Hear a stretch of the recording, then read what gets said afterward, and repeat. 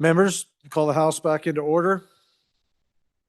We are at that order of business of consideration of amendments on House Bill number 1. We are at, believe it or not, the Second Amendment. So we're off to a running start. And Art, you got one? Okay. Chairman Washington's got something he'd like to share. Chairman Washington, please. Privilege of the floor. Absolutely. Proceed. Thank you, Mr. Speaker. Up in our gallery today, we have a number of guests. Our new CEO of the Wyoming State Shooting Complex, the president of the Joint Powers Board of the Wyoming State Shooting Complex, and representatives joining us today from Magpul Industry, one of our gun manufacturing companies that have relocated to our great state. Somebody else was up there. I can't see him with the pillar, but welcome to all of you, and we're glad you're here in support of the shooting complex.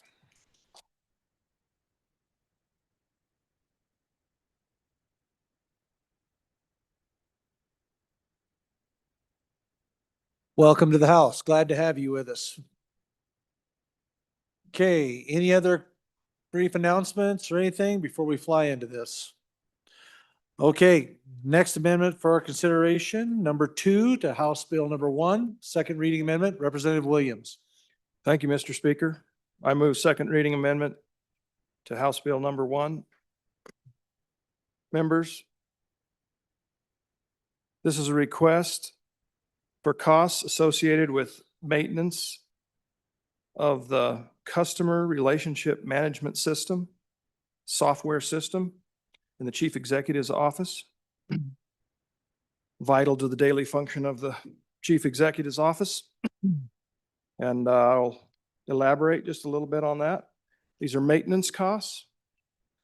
This CRM system provides constituents an online portal to log complaints, voice opinions, request assistance or information, or to meet with or invite the chief executive to an event. This software allows the chief executive to respond to individual constituents in a timely manner. And it's also used to administer boards and commissions, to assign appointments, and provide a way for my constituents to apply to or view existing boards and commission.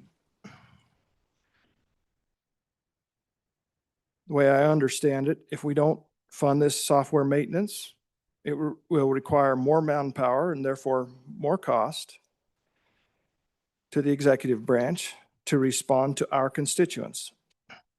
I thank you for your consideration. Thank you, Representative. Anyone speak? Representative Larson, Lloyd, first time.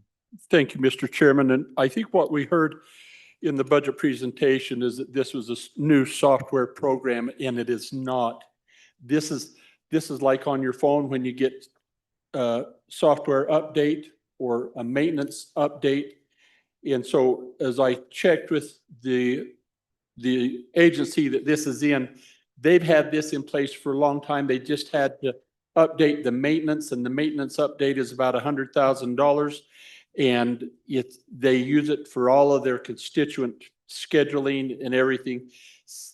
We do that throughout the agencies where we see maintenance upgrades and a fee associated with it. So I think that if we don't do it, then they go back to pencil and paper and more people to do it. So I think I would hope that we would support that.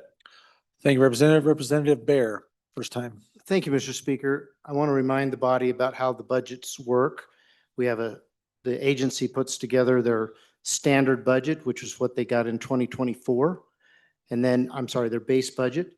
And then we take out all the one-time costs that happened in that budget and move that into the standard budget. And that standard budget includes inflation and everything else that might need to happen to operate exactly like we were before. And then we do exception requests to go above and beyond that. So this $100,000 was an exception request. So if this is considered an maintenance, if you will, it's new. This would be a new maintenance for new features. And so I urge a no vote and let's keep the old system. And as you remember during the explanation, I said that we're about to have a new chief executive, and they may not even like this software. We may be spending $3 million to replace it. Representative Yen, first time. Mr. Speaker, thank you. Members, I guess maybe the question then is, what's going to be the alternative if they don't use the CRM? Because I just heard from the representative before that, that it's going to basically be more work for every person in that branch. So if $100,000 can make them be 10 times more productive, isn't it better that we put that into the CRM than putting it into more labor for our existing workforce? Thank you, So Representative. curious on what the answer to that is, Mr. Speaker. Very good. Thank you, Representative. Any other members? First time on the amendment. This is amendment number 2. Any other members? Seeing none. Second time. Representative Larson, your second time.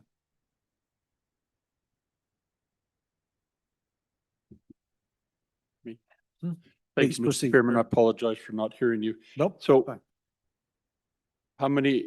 many of you will have software packages or maintenance packages on your computers, and over a period of time, they'll become antiquated and you have to get an updated one and move forward with that updated versions. So it's the same. You have to get the new bells and whistles, and that's what this does, because the other one becomes antiquated. And I think that's what they're telling us is we can't, the old one is out of date. We can't use it.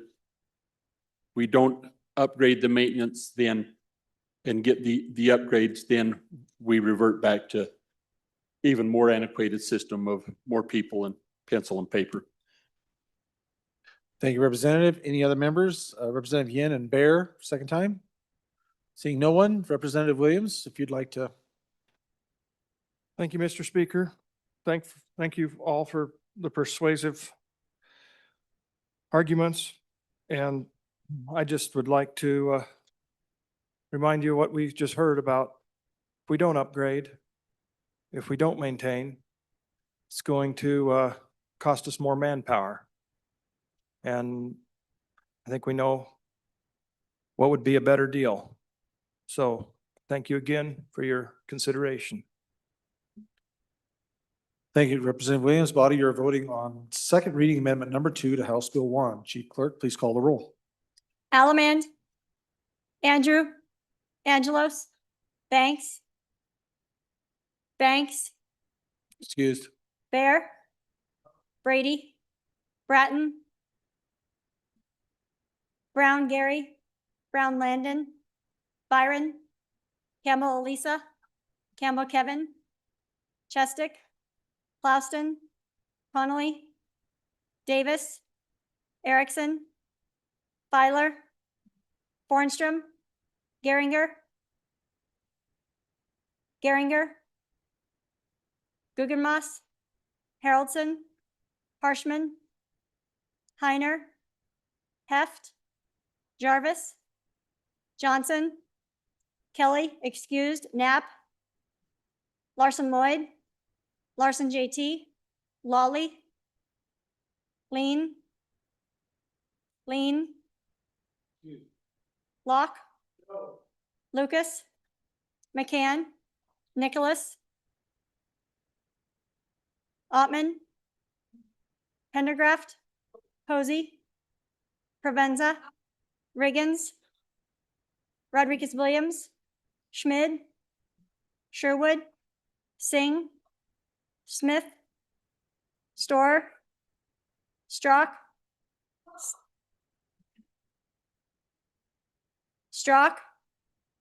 Stivar, Tarver, Thayer, Washut, Wasserberger, Webb, Weber, Worf, Williams, Winter, Wiley, Yin.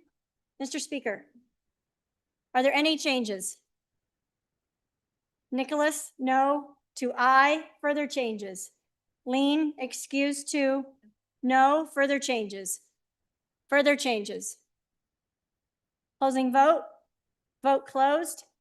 25 aye, 35 no, 2 excused. By your vote, you have chosen not to adopt second reading amendment number 2 to House Bill number 1. Next amendment for our consideration, reading amendment number 3 to House Bill 1, Mr. Representative. Speaker, Oh, Chesty, yes, Representative, please. Thank you, Mr. Chairman. Oh. I'd like to move second reading amendment number 3 to House Bill 1. Folks, Representative Larson, hey, I acknowledge Representative Chesty, so never mind. I'm sorry. We can wrestle for it, but I'd rather not do it on the chamber floor. We save it for later. Anyway, Representative Chesty, please. Thank you, Mr. Speaker. I move second reading amendment number 3 to House Bill number 1. Body, this is a small amount of money, but it's an important amount of money, I think, to restore the Wyoming to the membership dues to the Commission on Uniform Laws. When I heard the introduction of this bill, of this cut, I think there was a misunderstanding on the part of the JAC as to what this money was for. This money will allow the state of Wyoming to continue its membership in the Commission on Uniform Laws. That commission is not a body that's trying to force us to change our laws to conform to some uniform standard. That's what I think the concern was from what I heard during the introduction. Rather, what this commission does is it proposes uniform laws on areas where interstate cooperation is necessary or very positive, very helpful. This will allow us to participate in the promulgation of or amendments to uniform laws. Let me give you some examples. The most common example you might think of is the Uniform Commercial Code. A lot of these uniform laws we have adopted are things that relate to business and facilitate interstate commerce and interstate transactions. It makes sense to have rules on certain things that are uniform across the nation, and therefore those are the kinds of laws we're talking about. So we have the Uniform Commercial Credit Code, the Uniform Interstate Family Support Act. So when people move from state to state, child support payments can be uniformly enforced across state lines as members of families move around. Uniform Partnership Act. 2 years ago, some members, I was one of the members who was here, we adopted a new one of those called the Uniform Child Abduction Prevention Act, which helps when children are kidnapped across state lines. There's now a uniform procedure where states cooperate with each other to help return children to where they rightfully belong. So these uniform laws are very, very useful, very helpful, beneficial to Wyoming, and therefore I think our continued participation in the Commission on Uniform Laws is essential, and I therefore ask for an aye vote on restoring that funding. Thank you, Representative. Anyone like to speak on the bill, on the amendment? Representative Lawley, please. Thank First you, Mr. Speaker. I rise in support of this amendment. Probably the most important one listed there is the Uniform Commercial Codes. And if we don't line up with the other states and it's therefore not uniform, it really hurts businesses in Wyoming that are trying to interact with other businesses or that have business adventures or ventures is really what I wanted to say, but somehow adventures come out. But it would really affect that and puts us behind in where we want to race with our companies into the future. And so I support this amendment. It's a small amount of money, but it is important that we keep pace with what is being done among the other states and we stay truly uniform. Thanks. Thank you, Representative. Representative Nicholas, please, your first time. Thank you, Mr. Chairman. So ladies and gentlemen, and there's more to it than just that, because what happens is the governor, chief elected officer, then appoints someone in our state who then goes and attends these meetings. So it's basically our skin in the game so that we have a voice during and in the drafting and the construction of these uniform laws. And I know several different legislators who have done this through the years, and in my discussions with them, it's rather remarkable. It's a very intelligent, smart group. But if we aren't a member, then we don't get our 2 cents to complain about some of the uniform laws that might be coming out. So it's actually important to us to protect our interests, being the smallest populated state in the United States, that we have a say at the table of crafting the uniform laws to be consistent with our philosophies of life. Thank you, Representative. Any other members for the first time? Representative Bear, first time. Thank you, Mr. Speaker. First for a second. First for a second. Any other members for the first time? Representative Yen? Mr. Speaker, thank you. So again, if we do not pay our dues to the Uniform Law Commission, we do not get to participate. So what will happen is that all of the other states will make laws and they'll either say you can adopt this law or you can't adopt this law. But if it has to do with commercial code, for example, a business is, and we don't adopt it, a business is going to say, I can't do business if you can't match up with the uniform commercial code. So I'm going to have to either move somewhere else or I'm not going to move into your state. Same with, similar with the Law Commission. But the really important thing is that we actually have a voice on the commission. That's what the dues are for. It doesn't matter whether, a future legislature can decide whether we really want to amend it. But what we really need in there is to make sure that Wyoming gets heard in that conversation. And we can't do that without the dues. Thank you, Mr. Speaker. Thank you, Representative. Representative Harshman, or is there somebody coming? Nope. Representative Harshman. Thank you, Mr. Speaker. Members, I urge your adoption of this to be the smartest 46,000 we spend. And so really important for our citizens and for our businesses and protect our interests. Thank you, Mr. Speaker. Thank you, sir. Any other members for the first time? Seeing none, second time on the amendment? Number 3. Representative Bear, second time. Thank you, Mr. Speaker. So I'll remind the body that this is an exception request. So if you read the budget request, this particular agency was wanting this money for an increase in the spending. So we're already paying for membership. This is an increase over what we've done in the past, above and beyond inflation, which is included when we move it from a base budget to a standard budget. So this is an increase, and I would ask the body to think about whether we need to have a relationship with other East Coast and West Coast states to determine what our laws should look like. I've heard a lot of complaints about where our laws are generated from.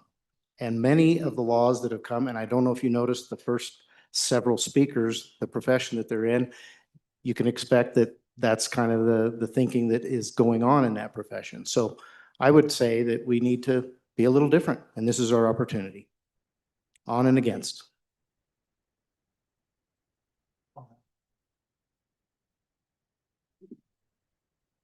Representative Bear, it was brought to my attention, we're not going to be discussing what other people's motives may be based on their occupations. So we're trying to keep it as tight as we can. I would appreciate all of us doing that. Please, Representative Yen. Mr. Speaker, thank you. So members, dues increase. And again, a lot of these organizations have been trying to keep dues flat. And frankly, because they know that, especially this year, a lot more states are going to get hit harder than we are. There's going to be belt tightening across the board. And so these organizations have been working on trying to make sure that their dues increases are pretty limited. But if you haven't increased the dues in 5 or 10 years and then a dues increase comes, of course, it's going to be a little higher than inflation than the previous year. That is, of course, going to be true. But amortized over time, my guess is probably under inflation since the last dues increase. Thanks, Mr. Speaker. Any other members? I have room for Nicholas and Lawley and Harshman. No one? Representative Chestic, please.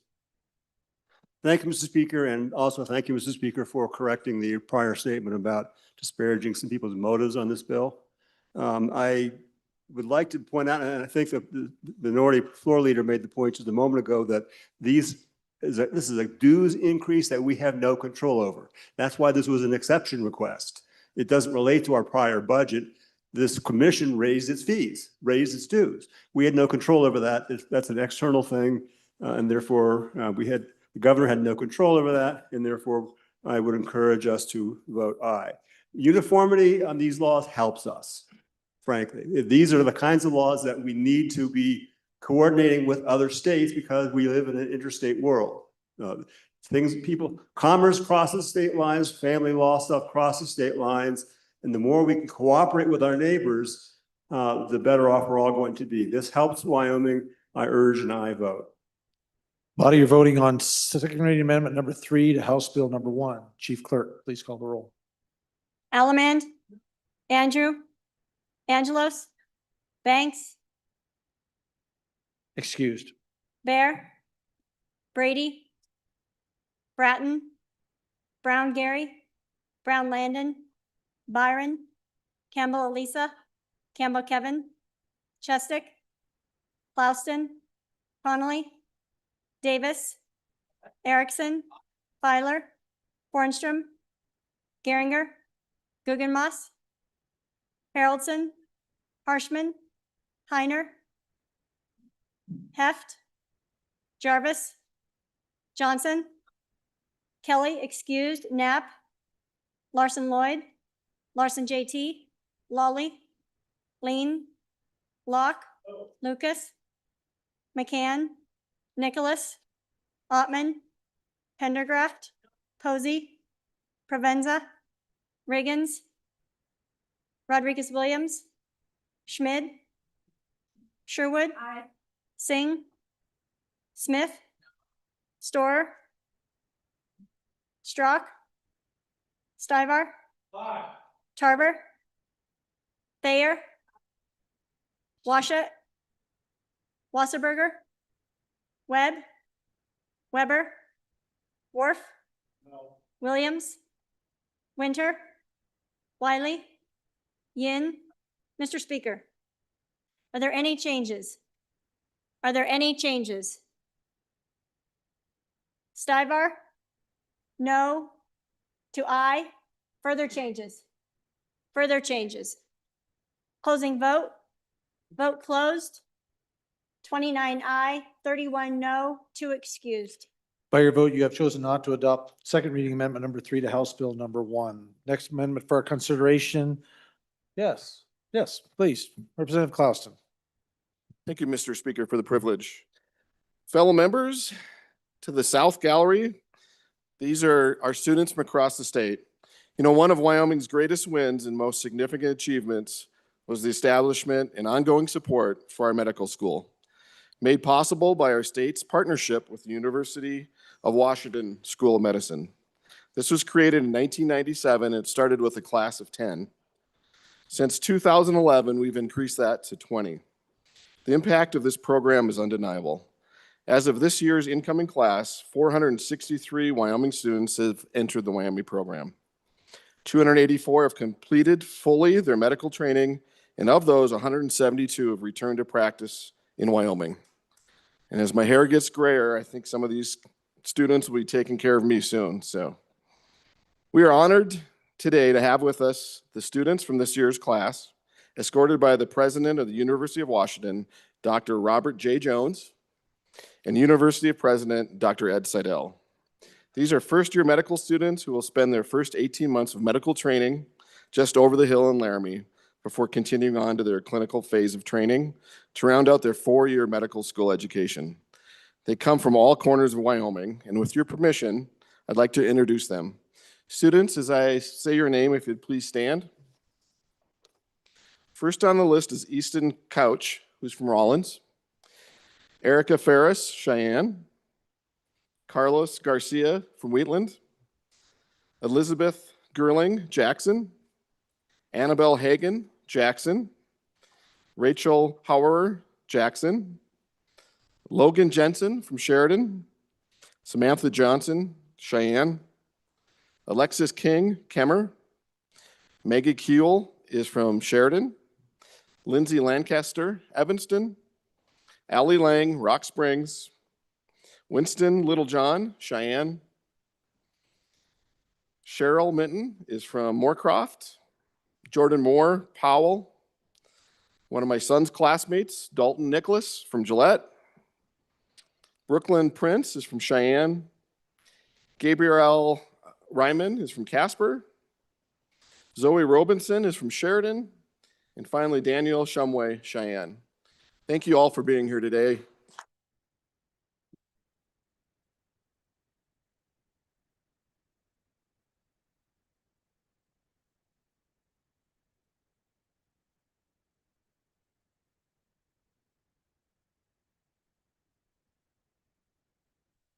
Welcome and thank you for being in the House. A critical journey for all of us that you folks are embarking on. Look forward to all that you provide for us and your success in life as you move through your training and your study. Hope you're all wonderfully and fabulously successful, and thank you for being here in the House today. Thank you for what you're doing. Okay, members, next amendment for our consideration, amendment number 4, second reading amendment, House Bill number 1. Representative Jarvis, I'm assuming? Thank you, Mr. Chair, Please. or I mean, Mr. Speaker. We'll try again. That's all right. Um, Go right ahead. It's I gonna be a long move- day. You got all kinds of time. We're just getting started. Yeah. I move Committee of the Whole, second reading, Amendment number 1 to House Bill, or sorry, Amendment number 4 to House Bill 1 and ask for your favorable consideration. There you go. Please proceed. This has to do with that organization that protects us the most in our homes. It has to do with the protection against foreign adversaries. And the word adversary means someone who doesn't get along with you well from another country. So when you take that globally into consideration, this is a really small ask for a really huge thing. What it does is it reclassifies a position that the position belongs to the CWET. The CWET is communication, water, energy, and transportation. And this specific reclassification takes care of the person who is in charge of communication. So what does that mean? This is Wyoming's lifeline. What am I not going to go into depth with? I don't really want to publicly announce why we need this right now for some pretty big reasons, but I'm happy to let anybody know off the record why this is really, really important. This is a safety issue. This is a human being that doesn't have access to really critical communication systems that by moving the person from one classification to the next will have the ability and access to a system that allows them to talk to other interagencies. They do not have this now. It gives this person clearance that they do not have. This is extremely important for Wyoming safety right now. Thank you, Representative. Representative Connolly, first time. Thank you, Mr. Speaker. I rise in favor of this amendment. You know, one thing to consider is this position, as a lot of them are in that office, is 50% funded by this particular one. It looks like the Emergency Management Performance Grant, which is a federal grant. With the passage of the legislation last year designed to protect the sales of property adjacent to critical infrastructure, the office has been given the responsibility to sort through all real estate conveyances near critical infrastructure statewide and determine if the property is being sold to an adverse foreign entity. Since that legislation, July 2025, they've received almost 270,000 conveyances to process. There are currently 2 analysts that spend the majority of their time just organizing the raw data. One of those analysts has been assigned increased responsibilities and additional duties that warrant a reclassification of this compensation in their compensation classification. This is a minor ask with a 50% payment towards that using federal funds that, as the previous speaker spoke about, is critical to the safety of our state of Wyoming And they're only trying to do what this body tasked them with. So I ask for favorable support of this amendment. Thank you, Representative. Any other members for their first time? Seeing no one, second time? Unless, oh, Representative Sherwood? No, okay. Representative Jarvis, please. Thank you, Mr. Speaker. It's imperative to be able to react quickly. And I can tell you, speaking from the school district side, I didn't think this was that big of a deal. And then we went through a 4-hour cybersecurity training with this organization. And I can tell you what I learned from that became really scary because I didn't realize that our own district was able to respond, like got a phone call in the very middle of the night, was able to shut everything down and didn't experience the same things as another school district in our state that wasn't able to do that because they didn't have these types of infrastructures in place. And people's social security numbers went out all over the place. And so it was a mess because we didn't have the ability to respond at the level that we need to communicate to the people that we needed to. This is a communications person that we're asking for. This is an imperative ask. Thank you, Representative. Body, you are voting on second reading amendment number 4 to House Bill 1. Chief Clerk, please call the roll. Allemand, Andrew, Angelos, Banks, excused, Bear, Brady, Bratton, Brown Gary, Brown Landon, Byron, Campbell Elisa, Campbell Kevin, Chestick, Plouston, Connolly, Davis, Erickson, Filer, Excused.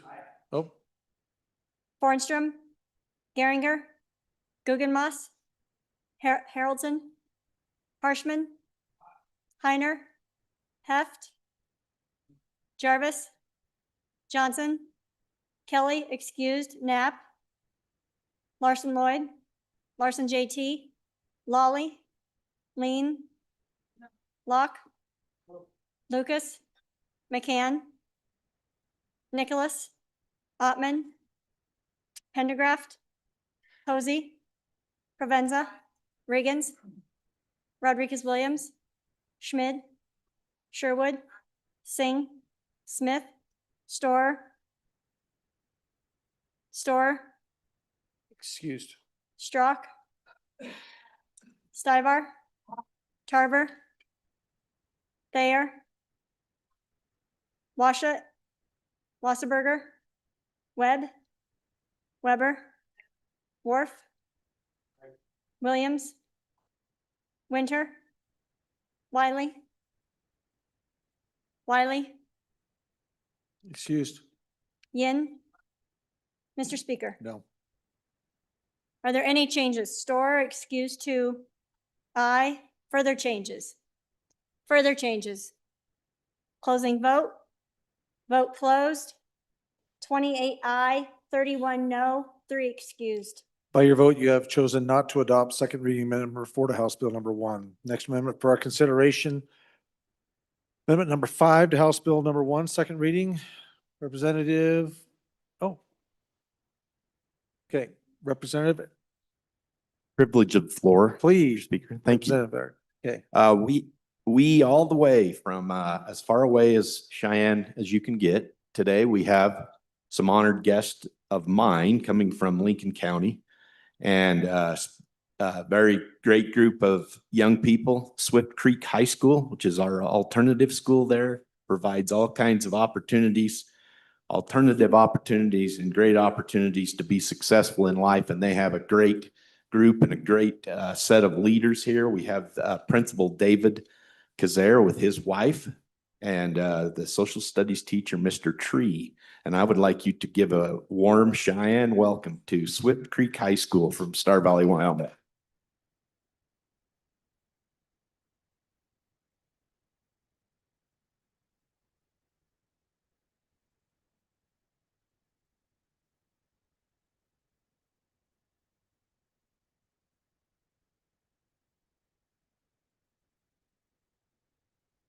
Welcome, young people, Swift Creek High School here to the chamber. Glad to have you. Thankful for your ability to travel here. Long trip. How long did it take you to get here?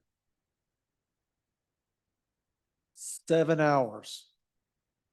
I hope that you get as much out of this as you possibly can. Enjoy this. Yeah, 7 hours, long time to be traveling. So thank you for coming. Appreciate you being here. Okay, ladies and gentlemen, unless we have something else, all right, next amendment for consideration, House Bill number 1. Second reading amendment number 5. Representative Davis, please. Thank you, Mr. Speaker. I'd like to move Committee of the Whole Amendment number 5. Nope, second reading amendment. Second reading, Committee of the Whole. Second reading, Amendment number 5. I like it. To House Bill 1. Yeah, no, you just, I'd ask for a favorable consideration here. there you go. Mhm. Folks, here we have an issue that's been on the minds of this body for a number of years, and that's foreign adversaries owning Wyoming property here. And a few years back, we did look into this, and we did come up with this Critical Infrastructure Protection Plan. It's Wyoming Statute 1913-501 through 502. And we need this $3 million request that the governor approved, or the executive branch approved for this. And the reason for this is to keep up with the project here. You know, we don't want to start something and quit it in the middle. You know, we've got this project here. To read their request exactly verbatim here, for critical infrastructure protection project during the 25 legislation was enacted and added to the additional responsibility of elevating property conveyances for foreign adversarial investments near critical infrastructure. Now, currently, what I understand of this, there's about estimate in any given year, 1 million conveyances that occur across the state. These need to be looked at by Homeland Security and ranked out. And this software that they need to do this is pretty expensive.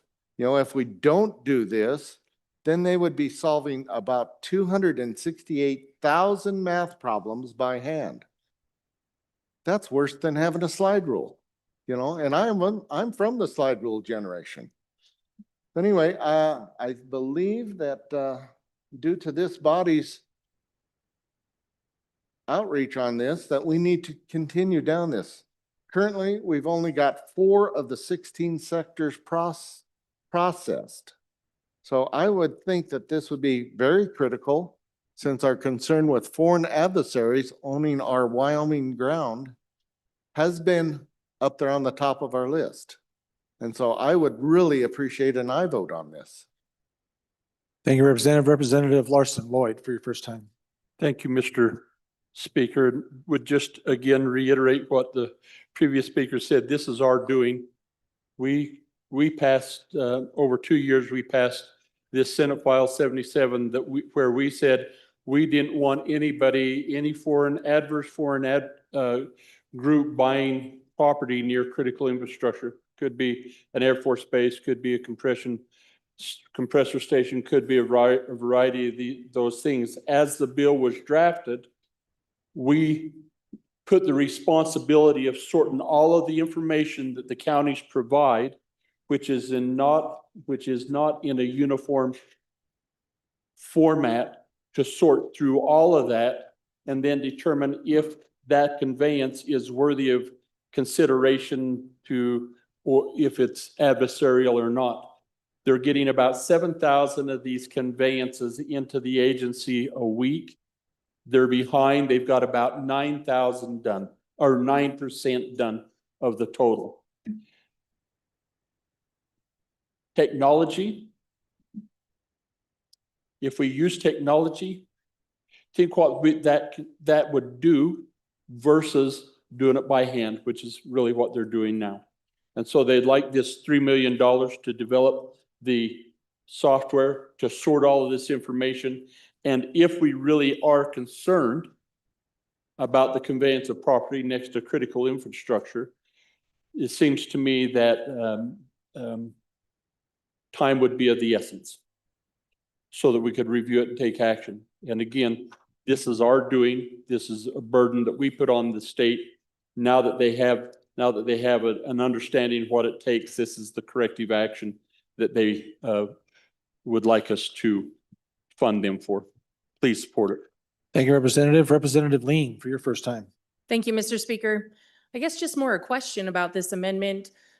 I remember there being a $450,000 talking in JAC, and how did we get from 450,000 to 3 million? Did all of the contracts go out for bid? Is this going to one individual? Does this work within the department that handles all of our revenue to see what they already have through the GIS mapping that we already perform through them? To take that information and digest it. I guess until I have more information on this amendment, I'll be a no. Any other representative first time? Representative Lawley, for your first time.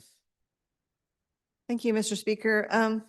Again, this is an ongoing concern I have with some of the IT cuts. I think some were worthy of looking at, but again, when it's a core mission and that we've given a group, and some of this is for this, what was one of the previous speakers mentioned, the way counties keep records, what we're asking them to sift through and collate together and then sort of make comparisons and then provide that information to those who need it to protect us, to make sure that foreign entities are not purchasing property. It's not that easy to know that. I don't know if you realize that each county keeps those records. This is the closest thing to building a state data bank, basically, of the records of these transactions, but it takes a lot of work. And so it really does press on me. Are we passing bills sometimes just to say we did something, but how we effectuate and support the complexities? Because when we discussed that bill, I remember talking a little bit about this. This is going to be a big ask because it's a very complex thing. And we don't have a state database where we can quickly look through. That's actually what they're creating. So those are why I would tend to support this amendment, because I really think we need to be careful about that. Speaking out this way and making a policy statement, but not willing to look deeply into the core missions we're asking and whether or not these particular IT requests are really something we need to grant versus others that, have to do with more upkeep of things and they can get by another year or two. So again, I'm on it for this amendment. Representative Connolly, first time. Thank you, Mr. Speaker.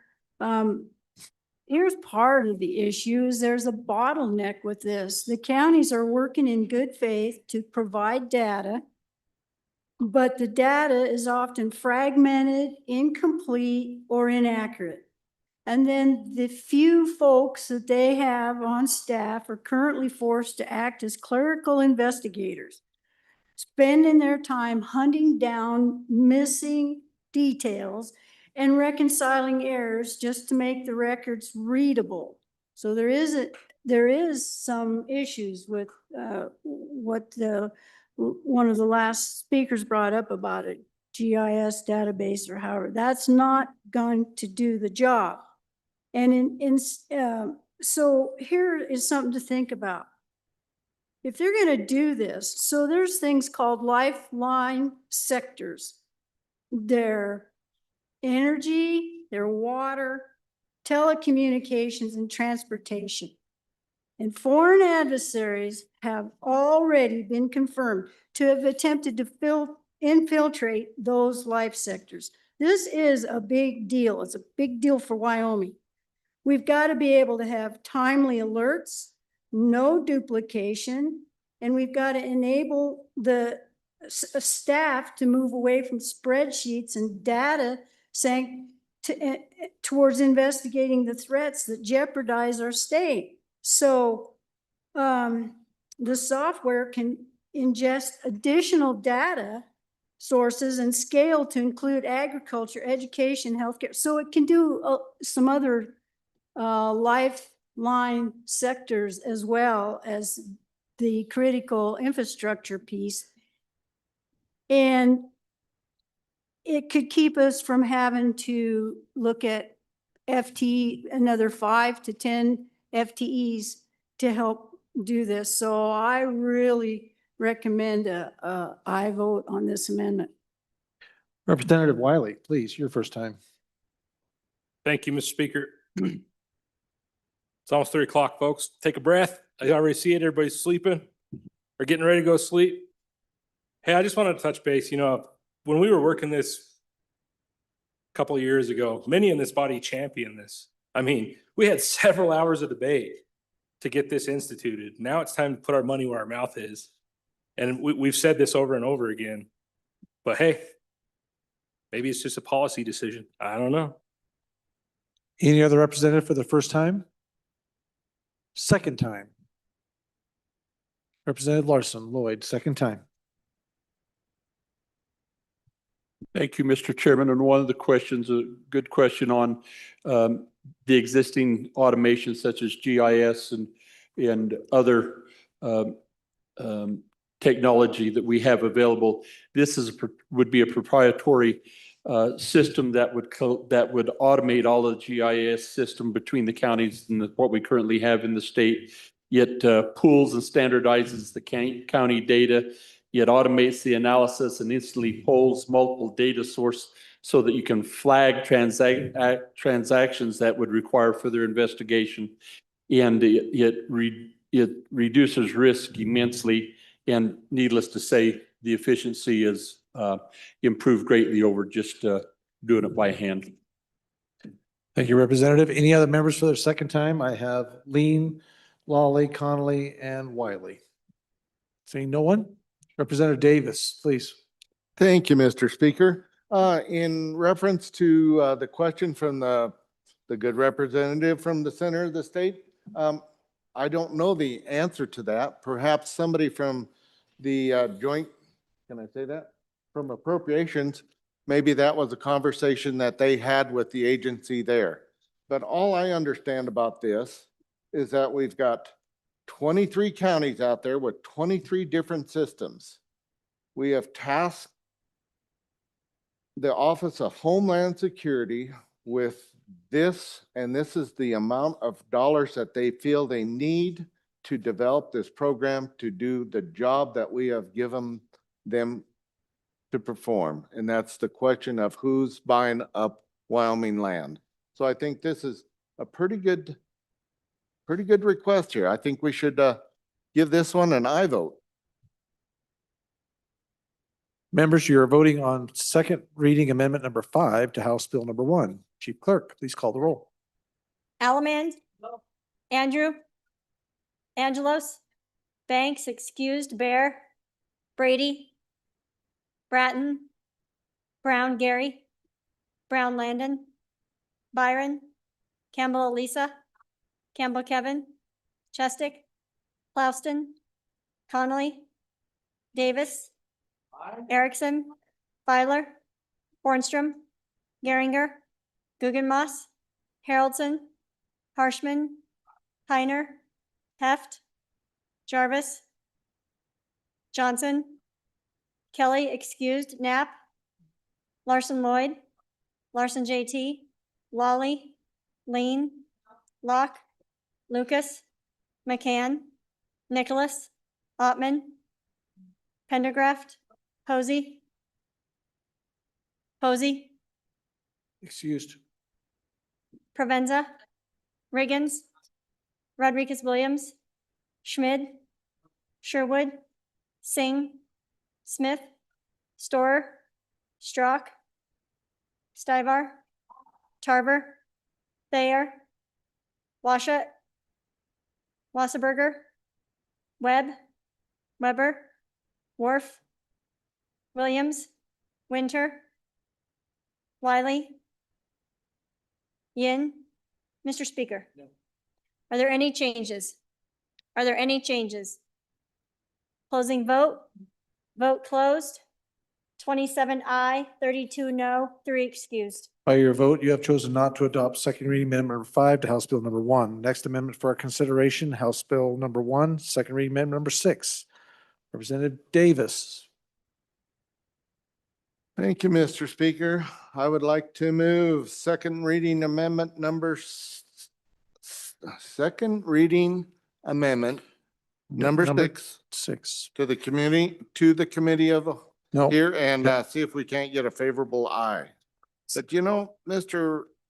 Chairman, somewhere I lost my note on this. Well, that's not, so I would like to give a lifeline out to, Would you like to have Representative Larson Lloyd? Oh, Or there you've we go. got you've got people Somewhere. running to, yeah, there you go. Representative Sherwood. Thank Would you you. like to say Representative Davis? I would love to be a lifeline. Yes. I'm looking at the agency's budget book, looking at what they said was their justification for this request. That these expenses have historically been covered by federal grant funding. With the uncertainty of future federal grant funding, we need to ensure the continuation of our duty officer program. Without this program, the local jurisdictions and the general public would lose the ability to receive assistance and report suspicious activity. This is the See Something, Say Something program. And I know how we feel, this body, we usually feel about not being reliant on federal funds. So I think this is a good thing that we would step up and take care of ourselves and make sure that we can see something and say something. Thank you, Representative. Anyone like to speak on the amendment? We're good? All right. Second, Representative Harshman, are you? Yes, Representative Harshman, for your first time. Yeah, Mr. Speaker, thank you. And to speak to this amendment and really all of our amendments, as we've just covered the last three, and usually, I mean, as a 10-year member of appropriations, one of the appropriators is in charge of the governor's budget. I don't know who that is. So usually the person who is kind of the expert in that area would get up and talk about the amendment and explain why it's a good idea or a bad idea. And that helps the education of the body. So if we could, as we keep going forward, I'd like to hear kind of both sides of this. That's what debate's for. And so now we just seem to present an amendment and vote. And I'd like to hear a little more from our appropriators who spent December and January working on this. So thank you, Mr. Speaker. Thank you, Representative. Any members would like to speak to the amendment? Representative Connolly, please. Thank you, Mr. Speaker. This is a good amendment. When you are in an emergency situation, this department for these on-duty officers, there's someone on call 24/7.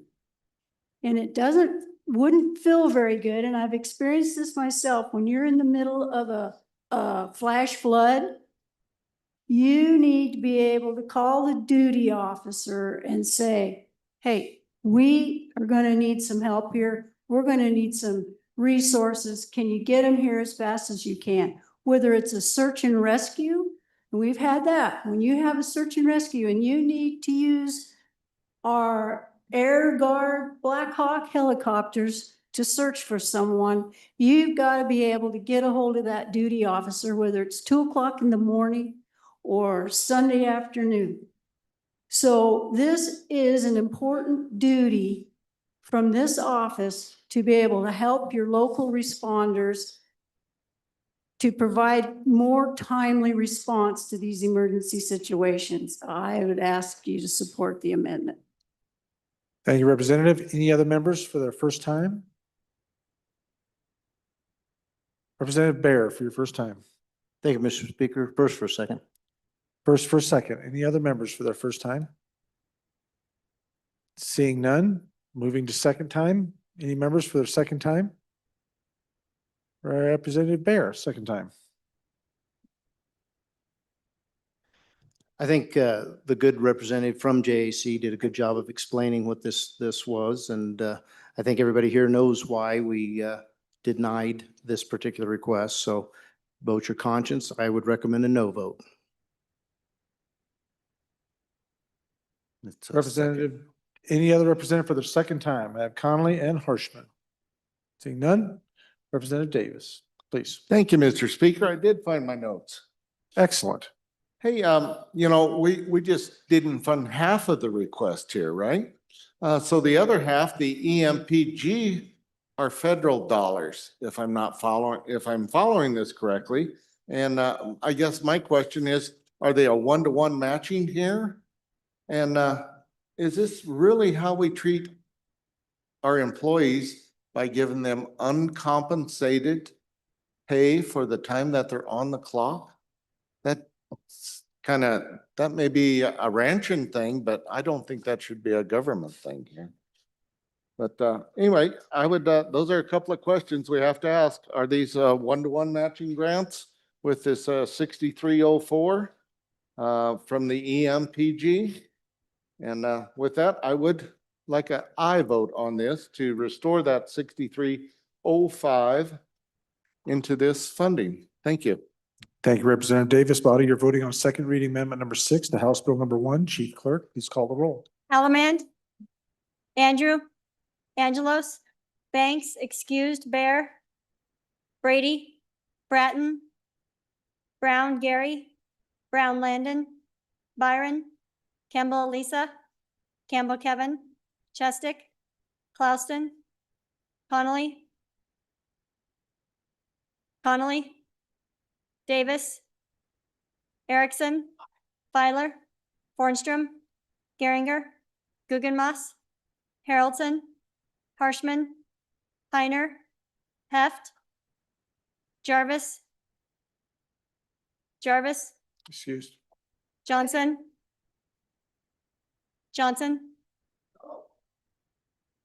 Kelly, excused, Knapp, Larson Lloyd, Larson JT, Lawley, Lean, Locke, Lucas, McCann, Nicholas, Ottman, Repeat, Pendergraft, Posey, Provenza, Riggins, Rodriguez Williams, Schmid, Sherwood, Singh, Smith, Storer, Strock, Stivar, Tarver, Thayer, Washat, Wasserberger, Webb, Weber, Worf, Williams, Winter, Wiley, Yin. Mr. Speaker, are there any changes? Jarvis, excused 2. Aye. Further changes? Further changes? Closing vote? Vote closed. 27 aye, 33 no, 2 excused. House Bill number 1, second reading amendment number 6 has failed. Next amendment for our consideration, amendment number 7 to House Bill number 1. Representative Connolly, please proceed. Thank you, Mr. Speaker. First of all, You'll need to- I got Need to move the amendment. Oh, sorry. it's all good. I move amendment number. Second reading amendment number, Second reading amendment number 7 to House Bill 1 and ask for your favorable consideration. perfect. Thank you, Representative. Okay, the comment was made that we know why the budget was set like it was for these, like the last amendment. I don't know that we all do know why. So I would like to see more of that why come forward. But this amendment, in the same way with this one. So this is the local cyber grant. And it's a match. And the state's been receiving funds dedicated to provide grant funding to state, local, city, county, schools, and colleges to implement and improve cyber security. The federal grant required a matching fund from the state, which was appropriated by the legislature based on the estimated amount of the federal funds the state would receive. The amount of the federal grant received exceeded the estimate. And so, if I understand the way the system works, the amount of the matching funds that were allocated are not sufficient. So the request is for $108,190, and that will satisfy the state's matching requirement and will provide additional opportunities for qualified entities to address cybersecurity needs. These grants, a lot of them are like a 50-50, or some can be 75-25. This particular one, they need this money to meet the match for the federal grant to help us with cybersecurity. If you've ever been part of a cybersecurity breach, you would know that this is pretty darn important. We've had there's counties that have been subjected to these cybersecurity breaches, and hospitals. And with this funding, our Homeland Security, I think I can say that, department can assist with some of that. So please consider this amendment. Thank you, Representative. Representative Thayer, your first time. Thank you, Mr. Speaker. I want to reiterate on and for this amendment. I want to give you a real life situation. One of our municipalities here in the state, about a year ago, the city that I represent, one of the cities I represent, was held for ransom, millions of dollars. And because that city went to our Homeland Security, that organization helped us get out, work through their expertise, and we did not have to pay the ransom. These are some of the things that we, the people, are helping, keeping our community safe. And we at that city really appreciated Homeland Security's assistance. I am for this amendment. Thank you, Representative. Representative Johnson. Thank you, Mr. Speaker. First for a second. Thank you. First for a second. Thank you, Representative Johnson. Any others? Representative Larson, Lloyd. Please, first for a second, Mr. Speaker. First for a second. Thank you, Representative. Representative Baer. First for a second, please. First for a second. Thank you, Representative. Representative Davis. Thank you, Mr. Speaker. First for a first. Go ahead and take your first. Okay. Yeah, I mean, Representative. we see this on headline all the time about our critical infrastructure across this nation being attacked like this. I mean, we have this with our pipeline system in Wyoming. This is something that we really need not to be on the chintzy side about. This is a good cause right here. I don't understand I guess I don't understand the dialect that went on at the committee hearing, why we would choose this not to be important to the state of Wyoming. We have so much infrastructure running through this state going both directions, all four directions, north, south, east, and west. So anyway, I'm definitely on for this one. Thank you, Representative. Representative Wiley, for your first time, sir. Mr. Speaker, just kidding. I just wanted to rise in support also. I had one of two of my largest communities last summer even was hit by a large cybersecurity attack, and this is definitely a tool that was utilized. Thank you. Thank you, Representative. Representative Yin, for your first time. Mr. Speaker, so members, it's a burden shift.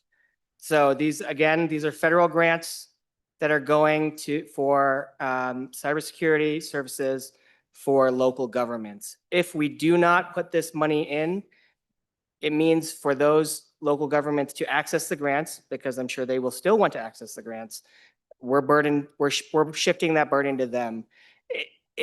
We're kind of at a disadvantage because, the software they don't really license it differently for smaller governments versus bigger governments when we are all rural. So I think that's one of the biggest reasons why we do this on a statewide level to cover the state match. So we don't have to burden the tiny town that has less than 100 people in it to be able to fund cybersecurity, because we think it's important for cybersecurity to be handled for all of our cities and towns and counties. So members, again, I would just ask you support this amendment just so we're not burdening our local governments just so they can access a federal grant. Thank you, Mr. Representative. Speaker. Representative Jarvis, for your first time. Thank you, Mr. Speaker. Where do I find the information as to why we're making these decisions, or I guess the rationale for not wanting to take advantage of matching funds.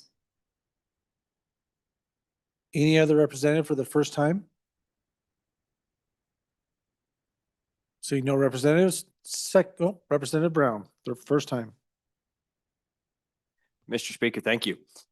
I appreciate the last speaker bringing that up. And what I've come to notice over the past 5 or 6 amendments is we have a lot of people coming up here and speaking on behalf of the amendments, and we get really good information on them. And I'm not hearing any defense as to why not, or what the rationale was on certain portions of these. It used to be a kind of a standard deal that when we would have second, third reading budget amendments coming through, our JAC was kind of crowding the mics and keeping us away from having these discussions.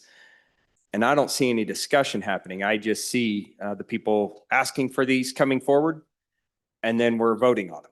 And I don't feel like we're doing due diligence here and getting the actual discussion as to what we're actually voting on. And I don't think we're being transparent to the folks that may be watching or may want to watch this in the future. So if we could get some clarification from our Joint Appropriations Committee on some of these discussions and where they're coming from on the money that some of us are trying to put back in and why it's not a good idea, it would be really helpful. Thank you.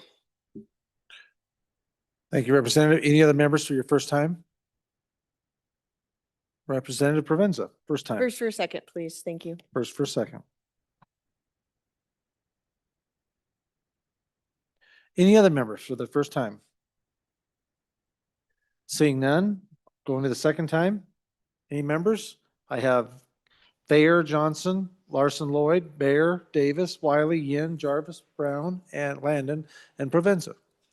Anyone want to speak to the amendment for second go round? Representative Thayer? Please. Thank you, Mr. Speaker. Again, I just want to make sure that we appreciate these tools that we have out there. The city that I represent really appreciated these tools. But I think one of the things that I heard from our chief of police was the connection, the city's connection to the state. And on that ransom, if we would have not paid it or not had Homeland Security's expertise, then what would have that done with our connection from the city level to the state lines or departments? Thank you. Thank you, Representative. Any other members for the second time on the amendment? Representative Bear. Thank you, Mr. Speaker. So if you go and look at the budget request, which we discussed on Thursday and Friday, Thursday for this particular agency, they were funded $2,060,789 for this purpose. As the bringer mentioned, there was an opportunity for some more federal funds. To attain those federal funds, we need to spend another $108,000 of general funds. Many times we said there were policy choices made, and as you recall, we started this discussion today about cutting the increases, not growing the spending. So this is growing spending by $108,000 of general fund to pick up some more federal funds. We don't really need to chase after every federal dollar that's out there. These are not pennies from heaven. I'm sorry, they're just not. So this particular agency has been providing these services with the $2,060,789, which again is adjusted for inflation from the previous budget. They've been providing this service. And as I've heard the comments, I haven't heard anybody say that they were not able to get those services. So we believe that they're going to be able to continue providing those services for the next 2 years with the $2,060,789 that we did approve. We just didn't approve this $180,000 or $108,000 increase in spending to chase after some more federal dollars. Vote no. Representative Larson Lloyd, your second time. Thank you, Mr. Speaker. And I think I'd like to try and clarify a little bit. There aren't any services associated with this funding. It's a grant funding to the locals that allow them to enhance their cybersecurity system. It's a grant that they apply for. The federal grant that was given to the state ended up being more than what the state estimated it would be. Hence, we need to take advantage of those other available funds. We need to have an additional $108,190 that then will allow our counties, our small towns, our schools, our colleges and the university to further develop cybersecurity protection that we know is a big challenge. So it is not a service that is based on a standard budget. It's a finite number that's available to be used and handed out to the communities for a grant. I would think that we would want to take advantage of that and help our local communities be able to further enhance and protect their cybersecurity networks. Representative Provenza for your second time. Thank you, Mr. Speaker. I've asked about our cybersecurity with our emails, and I'm just applying this here because I think there's some, maybe national security is not the concern, but security issues in general, cybersecurity. In 1 month, our emails were attempted to be hacked over 15,800 times. In 1 month, 15,000 attempts were made to hack our emails. So I think it's prudent that we provide funding to support the cybersecurity of other institutions, because it's certainly not just us that people from out of this country are trying to hack into. It's our other government entities. Thank you, Mr. Speaker. Thank you, Representative. Any other members for the second? Representative Connolly, please, your second time. Or let's see, no, that's the bringer, unless there's anybody else. Anybody else want to speak on? Representative Johnson, please.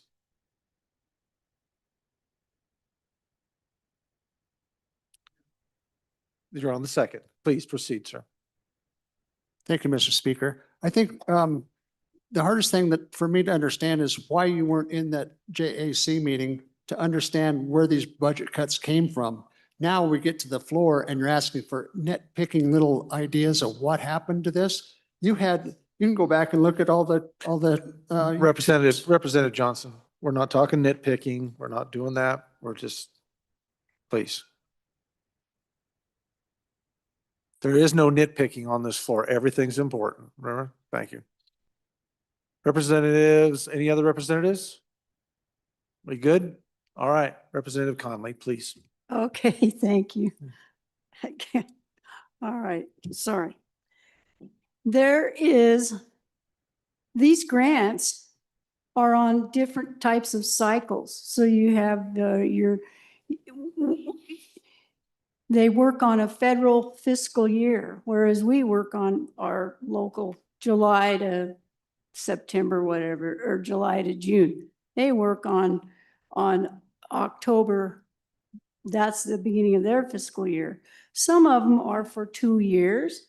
Some of them are for 1. Some might be 3. And they all have a performance cycle that has to be done within that performance period. So when you say something like, well, we're pretty sure they can just run on what they've got, it depends on those performance cycles that are in the notice of funding opportunities that they have to follow. So I just wanted to explain that. Still encourage you to vote for this amendment. Thank you, Representative. Body, you are voting on second reading amendment number 7 to House Bill 1. Chief Clerk, please call the roll. Allemand, Andrew, Angelos, Banks, excused, Bear, Brady, Bratton, Brown, Gary. Repeat.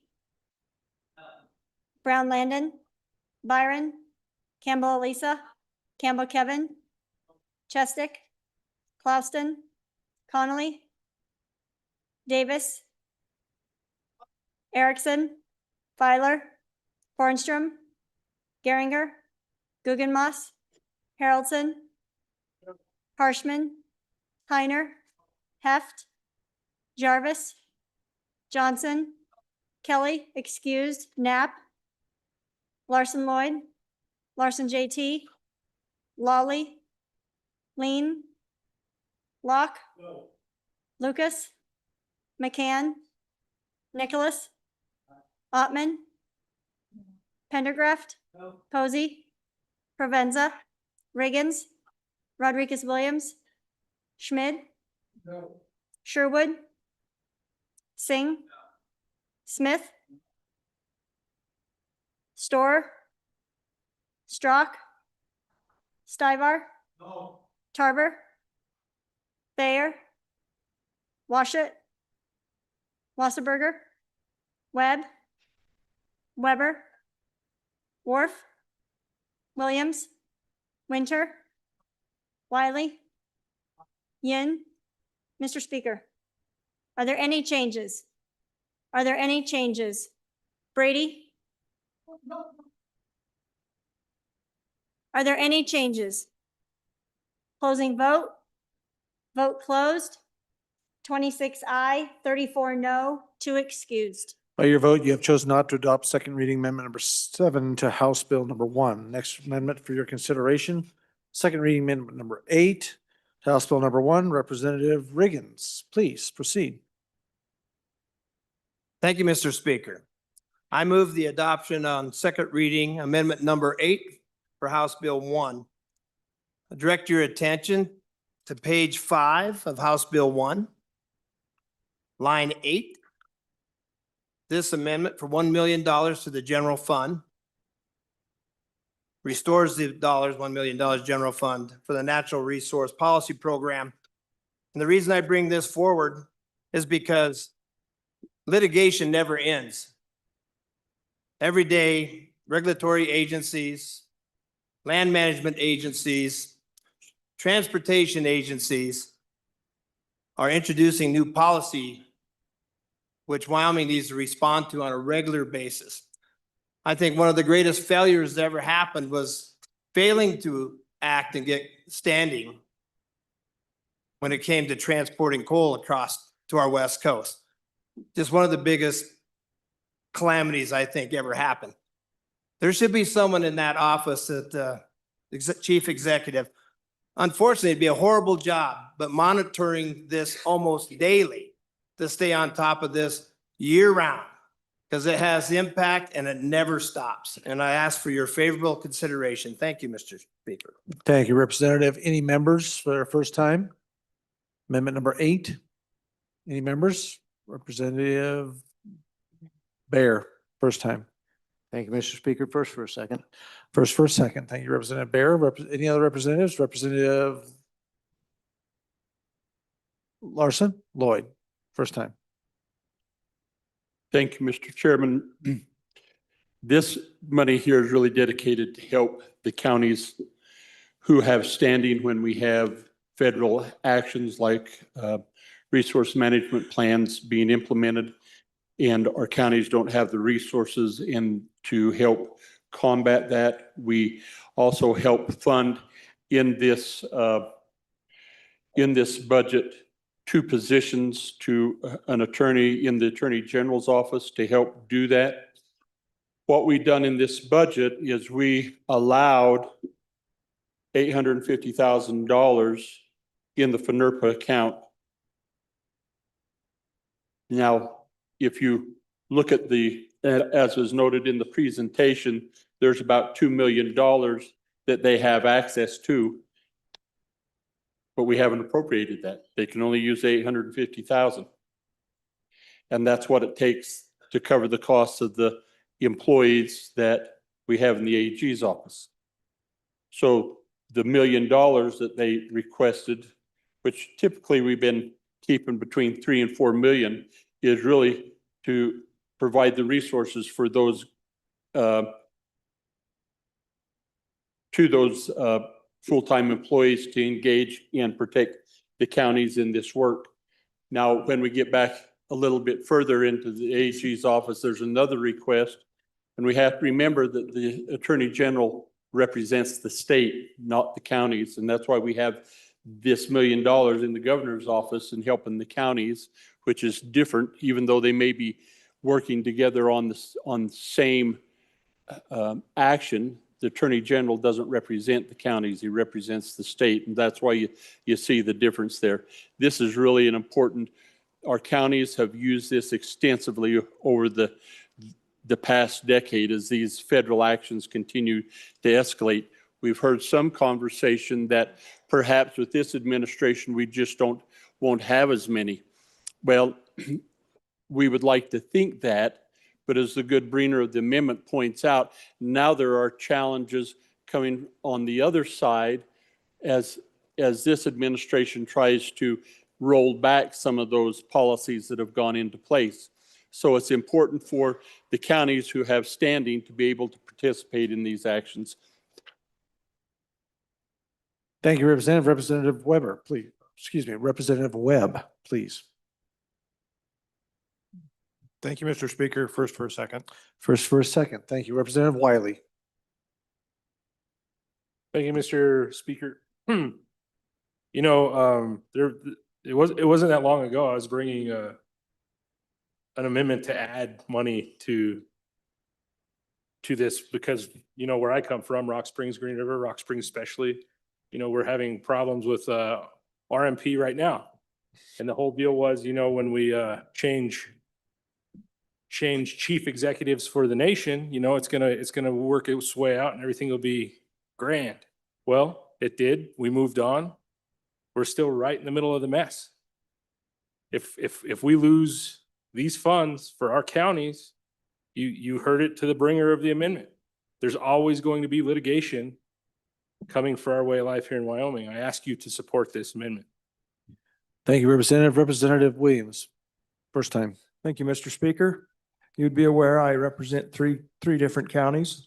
Some issues I hear from one county and some issues I hear from two. This amendment, I've heard from all three of my counties, stressing the importance of these funds for exactly what we've been hearing about. Please vote aye. Representative Connolly, for your first time. Thank you, Mr. Speaker. So years ago, we fought really hard at the state level to get the counties what's called cooperating agency status. That's so that the federal government would recognize our counties when it came to being at the table to work on these natural resource issues, mostly resource plans, Bighorn Forest Revision Plan, the Rock Springs Plan, the Buffalo Plan, sage grouse, whatever it is. And then what happened was, okay, in order to really represent your county as a cooperating agent, you needed to have a tremendous amount of data, research, expertise that our local county commissioners and city folks don't normally have. By allowing this money to happen, it's been able to give the counties the resources and the ability to speak as a cooperating agency, which I can guarantee you, if they weren't at the table, there wouldn't be a lot of successful planning done to support Wyoming. So I really encourage an aye vote. Representative Davis, for your first time. Thank you, Mr. Speaker. The last few representatives have highlighted a lot of the same things here. You know, cooperating agency status, we've fought long and hard for in Wyoming to get this so that we have that local input in these plans, such as the Rock Springs RMP, the Buffalo, forest management, you know, even things that have to do with power line corridors, sage grouse, all these things that are very important to Wyoming. So if we just clip this down, we're taking that tool out of the toolbox. I'm not sure that is the tool in today's that we need to be removing from our toolbox. So please vote for this. Thank you, Representative. Any other members for the first time? Seeing none, second time. Back to the bringer. No, are you good, Representative Connolly? You would like to? You're on the list, so please do. Thank you, Mr. Speaker. I am good. So Without question, Representative Conley. the other thing I kind of forgot to say is that if the counties had to come up with the funding to pay consultants and experts to come in and help them, $1 million would be nothing. Because these plans cost these counties hundreds of thousands of dollars. You can't even do a mitigation plan that doesn't cost over $50,000 for a mitigation plan if the locals had to pay for it. So this isn't a very expensive budget item when it comes to the protection of Wyoming. Thank you, Representative Conley. Okay, any other members for their second time? Seeing none, running to the microphones. Representative Riggins, if you'd like to. Or Representative Bear, did you have an intent to speak? Okay, Representative Bear, second time.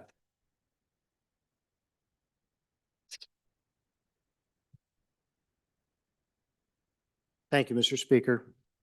So a lot of good information's been provided. And I will remind the body that we debated this pretty thoroughly on Thursday evening about 6 p.m. And when we had that debate, I'll remind you what I said then.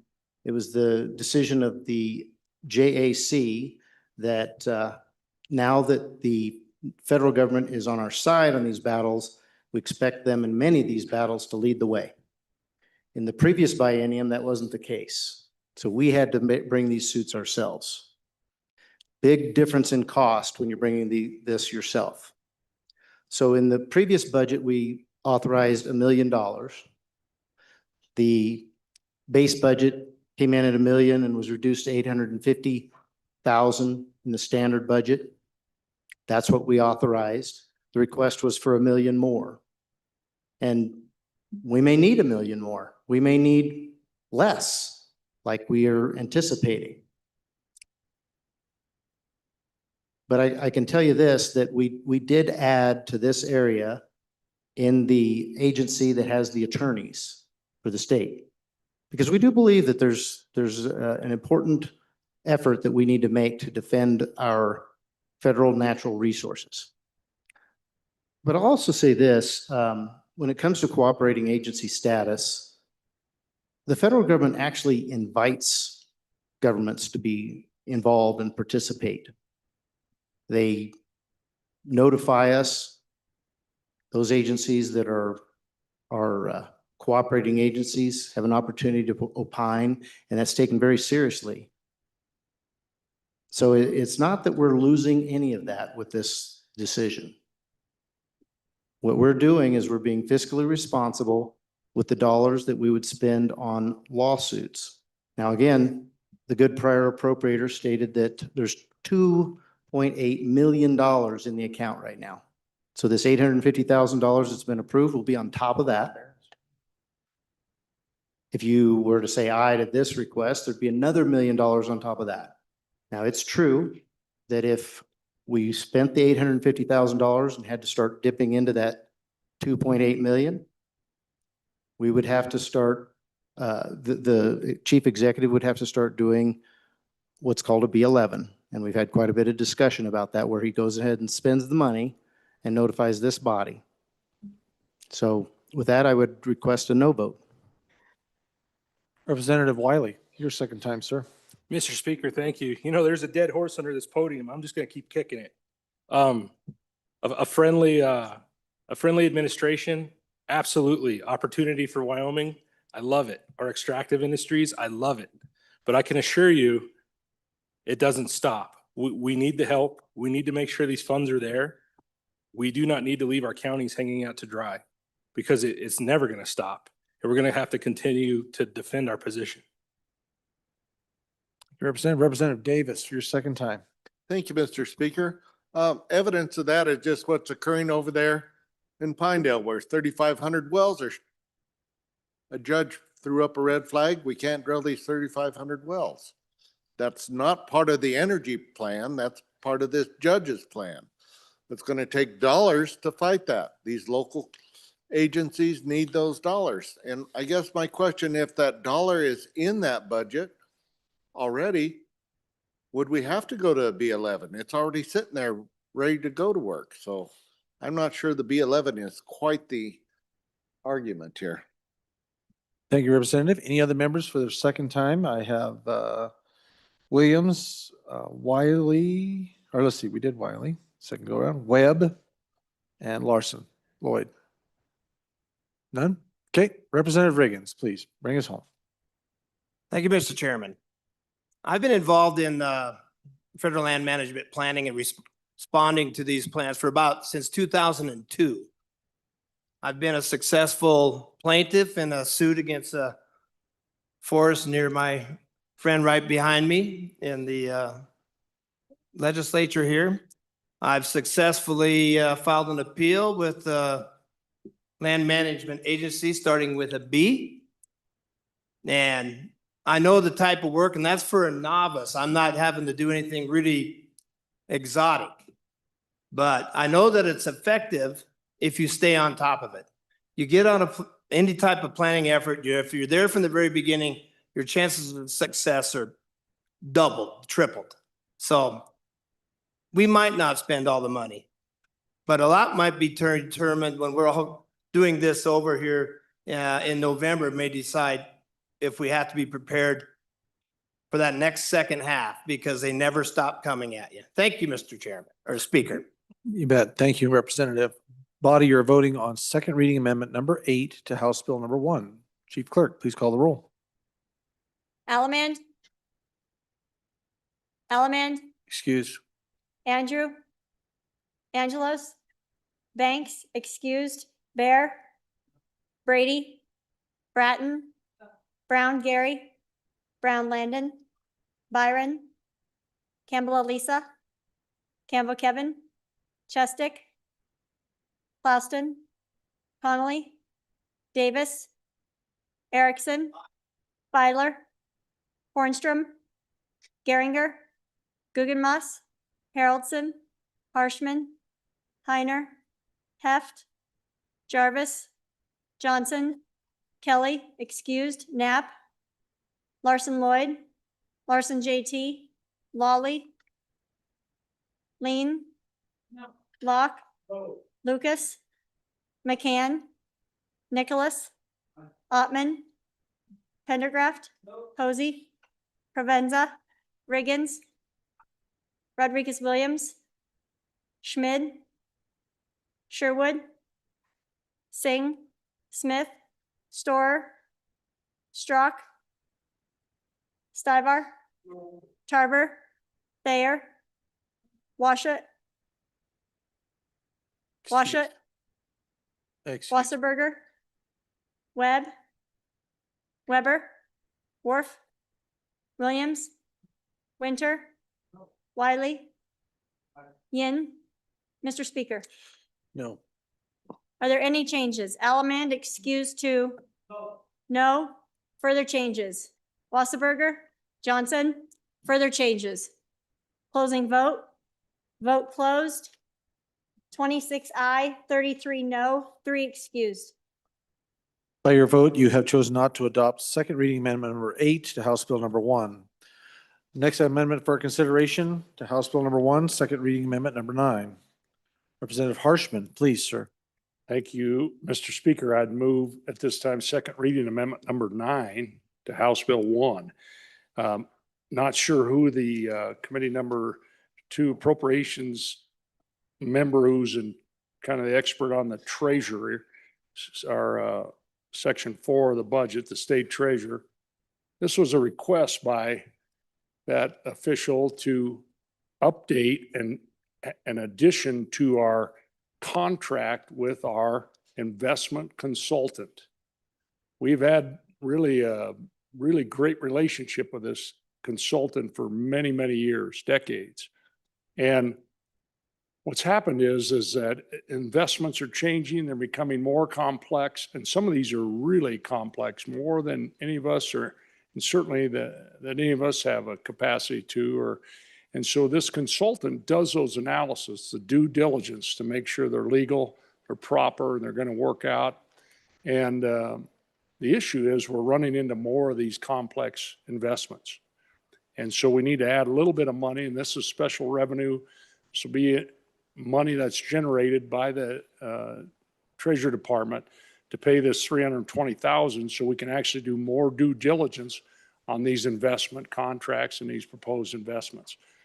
And so it's so important to keep our trust funds, to trust our trust funds and keep them working for us. And as you all know, investment income off the permanent mill trust fund is now our largest revenue source. And it's so important to protect it and make sure it continues to provide for current Wyomingites, but continues to grow to provide for our kids and our grandkids. So I'd be happy to answer any questions. Thank you, Mr. Speaker. Thank you, Representative. Any members for their first time? Representative Bear, first time. Thank you, Mr. Speaker. First for a second. First for a second, Representative Bear. Other members? Representative Clauston. First time. Oh, no, Representative Clauston, no, okay. Representative Wasserberger, first time. Thank you, Mr. Speaker. I'm going to urge a no vote on this.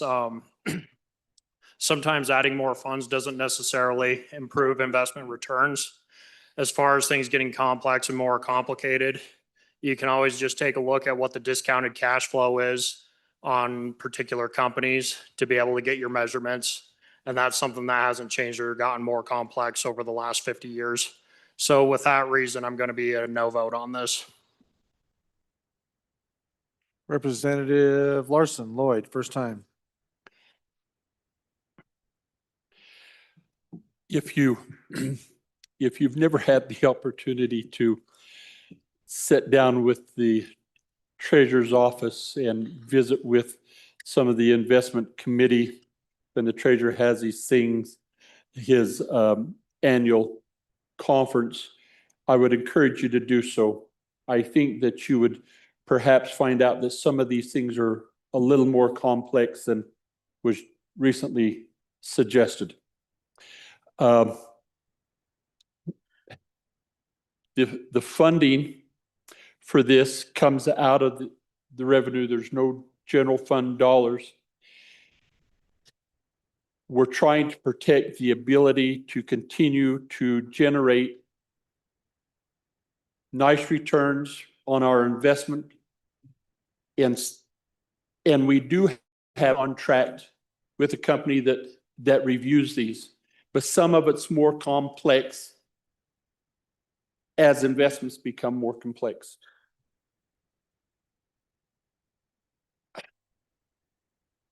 We are depending so much. We don't want a state income tax.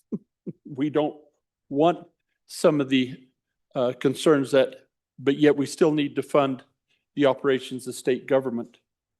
And so having the ability to get a total rate of return and the maximum return on these investments, why would we not then allow the state treasurer to use all the tools available to him to make sure the investments are accurate, secure, and appropriate? I would encourage an aye vote on this. Thank you, Representative. Any other members for their first time? Representative Heft, for your first time. Thank you, Mr. Speaker. It's my understanding that this isn't even an ask from the Treasurer's Department. If I'm incorrect, I'll stand for correction on that. Thank you, Representative. Any other members? First time, seeing none. We're going to second time. Representative Wasserberger.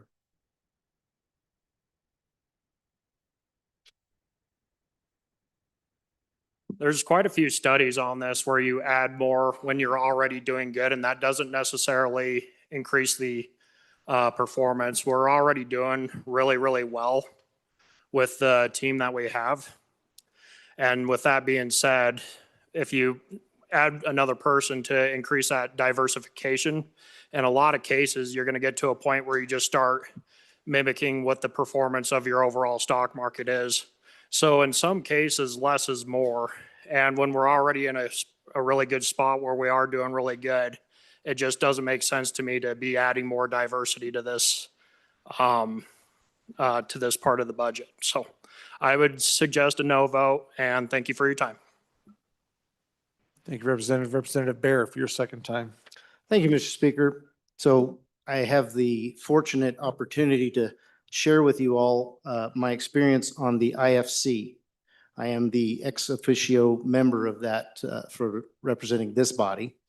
And the IFC is a group of experts, myself excluded, in the field of investing who serve the state of Wyoming and are basically a board to allow the treasurer to bounce ideas off of. And every time I meet with this group, I am completely impressed with their level of knowledge. These are people who are out in the industry, the finance industry, the investment industry, and they know about as much, if not more, than the consultants that we hire. And so a lot of times I get to hear interesting conversations where they're critical of our consultants. And then they also laud our consultants when they find a wind and go for that. But we, in our contract, have a certain number of new investments that we can go to our consultant and say, we want a real deep dive on this investment. And so this is the kind of consulting that is being done. It's the kind of consulting that's being asked for in this particular amendment. It's allowing for one more of those deep dives, if you will. So far, we haven't gone above and beyond the number of deep dives that are allowed in our contract, but I was able to listen to a conversation with the consultant where they have a lot of flexibility in the contract, where depending on the workload that they put into one investment deep dive, if they don't put as much work as they thought they would have to, they can turn around and use some of that credit, that effort in an extra one. And they basically told us there are times when we can call upon them, depending on their workload, and they can do it within the contract. That was part of the decision-making on JAC denying this request. But if you look back at the entire agency that we're talking about right here, we had a whole lot of requests to change the investors so that they had different ways of paying our current employees that are in our investment team that use the information from the deep dives from the consultants and make the actual decisions. Today we're going to do this, tomorrow we'll do that. And we have given this agency a whole lot more firepower to do the things that were discussed prior to my getting up here on this amendment. So we have already increased our ability to make some great decisions. We have the flexibility to get some extra deep dives if we need them, and we can do some of this work ourselves. It's nice to have an outside source do it so that our people can stay focused on their work of day trading, if you will. But the need for this is questionable. So I would say vote your conscience. If you think that we need to go further and spend more, go ahead. And JAC, we said, we're going to give you a whole lot of what you're asking for in-house. But this extra on the contract, we're going to deny. So with that, I'm going to request a no vote, but I understand why you might want to spend more here. These people do good work.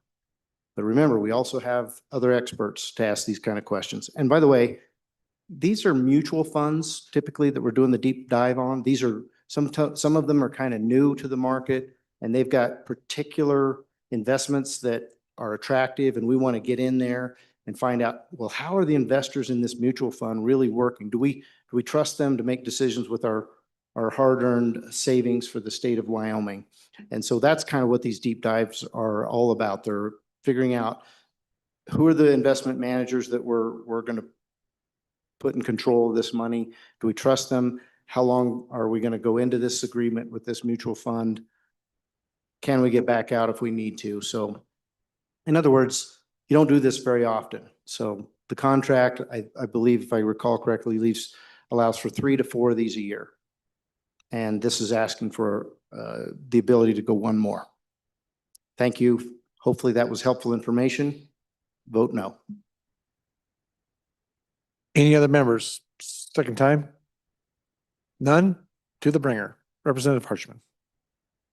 Thank you, Mr. Speaker. To answer a few questions, a good representative from Park County that wondered whether this was a request by our treasurer.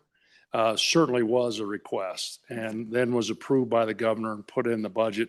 Actually spoke with this office on this amendment. They were very thankful that it was being brought forward. So it was a request by our elected treasurer. To the good representative from Laramie County, I just want to make clear, we're not adding another person. I think he said that more diversity would be bad. We add another person. We're not, this is not to fund another state employee in the treasurer's office. Really important you understand that. And then I think the good chairman of appropriations, I appreciate his comments. The IFC, our funds committee is a really tremendous. Our boards and around the state are all volunteers, really good. But this is really about SLIB, the investment board that of the 5 electeds, they have certain policies that they direct the treasurer on investments. The SLIB board determines our investments, not the treasurer. It's a vote of the 5 of those. And so the SLIB board requires certain asset allocations. And for the treasurer to meet that requirements of the SLIB board, there needs to be a little more diversity in this area, and particularly in these really complex, important projects. Most of them are real estate investments. It's my understanding, not mutual funds. And they require some intensive due diligence. And this would, and the proposal, what our elected treasurer like, because they have in front of them about 9 projects that they need to have due diligence to make sure they're legal and we move forward with these investments. And so that's where this comes from. It is a request by our treasurer. It is not an additional person. It's not hiring anything new, but you have to pay for what you need to get done. And we're trying to pay for a few more projects to get really intensive due diligence. So when all this comes back, it comes out of special revenue, not general fund, doesn't affect the goldenrod. And this will pay for itself many, many, many times over. So I encourage us not to be penny wise and pound foolish, and to trust our trust funds and keep moving forward. We didn't get here by accident with 12 billion. There's been a lot of work on this floor and down the hall to get us to this point. So let's keep it moving forward. Thank you, Mr. Speaker. Thank you, Representative. Body, you are voting on second reading amendment number 9 to House Bill number 1. Ms. Nord, please read the roll. Allemand, Andrew, Angelos, Banks excused, Bear, Brady, Bratton, Brown Gary, Brown Landon, Byron, Campbell Elisa, Campbell Kevin, Chestick, Clouston, Connolly, Davis, Erickson, Filer, Fornstrom, Geringer, Gugemas, Haroldson, Harshman, Heiner, Heft,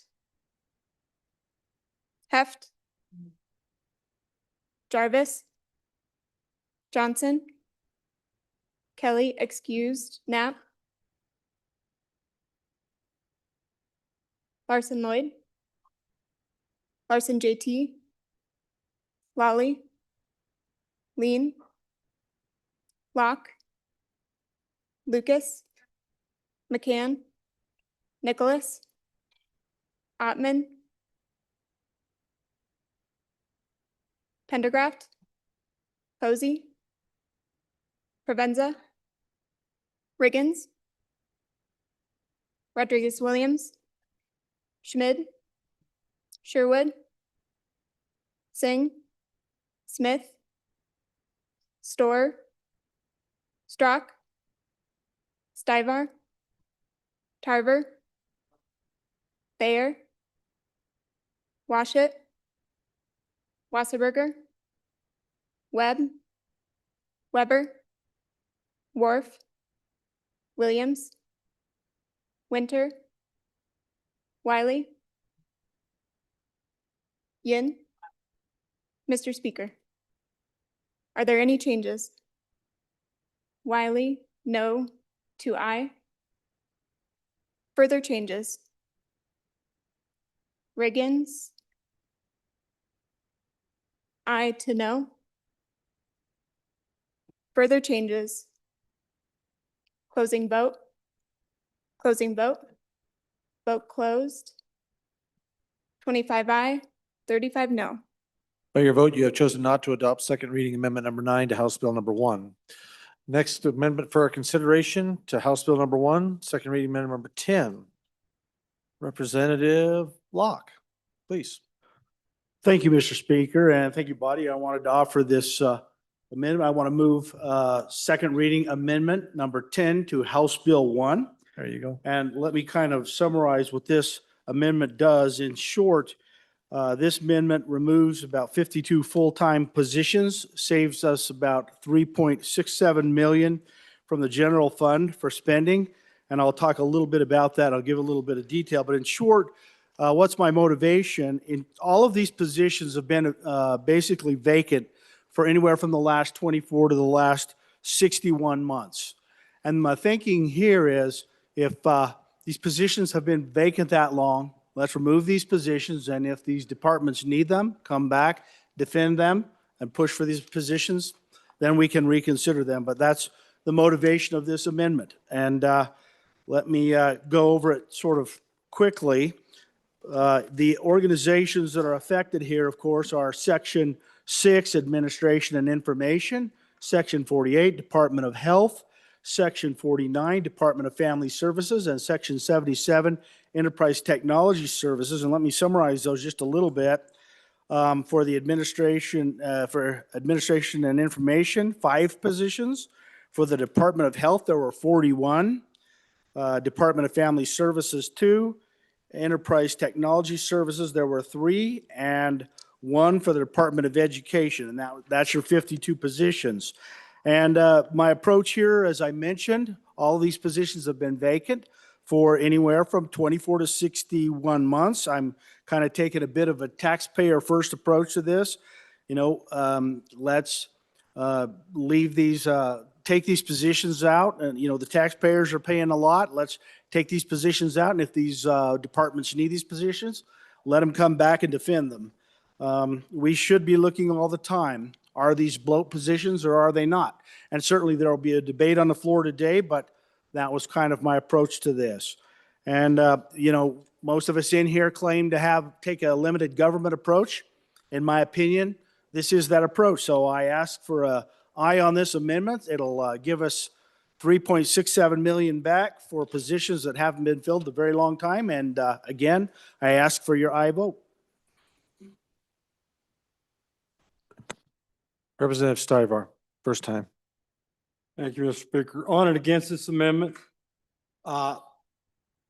especially within Section 48, Department of Health, Behavioral Health Division, these positions are social workers, and the state has a problem getting social workers now. We're going after our most vulnerable population here with the behavioral health stuff, so I'm against this. We need to keep them open so when they come in and they can get them filled, they can fill them. But this is a very important matter, so on and against. Thank you, Representative. Representative Larson Lloyd, first time. Thank you, Mr. Chairman. And I think when we go through and try to do these types of savings and cut down the number of vacancies that are in there and get rid of full-time employees, it's generally good practice, and I think the Appropriations Committee does this, is reach out to the agency and ask them the value of doing that or what impact that would have. So as I reviewed this amendment and reached out to the directors, none of them were asked what impact this would have on their respective agencies or why some of these positions, these full-time positions, are vacant for so long. So in the first part of the amendment down through line 5 in the department that oversees all of our buildings, this is our general services, which are the people that take care of our buildings, part of the reason that those positions remain vacant is that we, as we've heard the other day, competition for carpenters, contractor type laborers, because we don't pay the prevailing wage. If you come down to lines 9 through 19, this goes into the Department of Health. Now on line 12, there's a reduction. This is the biggest one, is the 2.7 million, and it's not for social workers, it's for vacancies at the state hospital.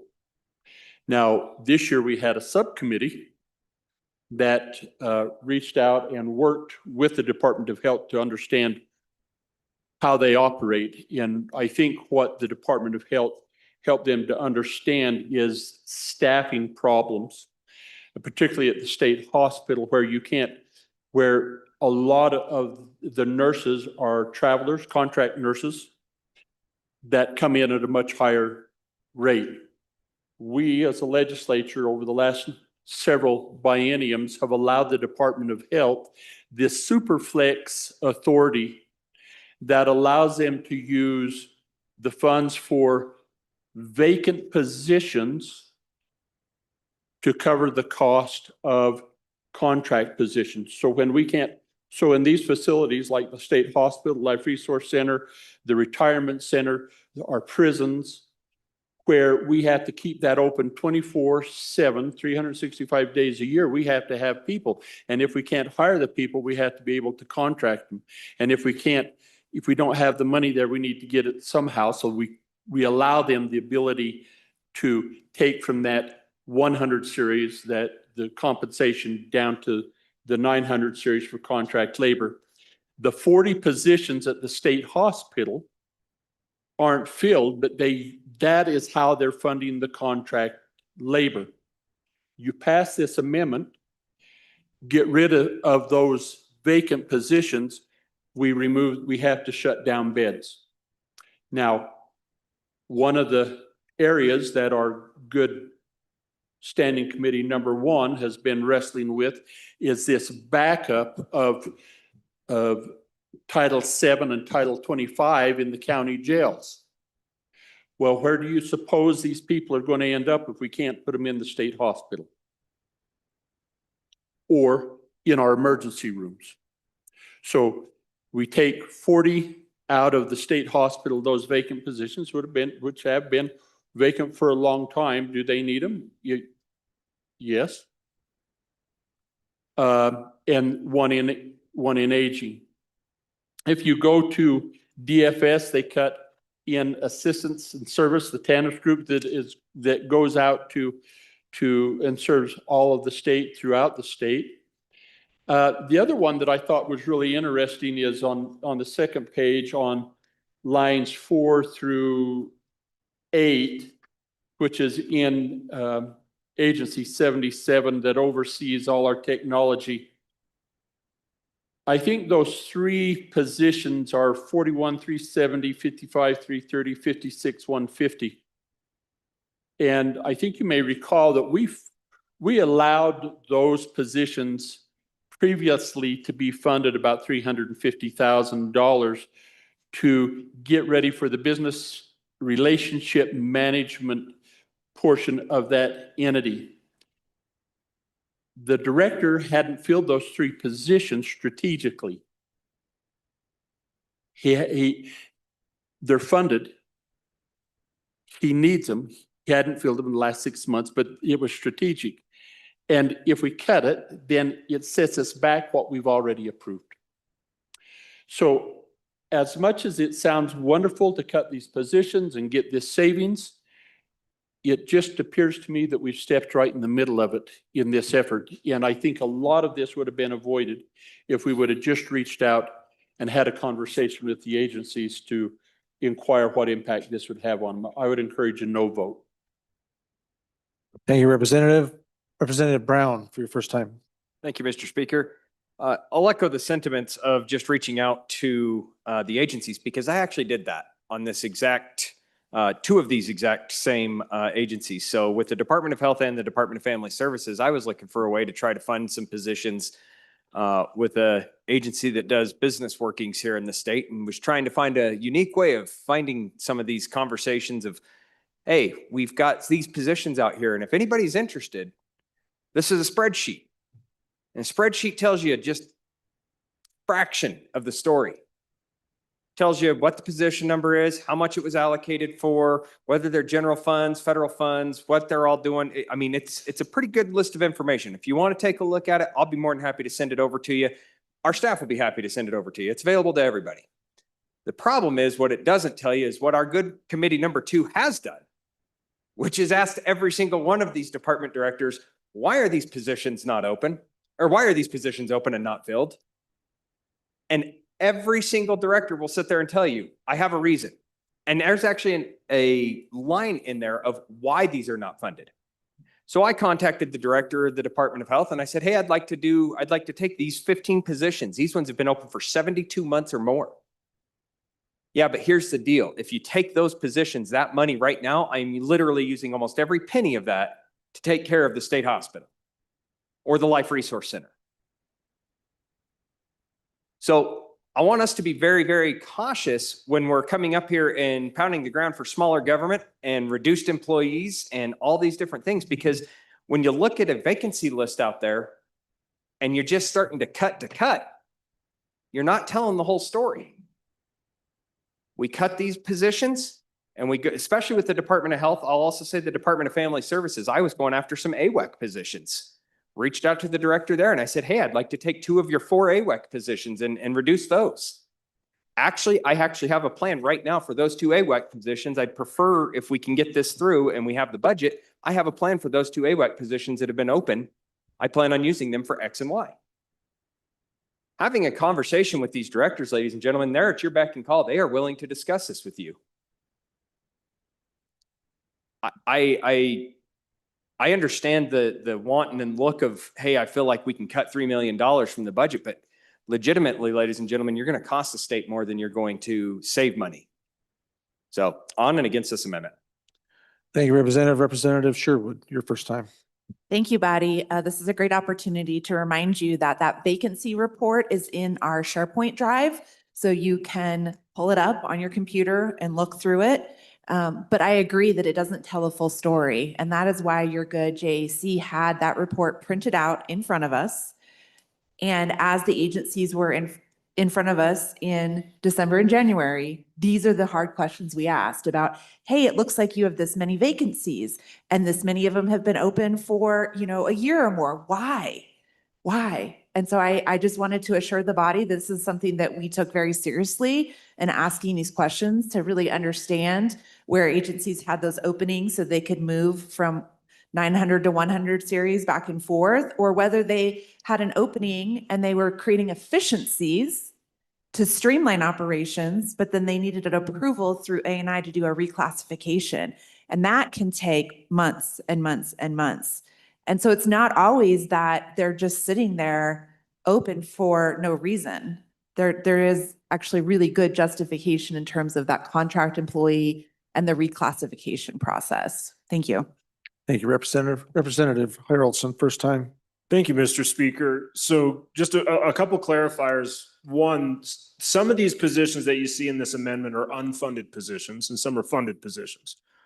Okay, so you might sit there and go, why does that matter? Well, with the Superflex authority that the good representative talked about gives these agencies the ability to, and I'll use the department that takes care of incarceration and housing of those incarcerated in our state. They use Superflex authority to pay overtime off of some of those positions as they're struggling to try to get that to work.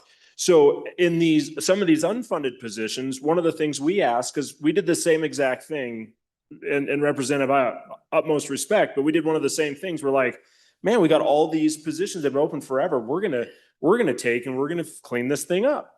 And one thing we found is there's things, anything from if the department taking care of our roads were to do a road construction project and unearth remains from past generations, we need to bring archaeologists in to take care of that. We've got a position sitting there waiting that is not filled, that's not funded, but will be funded the moment we have this, it's a triggering situation. So there's a lot of those nuances that you don't see in simple reports. And so I would just really challenge you. This is an area where we need to be really, really careful, or we could hamstring agencies and find them in a position where it's not good. So are there areas, did we miss some? Maybe so. And at that point, call, dig deep, get with the directors of these different agencies. But if you're not careful, you might cut a little deeper than you intended, and this might be an area. Representative Jarvis. Mr. Speaker, is there a place that we can go to find, like, as far as the agencies, just kind of mirroring what has been said, where we can find how many of these positions have been being paid with like overtime? So like ones that are truly needed because other people have had to compensate that position by paying or using those funds to be able to pay that? Or is there also a breakdown, like as we start to do this, because I know in the world that I work in, that if you can't find an employee and you have to pay for the consultant when it goes down like professional services, it tends to cost a lot more. So is it because just we're not funding these positions to a point that we can actually hire people, quality people to work them, so that we're having to now, which is in essence costing us more? Or like where do we go to find that information? Excuse me. Representative Angelos, first time. Thank you, Mr. Speaker. To answer just a quick question on the last speaker. So we do have a agency vacancy report, and you can see how much is paid out. I actually have one on my desk. As far as how much they're using for overtime, you'd probably have to get with each agency and say, how many of these positions are you using? You can see if they're open and they're paid. They're probably, specifically in Department of Health, they're probably using them to pay your traveling nurses. And that's one thing I really want to speak on. Your JAC, we have looked at doing this, and I'm going to be on the amendment and against the amendment because we have so many traveling nurses, specifically in our behavioral health department. This is something that your JAC has a pilot program, and you'll hear about that later. I'm sure we talked about this on Thursday and Friday, that we have a pilot program with the largest, we allowed the agency to choose whichever state hospital they wanted, to increase the amount of those nurses' pay to see if we could decrease traveling nurses. I don't know if that's true. We had a lot of testimony, and just talking to nurses in my community, it really is a culture now. Nursing has changed since COVID, and they do like to travel, but we'd like to try it. We'd like to increase these nurses' salaries, see if that helps minimize how much traveling nurses we have, but this bill specifically will affect that. And we need our traveling nurses right now to cover it, so I'm going to be on and against. Thank you, Representative Pendergraft. Thank you, Mr. Chairman. First for a second. First, second. Representative Davis. Thank you, Mr. Speaker. Privilege of the floor. Oh, privilege. Yeah, everybody get up and shake your legs and everything and look to the south balcony up here. We have the wife of John Eklund, former representative. And I'd like you guys to go up there and say hi, give her a hug. Tell her we miss her.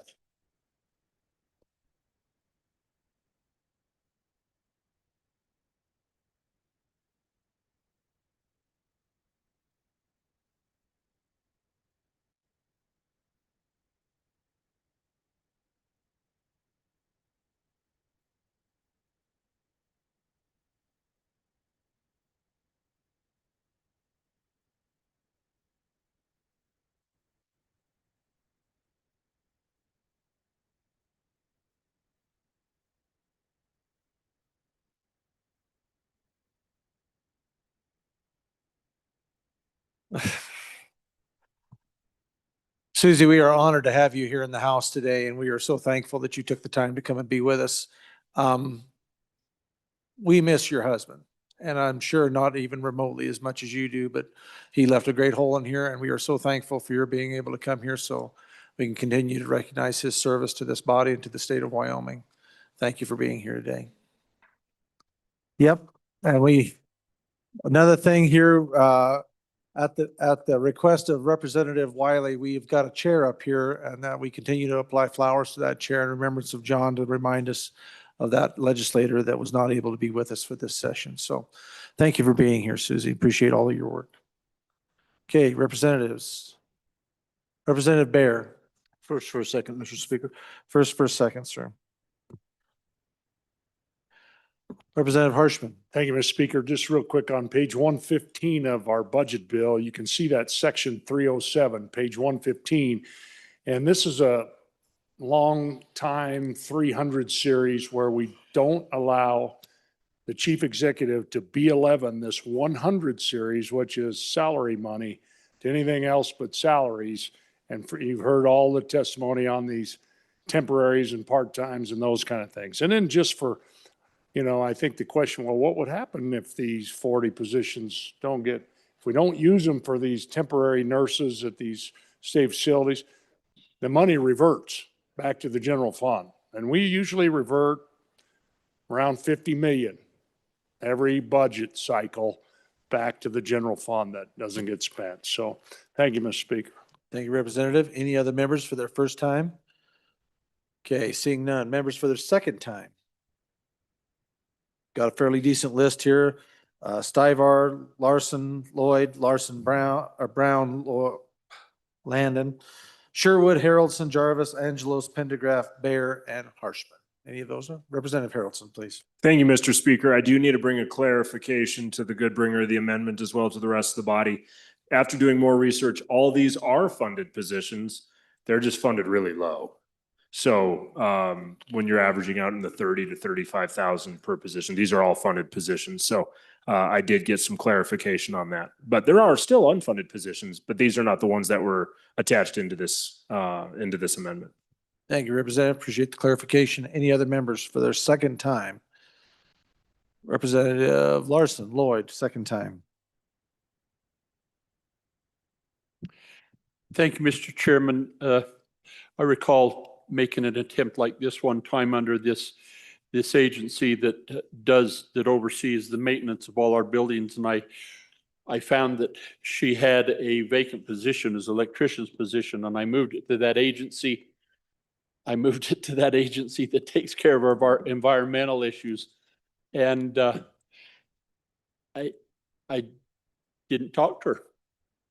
And it just really, for about another 2 years, just really caused a problem because we needed an electrician in this building that we're standing in. She didn't have the authority because I hijacked it and moved it someplace else because I didn't talk to her. And so the reason it wasn't full at the time is because we didn't pay enough that people were interested in working for the state, which is the same problem we have in that agency right now. She can't hire these contract type people, these plumbers and electricians, because we don't pay as much as what they can go out in the local, in the area and get. To the good member of Appropriations Committee that talked about the funding, I think that in the last year in the 5 state facilities, one for the State Hospital Life Resource Center, the Pioneer Home, the Retirement Center, and the Veterans Home, $17 million spent for nursing. I'm getting the positive nod over here, and that was all paid with that flex authority. So without it, we had been in a pickle. So again, would just encourage maybe defeating this amendment. Thank you, Representative. Any other members for their second time? Second time, Representative Pendergraft, second time. Thank you, Mr. Chairman. Just to bring the body up to speed, earlier, one of the other members of the Appropriations Committee mentioned a pilot program having to do with nurses, and we are trying to track down some specific numbers on that as we speak to give us some better information. I just wanted you to know that we are trying to procure that as quickly as we can. Thank you, Representative. Any other members for their second time? Second time? Okay, back to the sponsor. Representative Locke, please. Thank you, Mr. Speaker, and thank you for the debate and the input from everybody. I know there's a lot of moving bits and pieces here. I asked for your aye vote, and I look forward to the ayes and the noes. Thank you, Representative. Body, you're voting on second reading amendment number 10 to House Bill number 1.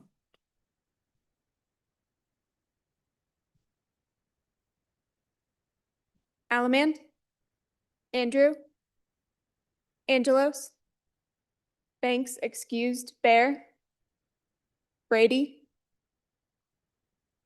Bratton, Brown Gary, Brown Landon, Byron, Campbell Elisa, Campbell Kevin, Chestick, Clouston, Connolly, Davis, Erickson, Filer, Bornstrom, Geringer, Guggenmoss, Haroldson, Harshman, Heiner, Heft, Jarvis, Johnson, Kelly excused, Knapp, Larson Lloyd, Larson JT, repeat, Lawley, Lean, Locke, Lucas, McCann, Nicholas, Ottman, Pendergraft, Posey, Provenza, Ringens, Rodriguez Williams, Schmid, Sherwood, Singh, Smith, Storr,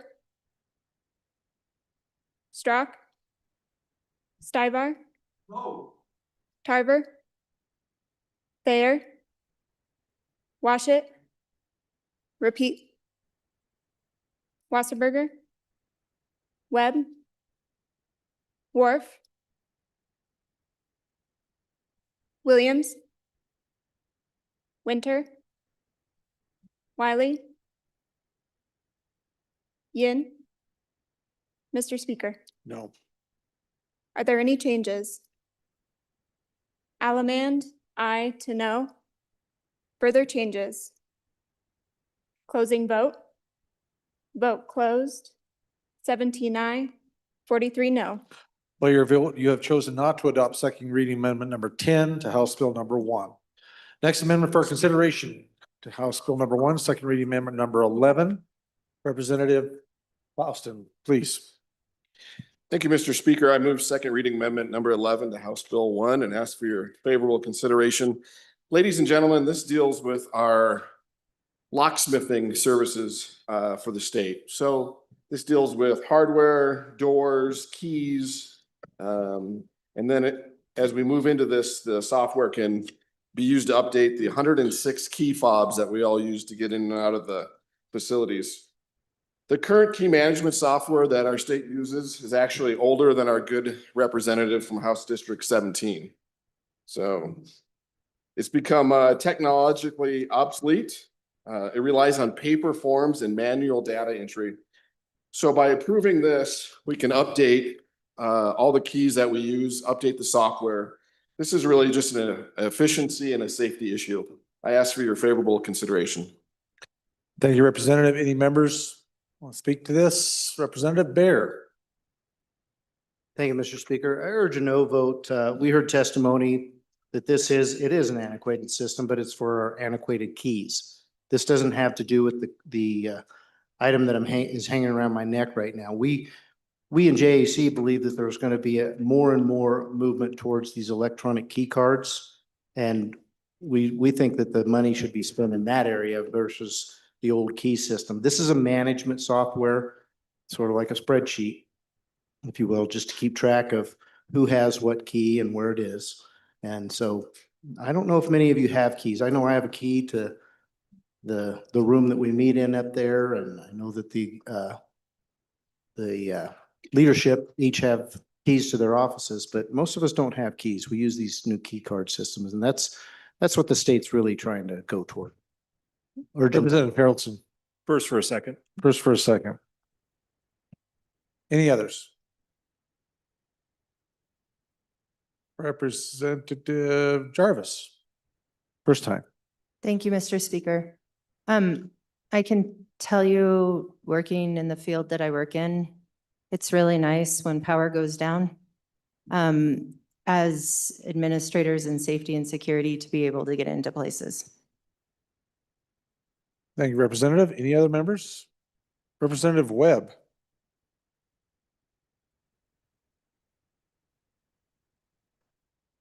Thank you, Mr. Speaker.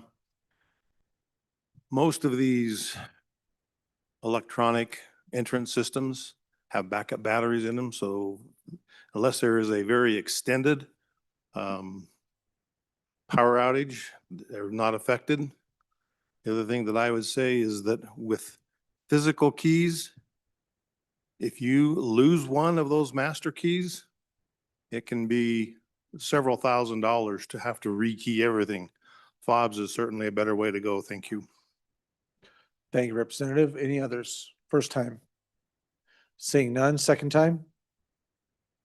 Representative Haroldson.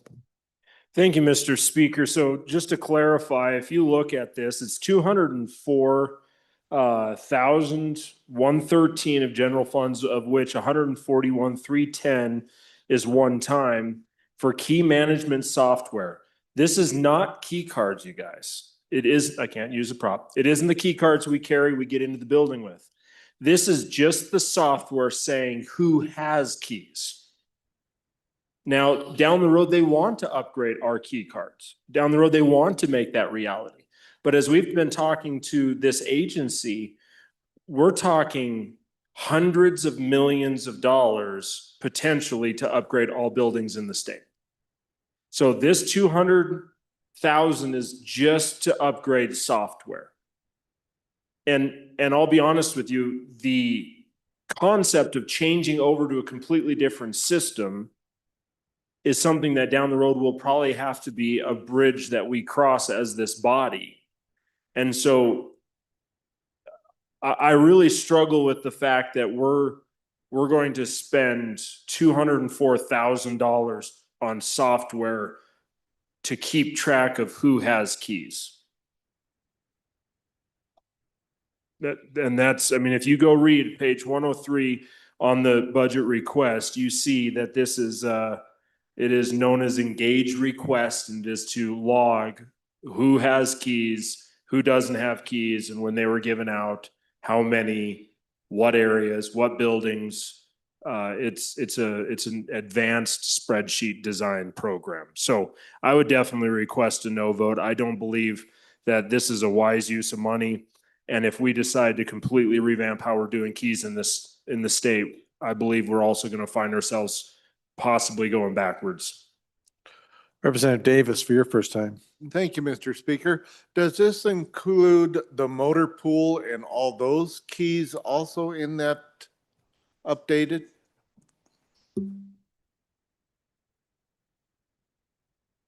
Any other member for their second time? Second time?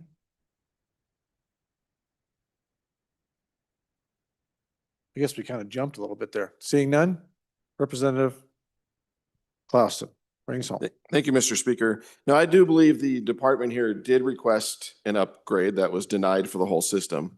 When I did ask them how this affects the key fobs in the current system, they said this money they could combine the two. It would be more efficient for them right now. They said it does affect the current key fobs that we're using. So somehow with the software, it'll put it together. So just, I was asking the questions of the department. Those are the answers that I got. Again, this is an efficiency and probably a safety issue. Thank you. Members, you're voting on second reading amendment number 11 to House Bill number 1. Ms. Nord, please take the roll. Allemand, Andrew, Angelos, Banks excused, Bear, Brady, Bratton, Brown Gary, Brown Landon, Byron, Campbell Elisa, Campbell Kevin, Campbell Kevin, Excused. Chestick, Clauston, Connolly, Davis, Erickson, Byler, Fornstrom, Geringer, Geringer, Excused. Gugemas, Haroldson, Harshman,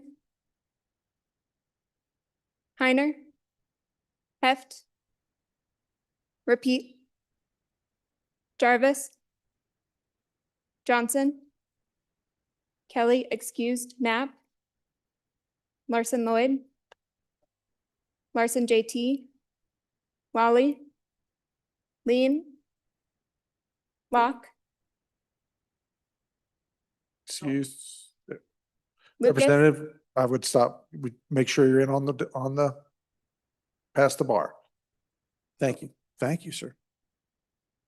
Lucas, McCann, Nicholas, Ottman, Pendergraft, Posey, Provenza, Riggins, Rodriguez Williams, Schmid, Sherwood, Singh, Smith, Storr, Strock, Stivar, Tarver, Thayer, Representative Bear. Thayer, Oh, Thayer, sorry. Excused. Washit, Wasserberger, Webb, Weber, Worf, Williams, Winter, Wiley, Yin. Mr. Speaker, No. are there any changes? Byron, aye to no. Larson JT, aye to no. Further changes? Jarvis, aye to no. Erickson, aye to no. Further changes? Further changes? Closing vote? Vote closed. 11 aye, 46 no. By your vote, you have chosen not to adopt second reading amendment number 11 to House Bill number 1. Next amendment for consideration, amendment number 12 to House Bill number 1. Second reading, Representative Larson. Lloyd, please, sir. Thank you, Mr. Speaker. I'd like to move second reading amendment number 12 to House Bill 1. Members, you will recall, and we have a bill coming forth where we're going to get rid of the Riverton State Office Building Task Force as we've purchased that property and are working on getting the agencies moved in and renovations taking place to accommodate those. As I come down to the session and got contemplating this whole action, I reached out to the director that oversees, again, the maintenance of these buildings and asked if they had requested for the utilities and the groundskeeping, as we had done that previously in the amendments. I was informed that as they prepared their budgets earlier, the task force was still meeting and they had not thought that we might put that in as one of the last things that the task force done, so it was not in their budget. So this amendment is to pay the utilities, keep the lights on, pay the gas for the next 2 years, as well as the groundskeeping, and it's based on the exact amount that they paid annually for the last year and the last 2 years, I think. So would ask for your consideration on this amendment. Thank you, Representative. Any members like to speak on the amendment? Representative Harrelson, please. Thank you, Mr. Chairman. So just a question for the bringer of the amendment. What is, obviously task force shutdown, what is the current funding, kind of how have they been keeping the lights on? How have they been doing that? What's the kind of the structure, and then why did it not come as a request from the department? Was it an oversight? Was it a deal where they didn't think it was going to get done this fast? Just kind of try to get a little bit of a clarity as we look at it. I'd really appreciate it. Thank you, Representative. Other members, first time? Other members, seeing none. Representative Harrelson, speak again. I think we're going to second time. Just you. Representative Larson, please. Thank you, Mr. Speaker, and to the inquiries, we've had to fund this in the budget previously since the building was purchased, and not ongoing because we didn't quite know what we would be doing. And again, as the reason it wasn't in their budget is because the task force was still in play when the agencies were putting their budgets together in August. She made the assumption that we would move forward with that with the task force. I probably should have, but didn't, and hence when I got here, reached out to her and said, why, or did you, thinking that she might have, and she didn't. So guilty as charged. Should have done it, didn't, but still need to pay the bills. Members, you are voting on House Bill number 12, or excuse me, House Bill number 1, Second Amendment number 12. Chief Clerk, please call the roll.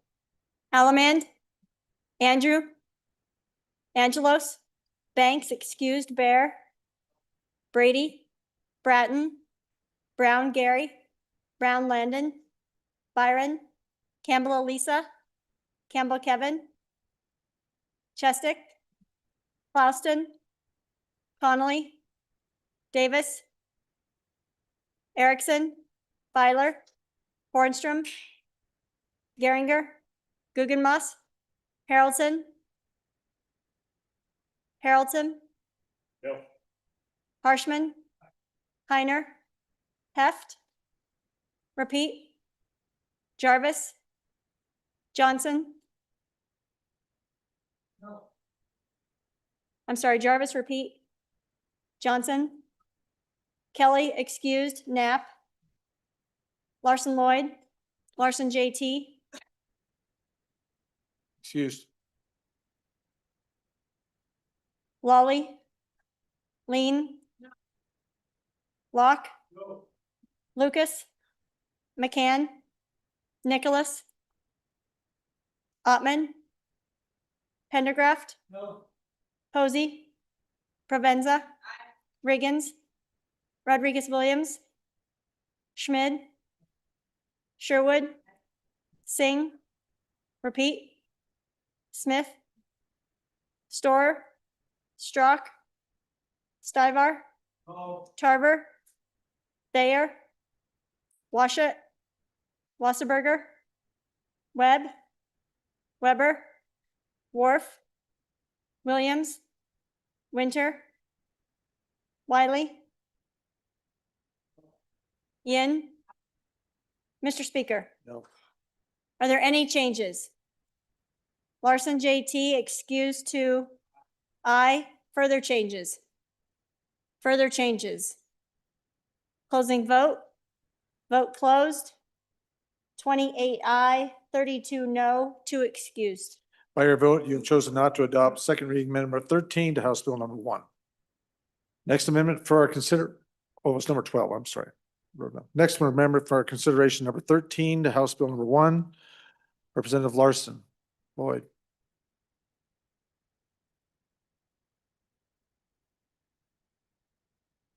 Please proceed, sir. Thank you, Mr. Speaker. I'd like to move second reading amendment number 13 to House Bill 1 and ask for your favorable consideration. This is the trade compensation request adjustment request. It's interesting, and we noted this a little bit earlier when, on the amendment number 10, where we were taking some of the positions.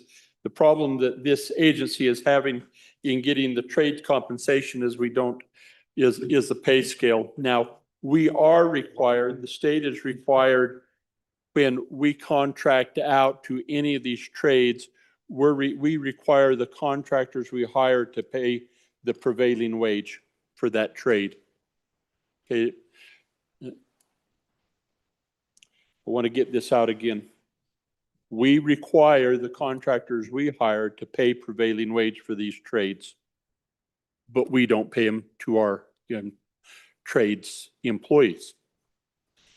And so this is trying to remedy that, and that was the request. If we were to pass if we pass this, that works great. If we were to go back and pass which I hopefully will do, a total state employee compensation package, it would level out. It wouldn't be one being above the other. So would ask for your your favorable consideration on this request. Thank you, Representative. Representative Bear, for your first time. Thank you, Mr. Speaker. First for a second, please. First for a second. Other members, first time. Seeing no one running to the microphones, Representative Bear, if you want a second, please proceed. Thank you, Mr. Speaker. So we did fund half of this request. And, our thinking is that right now you can't hire anybody. And so we expect them to continue operating as they are, but we still gave them money to both put towards the opportunity of hiring somebody if they come along, but also we anticipate that for some time now, it's going to be contract. We're going to have to contract out because of what we see in this area as far as these data centers coming in. They're basically gobbling up all the trades that are available. So we're having to go to those services that are already contracting out to do other buildings around the city. And so recommend a no vote. Anyone else for their second time? It looks like we don't have anyone else for their second time besides Representative Larson Lloyd. Thank you, Mr. Chairman. Again, would ask for your favorable consideration. This thought just come to my mind as we heard that we're not able to hire anybody. Gee, I wonder why that is. Is it solely because everybody else is hiring, or do you think compensation has anything to do with that? Novel idea, but maybe if we pay what the others are paying, prevailing wage, we could hire these people. So can ask for a favorable consideration. Okay, we are voting on amendment number 13 to House Bill number 1. Chief Clerk, would you please call the roll? Elliman, Andrew, Angelos, Banks, excused, Bear, Brady, Bratton, Brown Gary, Brown Landon, Byron, Campbell Elisa, Campbell Kevin, Chestick, Clauston, Connolly, Davis, Erickson, Filer, Hornstrom, Geringer, Guggenmoss, Haroldson, No. Harshman, Excused. Heiner, Heft, Jarvis, Johnson, Kelly, excused, Knapp, Larson Lloyd, Larson JT, Lawley,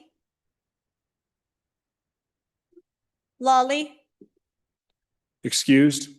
Lean, Locke, Lucas, McCann, Nicholas, Ottman, Pendergraft, Posey, Provenza, Riggins, Rodriguez Williams, Schmid, Sherwood, Singh, Smith, Storer, Strock, Stivar, Tarver, Thayer, Washut, Wasserberger, Webb, Weber, Wharf, Williams, Winter, Wiley, Yin. Mr. Speaker, are there any changes? Are there any changes? Closing vote. Vote closed. 23 aye, 35 no, 4 excused. By your vote, you voted not to pass second reading amendment number 13 to House Bill number 1. We are now on to second reading amendment number 14. Representative Chairman. Wiley. Thank you, Mr. Chairman. I'd now like to move second reading amendment number 14 to House Bill 1, please, and ask for your favorable consideration. Going through this, it looks like we are now too destitute to fund some safety training for our facilities folks. May I remind you that if we do this safety training, you might be able to get some of your money off on your worker compensation premiums. Please consider funding these folks' safety. Anyone for their first time? Representative Larson Lloyd. First for a second, please. First for a second. Representative Bear. First for a second, please.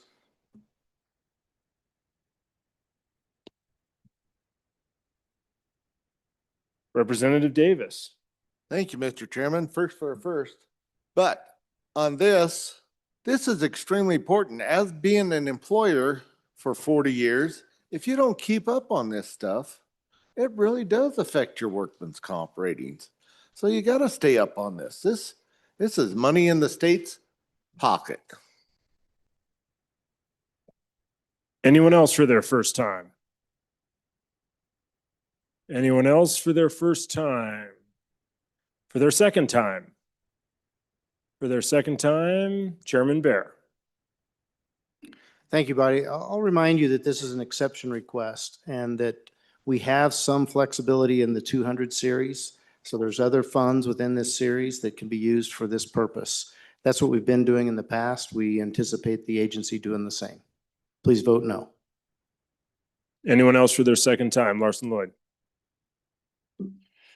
Thank you, Mr. Chairman. I'd just like to reiterate what the brainer of this amendment talked about in remember safety first.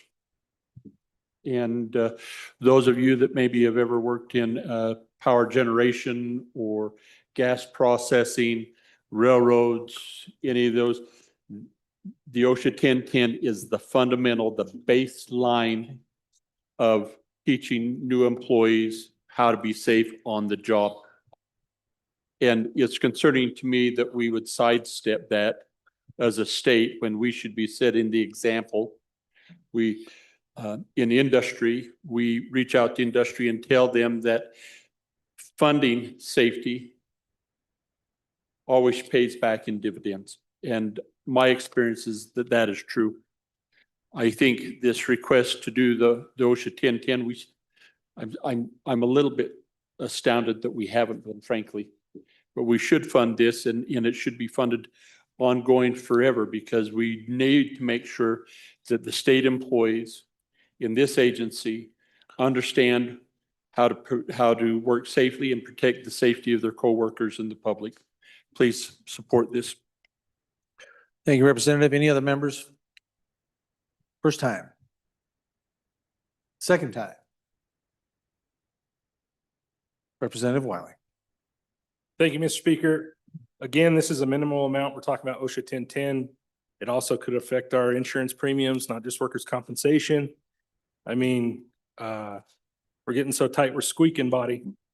$3,000. Come on, going once, going twice. Vote aye. I love you. Oh, my goodness. Okay, members, settle down. No, let's pace ourselves. Okay, members, you're voting on second reading amendment number 14 to House Bill number 1. Chief Clerk, please call the roll.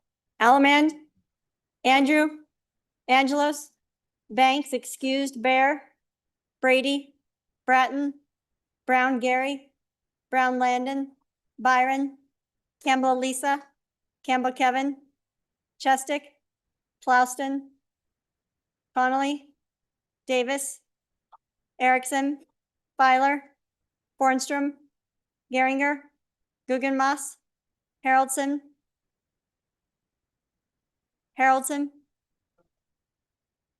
Harshman, Heiner, Heft, Jarvis, Johnson, Kelly, excused, Knapp, Larson Lloyd, Larson JT, Lawley, Lean, Locke, Lucas, McCann, Nicholas, Ottman, Pendergraft, Posey, Provenza, Riggins, Rodriguez Williams, Schmid, Repeat, Sherwood, Singh, Smith, Storer, Strock, Stivar, Tarver, Thayer, Washut, Wasserberger, Webb, Repeat, Weber, Wharf, Williams, Winter, Wiley, Yin. Mr. Speaker, are there any changes? Are there any changes? Closing vote. Vote closed. 28 aye, 32 no, 2 excused. Excuse me, by your vote, you have chosen not to adopt second reading amendment 14 to House Bill number 1. Next amendment for consideration, House Amendment number 15 to House Bill number 1, second reading.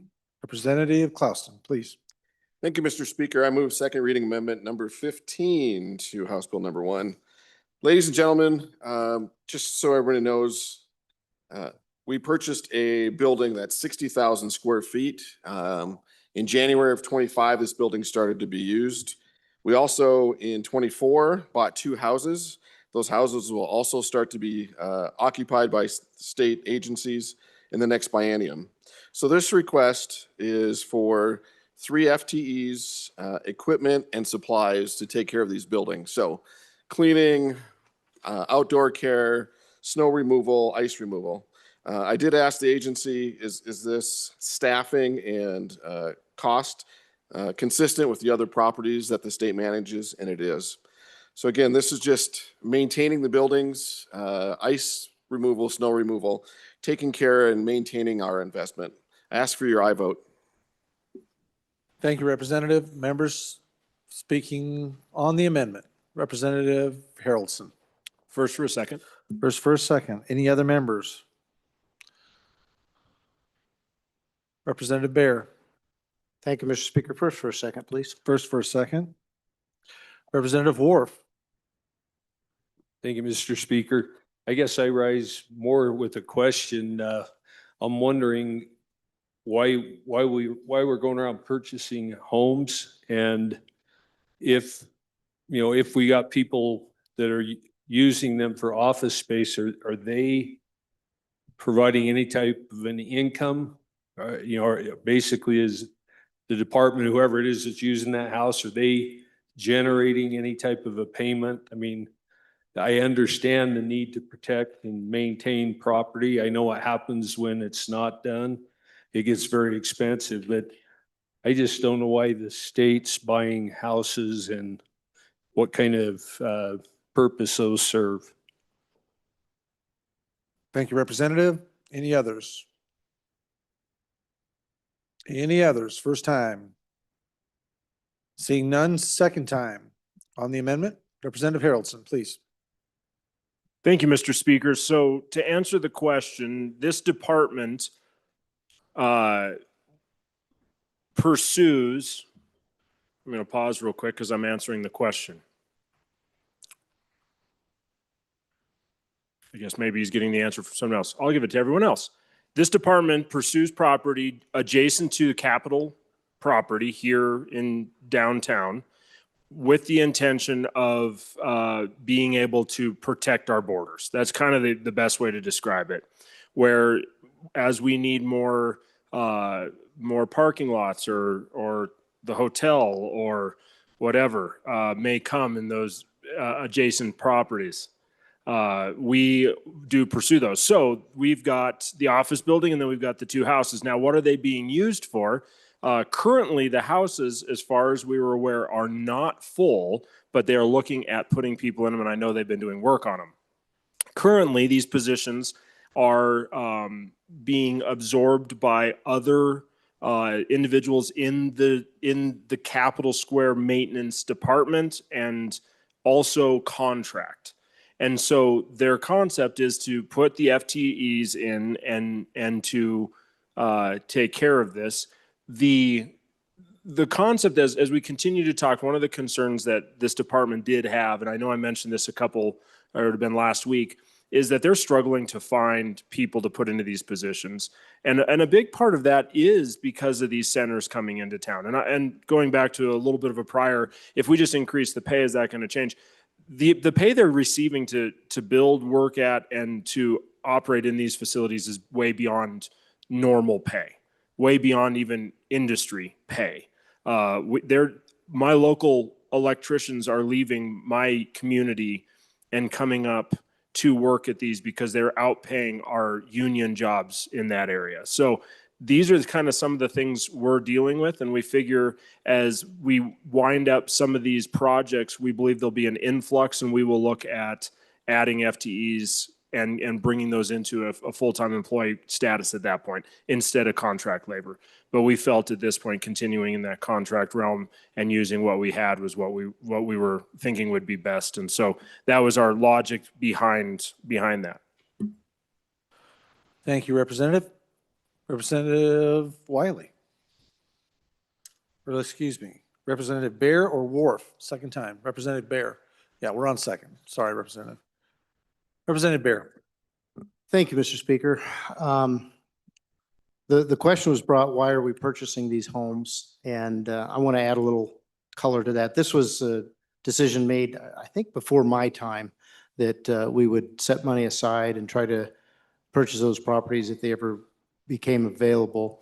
And so this is stuff that kind of pops up when we don't know it. And we come back into session and find out we own some more homes. But I think if you look ahead to amendment number 120, you can kind of get an idea of maybe what the vision might have been in the past. So just to give you a little clue of some of the thoughts that might be out there for that. Thank you, Representative. Okay. Please vote no. Thank you, Representative. Clauston, back to you, sir. Unless, wait, well, I'm sorry. I don't mean to jump. Representative Wharf, would you like another shot? Okay, he's good. Representative Clauston, please proceed, sir. Thank you, Body, and thank you for the discussion here. So again, it's just purchasing the supplies, equipment, and paying for the 3 FTEs for 2 years to take care of 3 buildings that are being used or will be used starting in the next biennium. So just trying to maintain what we've invested in. If these buildings aren't taken care of, we all know what happens is things deteriorate and we lose our investment. So again, I guess it's a policy decision if you want to keep paying contract labor or maybe not taking care of the buildings the way we should, or let's see if we can hire some FTEs and support our staff and not overwork the other staff that's having to take care of the rest of our facilities. Thank you. Thank you, Representative. Okay, Body, you're voting on amendment number 15 to House Bill number 1, second reading. Chief Clerk, please call the roll. Allemande, Andrew, Angelos, Banks, excused, Bear, Brady, Bratton, Brown Gary, Brown Landon, Byron, Campbell Elisa, Campbell Kevin,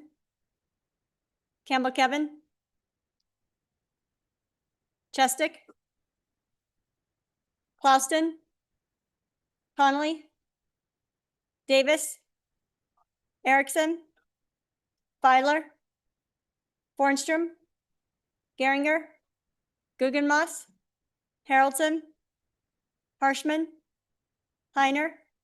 Heft, Jarvis, Johnson, Kelly, excused, Knapp, Larson Lloyd, Larson JT, Lawley, Lean, Locke, Lucas, McCann, Nicholas, Ottman, Pendergraft, Posey, Provenza, Riggins, Rodriguez Williams, Schmid,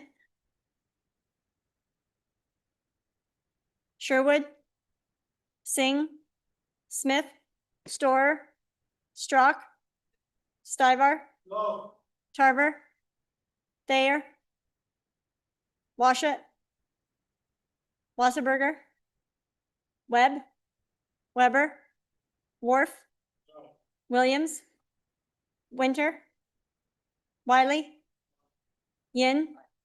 Mr. Speaker, are there any changes? Are there any changes? Thayer, aye. To no, further changes. Further changes. Closing vote. Vote closed. 18 aye, 42 no, 2 excused. By your vote, you have chosen not to adopt second reading amendment number 15 to House Bill number 1. All right, I was just made apprised of some wonderful information, very enthusiastically shared with me up here at the dais. 14 hours left if we're on our current pace, so we're doing great. And Qdoba is on the way. For those of you that are kind of getting a little waspy, Qdoba is about an hour out. So just hang in there, ladies and gentlemen. Don't overload on these. You have to go to a microphone. Representative Provenza. Thank you, Mr. Speaker. I move second reading amendment number 16 to House Bill 1 for your favorable consideration. This amendment is a love letter for the 6th Amendment of the United States Constitution. It's a proclamation of love for justice. It's our love letter for the prisoner, our love letter for our neighbors. So what does this love do? Members, if you go to page 15, under line 13, under administration, you will see that we are adding $2 million for the Public Defender's Office, who has been in a consistent state of crisis, constitutional crisis, when it comes to providing adequate defense counsel to the accused in our communities. Right now, this agency is down 6 staff attorneys, many of which are in your communities. 4 in Campbell County is the shortage. 1 in Laramie County, 1 in Sheridan. And our field offices that are in our communities are struggling the most. Campbell County is at 144% of their maximum caseload. This does not include the cases that they are not taking right now due to unavailability declaration that was put in place in February of last year. Laramie County is at 135% of a maximum caseload. Uinta and Lincoln counties are at 121% maximum caseload. Fremont County is at 108%, and Sweetwater County is at 101%. Those numbers are in comparison to the ideal, which is 85%. What does it mean to be at over maximum capacity of your caseload? It means that you might not be able to provide the adequate defense that accused people deserve under the Constitution. So, body, I would ask for your favorable consideration on amendment number 16 to provide funding so we can meet our constitutional obligation. Thank you. Thank you, Representative. Representative Williams, for your first time. Thank you, Mr. Speaker. Good representative. Kind of lost me on the love letter part, but the rest of that amendment certainly spot on. And true story, vote yes. Thank you, Representative. Any others? Representative Baer, for your first time. Thank you, Mr. Speaker. Hard to say this, but the world needs more lawyers. That's the situation. We don't have enough attorneys out there. So this particular request for additional funding, it's going to go unmet anyway. We were told that because there aren't enough attorneys out there. So I would recommend a no vote at this time. We got to keep working on this situation and getting more attorneys through the education system and living in Wyoming. Vote no. Representative Riggins first, or excuse me, Representative Davis, first time, sorry. Hi, Mr. Speaker. I have a question for that last comment there. If we appropriate these funds and they're not spent, they come back to the general fund? Is that, so if we have the funds available, is it possible that maybe we would attract somebody? I don't know, just a thought. Thanks. Thank you, Representative. Any other members for your first time? First time on the amendment? Representative, yep, he's got an idea. It's Representative Larson Lloyd. First for a second, please. That's a great idea. Larson Lloyd, first for a second. Any others? On the first try at this, seeing none, second. Any members like to speak on second time? Second time? Oh, there he is. Very good. Thank you, Representative Larson Lloyd. So I've had a thought on this idea of needing more attorneys. Perhaps we can fund the law school, take away the 15% cut we're going to give them in the budget. That would help generate more attorneys. It's just a thought that we might consider. Thank you, Representative. Okay, I've got Davis and I've got Bear and Williams that can still speak to this amendment. Any of you gentlemen want to do that? Seeing Representative, yeah, we're on the second go round. Representative Bear, second time. We have funded the law school, folks, to quite a tune. You really should go and visit it. It is an amazing building. It is an amazing place. We have invested a great deal of money into our law school at our land grant university. We should all be proud of that. Unfortunately, it's not putting out the kind of attorneys that we need out there. And it's not, a lot of the attorneys are not staying in Wyoming. So unfortunately, we have this issue with not enough attorneys in the state. Please vote no. Thank you. Any others? Seeing nobody rushing to the microphones, Representative Provenza, please. Thank you, Mr. Speaker. Maybe we're not paying our defenders enough compared to other states, so they don't want to stay. I came aware of the situation when an attorney in my community sent me a letter that they received. And it talks about how yesterday, which was dated February 2nd, so February 1st of 2025, the Wyoming Public Defender concluded that they are still at a chronic attorney shortage, and that office is unavailable to represent indigent defendants charged with misdemeanors in that judicial district. We can throw our hands up and say that attorneys are just going to leave. Aw, shucks. Or maybe we can do something. What are we doing? We're certainly not trying to do anything different in this current budget. And again, I want to go back to where I started. This is a love letter for the Sixth Amendment to the United States Constitution. Please vote aye. Thank you. Body, you're voting on amendment number 16 to House Bill number 1, second reading. Chief Clerk, please call the roll.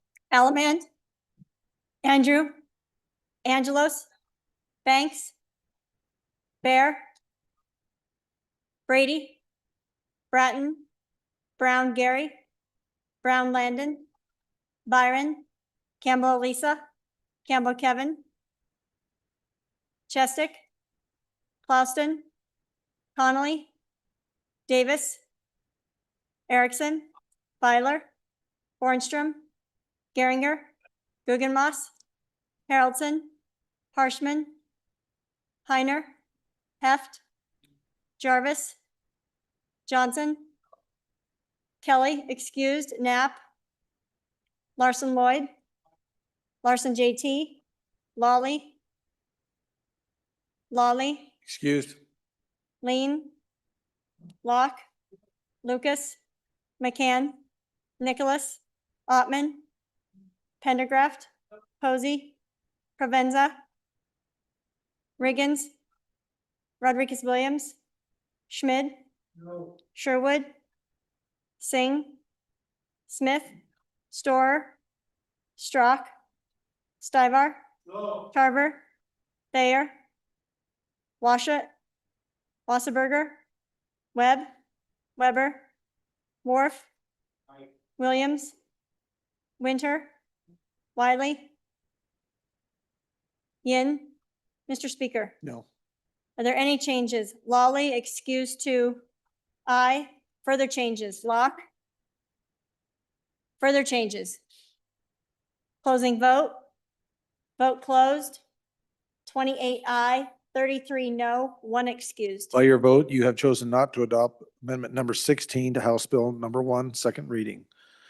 Next amendment for our consideration, House Bill number 1, amendment number 17, second reading. Representative Provenza, please.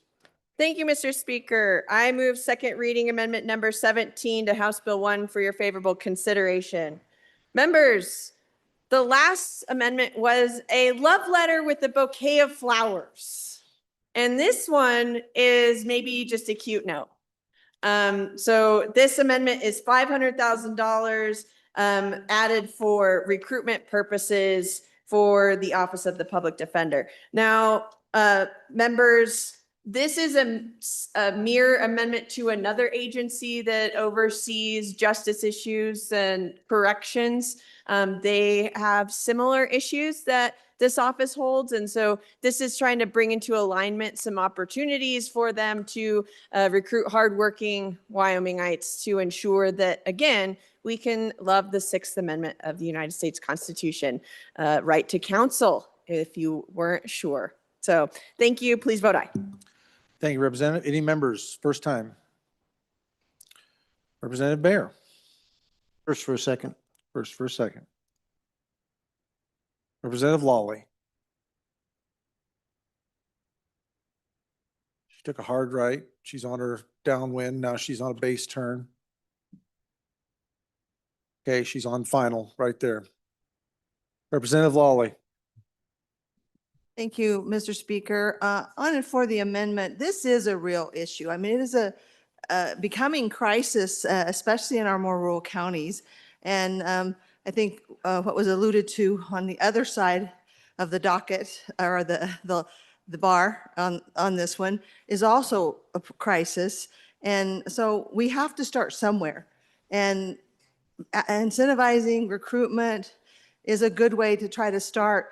We are going to get in a situation, folks, where we can't have trials, and maybe people that maybe need to, they need their defense, but maybe we would rather they had a trial because we are concerned about what they did, and we might not be able to meet the Speedy Trial Act. I mean, there's things, complications in here that kind of go to some of the issues we do care about concerning the administration of justice, and that criminals will face, the court, and they will receive whatever is appropriate in terms of justice. And so these are important issues. And while I'm just here, I do want to weigh in a little bit on the issue of the incentivizing. I would love to work with any member of this body. I think I have some ideas about incentivizing because we are facing a legal desert, particularly in rural Wyoming. And it is a problem, and not just in the area of criminal law. So. Thank you, Representative. Any other members first time? Representative Larson, Lloyd, first time. Thank you. I think this amendment and the last one were really kind of in line with what this committee's done in trying to recruit nurses. We've identified a problem, and we're trying to say, we think that this would work to find this labor shortage. And I think if there's a thought that it might work on that healthcare side, that maybe it might work on the professional legal side as well. So I think it's worthy of consideration, and particularly this amendment really seems to fit well and would encourage a vote. Thank you, Representative. Any other members? First time. First time on the amendment. Representative Harrelson. First for a second. First for a second. Thank you, Representative. Any others? Is that it? Okay, Representative Johnson. Somebody just electrocuted you there. First for a second, Mr. Chairman. Thank you. Representative Johnson, first for a second. Okay, Anyone else? Seeing no others going for the microphones, Representative Bear for your second round. Thank you, Mr. Speaker. In the previous amendment, I did not mention one of the speakers from the middle of the north middle of the state did state that there are these deserts out there of attorneys, and I did start out with the last one saying the world needs more attorneys. I still have a hard time saying that. Anyway, this is a nationwide problem, folks, and we heard testimony to that effect. It's not a problem just in Wyoming. It's all across the country. So we don't feel, your JAC doesn't feel that throwing this money at it's going to make a big difference. We need to just keep being the best place to live, the best place to raise a family, and using that to encourage these people to come here. And if they go through our great law school over the hill, that they will want to stay here and live here because of that.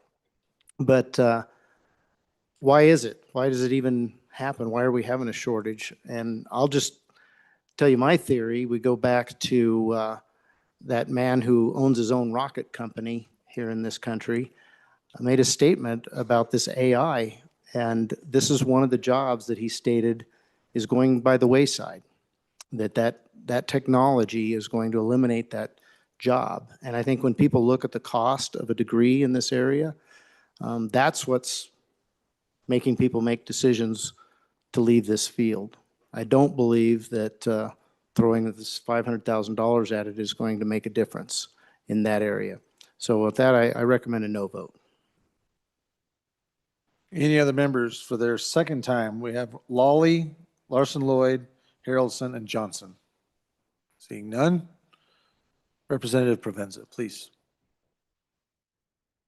Thank you, Mr. Speaker. Vote aye.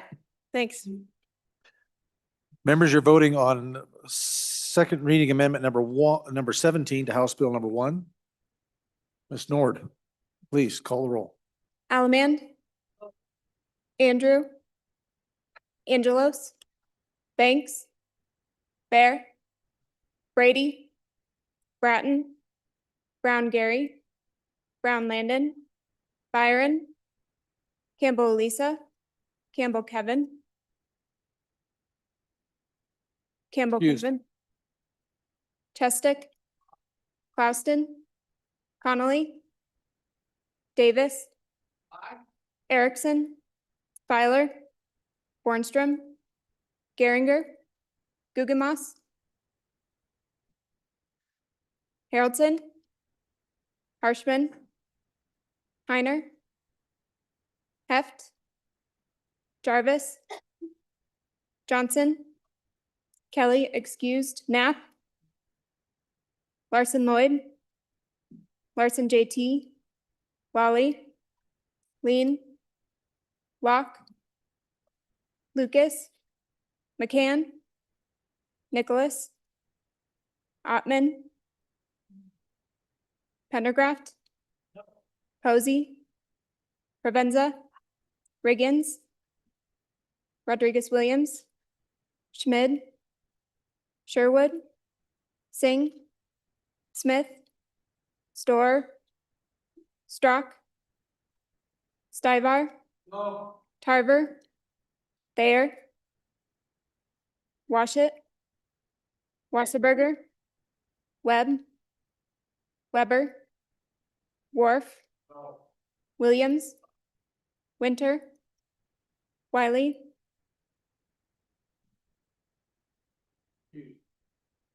Yin. Mr. Speaker, are there any changes? Campbell Kevin, excused to. Further changes. Further changes. Closing vote. Vote closed. 25 aye, 35 no, 2 excused. By your vote, you have chosen not to adopt second reading amendment number 17 to House Bill number 1.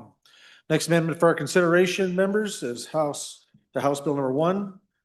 Amendment number 18, Representative Williams, please. Thank you, Mr. Speaker. I move second reading amendment number 18.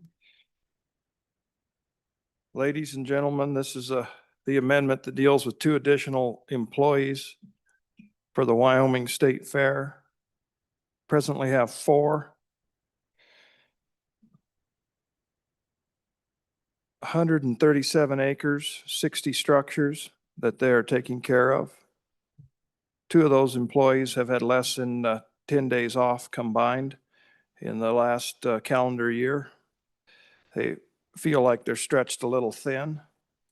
First position is $114,000 of salary, $50,000 of benefit for a total of $168,000. And the second employee's maintenance position, $78,000 of salary, $44,000 of benefit for a total of $123,000. I'd be happy to talk about their responsibilities and their job description if you wish. Certainly would appreciate any discussion. Ask for your favorable consideration. Thank you, Representative. Representative Starak, first time. Thank you, Speaker.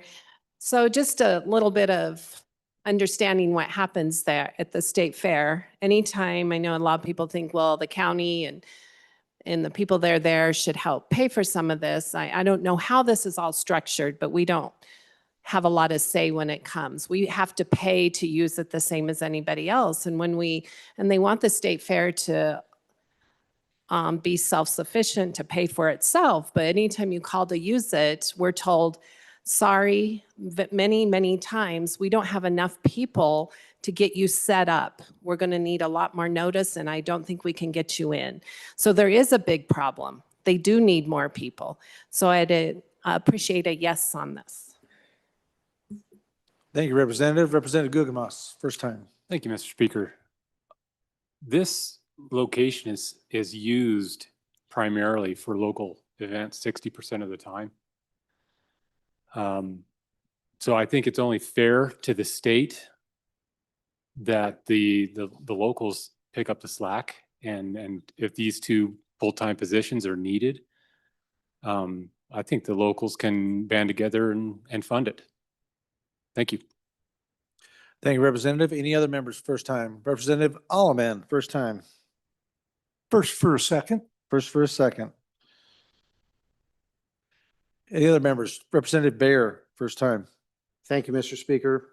I think it's a great idea. I don't disagree that this facility needs 2 more people. I think that the 60% of the work that's being done for local, I think really is important for us to think about. How much do we want to ask the rest of the taxpayers throughout the state to pay for that? Now, I think that the good co-sponsor of this amendment brought up a good point. They have to pay to use, the people that are local have to pay the same amount to use the facility as somebody from outside of the area. I think that can be addressed in the MOU. It would not be difficult for the board that controls this, as well as those subdivisions that are using the facility 60% of the time, to come up with an agreement where if a local person is using the facility, they get a discounted rate, something along those lines. But the local needs to be involved with this and try to help out where the state is providing all these services for them. So on and against the amendment. Thank you, Representative. Any other representatives, first time? Representative Davis, first time. Thank you, Mr. Chairman. You know, if we own the property, I would think it would behoove us to maintain the property. I mean, that's part of the state's responsibility, is to maintain what we own, not push it off on some other organization. I don't understand the mindset here on this one. So I'd vote aye for 2 more employees. Would be pretty good. Thank you, Representative. Any others for their first time? Representative Pendergraft, first time. Thank you, Mr. Chairman. I just wanted to respond to that last comment. If you own the property and you're leasing it to someone else, the person to whom you lease it is responsible for maintenance while they have it. Thank you, Representative. Any other representatives? First time? First time? Seeing no one rushing to the microphone. Second time? Thank you, Second Mr. time? Representative Alaman, your second time. Thank you, Mr. Speaker. I love our state fairgrounds, folks. It is a showcase of our state's agriculture products and a great time for all the people who visit there. As a young man, I showed livestock and products there and was on the livestock judging team. When hard times hit or are in the near future, no one knows how to tighten their belts better than farmers and ranchers. Some say our future is bleak because of our expected shortfalls in our mineral sector. I don't believe this, but it is time to look to our future and slow down the growth of this government.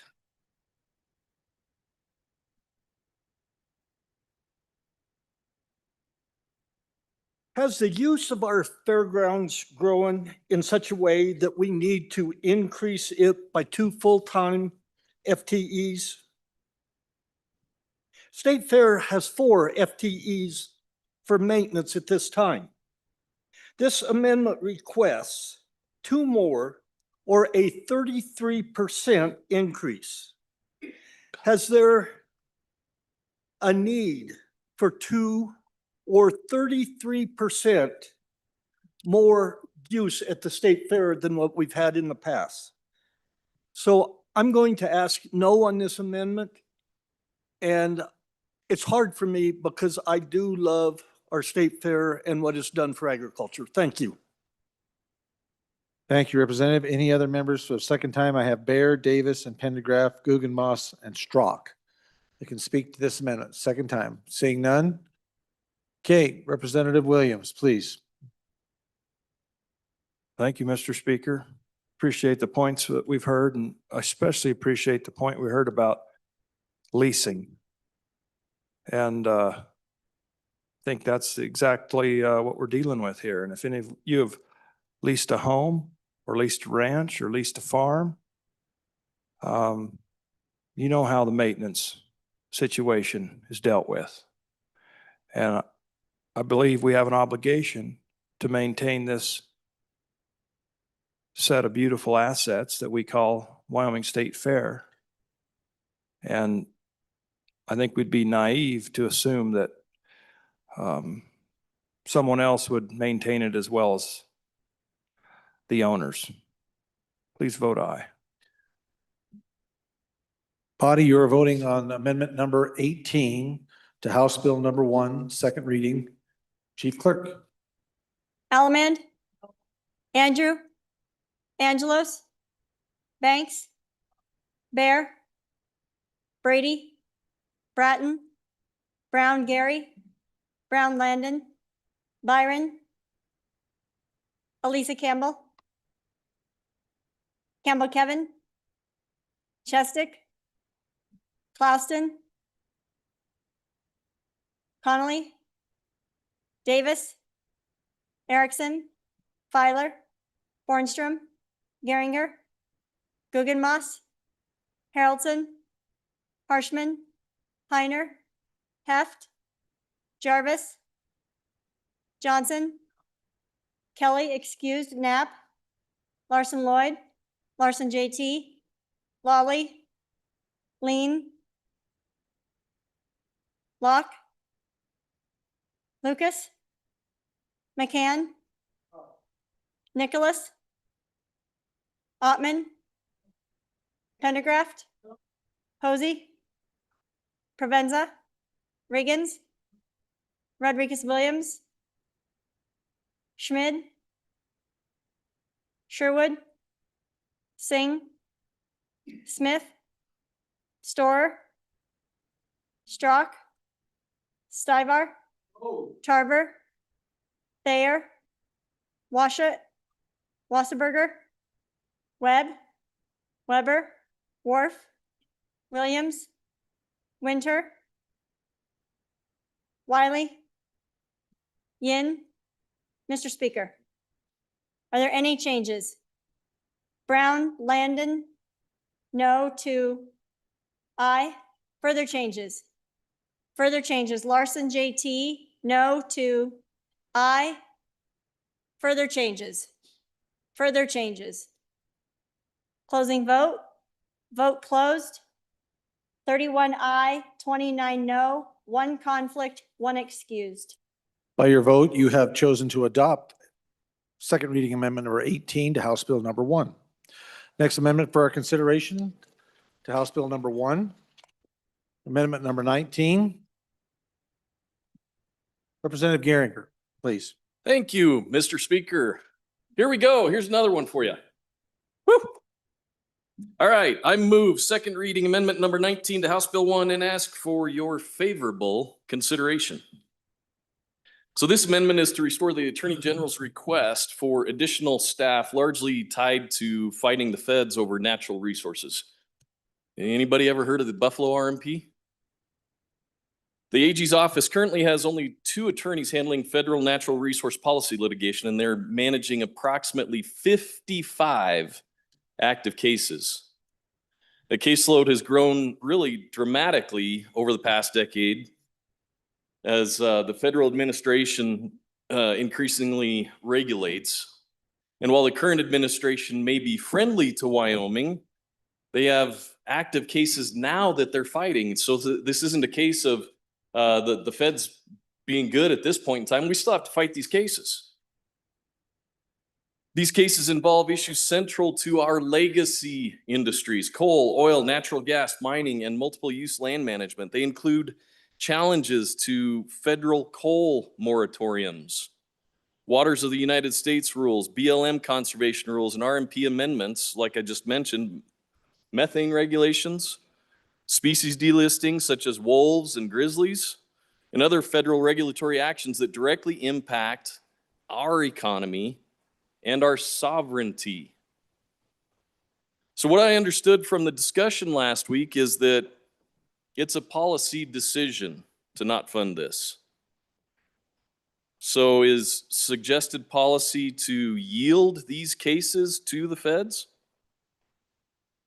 I also heard that the department could pull money from the money that's appropriated or going to be appropriated to protect our interstate water rights. So instead of protecting our interstate water rights, we're going to pull, they want the department to pull money from there. That money is already spoken for, and actually it's not even enough to do what we needed to protect our water rights. I also heard that there's a lack of availability of attorneys. Well, I guarantee you, we won't have an attorney if we don't appropriate the money. That's a guaranteed way, you bet. So if we do not have this legal staff to engage in these cases, we're effectively surrendering the field to federal agencies. Come on, folks. Let's go. Let's fight. This is about protecting Wyoming. Protecting Wyoming from being overruled by Washington bureaucracy. That's easy for me to say. It's about protecting our coal, oil, natural gas, and Trona industries. I encourage you to vote aye on this. Thank you, Representative. Members, speaking on the amendment, Representative Baer.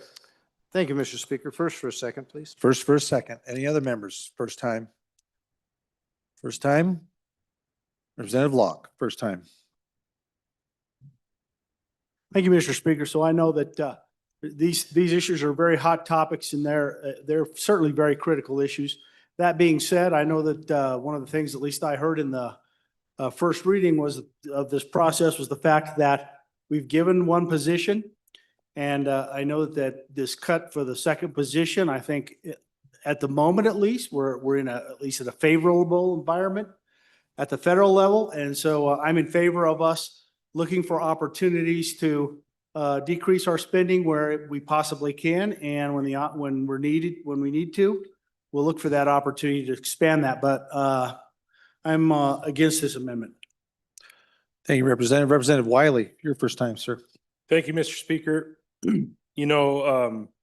last year, we did the supplemental and we fought for water attorneys, didn't get funded.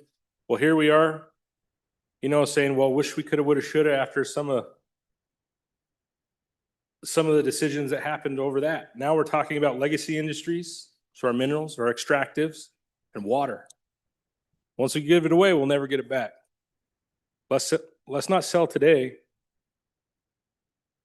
over the hope of our future. Please fund these folks. It's not like they're wasting money. They're coming to us and they're saying, hey, please help us. Help us help you. Put your money where your mouth is. Thank you, Representative. Representative Davis, for your first time, sir. Thank you, Mr. Speaker. The bringer of this amendment is right on. One thing that we're looking at, you talk about water, all right? We've had several issues with that. You can look outside, see that water is going to be an issue. The state of Wyoming is under attack on the Colorado River Compact. We have one attorney sitting. The lower basin states have them lined up in like cordwood. How are we going to defend the state of Wyoming and our water along with the legacy industries by sitting on our thumbs? I don't understand why we can't see the urgency of what is coming down at us. Where is our vision here in this body? Thank you, Mr. Speaker. I'm in favor of this amendment. I think I said last year, Wyoming's water is like gold. Gold's worth what? Almost $5,000 an ounce now. When you take our water, it's worth a lot more than what gold is worth. So if we don't have the attorneys, and I'm speaking strictly to the water, there's way more other reasons why we need it. But with that water being gold, we got to be able to look out for Wyoming's water. So I'm in favor of the motion. Representative Lean, first time. Thank you, Mr. Speaker. I was just trying to look through the previous biennium and see how many of these attorneys were appropriated while we were going through our coal litigation. And I can't seem to find any. So if anybody knows of any, I'd be happy to be corrected, but I don't see that we appropriated any attorneys in the last biennium when they were under dire stress. So I would be a no vote on this, seeing as we're under a friendly administration, we could just continue to move forward. Representative Lawley. Thank you, Mr. Speaker. We are facing a new threat in the area of water, and it's well known what's happened. We've seen it developing like a slow-moving train wreck, and we are headed for some serious litigation with states that want to take Wyoming water that they're not really entitled to, trying to create a new allocation of our water. And again, we will likely never get it back. And so there's a lot yet to be done in this area, but we know what's coming. And for that reason alone, you should support this amendment. But I will tell you again, as it concerns various federal regulations in this area, all has not been pulled back by the current administration. There are some of the federal rules that have been slow and maybe will never, according to some experts, be pulled back that we in Wyoming might want pulled back. And that work is very tedious. It takes a lot of effort because you have to begin when those rules are being put out or new rules are being promulgated, and you have to go in and you have to, in a timely manner, object to those rules, and then you have to do the next step and the next step and the next step before you ever get to litigation. It is a tedious but important job, and those all require legal input. So again, I really believe that we're kind of being, in some areas, penny wise and pound foolish. And I just want you to think about what we know is coming with the Colorado River Basin and the litigation that's coming. And we have states that are already powering up to fight this fight against Wyoming. Representative Chestick, first time. Thank you, Mr. Speaker. I heard some comments about how we have a favorable administration in Washington, D.C. right now, so we should just roll with it and hope that the administration in D.C. will save us. I want to remind the body that the Colorado River Compact is under negotiation with 7 states. They are acting without guidance from the administration in Washington, D.C. So a lot of the problems can't be saved by the administration in Washington, D.C. We're on our own. We're defending ourselves against other states, not against anything that the federal government is doing. So I want you to keep that in mind as well. Representative Filer, for your first time. Thanks, Mr. Speaker. On and for this amendment. I think I said this last year when we talked about water and trying to fund attorneys and stuff to fight for our water rights, especially this Colorado River Compact. I can't believe we're still having a debate on fighting for our legacy industries. You know, when I got elected there a couple years ago, I was like, hey, we're going to go into a body that's all pro all of our legacy industries, pro water, and help our state. And here we are having an office that's asking for our help to help our state keep our legacy industry strong. We might have a favorable administration in DC, but those change those change every few years sometimes. We can't just count on it now. We got to count on this for the future. So I'm in favor. Representative Larson, Lloyd, first time. Thank you, Mr. Speaker. There was a question from one of the previous representatives asking a fair question about what were we doing when, in the last administration, when coal was under fire. Sponsored a bill, we funded $1 million to this very agency so that they could contract out legal services to fight against the early premature shutdown of coal-fired power plants using PRB coal. And then it was later used to help the Attorney General fight other litigation issues regarding coal. So we have funded that in the previous administration. Representative Thayer, your first time. Thank you, Mr. Speaker. I'm not sure about you guys, but I'm not sure if I will be let back in House District 15 if I try to tell my people they have no water, or we didn't fund an attorney so they can turn on their showers or flush their toilets. I mean, it's that simple, you guys. We have to think about our constituents on and for this amendment. Representative Washut, first time. Thank you, Mr. Speaker. On and for the amendment. Over the years, I can't remember how many times we've asked this office to step up and litigate on behalf of the people of Wyoming on one issue or another, again and again and again. And when the chief executive of that office steps up and says, I need help, I need resources, I really think we ought to be listening and responding to that. I have every confidence that if this position is added, they will hire somebody of high quality who will serve our interests very, very well. We will get our money's worth out of any attorney in that office fielding this type of work. I strongly support the amendment. Representative Larson, JT, first time. Thank you, Mr. Speaker. On and in favor of this amendment. Members, we can't afford to vote this amendment down. It failed last year because we didn't have a budget, this effort, and now it's becoming to a point where if we don't do something now, it'll be too little too late, and we will be the ones responsible for losing Wyoming's water position. So please vote aye. Thank you, Representative. Representative Harrelson, your first time.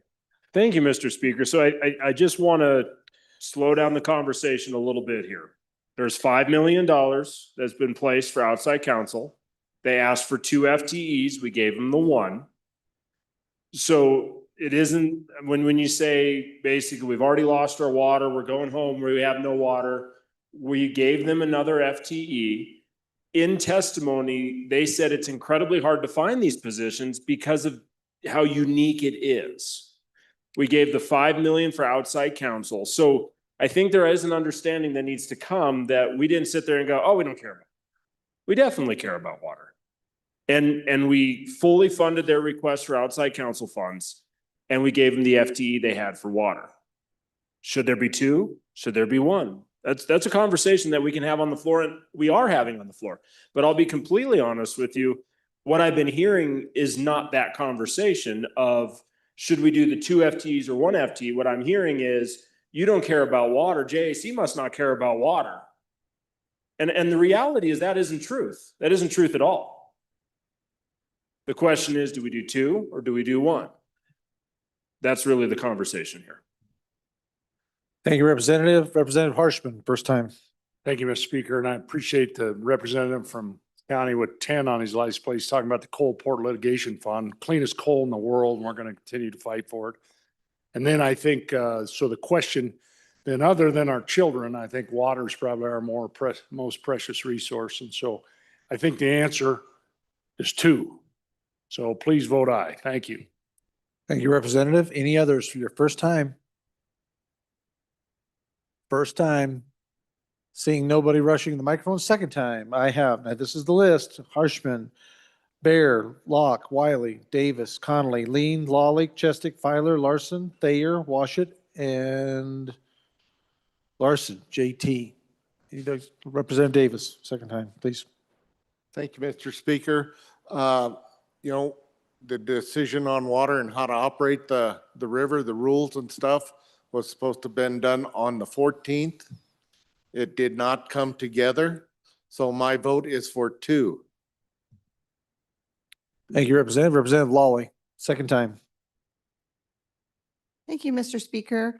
Again, I'm sorry if the JAC feels that we're saying something different. I know I'm not saying you don't care. I think you have worked hard in this area, but my concern is we are facing a unique sort of deadline, and in which I think is going to trigger some things that we, again, are watching in the future, and we're slowly about to crash into them.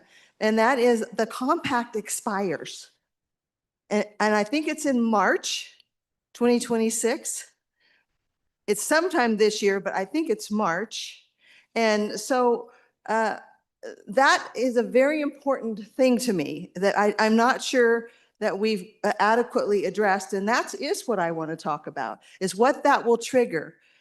Once the compact expires, the other states are going to file lawsuits. Until while it was in place, everybody played nice. That's the slow train wreck I've been watching.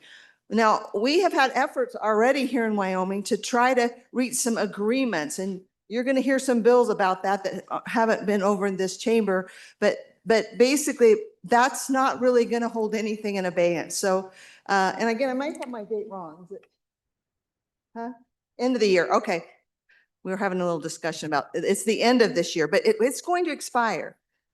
And that is an important moment where some things have been held in abeyance that we knew were coming. So again, this is why my concern, my level of concern of, I would like to see us put some things in place. And if we wanted to pull something back, then let's do that. But when it starts, it is going to be a mighty flood. No pun intended. And that's really why I'm concerned. And I don't know if whether that was discussed specifically, the expiring of the compact, how the compact has been sort of holding these states back. They've been kind of throwing spitwads at us and throwing stones at us, but that is when they will legally be able to sort of file lawsuits because the compact is no longer in existence. Thank you, Representative. Any other members for the second time? Representative Wiley, please, sir. Thank you, Mr. Speaker. I just want to touch back on this idea of, a friendly administration. We're okay. So just think of this, body. We're on a ship together, right? USS Wyoming, and we're traveling, whatever our ship makes. We're sailing good. We're going, oh, person overboard. I got a lifesaver. Should I throw the lifesaver? No, I don't think we need to toss this lifesaver out there. Look, there's another ship coming. It's just coming the other way. Okay, we'll just keep going. We can save our lifesaver. And we go past and we're looking. We got our binoculars and we're looking behind us. And what is it? It's the lower basin. Just passing us by. What is that? That's our opportunity. That's our water. And it's gone. I don't care if it's 1 position or 10. If they ask for it, we should give it to them. Right. Representative Chestick, can you top that? Thank you, Mr. Chairman. I'm not very good at sound effects. I apologize in advance for that. You're fine. Please proceed. I just wanted to, first of all, say that the actual drop dead date for renewing the compact is October 1st, 2026.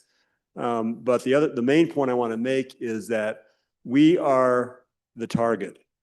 We have the water. We are the headwater. Our state is the headwater of the Colorado River. The main source of water for that river comes from Wyoming. And we're also the smallest state and probably the most underfunded and underrepresented because we're a small state. So we're the target. We're on the menu in these negotiations. We need all the help we can get. Thank you. Thank you, Representative. Representative Bear. The microphone on the amendment. Thank you, Mr. Speaker. Second go around.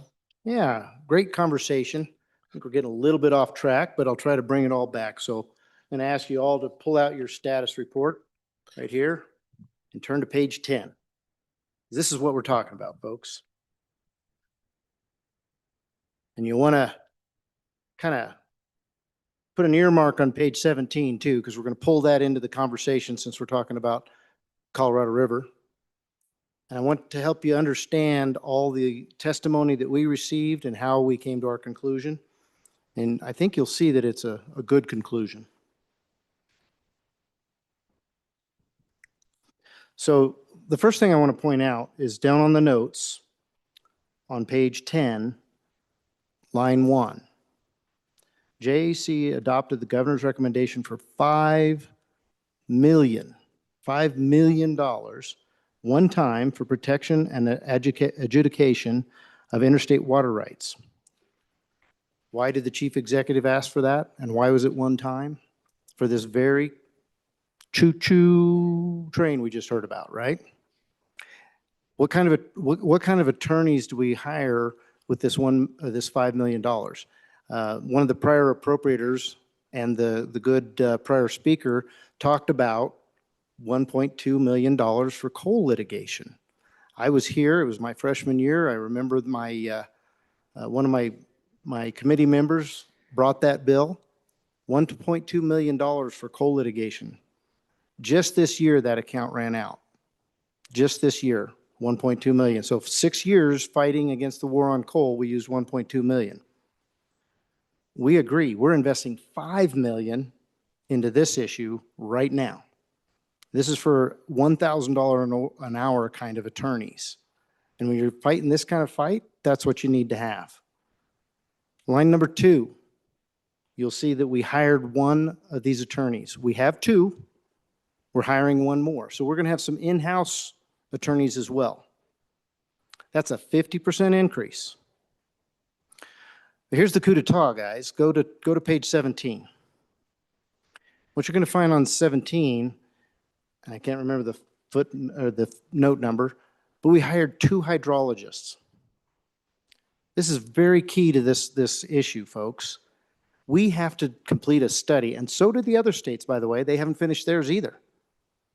This has to be completed before you can do anything as far as court is concerned, because an attorney, as good as he may be, cannot make up the facts. We need the facts. That comes from the study. That's why they hired the hydrologists. That's got to take place first. And we're talking about a study that's going to take a couple of years. I agree. Train's coming. We're getting ramped up. Most of it is putting some money. And let me tell you about the $5 million, folks. I don't think we're going to be pulling money out of there to hire these $1,000 attorneys right away. This is more for show. And the chief executive just met with the chief executives of those states that we're probably going to be fighting with. And I assumed that from those conversations, he knows how much we should probably put away in this case. I agreed with his idea of $5 million. This sends a message to those other states that when the time comes, when the study's done, we'll be ready. That's how this is working, folks. We did put a lot of time and energy into this. I mentioned some of this on Thursday night. Glad we're getting into more detail now. Hopefully your minds are sharp. Hopefully you looked at the status report, got that information, and hopefully that helps you to vote no on this amendment. Representative Larson, JT, for your second time. Thank you, Mr. Speaker and members. I would submit to you that if we're able to hire 2 people by passing this amendment, there may be a cost savings in that $5 million amount once we go down for litigation. It's much easier to pay an attorney in-house. It's cheaper because they're your employee. So I'd encourage you to vote aye for a potential cost savings down the road. Any other members? Any other members? Read down through the list, but I don't see anybody bounding up to the microphones. Representative Geringer, bring us home. Thank you, Mr. Speaker. Just to comment on what was previously talked about the $5 million. In talking with the department, that $5 million is simply for the water rights battle, okay? Just for the water rights battle, and they really think it's gonna take more than that. What we're talking about here is additional staff to help with the legacy industries, okay? The coal, oil, natural gas, mining industries. We have a fight on our hands in that area as well. And I don't know if you know this, but we have to support the Trump administration and protect Wyoming. That's what this is for. Even though it's a favorable administration, we have to help that administration fight these battles. So we hope that because of the favorable administration, that we might see a lightening of the load, but we're not. And hope is not a strategy. Come on. Hope is not a strategy.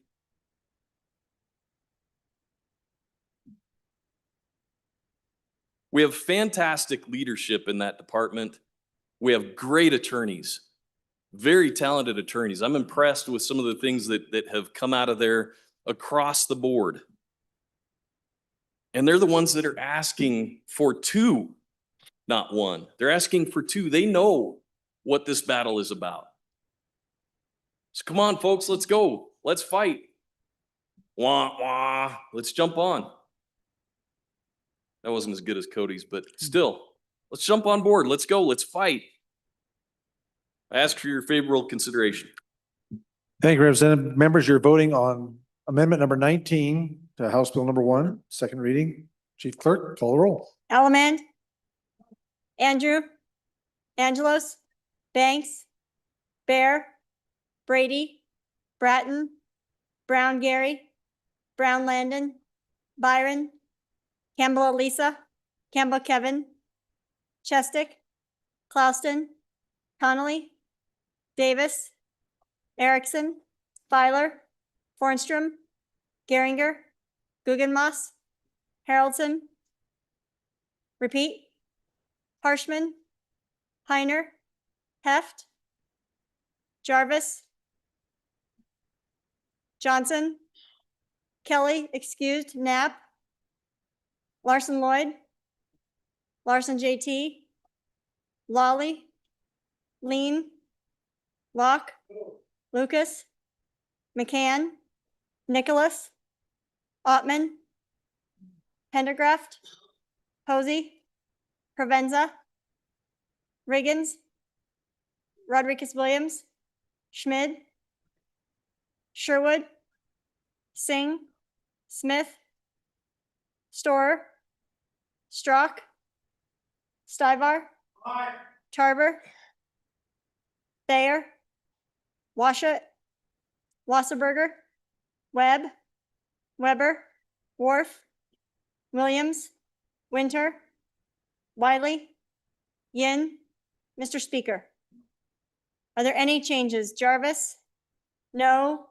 To aye. Further changes? Further changes? Closing vote? Vote closed. 30 aye, 31 no, 1 excused. By your vote, you have chosen not to adopt amendment number 19 to House Bill number 1, second reading. Next amendment for our consideration, amendment number 20 to House Bill 1. Representative Washut, please, sir. Thank you, Mr. Speaker. I move second reading amendment number 20 to House Bill number 1 and ask for your favorable consideration. Did y'all hear that? Number 20. That brings us to a historic moment in the legacy of the 68th legislature.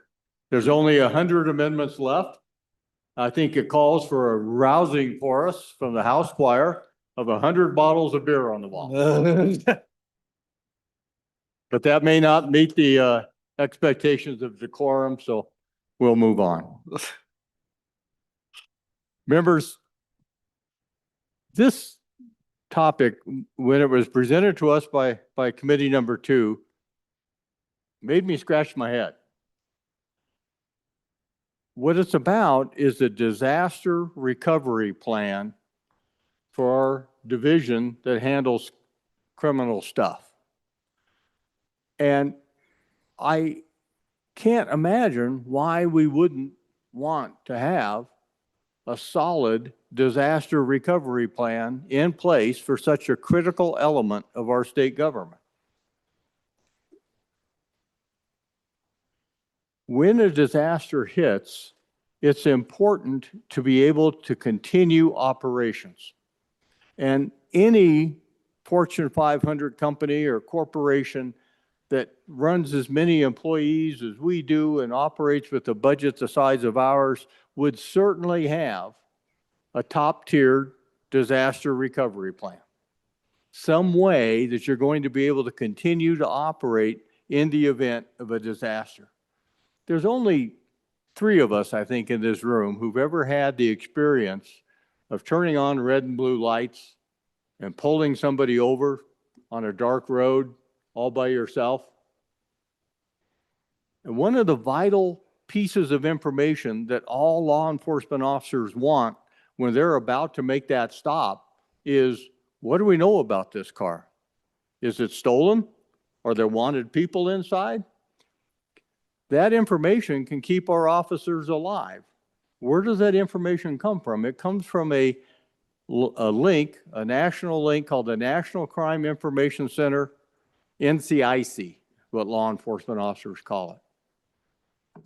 So right now, we have cloud storage for all this critical data. But what we don't have is a plan to keep all of these things operating so that we can actually access that data in the event of a disaster. And so the division is looking at cloud storage and some other options, but we're under some very tight timelines to comply with federal regulations if we're going to maintain our access to this national system. I think this is a must, an absolute must. And I know we voted different ways on different things this afternoon, but this is critically important to make sure that we have the programs, systems, and software to access the data that we put into an emergency recovery file just in case. And I'm old enough to remember when this city had a major flood, when this city had a tornado. Disasters happen, both man-made and natural.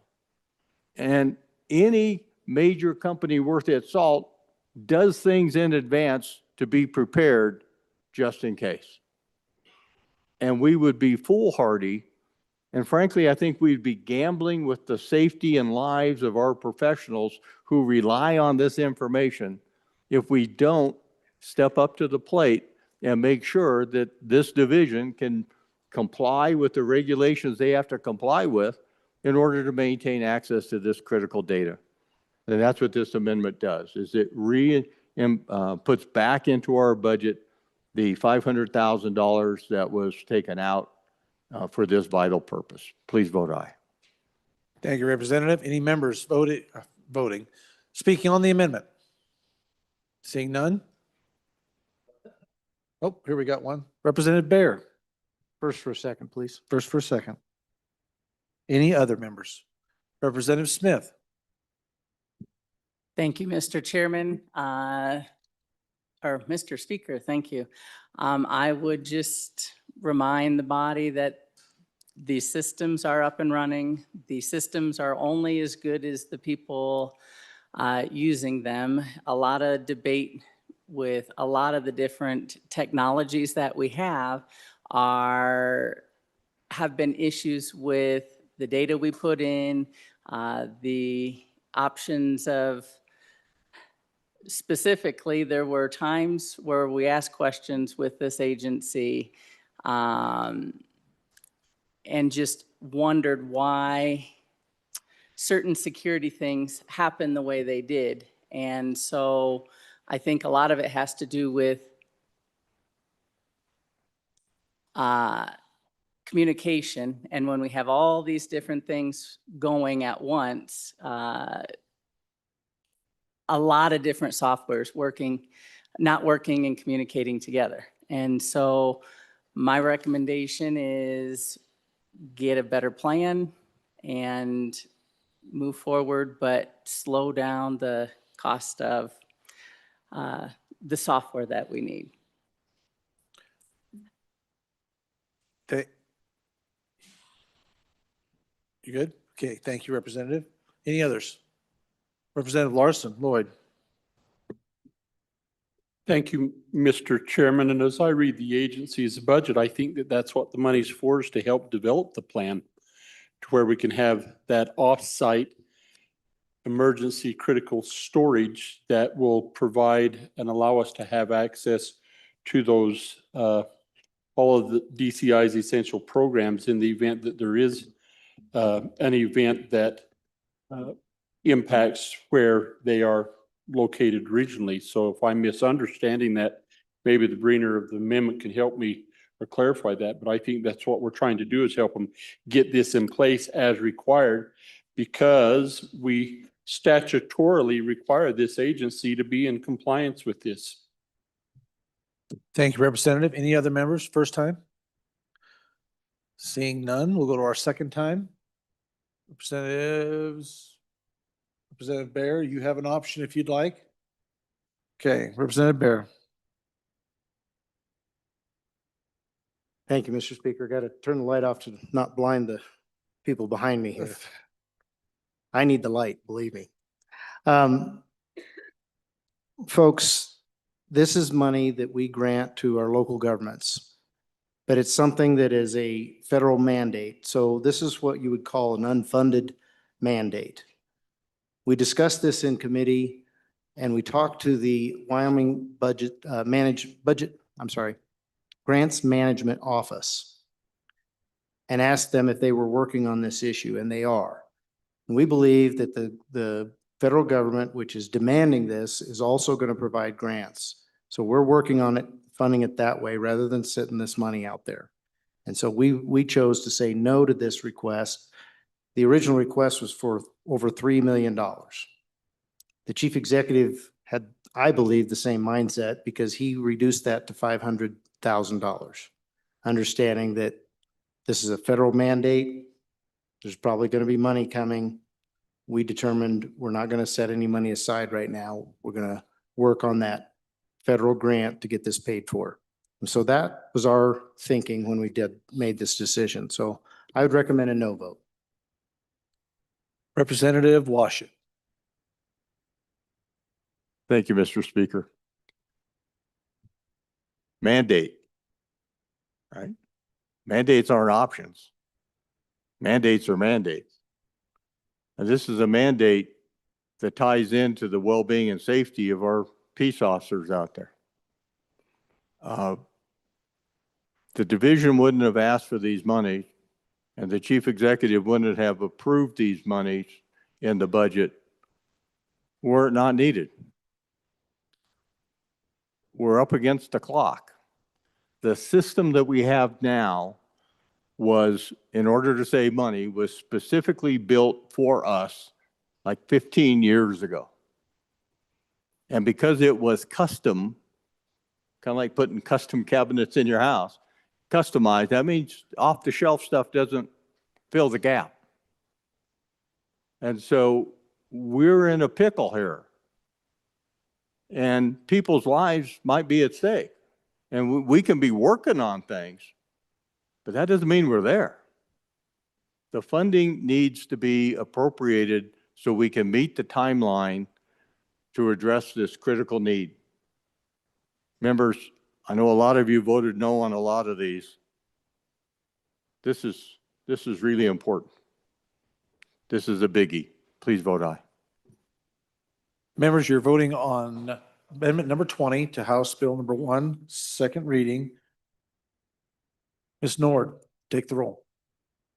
Allemand, Andrew, Angelos, Banks, Bear, Brady, Bratton, Brown Gary, Brown Landon, Byron, Campbell Elisa, Campbell Kevin, Chestick, Clouston, Connolly, Davis, Erickson, Filer, Fornstrom, Geringer, Gugemas, Haroldson, Harshman, Heiner, Heft, Jarvis, Johnson, Kelly excused, Knapp, Larson Lloyd, Larson JT, Lawley, Lean, Locke, Lucas, McCann, Nicholas, Ottman, Pendergraft, Posey, Provenza, Riggins, Rodriguez Williams, Schmid, Sherwood, Singh, Smith, Storr, Strock, Stivar,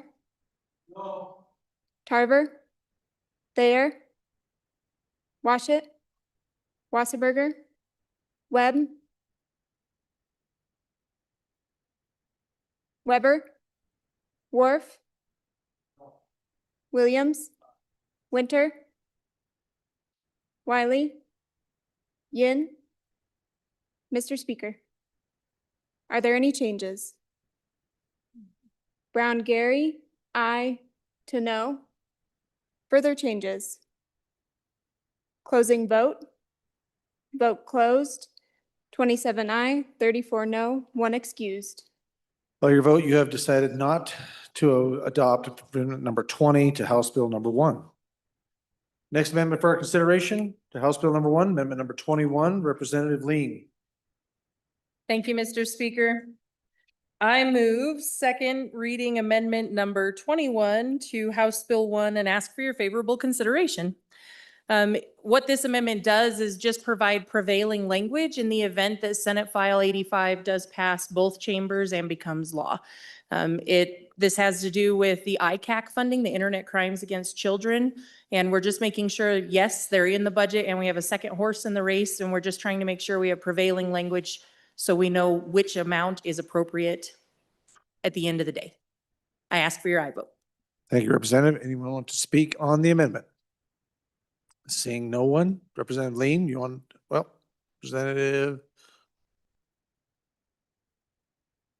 Representative Bear. There. Mr. Speaker, I'll just take it first for a second, for just a second here. First for a second. Any other members? First time. No members? Okay, Representative Bear. Thank you, Mr. Speaker. Now that I've wrapped my mind around it, I recommend an aye vote. Thank you, members. Representative Lean, you have anything you want to follow up? Okay, representatives, we are voting on amendment number 21 to House Bill. Well, oh, there's no appropriation with this. Oh, it's just a vote. All those in favor signify by saying aye. Aye. All those opposed, no. Motion carries. Amendment has been adopted.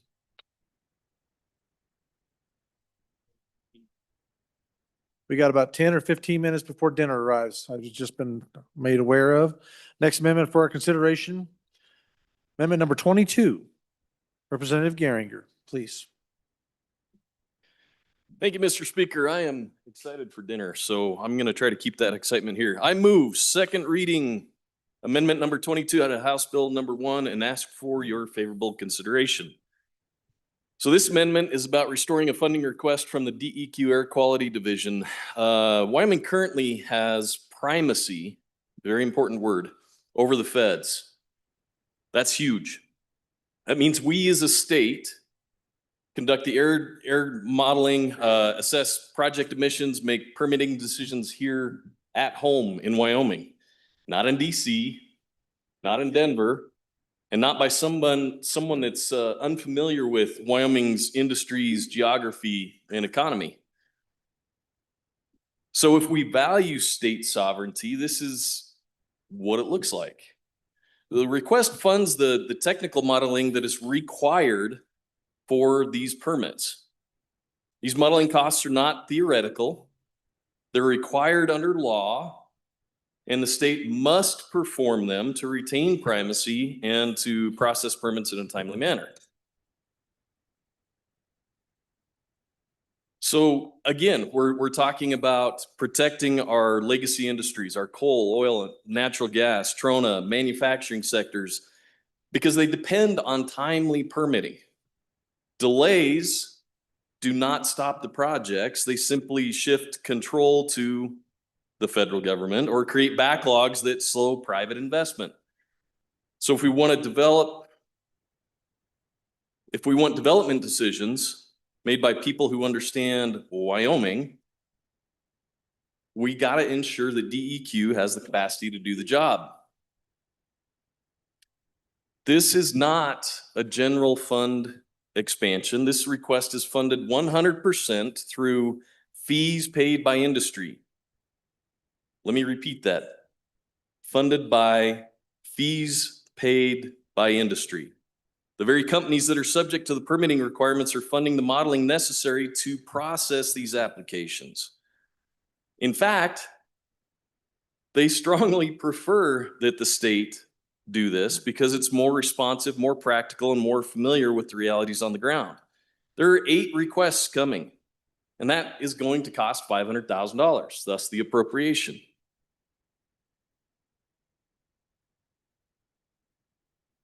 Something to understand here is that with these fees being paid by industry, we can either process them quickly by having the money here, or we can create more red tape and do it through a long, complicated process called a B11. So if we want bureaucratic red tape, let's go ahead and do this. I mean, these permits, these permits will still get analyzed no matter what. But do we want to make it more efficient for industry, or do we want to slow things down? I say let's cut the red tape. There's no reason not to do this. I ask for your favorable consideration. Thank you, Representative. Representative Locke, for your first time. Thank you, Mr. Speaker, and thank you for that explanation. In terms of how this is funded, it is my understanding that the people who fund this say, please continue to fund from that perspective. And so it's not coming out of the general fund, so I'm probably a yes. Thank you, Representative. Representative Wiley. Mr. Speaker, thank you. Body, we're all on this airplane. Just kidding. No, just to touch on the bringer of this, I stand in support. If you have coal mines in your districts, they're for this. If you have oil and gas projects in your districts, they're for this. And I'll push back a little bit. This might not stop a project, but you're talking about it could be out there 5-year completion date to a decade. And then we go back to this point of federal overreach, right? Fed's bad. I agree. This helps with that. This keeps state primacy. I think this is a really good thing, and I really think the body should consider this and have an aye vote. Thank you. Thank you, Representative. Representative Lawley. Thank you, Mr. Speaker. On and for this amendment, I was just going to take a minute. You hear the word primacy, and that might not be something you're familiar with, but it is an important concept. It's where the state can go in and seek permission from the EPA and get permission for the state to actually handle the regulations set by the EPA, do our testing. We comply with all of the EPA rules, but we do it more efficiently. So getting primacy is a big deal for a lot of reasons, but one of which we have more control on how we handle this process to keep our industries moving forward. Complying with the federal law, but doing it with Wyoming people. This is really important. And so to me, to not take the money that's being paid by those who are asking for these permits, to use it to keep the system moving, it would be a foolish thing to do, because we actually went to all the trouble to go and ask for the primacy, receive the primacy, to actually get away from the backlog and the bureaucratic nature of the federal government. So it's a really valuable thing. Actually, it's only some states have it. Many states are still trying to get it. So we have it, so let's use it the way it's intended. On and for. Thank you, Representative. Representative Bear, for your first time. Thank you, Mr. Speaker. First for a second, please. First for a second.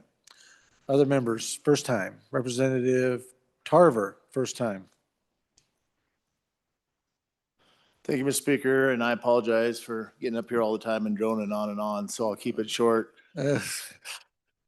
I'm very much in support of this. The industry pays for it, and we do need to keep our primacy. So please support this. Thank you, Representative. Representative Larson Lloyd.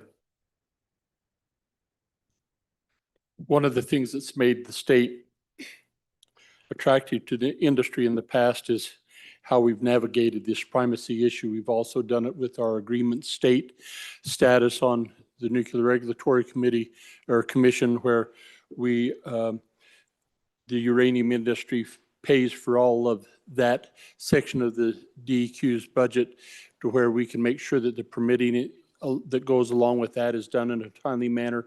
If our industry has to go back and rely on those federal agencies to do the permitting, it becomes very burdensome and very timely. We have a requirement, a few years ago, we have a requirement statutorily that this agency has to get these, the permitting and this analysis done in a timely manner. And so, and there's time requirements, and they've always been able to meet that. But there's some complexities now in some of the modeling and in some of the testing that they do that's requiring this ask. And so in those situations, as the good bringer of the amendment pointed out, I think 8, that they anticipate needing to have this highly technical analysis done is important to the industry that's seeking it. And so I think that it should be in place and be industry friendly, and would ask for your aye vote. Thank you, Representative. Any others? First time on the amendment? Seeing no one, second time on the amendment. Representative Bear, please. Thank you, Mr. Speaker. So we had a conversation last week about B11s and how we're trying to reduce the number of B11s. And there was a lot of speak just now about losing our primacy. And let me be the first to say primacy is a great thing, and this $500,000 is not going to lose our primacy, not even on the table. What we're talking about right here is one of those accounting issues with the B11. And we could fix all the B11 issues. I don't know exactly why my predecessors didn't fix them during their time, but I've chosen to fix most of them and not all of them. And this is one of those. So let me explain how the paperwork works. The agency collects the fees when a permit is drawn. When you go to pull a permit, you have to pay your fees. So the money is there. It gets collected. We all agree on that. This is just their money being used. Then we need to do this study. So the money needs to be spent.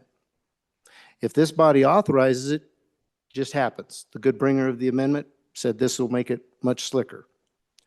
If they don't have our authorization, they fill out they go ahead and spend the money, get the study done, and fill out a B11 and notify my committee.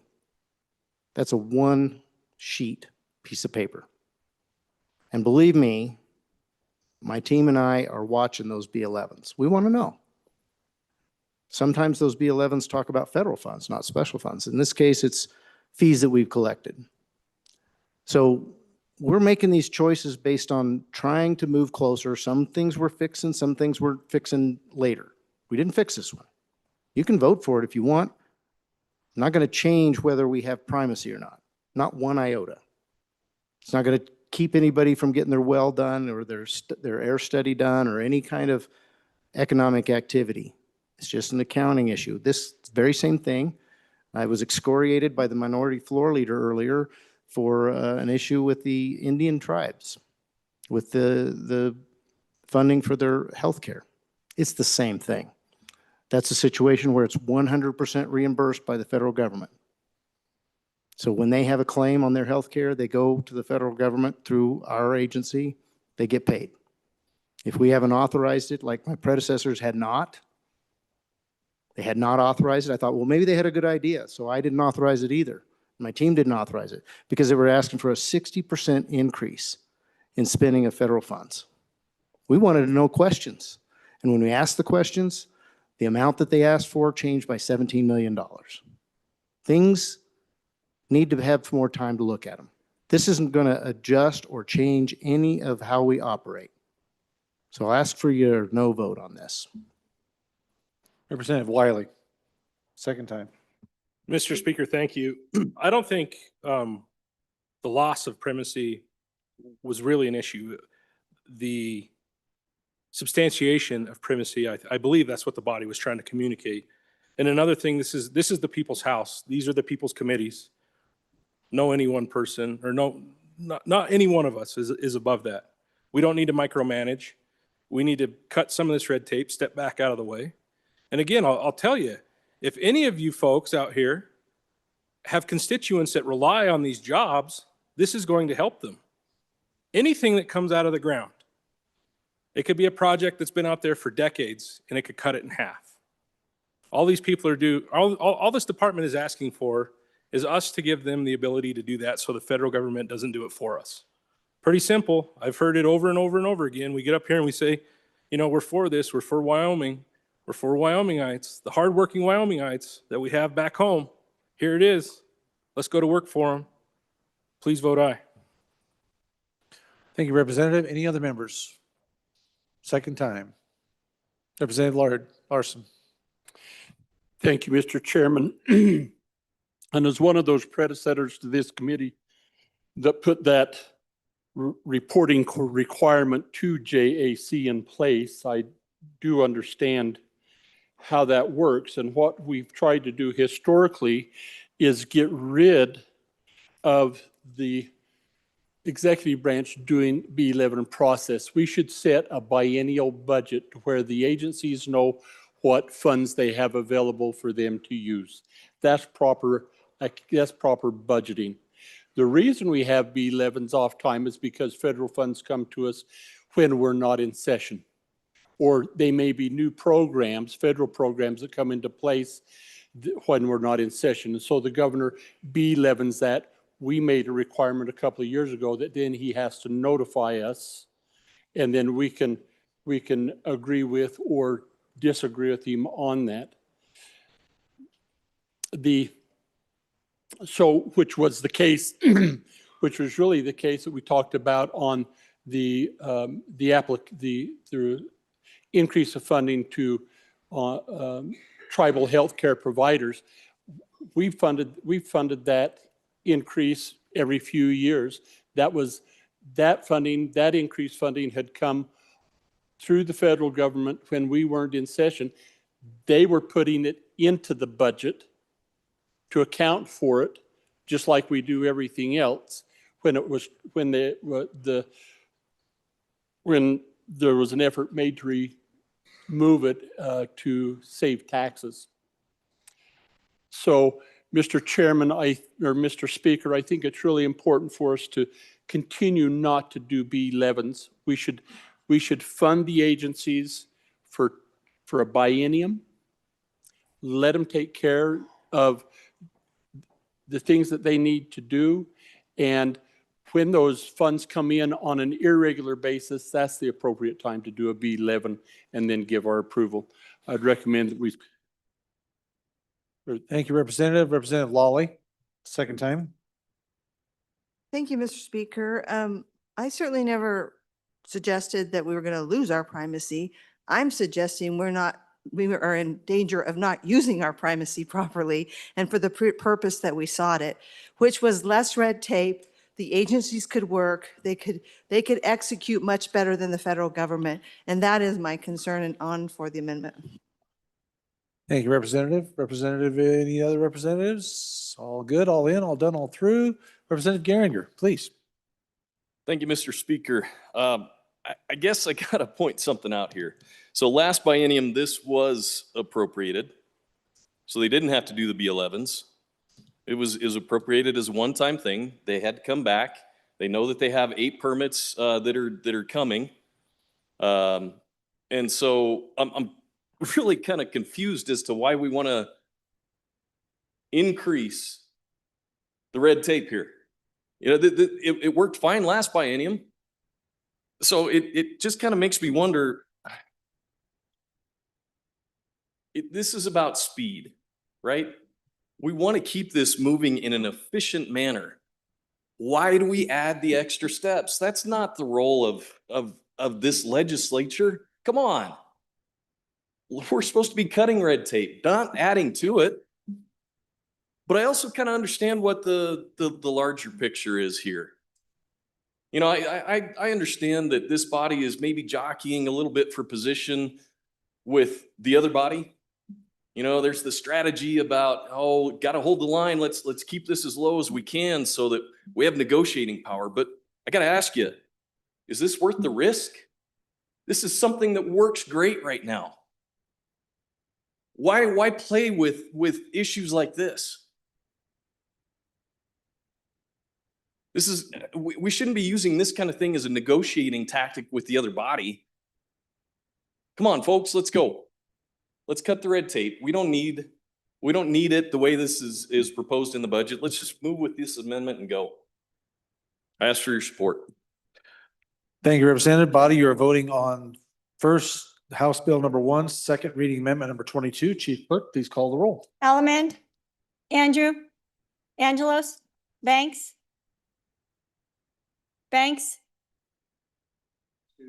Bear, Brady, Bratton, Brown Gary, Brown Landon, Byron, Campbell Elisa, Campbell Kevin, Chestick, Clouston, Connolly, Davis, Erickson, Filer, Hornstrom, Geringer, Guggenmoss, Haroldson, Harshman, Heiner, Heft, Jarvis, Johnson, Kelly, excused, Knapp, Larson Lloyd, Larson JT, Lawley, Lean, Locke, Lucas, McCann, Nicholas, Ottman, Repeat, Pendergraft, Posey, Provenza, Riggins, Rodriguez Williams, Schmid, Sherwood, Singh, Smith, Storer, Strock, Stivar, Tarver, Thayer, Washut, Wasserberger, Webb, Weber, Worf, Williams, Winter, Wiley, Yin. Mr. Speaker, are there any changes? Are there any changes? Jarvis, no to aye, further changes. Heiner, no to aye, further changes. Locke, no to aye, further changes. Bratton, no to aye, further changes. Schmid, no to aye. Webb, no to aye. Brady, no to aye. Guggenmoss, no to aye. Knapp, no to aye. Singh, no to I. Heft, no to I.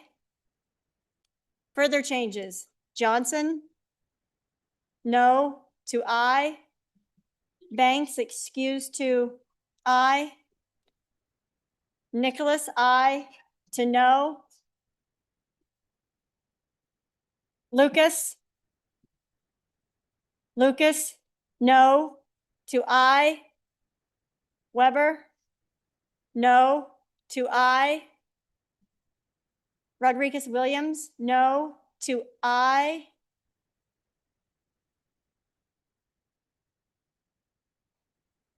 Ottman,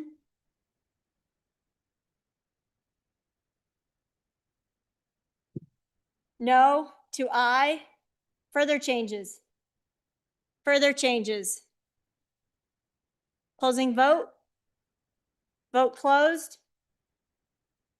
46 aye, 14 no, 2 excused. By your vote, you have chosen to adopt the 22nd Amendment to House Bill number 1, second reading. Okay, ladies and gentlemen, lunch is in the room in there. We want to try to get after it while it's warm. So Qdoba has delivered. And so if you guys want to get up and stretch, we'll take a brief recess and let you stand up, walk around, visit a little bit, and then we'll get right back in here. Give us, what would you say, majority floor? 30 minutes, is that a plenty? Kind of get up, walk around, stretch, let the blood flow, get you some supper, and then we'll get back in here and keep going. Huh? 20 minutes, so I hear 20? We hear 15? 7 minutes? You guys might want to hustle. You're starting to run out of time quickly here. 6 minutes and 50 seconds is the last. 6. So anyway, return at the sound of the gavel.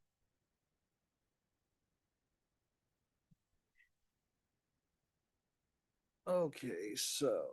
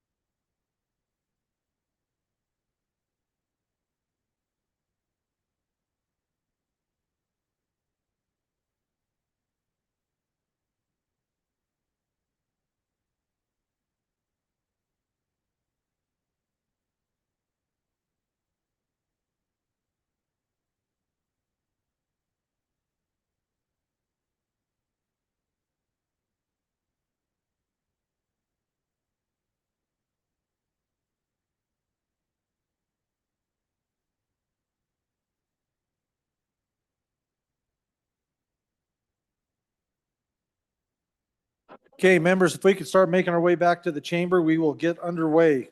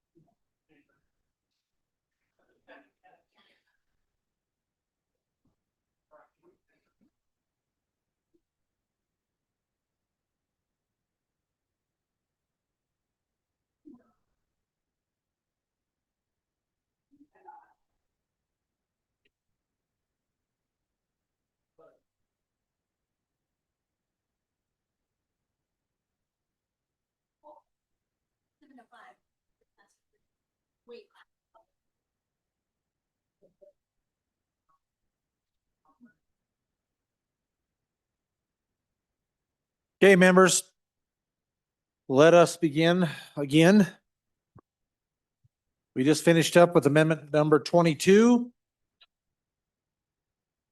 Huh?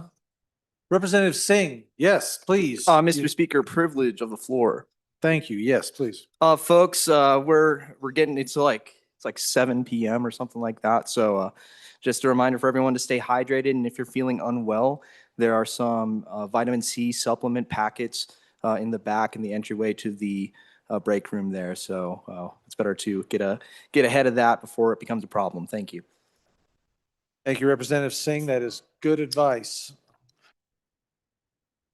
All right, ladies and gentlemen, we've got, we're going to go ahead and continue to go, but there are some considerations that we need to be making as the body moves ahead.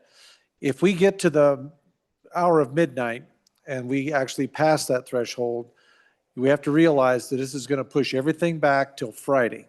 So committee of the whole, we're moving back a full day.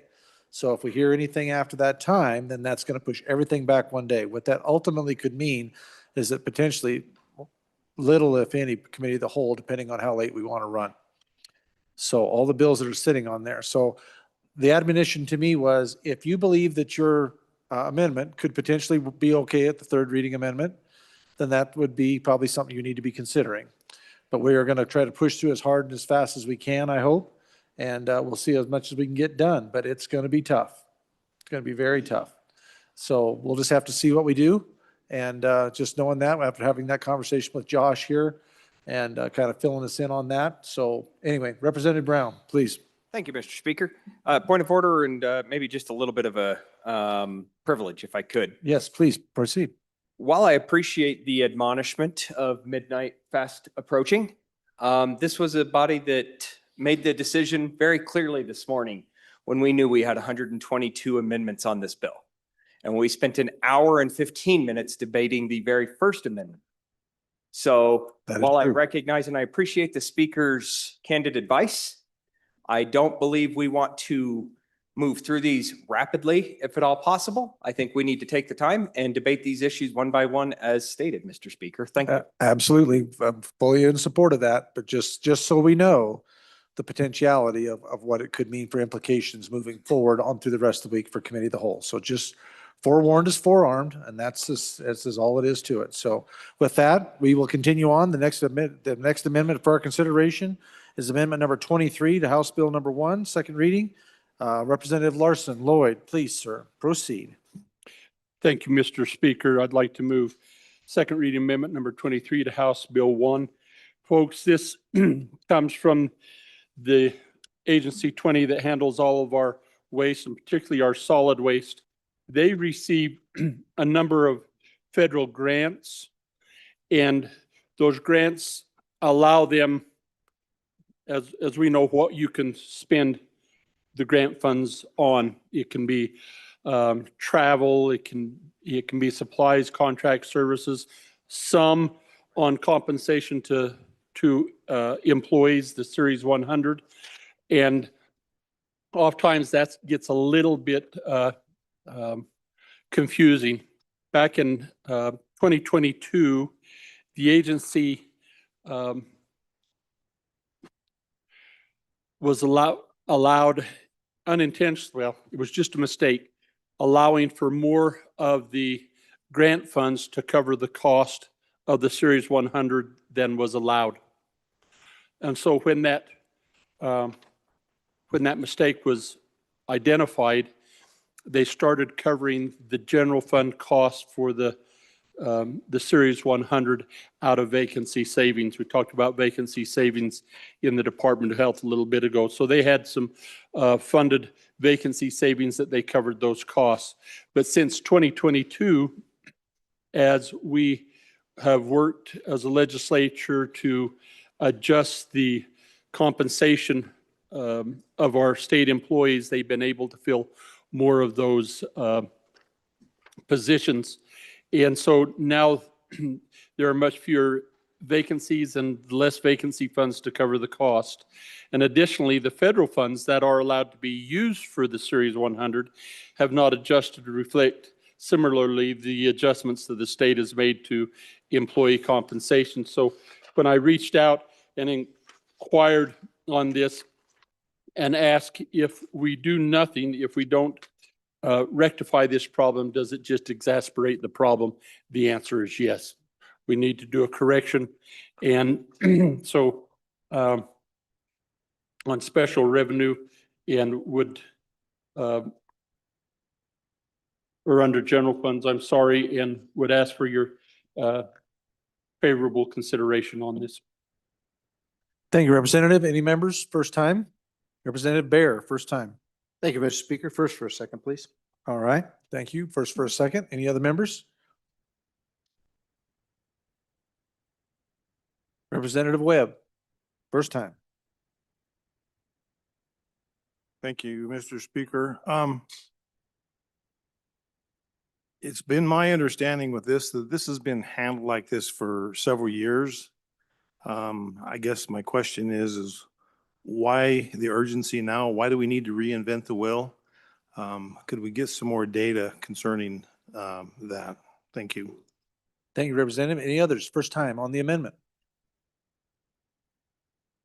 Seeing none. Representative Bear, second time if you choose, or Representative Webb? Representative Bear, second time. Thank you, Mr. Speaker. And I think the good prior appropriator really described it well. Whether the decision back during the years of COVID was a mistake or whether it was just an oversight, whatever it was, we're in this now. And we've been in this now ongoing for 4 years. So how have we made it this far without making this change? And the answer to that question is that the agency moved money around internally to make it work. Where the pressure will come in is if we had an amendment earlier about getting rid of vacancies, and we chose to reject that so that we could give some flexibility to these agencies. And this is one of those agencies that has super flex authority, so they can actually move money between the different series. So that's what's been happening, and my recommendation is that we continue that until we ensure that this is the right solution. $1.1 million got a pretty high price tag on it. With that, I urge a no vote. Thank you, Representative. Representative Webb, you want another bite at the apple, sir? You have the option. Representative Webb. Thank you, Mr. Speaker. Thank you for that information. And I would also encourage a no vote. Thank you. Representative Larson, whenever you're ready, sir. Yes, sir. Thank you, Mr. Chairman. And the request from the Good Valley where Bridger was at is, again, the way that the agency up to 2022, we had funded that with general funds. In 2022, my understanding of the process when they'd done their Chapter 11 and made the requests and submitted their budget, they were funding some of these Series 100 with the federal grants. Why wasn't it caught is largely because the budget department and LSO didn't know the conditions of the federal grants. When the problem was identified, they started using the agency savings. So moving the Series 100 around to cover that. Why we can't continue doing that is they don't have the vacancy savings now to cover it. Most of their vacancies are filled to the point that they, even with Superflex authority, as I've understood, is that they're still short in covering this $1 million. So again, when I ask, could we continue to use Superflex or use vacancy savings? If we don't correct it, we just exasperate the problem. So I would encourage an aye vote. Thank you, Representative. Body, you are voting on amendment number 23 to House Bill number 1. Chief Clerk, please take the roll. Allemand, Andrew, Angelos, Banks, Bear, Brady, Bratton, Brown Gary, Brown Landon, Byron, Campbell Elisa, Campbell Kevin, Chestick, Clouston, Connolly, Davis, Erickson, Filer, Bornstrom, Geringer, Guggenmoss, Haroldson,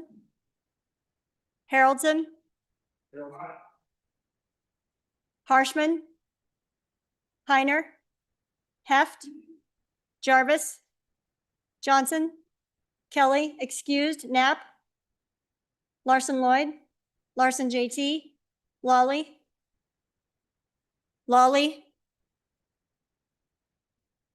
Lean, Locke, Lucas, McCann, Nicholas, Ottman, Pendergraft, Posey, Provenza, Riggins, Rodriguez Williams, Schmid, Sherwood, Singh, repeat, Smith, Storer, Strock, Stivar, Tarver, Thayer,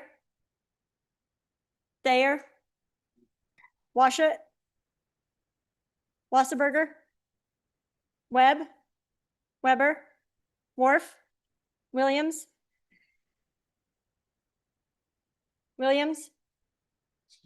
Winter, Wiley, Yin.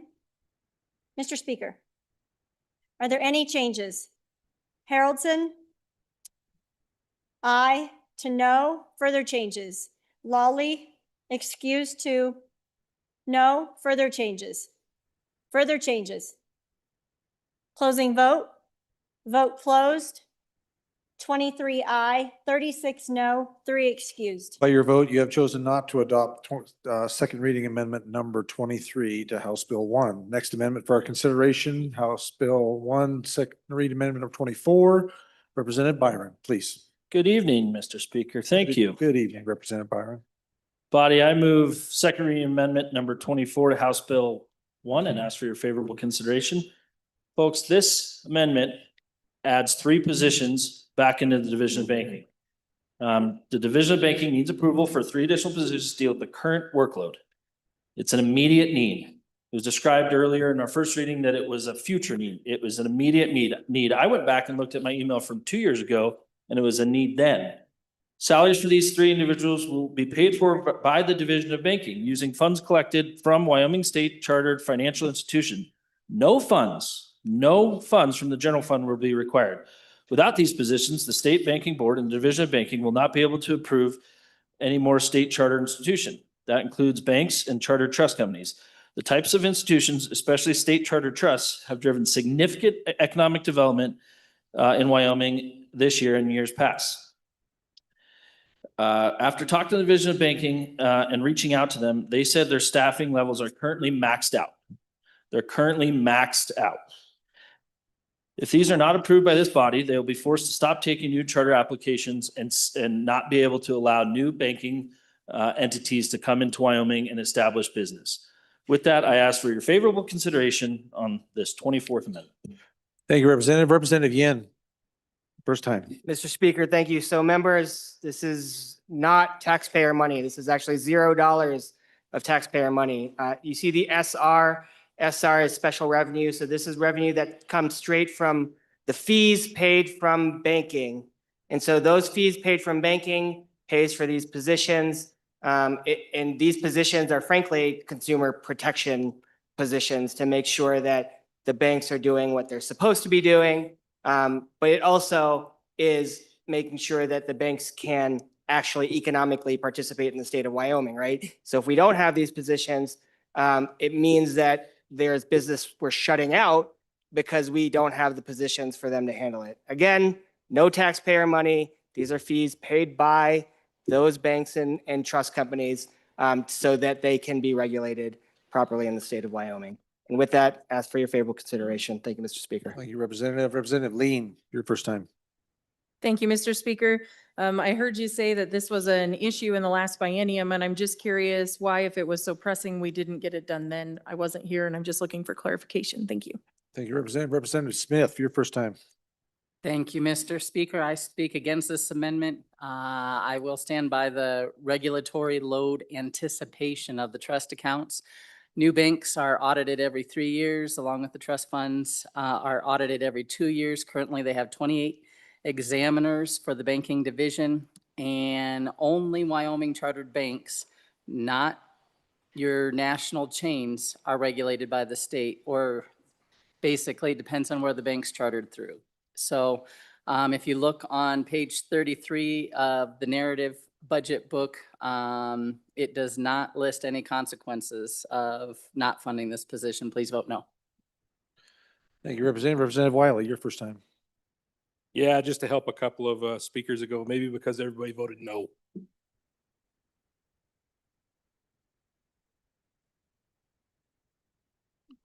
Any other members?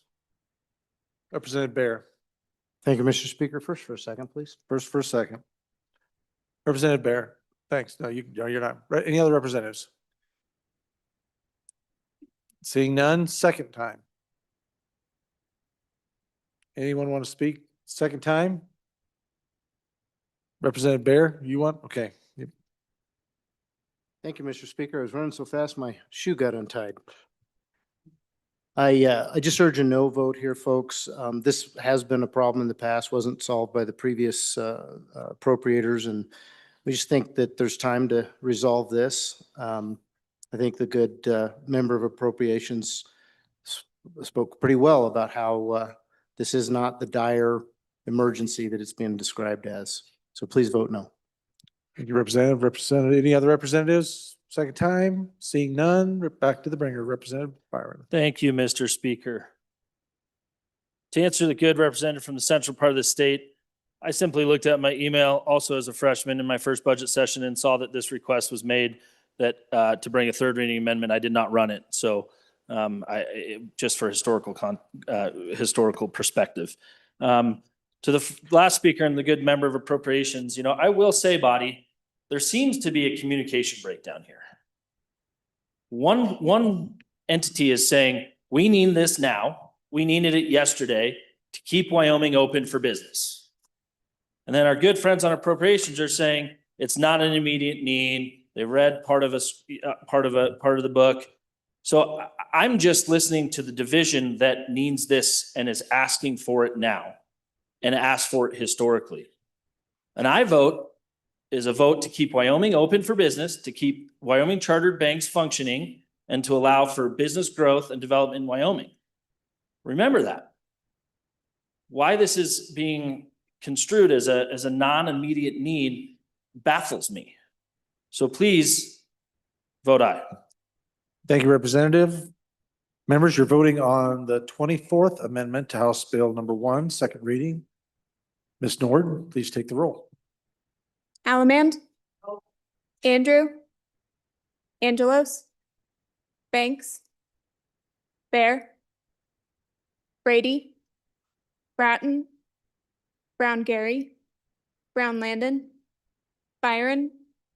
Campbell Elisa. Campbell Kevin. Chestick. Clouston. Connolly. Davis. Erickson. Filer. Fornstrom. Geringer.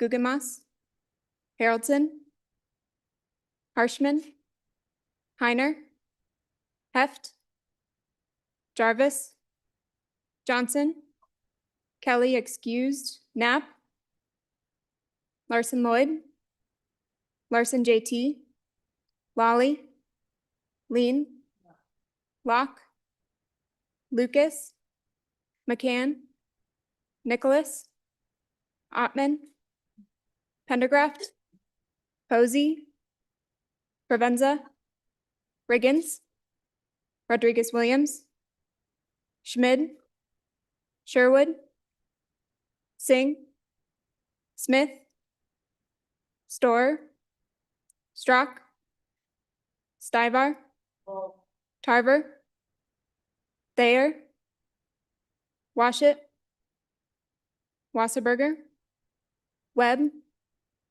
Weber, Wharf, Williams, Winter, Wiley, Yin. Mr. Speaker, are there any changes? Are there any changes? Closing vote. Vote closed. 30 aye, 31 no, 1 excused. By your vote, you have chosen not to adopt amendment number 24 to House Bill number 1. Next amendment for our consideration is amendment number 25, Representative Lean. Thank you, Mr. Speaker. I move second reading amendment number 25 to House Bill 1 and ask for your favorable consideration. In your email, I did send out the information I'm about to give out. So if you want to look it up, you're welcome to. If you have any further questions, once I give you the highlights, I'd be happy to discuss with you on the side. I today bring an amendment before you to ask for the department that does our auditing to get 3 FTEs. These FTEs are at various stages, and the primary goal of them would be to audit our special districts and our towns that don't receive CPA audits. These audits take between 500 and 1,000 hours. The quickest they could get one done for a special district would be 400 hours. The audits of state agencies, performance for measures, fraud investigations, and miscellaneous other audits. This is a proper role of the government. We have over 600 special districts around the state, and we have a hard time getting to those audits because we have 1 supervisor and 6 individuals that perform those audits. So I don't know about you, but if I'm doing the math for 6 auditing individuals, 400 at a minimum for hours per audit, up to 1,000 hours, we're looking at 12-ish audits a year. And that's not very comforting when you're talking about a $1.6 billion industry in the state of Wyoming with taxpayer funds.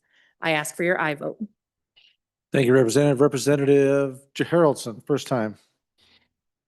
Thank you, Mr. Speaker. Just question for the bringer, as we're talking about these 3 new FTEs and these 3 new positions, is there an audit schedule? Is it random in its nature? I mean, is this something where maybe the commissions call in the audit on special districts? Like, what is the mechanism that we're using when we're talking about these audits? And then is this, obviously it didn't come as a department request, and that's something that I do have question on. Is it something that they feel is a need, or is this just something that you've seen in your work on one of your committees that this is a need? So if you could just kind of give a little bit more color and clarity as to the need for these 3 positions, I'd appreciate it.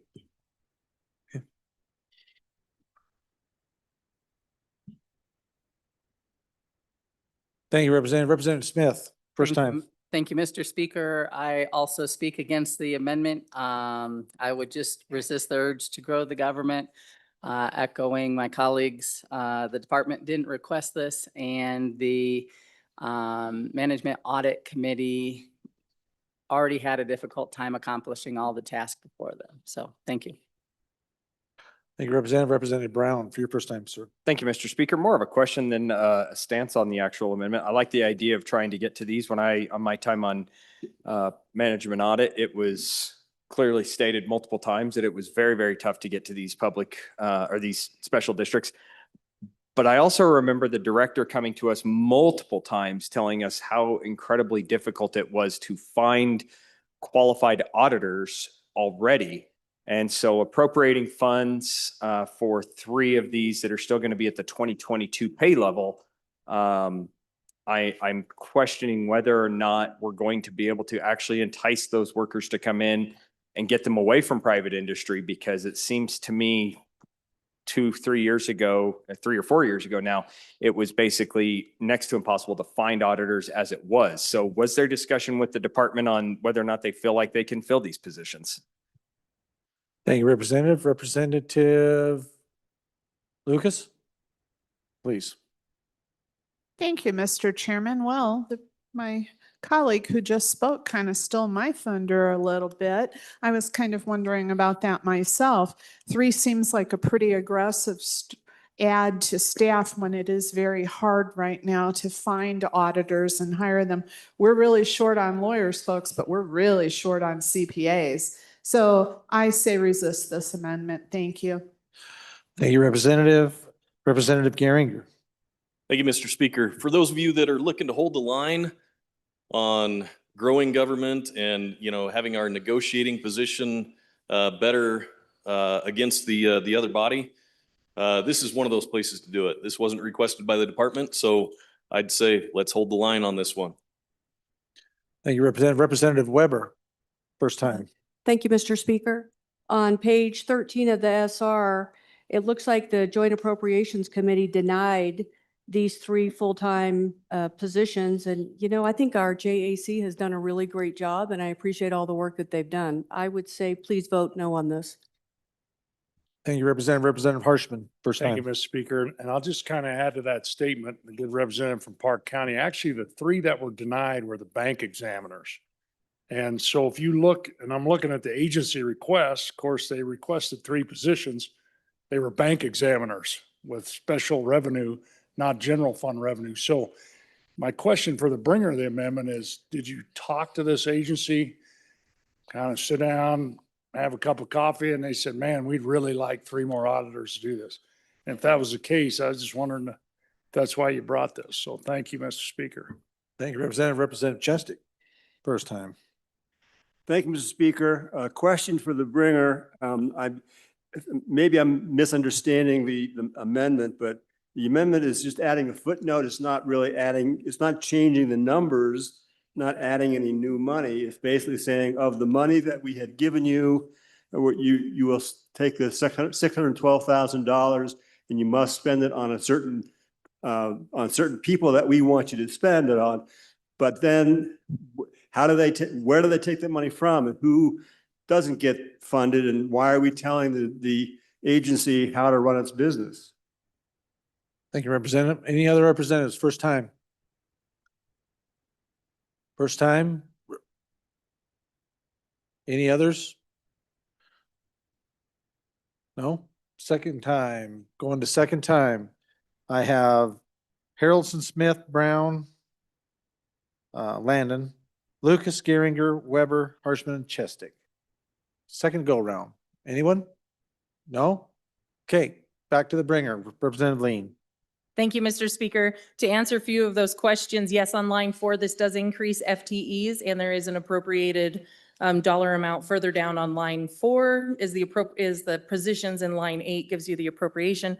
And then, yes, I did speak to the agency. I have been speaking to this agency a lot in the last 12 months, particularly because of several of the committees I sit on. But while we've been trying to look out for our special districts when it comes to revenues from property taxes, we took the opportunity to really dive into what does it take to audit them, because I see varying numbers on different forms, and that's where the audit position came up. And the good director from this department did say if I could find some FTEs, he would welcome them, but he knows the constraints that the state is up against on growing, and so he did not ask for any in his budget.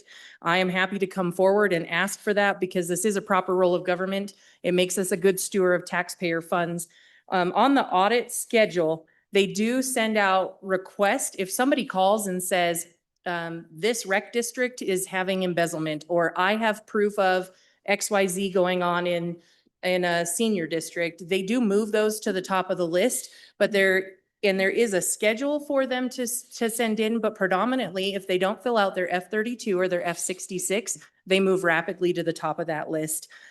And then further, if you look at the information that was emailed out, there's 3 schedules to the different types of auditors that we're trying to hire. One is a senior lead auditor. They conduct audits with more staff and more complex issues.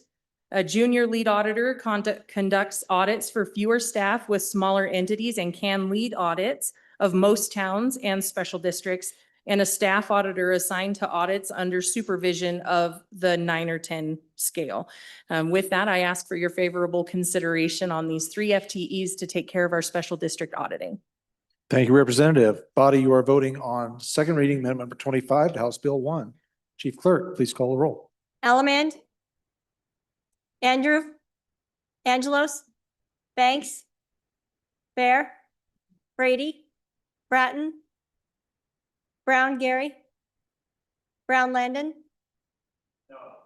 Byron, Campbell Elisa, Campbell Kevin, Chestick, Clouston, Connolly, Davis, Erickson, Filer, Fornstrom, repeat, Geringer, Guggenmoss, Haroldson, Harshman, Heiner, Heft, Jarvis, Johnson, Kelly, excused, Knapp, Larson Lloyd, Larson JT, Lawley, Lean, Locke, Lucas, McCann, Nicholas, Ottman, Pendergraft, Posey, Provenza, Riggins,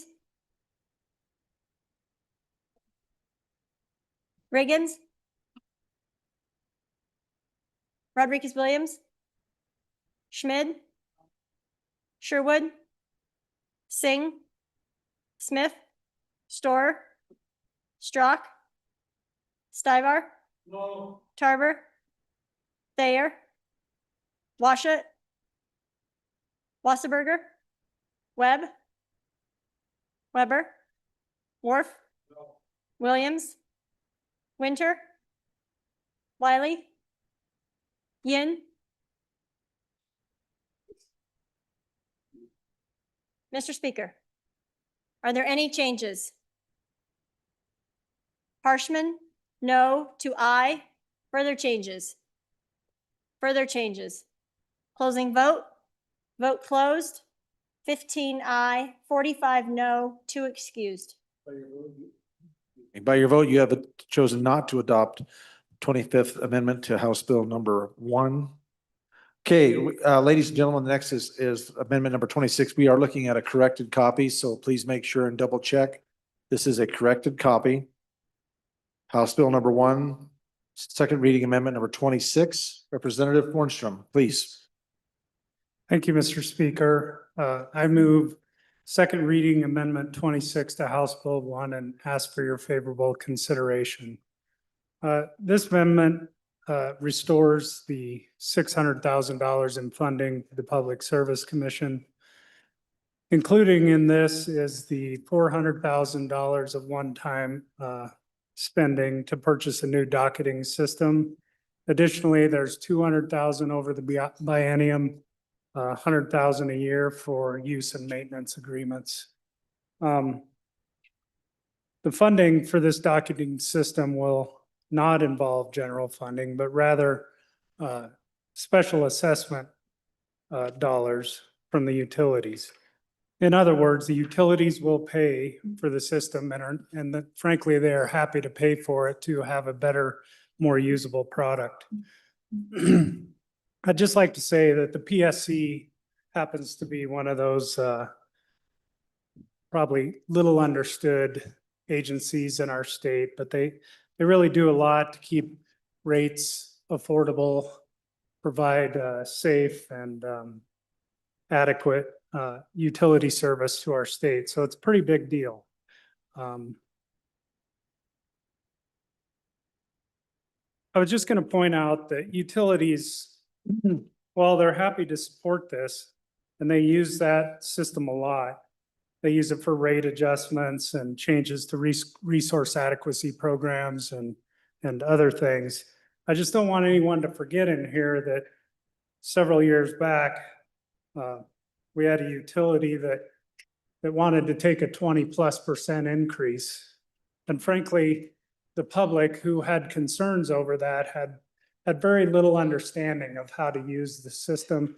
And even when they tried, it's very difficult. So for anyone who's tried to use this system, they will know that it's not very transparent when you can't even function within the system. The current docketing system that they're using is about 15 years old. It's way past the point of technical support. Requires a lot of manual tracking, reporting, which induces errors into the system. And takes focus away from people doing their other jobs to do this manual entry. The new system would provide a great deal more transparency. The utilities, the staff would have better access and to the information they need to do their jobs. The citizens would have a voice in the process by being able to access the system in an easier fashion. And I just think it'd allow everyone to further engage in the process. If we all have the information and it's all very transparent with a system that everyone can use, it's better for everyone. Again, the money for this comes from an industry assessment. It's not part of ETS. It's funded and supported internally. The current system is facing more and more frequent breakdowns, I guess, failures. Securities are becoming an issue. And I'd just like to also point out that the agency, if you read your book, the agency went out for bid on this project. And the other two bids they got, one was twice as much money and one was 3 times as much money. So I feel like in the interest of everyone involved, they showed some restraint in purchasing a $600,000 system rather than a $2.4 million system. So I just finished with, the system is needed, and I'd appreciate your support on this. Thank you, Representative. Representative Heiner, first time. Thank you, Mr. Speaker. Revenue comes in many ways. It comes through taxation, and it comes through fees as another avenue. So our Public Service Commission, and I can say that because it's in the amendment, our Public Service Commission, their revenue comes through fees from the industry. Now, the industry, do you think they really take that out of their own pockets? No, they pass that along to the customers, to you and I, to the ratepayers. And when we hear about huge rate cases coming up, part of that rate case adjustment is for those fees. So is this free money? No, it's taxation in another form that our ratepayers will end up paying. As our electricity prices go up, when our utilities go for a rate case, that additional fee will be included in the justification for that higher rate. So is it coming out of the general fund? No, but it's coming out of our pockets. So I urge a no vote for this. Thank you, Representative. Any other representative? Representative Harrelson, first time. Thank you, Mr. Speaker. So on JAC, we split up the agencies and everyone gets their agencies they pour over and chew through and have conversations on. And this one was a hard one for me. It really was, because I don't disagree at all with the good representative who brings this amendment, that there is concern that maybe this system could have problems. The hard part that we have is what you just heard. As we continue to see unprecedented double-digit rate increases, we've got people who are going to buckle under this. Now, you can sit there and go, what's $600,000? It's nothing. You're right. It really, honestly, in the big grand scheme of things, isn't that much. But it's another drop. It's another cup in the boat, so to speak. And I just sat down and talked with our amazing cooperatives just a couple days ago last week and had a conversation, and we were talking about the rate increase that was coming to our local cooperative. And this isn't, it used to be, I mean, I remember when I used to work in this industry, a 6 to 7% rate increase was unheard of. That was a big rate increase. And they're double digits, you guys. They're about to request a double-digit rate increase. And then they decided to back off of it, and they're going to do 2 really high single digits one year after the other. Why? Because it's just costing that much more to do business. We've got aging infrastructure. We've got all of these things. You guys, we will be paying a lot more than we've ever paid for electricity, no matter what. And you could sit there and say, what, 600,000? It really doesn't matter. Well, it will. It does. And it continues to mount up. So I say that. On the other hand, I also sit there and go, system's 15 years old, and I don't disagree with you. And those are the battles we fight. You guys, I think really, let's take a pause here at almost 8 o'clock at night. It's the battles we fight, because we do on one hand have that ratepayer or that taxpayer or whatever form that funding comes in that we have to take care of and care about. And on the flip side, we're sitting there going, what? We also have to make sure that that software is what it needs to be. And so that's the battle we fight. That's the tie we pull. And so I would just challenge you, is it needed? You have to make that decision. I voted no. I voted no, it wasn't needed at this point. We've got a lot of things going on as we're continuing to do those infrastructure updates. Will that ever end? Yeah, it goes in cycles. And at the end of the day, do we have 2 more years in this? I feel we do. Representative Lawley, please. Thank you, Mr. Speaker. On and for this amendment, again, the industry pays fees in part to help upkeep the processes that this PSC is going through. And so I get it that balancing is hard, but when we're not actually talking about general fund dollars, I think that makes a difference, because it is actually the public who's going to most benefit from a better system. They're going to understand. I don't know if you've ever had to navigate the docket system. I tried during some of those rate increases, and it's just really important that we equip our agencies with what they need to do the job that we've given them. And this is one area I don't want to go home and tell my people the next time things get kind of messed up and confused on a rate case that basically, well, we could have appropriated some money to make sure that this agency is working properly. We need the PSC to be able to do its job effectively, and for the public to be able to engage with that process. So on and for. Thank you, Representative. Representative Campbell. Thank you, Mr. Speaker. Absolutely in support of this amendment, and here's why. Our PSC oversees the rates and safety for all of our utilities in every home, in every business. Our electric, our gas, our water, our pipeline, all of those documents, all of that information is stored in this docket system. Just like our courts, right? Our courts have thousands of documents that they're responsible for keeping and tracking and providing access to. If those systems fail, we no longer have access. I will tell you, in speaking to the commission, in speaking to the industries and organizations that access that system, to the customers who access this system, this is mission critical. This docket system fails, we no longer have access to those records that the PSC stores for all of our utilities. All of our utilities. This is mission critical. This will not last 2 more years.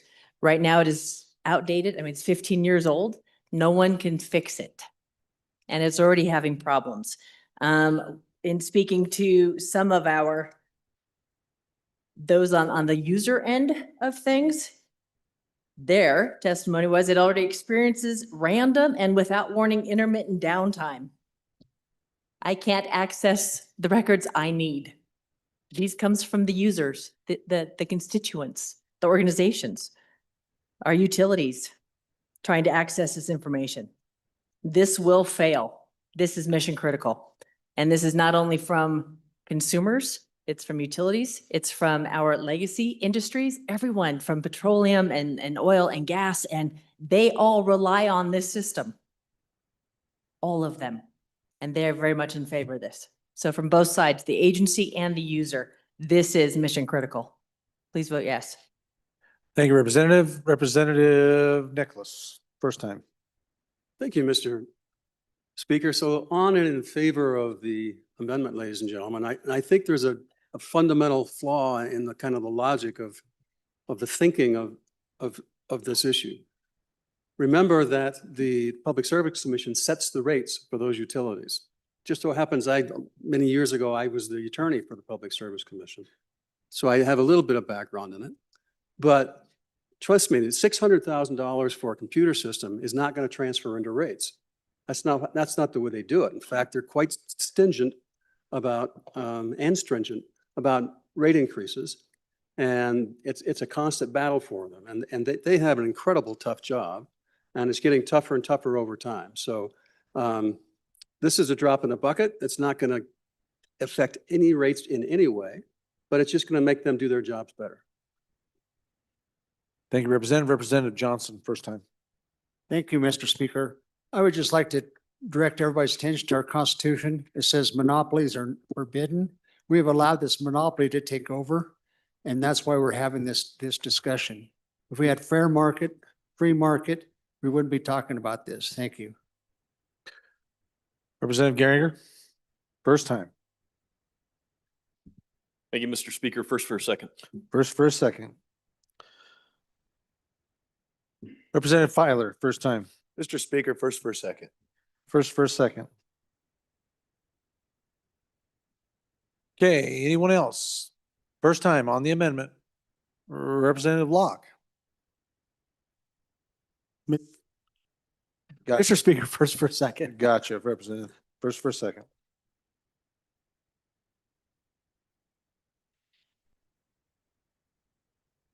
Anyone else? First time on the amendment? Seeing none, second time on the amendment, I have Locke, Filer, Johnson, Geringer, Heiner, Haroldson, Lawley, Campbell, Alyssa, and Nicholas. Any of you would like a second shot? I don't see anyone running to the best. Mr. Geringer, Representative Geringer, please, second time. Thank you, Mr. Speaker. I noticed a couple of things that the bringer of the amendment talked about. Transparency, efficiency. Those are things that we're all trying to take care of through the course of these 4 weeks that we're here.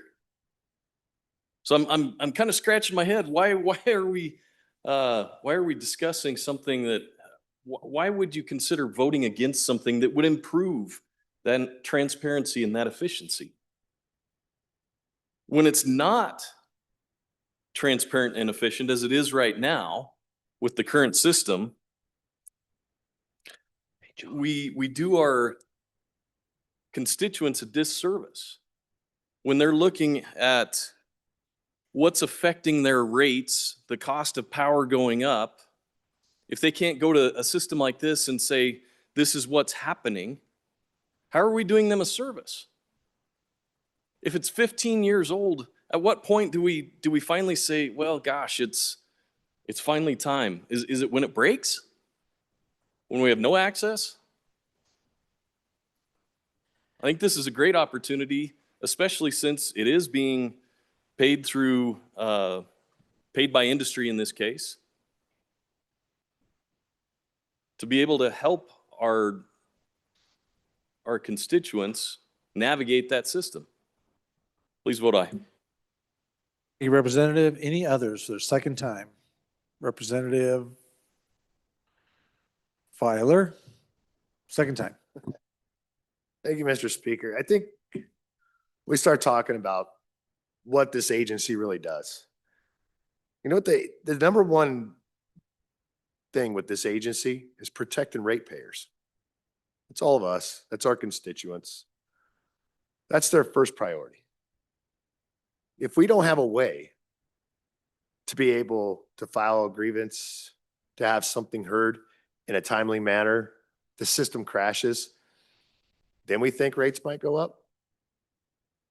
I think this is a small price to pay to have transparency, streamlining services, make them function way more efficient. The industry likes this. They want a new system there too, because industry needs it. Not just our constituents, but the industry needs this. So I think it's a small price to pay to make sure we can upgrade a system to where it doesn't crash, to where we can use it correctly and properly and get into the right century. Especially when we're talking about an agency that pretty much acts as a court. They look at our grievances and they make judgment on those things. And they are there to protect the ratepayer. That's their first priority. On and forth. Thank you, Representative Campbell, for second time. Thank you, Mr. Speaker. Just a reminder, this allocation, this $600,000, 400,000 of it is one time. They buy a new docket system that will probably last another 15, 20 years. It's one time. And when we talk about this is being paid for by the industry, it's not the utility industry. It's our other industries, our natural gas, our petroleum, our oil and gas and mining. They're the ones located where these mills are collected. They're the ones that pay for this because they rely on it anytime they have a project. Anytime they have a project. So those are the industries that are paying for this. Those that serve us, the utilities, or provide the utilities that we use, the natural gas. This is absolutely mission critical. This will fail. It's just a matter of days, matter of months. This will fail. And it does a disservice to every resident, every business in the state of Wyoming. So vote yes now. Thank you, Representative. Any other representatives? Representative Johnson, second time. Thank you, Mr. Speaker.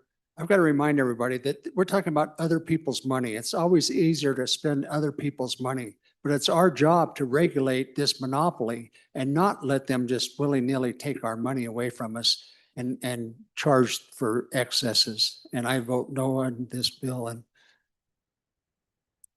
thank you, Representative Heiner, second time. Thank you, Mr. Speaker. The Public Service Commission regulates utilities that are in a certificated area, meaning they have no competition. So they regulate the rates that they can charge their customers. Now, a mine is not a regulated utility. An oil well is not a regulated utility. Your natural gas service that brings gas to your house, that is a regulated utility because there's nobody else providing competition. So that's why the Public Service regulates the rates that they can choose. Now, if you look at the budget for the Public Service Commission, it's almost $11 million plus Universal Service Fund and all these other things. But if you raise this cost by $600,000, that's about a 5.9% increase. And that's going to be paid by industry, okay? But if you go to industry and say, you're gonna have to pay almost 6% more, and I appreciate the good past chairman of JAC guaranteeing that this won't be passed on. That's a pretty big guarantee, a 6% raise that's not going to be passed on to the customer. I appreciate those industries that are willing to take that and absorb that out of their profits. If that's the case, that's great. Let's go forward with it. We're not hurting customers, we're hurting our industry by charging 6% that's coming out of their profits. So we're just hurting stockholders, which I'm a stockholder anyway, so I'm going to get hit one way or another. Thank you, Mr. Speaker. Thank you, Representative. Any other members? Second time. Representative Harrelson. Thank you, Mr. Speaker. So thank you for the discussion on this. I still go back to the day we made the decisions on this. And I need to clarify because I understand how the PSC works well. I understand who they regulate and what areas they regulate. I am not regulated, where I live is not regulated by the PSC. But the concept, the rating increase concept goes across the board. This is a universal conversation. And it wasn't that long ago that we were dealing with that 30% potential rate increase along that I-80 corridor that affected so many people. And when we sit there and say this will fail, this absolutely will fail, we don't know that. We honestly don't. And so I still stand behind the vote that I made last month. And that vote is that at this point, we'll move forward in the next biennium on this. Still would suggest a no vote on this amendment. Thank you, Representative. Any others for the second time? I have Lawley, Nicholas, and that is it. Seeing none, Representative Fornstrom, bring us home. Thank you, Mr. Speaker. So there's a lot said there, and excuse me. While I would agree that that we think about the PSC in terms of regulated utilities, which we certainly do, we also have to remember that as a good representative said, many other industries use this system. It's used statewide for a number of issues. And so it's of critical importance to our state that it function. And not just for these industries, but for the people. And so I would say that for the $600,000, it's good value. They got 15 years out of the last one. I would say it's really good value. And so I just wanted to point out one other thing, and this isn't exactly how it works because I took the low end, but when we talk about ratepayers bearing the brunt of this, I amortized $400,000 over 15 years, and I added the $100,000 on a year, and I took a very conservative estimate of widely available information on the number of meters in the state, and the number I came up with was 30 cents a year per meter. So I don't think it equates to the 5.6%. So one of our math isn't mathing here, but it seems pretty doable to me, and I'd appreciate your support on this. Thank you, Representative. Body, you're voting on the 26th Amendment to House Bill number 1, second reading. Ms. Nord, take the roll. Allemand, Andrew, Angelos, Banks,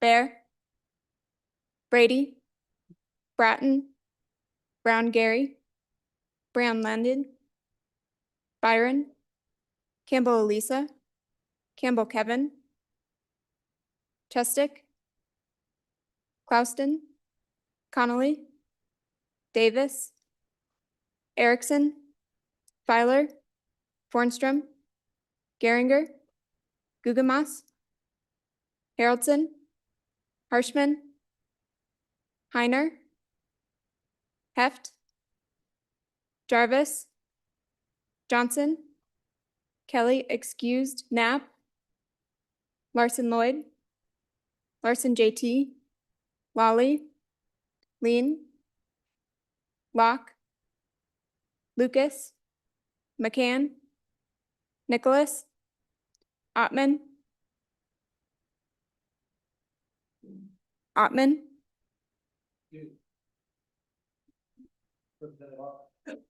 Representative Ottman, we'll need you on the, there you Ottman. go. Ottman, no. Pendergraft, Posey, Provenza, Riggins, Rodriguez Williams, Schmid, Sherwood, Singh, Smith, Storr, Strock, Stivar, Tarver, Thayer, Washit, Wasserberger, Webb, Weber, Wharf, Williams, Winter, Wiley, Yin. Mr. Speaker, No. Are there any changes? Are there any changes? Closing vote. Vote closed. 29 aye, 31 no, 2 excused. By your vote, you have decided not to accept the 26th Amendment to the House Bill number 1, second reading. It has not been adopted. Next, 27. This is also a corrected version, so please refresh and make sure you have the corrected copy. Amendment number 27 to House Bill number 1. Representative Harshman, please. Thank you. Sir. Thank you, Mr. Speaker. I'd move second reading amendment number 27, the corrected copy. Ask for your favorable consideration. Members, two historic sites in Wyoming, asking for some money out of the tourism project account. This tourism project account is paid for by out-of-staters basically visiting our state. When we took the Board of Tourism completely out of the budget, there used to be a 30 million a biennium agency, now paid for really by out-of-state visitors. But here, remember, this is basically a year ago, and when our budget failed, these things, was contacted by the newly formed Medicine Bow Airport Board. And I just sent you an email. It's at the very top of your inbox. You click on that link on an article from a statewide paper, tons of pictures, but it's this old air route. And it's really a cool airport sitting out there. They got the light, the runway, the big old concrete arrow and some buildings. And so a little bit of money from this tourism project account. The whole idea is to really build more assets, more things for people to visit. That's the whole idea. That's why we have this and why it was set up the way it was, so we could keep investing and keep building assets that'll keep growing our tourism industry. The other part of this, I'm going to turn over to the good representative from County 10 on paragraph 4 is this buffalo jump. There's a link on your email as well on that. So, Mr. Speaker, if I could, I'll finish my first time and send it over. Representative Larson. Thank you, Mr. Speaker, and thank you to the presenter of the bill. You know, folks, one of the things that we have to do also is fund government, but we also have to protect and preserve these resources that can just go by the way. And as you read this article about this airport, this is back in the barnstorming days, right? When they flew, there's the big concrete arrows that says, go this way. And that's what they would follow. And the old hangar and it's the most preserved of the Omaha, Salt Lake airports that there is. And it would just be a catastrophe. It just would really be a shame if we let that completely fall apart. And the historic value that it has is just amazing. On this next one, this is in 2010, when we had the floods in Fremont County, you'll recall, and we had a lot of flooding up in the part of the world, the Warm Valley up there, where as you're getting ready to go over Togety Pass and come down the Wind River, and a fisherman was fishing and noticed that the bank had been washed away where he normally fished, and there's these 3 or 4 layers of bones. And so he reached out to the college there in Riverton, to the archaeologist that teaches there, a good friend of mine, and says, can you come and look at this? Went up there and they got looking, and it had revealed just these layers of buffalo bones.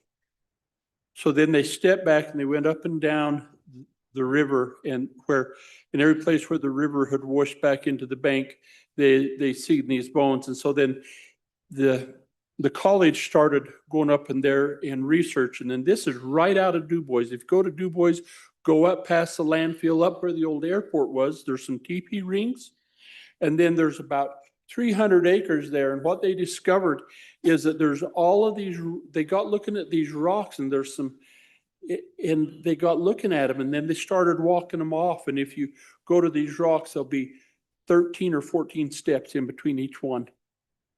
And they started putting that together, and it's a system which they would, you think of a buffalo jump and you just think of running these masses over the cliff and then you go down and take what you can and let the rest rot, I guess. I don't know. But this was a very planned system, and it covers about 600 acres up there. And you can see where they're identifying how this was laid out. And the thought is that they would go up there as they had identified in the winter months where the bison were wintering, that they could pick out what they needed. And they had herd them down, and in between those rocks, they would line them just like you would an alleyway. And they'd have brush and stuff, and they would herd these animals down, and they would run them off a steep ravine, and it wasn't enough that they would fall. And so there's this big patch of river rock that then when they come barreling down off of that, they'd have to jump that river rock, but it's too big to jump. And when they land, that's when the legs break. And then that's when they get it. And that's right at the edge of the river. This is on Fish and Game property that it was found. And so the college has continued with the Tribal Historic Preservation Office to go up there and research this on very limited funds. And there's a real concern that this too, once word gets out, that bones could start disappearing, rocks could start disappearing. The Game and Fish does, they do their preservation of the grassland there. They'll go in and work on it. And they hadn't done this up there on that piece of property, thank heavens, because they would have destroyed some of the resource there. And so they're holding off and saying what is appropriate to do up here. It's just really exciting when you get up there and you see all of that. This money is to help establish, further do the research. One of the cool things that they've done is they were trying to say, are these rocks here by accident, 13 steps in between each one, or were they just like any other rock?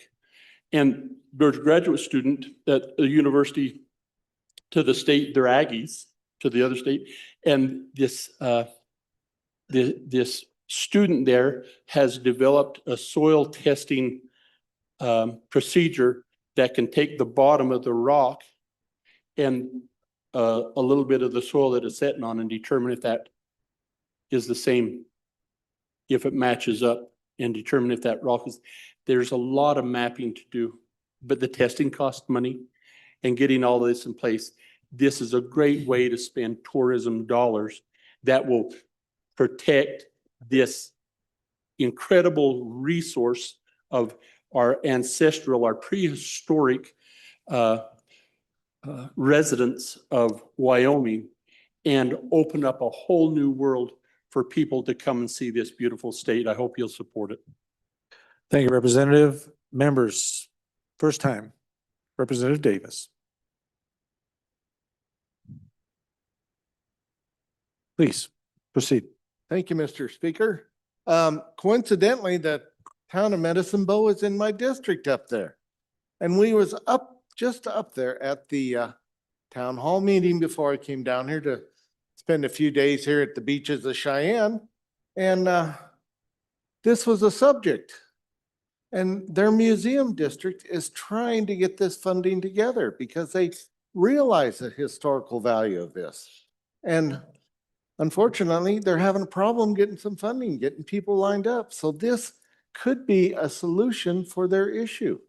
I mean, they're behind you 100% on this. So folks, if we can do this, this is another portion of Wyoming that we could preserve and possibly make it a destination.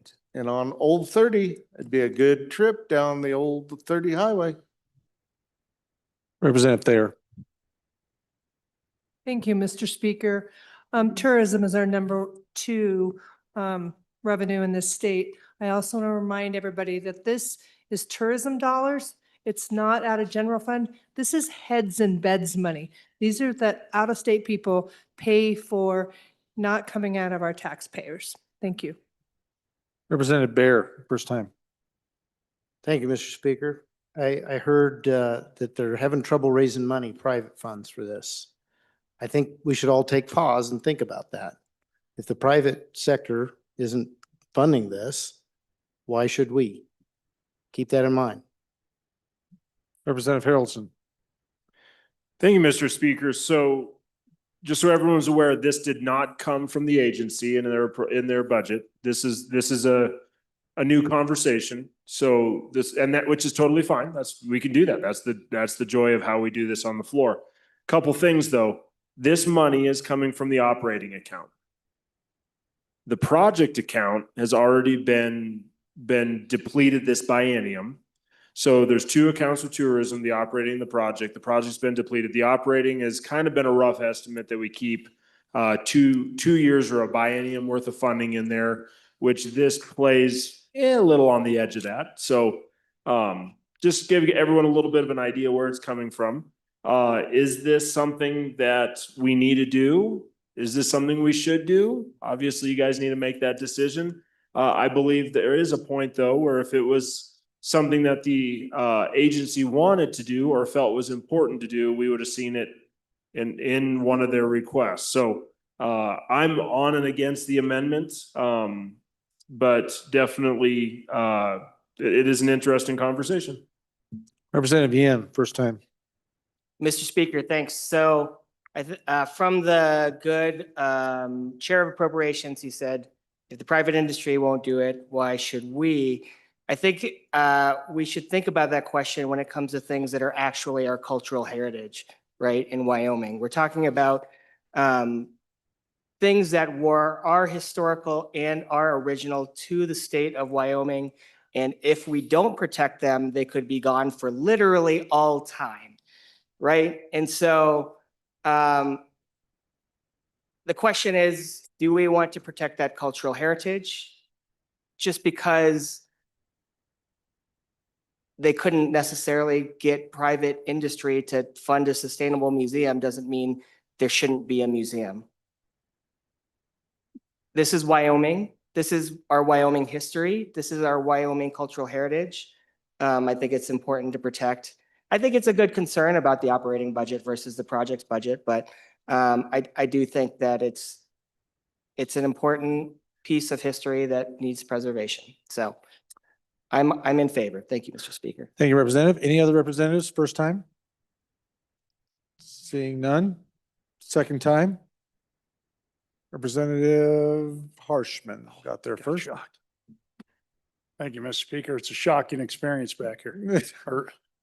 Did anybody, I want to clean it up last. And did anybody else want to go second? I think I brought the amendment. Representative Larson. Thank you, Mr. Chairman. So I'd hoped to have had this information when I was up there the first time. I mentioned to you there's like 300 or 400 acres that I think that this buffalo jump covers. So I got the text back and it says, how many acres at the buffalo jump, Whiskey Mountain? The response, oh boy, let's round it off and say 12,000 acres, roughly 20 square miles. We found another jump at the end of the year, count as 13 jumps now that they've navigated and have this series of alleyways. And there's nothing else like it in the world. You know, last year we talked about some of these resources, and last year the good representative from up in the county where the springs are hot taught us about this tree up in the thoroughfare that they found that was part of the Fremont expedition, and they've got the names carved in the tree. We felt it's so important that we agreed to get a helicopter and bring that out of here and preserve it. Right on. That's really important. Some of these resources, to the good minority floor leader, are ours to preserve and protect. And I hope that we'll help develop and make sure that we really have a clear understanding of what our prehistoric residents did and what we can learn from them. Thank you.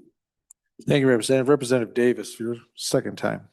Thank you, Mr. Speaker. You know, the nice thing, if we could get some dollars set aside for this, this would allow these communities to take those dollars and use them as match dollars and double their funding. I mean, it's endless what we could do with this to help preserve that for Wyoming and our future and our kids. Thank you, Representative. Representative Harshman, second time. Thank you to round this up. Appreciate the debate. And I hope you've been able to look at some of those pictures, but Mr. Speaker and members, this is all about developing more product. Just like we're developing the shooting complex with these same resources from the same fund. We're gonna put 15 million into this rodeo Hall of Fame to bring more people to its product development. And this thing starts, and you hear about this buffalo jump, this outdoor recreation, bike travel stuff, it is just going crazy. This thing could be the next, I mean, and we're going to have amendments to do some of the trails and do some of that. So, but I think more than anything, Mr. Speaker, so there's plenty of money in this tourism operational account. I checked it, it's got twice the operational account. And most of this money actually comes from the richest county in the world, people who visit up there. But I think the key thing is to preserve and to really develop it for our children and our grandchildren. And I think the old quote, you can't really know where you're going until you know where you've been. And it's so important to protect our heritage. These things will go away, and to be able to teach our children and grandchildren, because it's so special and it's so unique and nothing else like it in our great country. So it's a little bit of money out of state tourisms, lodging tax, and we'd like to move forward. So appreciate your aye vote. Thank you, Mr. Speaker. And Mr. Speaker, I want to say one thing. I served 10 years on appropriations. I know you got to defend your bill. And sometimes you have to get up and defend against stuff you kind of really like. And I could just sense that in these members. But anyway, they really like this. So please vote aye. Thank you. Okay, we got a couple of folks that can still speak on this on second go around. Unless I guess it's all questioned, they're done. So, all right. Members, you're voting on the corrected copy, amendment number 27 to House Bill number 1. Ms. Nord, please take the roll. Allemand, Andrew, Angelos, Banks, excused, Bear, Brady, Bratton, Brown Gary, Brown Landon, Byron, Campbell Elisa, Campbell Kevin, repeat, Chestick, Clouston, Connolly, Davis, Erickson, Filer, Bornstrom, Geringer, Guggenmoss, Haroldson, Harshman, Heiner, Heft, Jarvis, Johnson, Kelly excused, Knapp, Larson Lloyd, Larson JT, Lawley, Lean, Locke,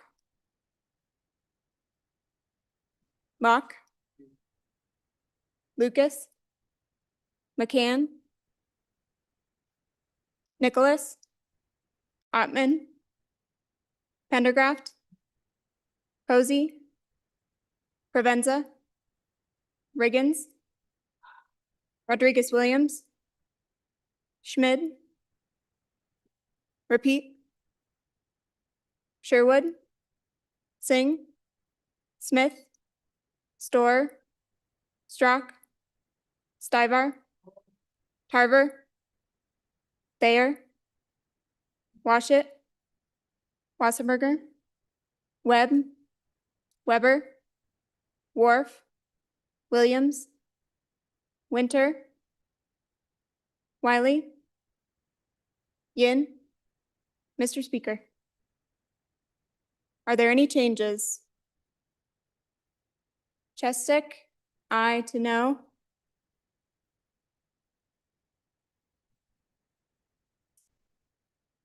Locke, excuse to. Schmid. No to I. Further changes. Further changes. Closing vote. Vote closed. 25 aye, 35 no, 2 excused.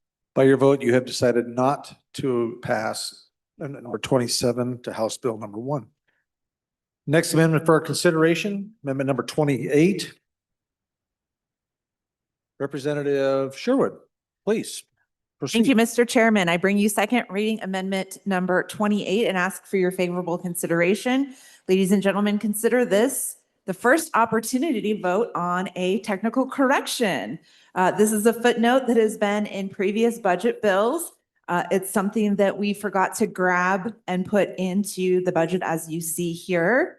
This allows our good department who oversees our parks and our cultural resources the flexibility to switch between 100 series, again, those are in-house state employee funds, or contract out-of-house 900 series funds. So we have a law on our books that requires that if human remains are found and the state archaeologist is called, they have 6 days from the date the coroner reaches out to remove those human remains. Tick, tick, tick, tick. So if they don't have somebody in this position, 100 funds, they need to contract it out. They need to be able to use the 900 funds. So this is a flex authority specific to bioanthropologists. And with that body, I will ask for your favorable vote. Thank you, Representative. Anybody see it? Representative Sherwood, you want another run at it? He's good. She's waving us off. Members, you are voting on amendment number 28, House Bill 1. This is just a voice vote. So all those in favor signify by saying aye. Strong. And all those opposed? Not as strong. Okay, this amendment is adopted. Okay, next amendment for our consideration, number 29. Larson, Lloyd. Amendment number 29.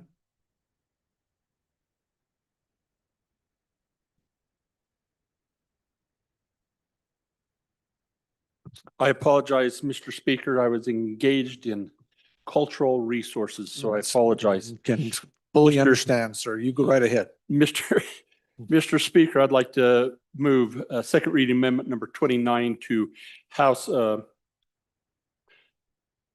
1. And in this budget, the state trails program is really just about entirely supported by other funds for motorized trails, which includes snow, OHV decal permit sales, fuels taxes, and federal grants, but they can only be used on motorized trails. And so in this budget request, you see that they were granted the authority to use some of their funds to buy equipment, because that equipment will be used on trails for motorized vehicles, but they were denied $49,000 for equipment that they need on non-motorized trails. They can't use any of the revenue, which this might be a good bill to come out of that standing committee that does oversees kind of these trails and stuff, but they're not able to use any of their own funds for non-motorized trails, so bike trails, walking trails, and so they would like to be able to buy a trailer and a side-by-side so that they can do the repairs on these trails, as it's probably some of the most requested work that they have. This amendment would allow them to have the general funds to make those purchases. Thank you, Representative. Any members? Representative Haroldson, your first time. Thank you, Mr. Speaker. So a little bit of background as well on this. As the good bringer of this amendment stated, right now, all of our trail money comes through ORV tags or snowmobile tags. And we don't really have a mechanism. We didn't vote. There was a bill that we had an opportunity to vote on. We didn't vote through our 2/3, which would have put a tag on mountain bikes. But any of the trails that are needing to be updated or upgraded that are not ORV or snowmobile don't have a funding source really. And we are that funding source right now. They don't have a mechanism in play. And so that's the history on this amendment is that this $49,000 is for mountain bike trails and basically non-motorized use. So gives a little bit of a history on it. Thank you, Representative. Representative Davis, your first time. Thank you, Mr. Chairman. This biking trail issues, that is getting to be very big times. We see a lot of it just to the south of us in that other state over there in my corner of the country. But it's wanting to develop into the greater House District 47 area. So I think if we had this kind of tools in our toolbox, we could probably increase this tourism by using that, which would be much appreciated in House District 47. Thank you, Representative. Representative Connolly, first time. Thank you, Mr. Speaker. I am in favor of this motion. As it's probably been stated before, but these trails are getting more and more and more use. And the folks that are using are expecting them to be groomed, taken care of. They like that. And so the parks folks really do need this equipment. And there's all kinds of talk about looping trails and doing a lot of amazing different things that are drawing more people to Wyoming to participate in this. And it's just going to cost more to keep the trails updated. And right now, there's no fee for non-motorized. So this is the way to raise the funding for that. Thank you. Thank you, Representative. Representative Byron, first time. Thank you, Mr. Speaker. On and for the amendment, folks. It's a start. It's a great start. We did have a great bill that came that didn't make introduction vote. This is the beginning of an economic development, economic driver in your communities that will benefit us for generations to come. Now, I fully respect if some of you don't want that in your community. That is your decision to make. But I certainly have heard, as the chairman of that good committee, that the good gentleman from over the mountains for me pointed out that maybe I should run a bill about. I certainly support this. And we did, to the good representative that serves on committee number 2, we did have a bill that would have added a little sticker to those mountain bikes that have never paid their fees. Ever. And building trail is actually quite expensive.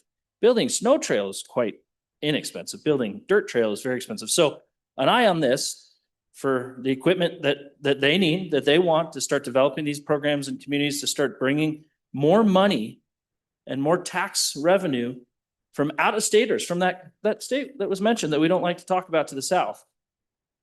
That's what a yes vote for this is. It's a beginning. And if we're here next year and I make it back, we'll bring more bills to continue to support that part of the outdoor industry. But please consider supporting this. Thank you. Representative Riggins, first time. Thank you, Mr. Chairman, Mr. Speaker. I stand against this motion. I've been involved in this since they first announced the ORV sticker program in 2002. And I served on the advisory council for this for several years. They have wheeled equipment, and I did not see a request. They're certainly free to buy equipment to do this maintenance if they want to. One of the funding sources they don't ever bring up is $11 plus cents they get for every sticker sold on gas tax refund, sales tax money. And that's kind of lings around about the very same amount as they get for stickers. So I would vote against this motion because they can go ahead and apply and make a budget request for that very same equipment if they desire to do so. Thank you, Representative. Representative McKay. Thank you, Mr. Representative Speaker. Erickson. Yeah. That's all right. Thank you, sir. I appreciate the opportunity to chime in on this one. We have the Teton Bridger, I'll say it backwards so we can, National Forest there, and the Kemmer Ranger District has recently made a opportunity to agree and work together through the Good Neighbor Authority. And they are doing an amazing program to rebuild the trails on the Craig Thomas, Wyoming Range Trail.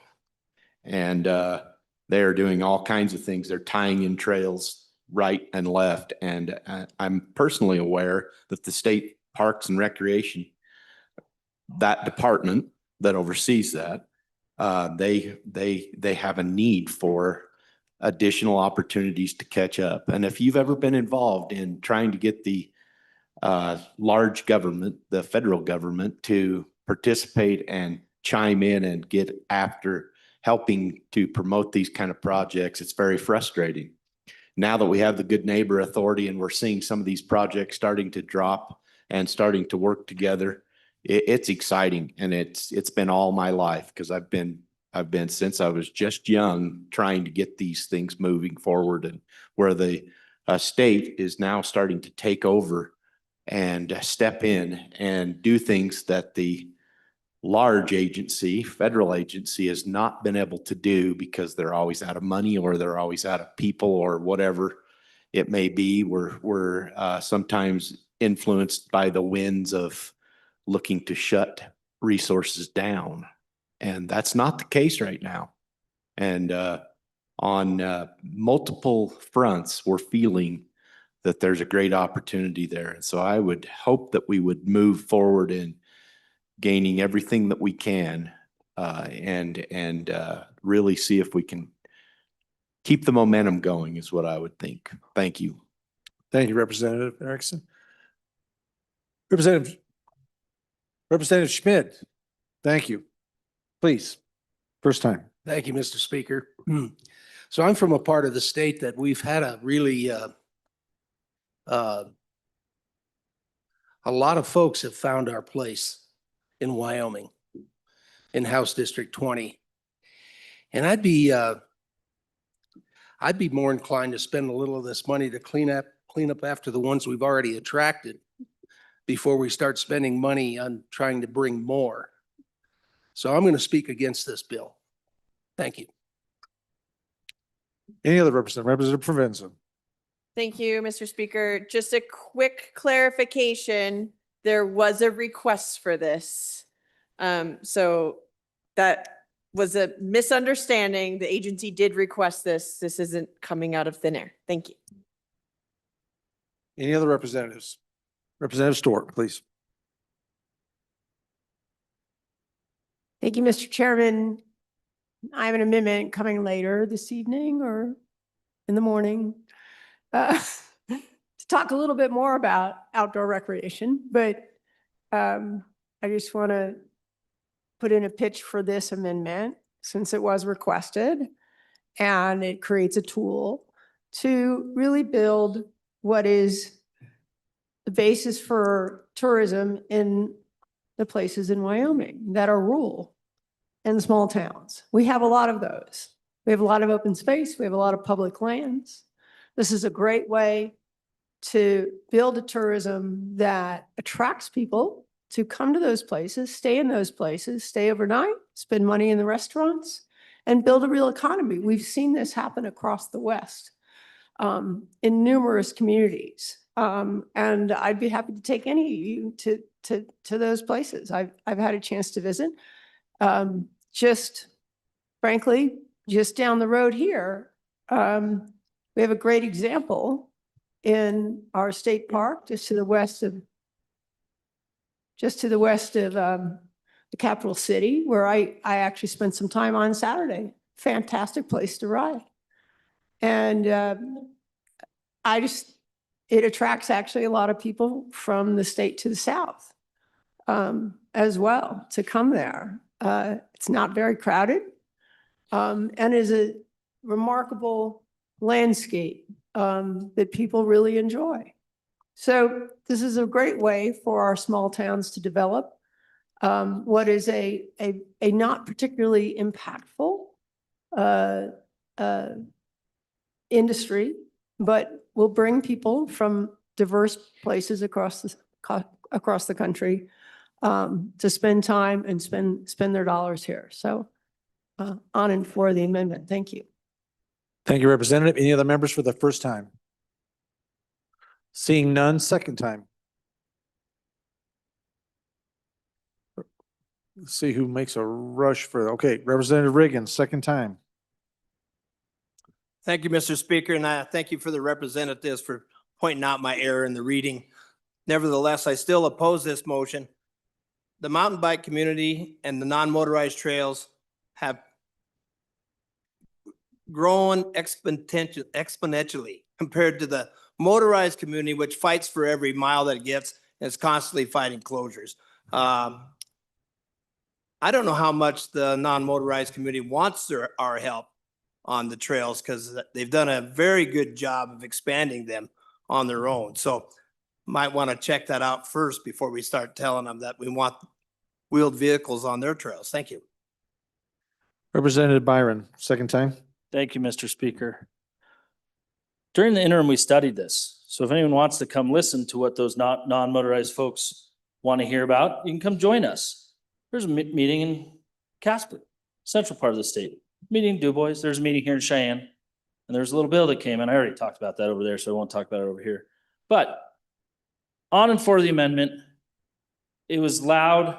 It was known. They showed up. They asked to get taxed, to buy a sticker, to support the trails. There's public testimony about it. But that was millions and millions and millions of dollars of requests.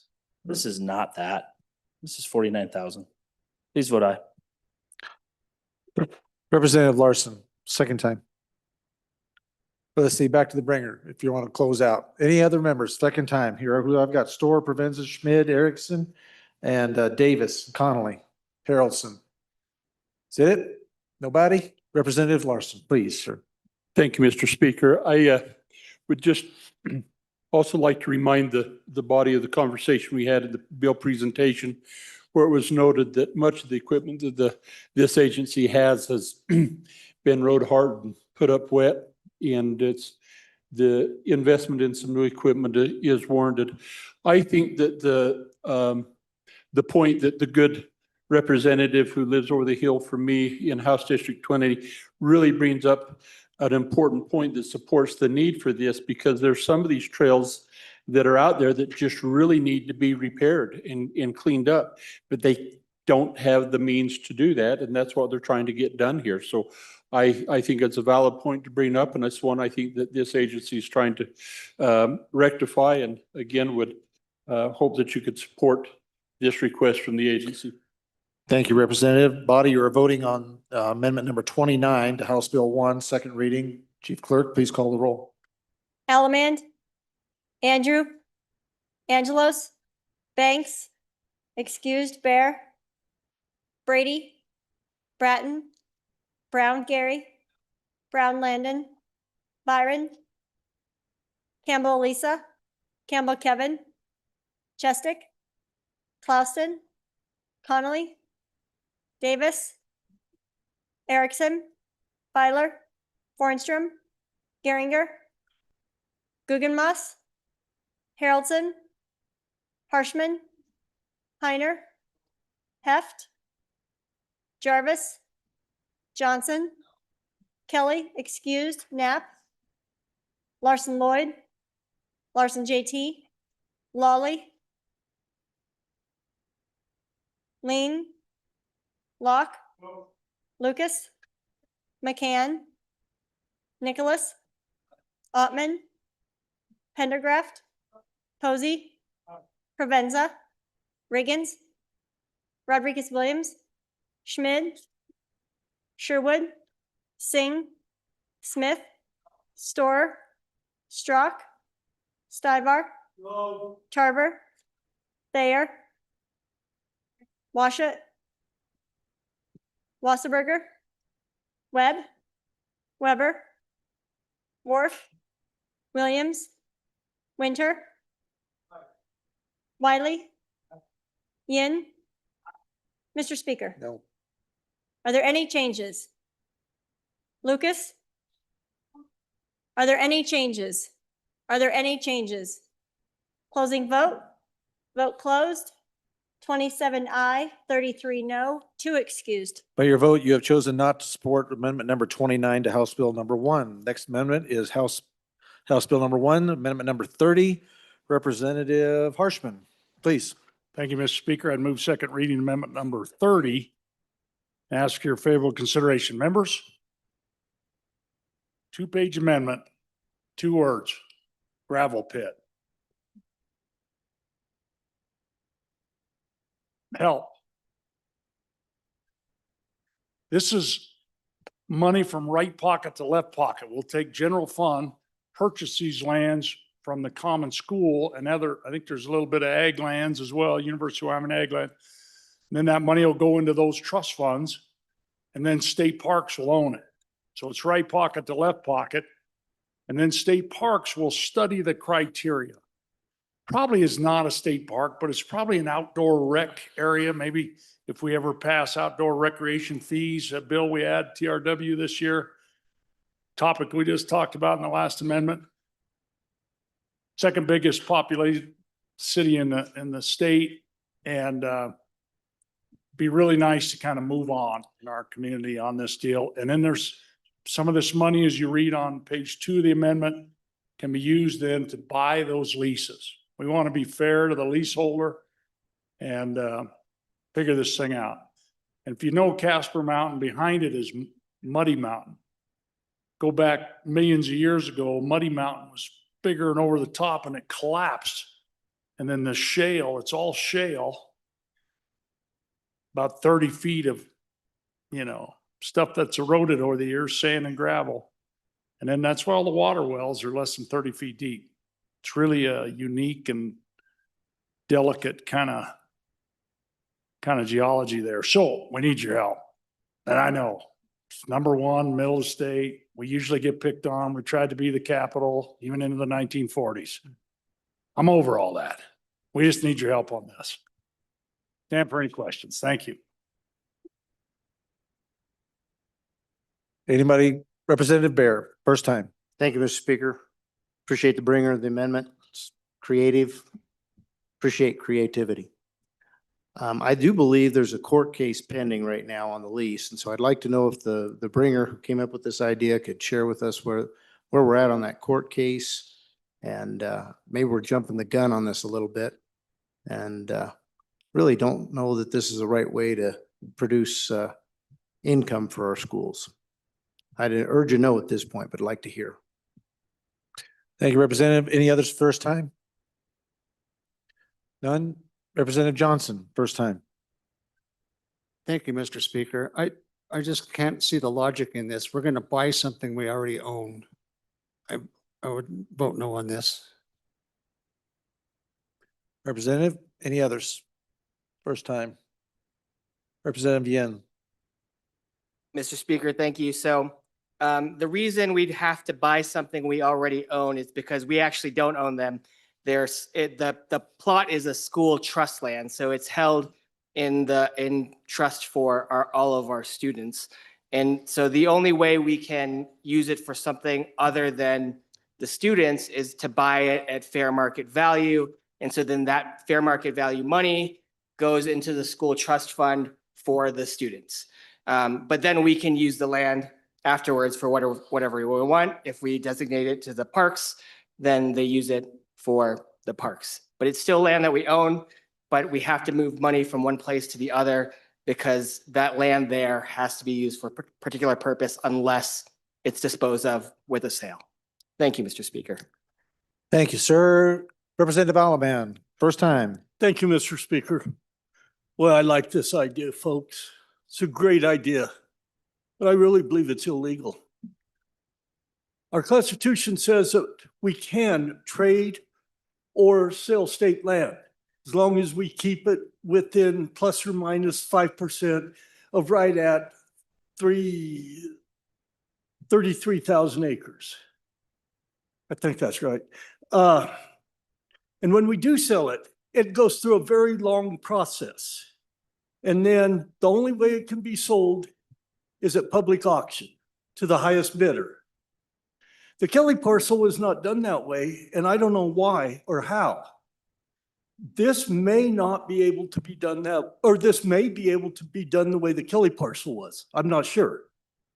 But I will probably, even though that it is illegal trade, I will probably vote for it. I'm not sure yet. Because I don't think we want to spend a bunch of money out of this place in lawsuits.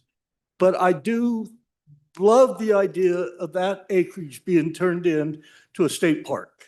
Thank you. Thank you, Representative. Any others for their first time? First time on the amendment.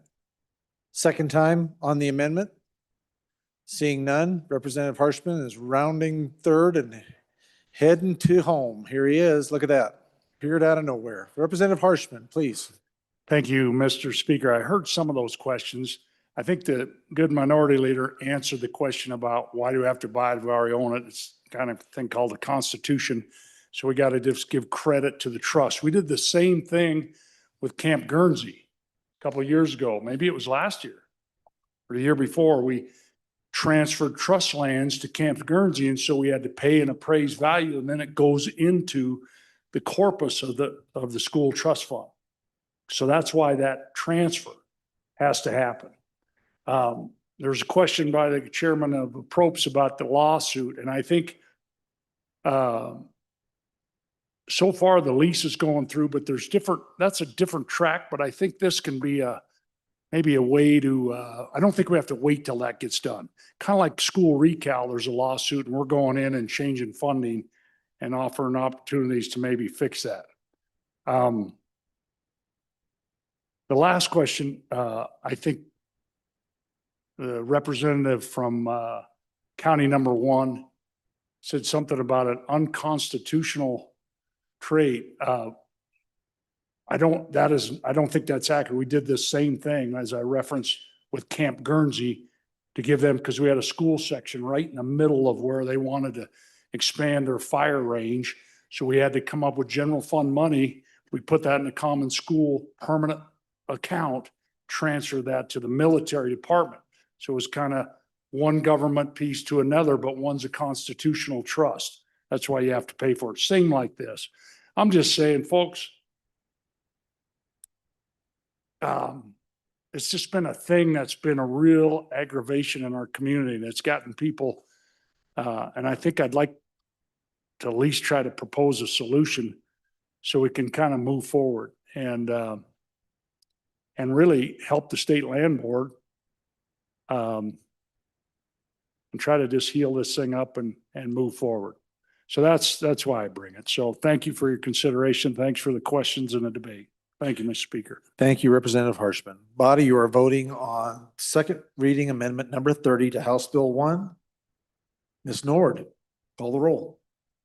Allemand, Andrew, Angelos, Banks, excused, Bear, Brady, Bratton, Brown Gary, Brown Gary,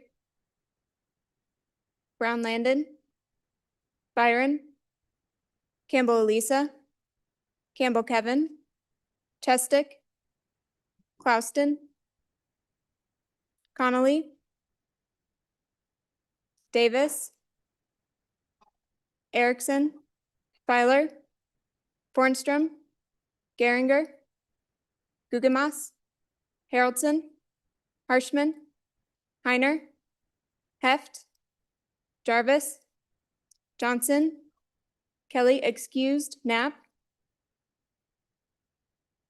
Larson Lloyd, Larson JT, Lawley, Lean, Locke,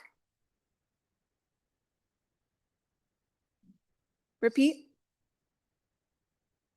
Lucas, McCann, Nicholas, Ottman, Pendergraft, Posey, Provenza, Riggins, Rodriguez Williams,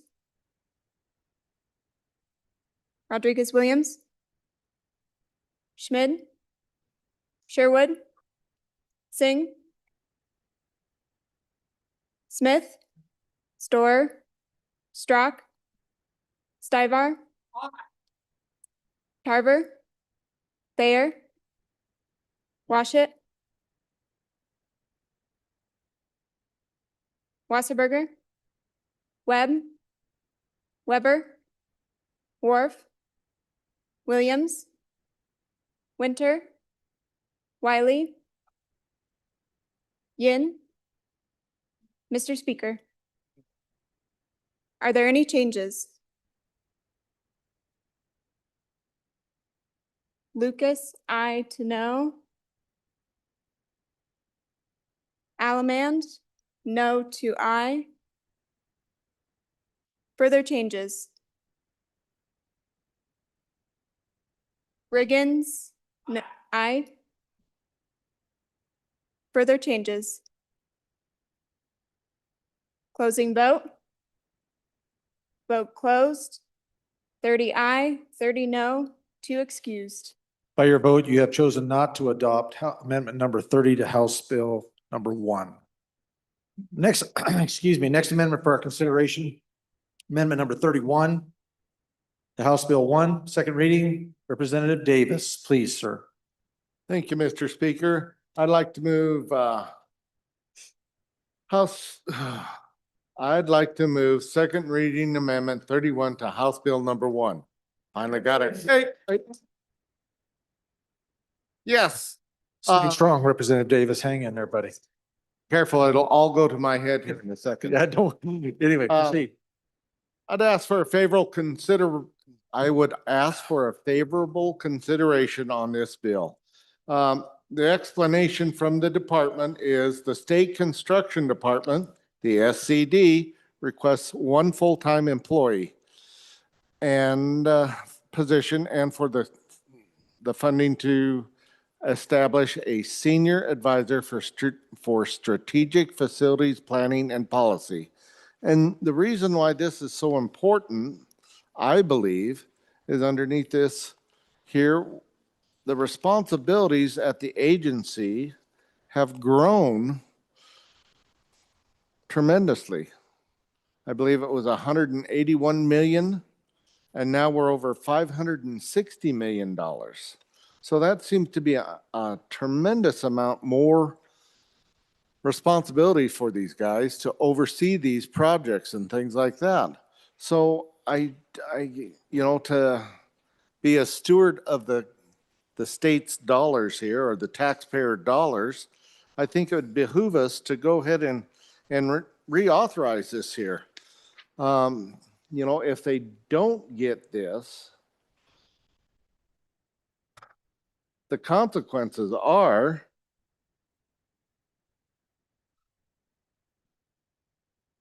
they won't be able to manage it. I mean, they've got their workload currently right now. They've got their Mercer studies, 28 different facilities. 8 are complete, 14 are still in the process. 10 of them are ongoing. I just see that the workload here needs the extra help. So I would ask for your favorable consideration on this and try and answer any questions.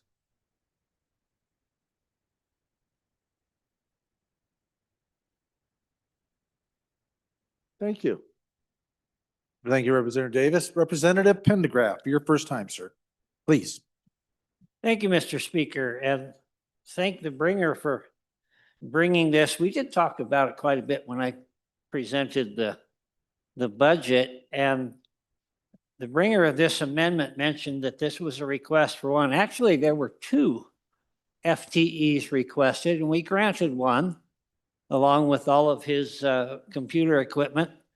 That 1 person that we granted oversees budget reconnaissance, financial reports, tracking, maybe this will sound familiar, 149 capital projects, 89 security projects, 5,700 maintenance projects. You might remember me saying that.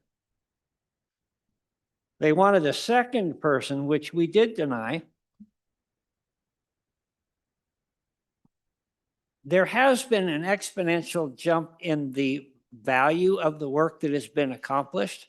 But if you go back over the last several years, we have just come off a major building boom on the school side. We have built project after project after project, and those are winding down. Almost all the big projects are finished. We've got a couple more out there. And then we've got some smaller grade schools and some other things that are coming. They have managed without even the one that we just gave them. It's been tough. They've pulled some overtime hours, but they made it through it. And now that we're almost out of that heavy workload, they want to bring somebody on. Then I would argue that by the time they get this person trained and up to speed, most of that work is going to be done, and we're going to be going into a more lax time. In addition to that,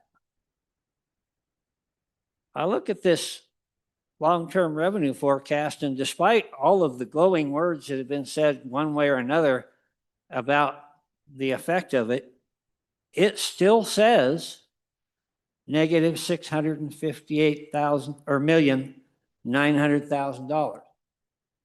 That hasn't changed. The check engine light is still glowing. Folks, if we don't change our spending habits, we're going to have a problem. Thank you, Representative. Representative Bear, first time on the amendment. Thank you, Mr. Speaker. First for a second, please. First, second, Representative Bear. Any others on the amendment? Representative Larson? Lloyd, first time. Thank you, Mr. Chairman. I just support the bringer of the amendment, and having worked closely with this agency over the past number of years and seen what they've done, I think we've used them like a borrowed mule. And I think that we need to protect them and give them a little help, put somebody else in the harness and put them up the trace and let them pull a little weight as well. Thank you, Representative. Any others? First time. First time? Seeing none? Well, nope. Okay. Second time, Representative Pendergraft, second time. Thank you, Mr. Speaker. The previous speaker just said, we've used them pretty hard. That's not a direct quote. I couldn't catch exactly what he said. We've used them pretty hard for quite some time. So my question is, why didn't somebody do this before? Why didn't somebody give them some more help before? We came along and we gave them some help. I spoke with the director of this agency just yesterday about this very issue. And I said, you know, if we only funded one of these positions, I said, if you had your choice between the two positions, would you take the one we gave you? Or would you want to change that and take this one? And he said, no, we like what you've done. Thank you, Representative. Representative Larson, second time, sir. So indeed, we have helped this agency as it's grown. So when the question asks, why hasn't something been done? This agency, as we took it off from the agency that oversees the maintenance of the building and created this new agency, the school side and the state side, we've helped them grow strategically and carefully. And so we've measured that growth as needs would have it. They worked very hard. And I think, you know, if we didn't give them enough at the time and we don't give them help now, two wrongs don't make a right. We ought to give them the help they need. Thank you, Representative. Any others? Representative Bear, you are the only other one that's available on this. You good? Second time, Representative Bear. I think early on in the discussion, I talked about policy decisions and we've had to make some tough decisions already today. All of you are now involved with those decisions and I appreciate all the debate on these decisions.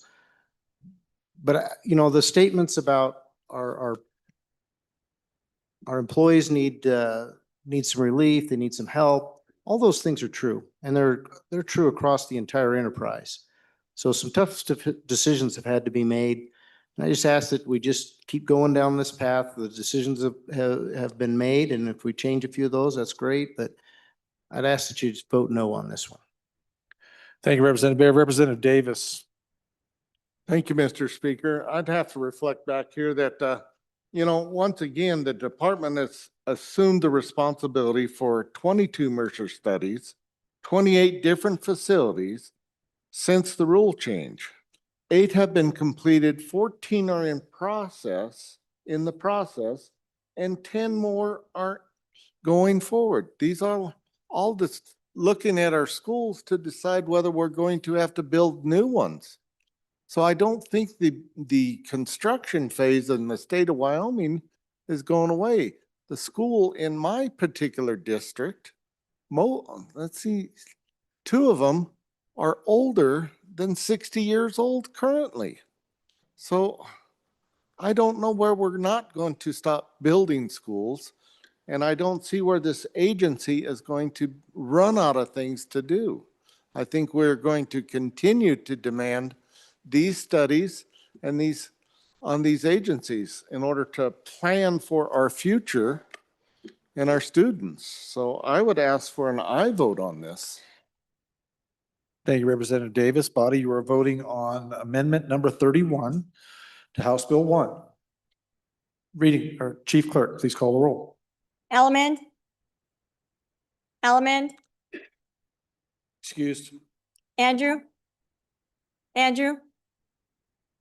Angelos. Banks. Excused. Bear. Brady. Bratton. Brown, Gary. Brown, Landon. Byron. Byron. Excused. Campbell, Elisa. Campbell, Kevin. Campbell, Kevin. Excused. Chestick. Clauston. Connolly. Davis. Erickson. Filer. Bornstrom. Geringer. Guggenmoss. Haroldson. Harshman. Heiner. Heft. Jarvis. Johnson. Kelly, excused. Knapp. Larson Lloyd. Larson JT. Lawley. Lean. Locke. Lucas. McCann. Nicholas. Ottman. Pendergraft. Posey. Provenza. Riggins. Rodriguez Williams. Schmid. Sherwood. Singh. Smith. Storer. Strock. Stivar. Tarver. Thayer. Washut. Wasserberger. Webb. Weber. Wharf. Williams. Winter. Wiley. Yin. Mr. Speaker. No. Are there any changes? Are there any changes? Filer, aye to no. Further changes? Further changes? Closing vote? Vote closed. 15 aye, 42 no, 5 excused. By your vote, you have chosen not to adopt second reading amendment number 31 to House Bill 1. Next amendment for our consideration, number 32. Representative Campbell, please proceed. Thank you, Mr. Speaker. I move second amendment, there's second reading amendment 32 to House Bill 1. There you go. Either more coffee or less, I don't know. You will see for this request, this is from our Wildlife Natural Resource Trust. These are the funds that we allocated and approved, both the House and the Senate approved these funds in 2025 to fight the invasive grasses that resulted from the big fires we had, right? So we approved this amount saying, yes, use this to fight these invasive grasses.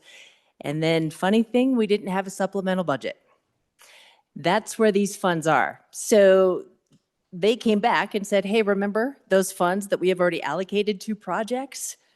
We need that back. So we apparently gave them 8 and then held back the 3, which I don't understand because we had already approved the full 11. So what this amendment does is just makes that 11 whole again. You guys know, just in every one of your counties, what happens when, in terms of fire recovery. And if we don't get on top of the cheat grasses, the invasive grasses that take over, for every year we delay, it causes that much damage, more damage, and puts us that much farther behind.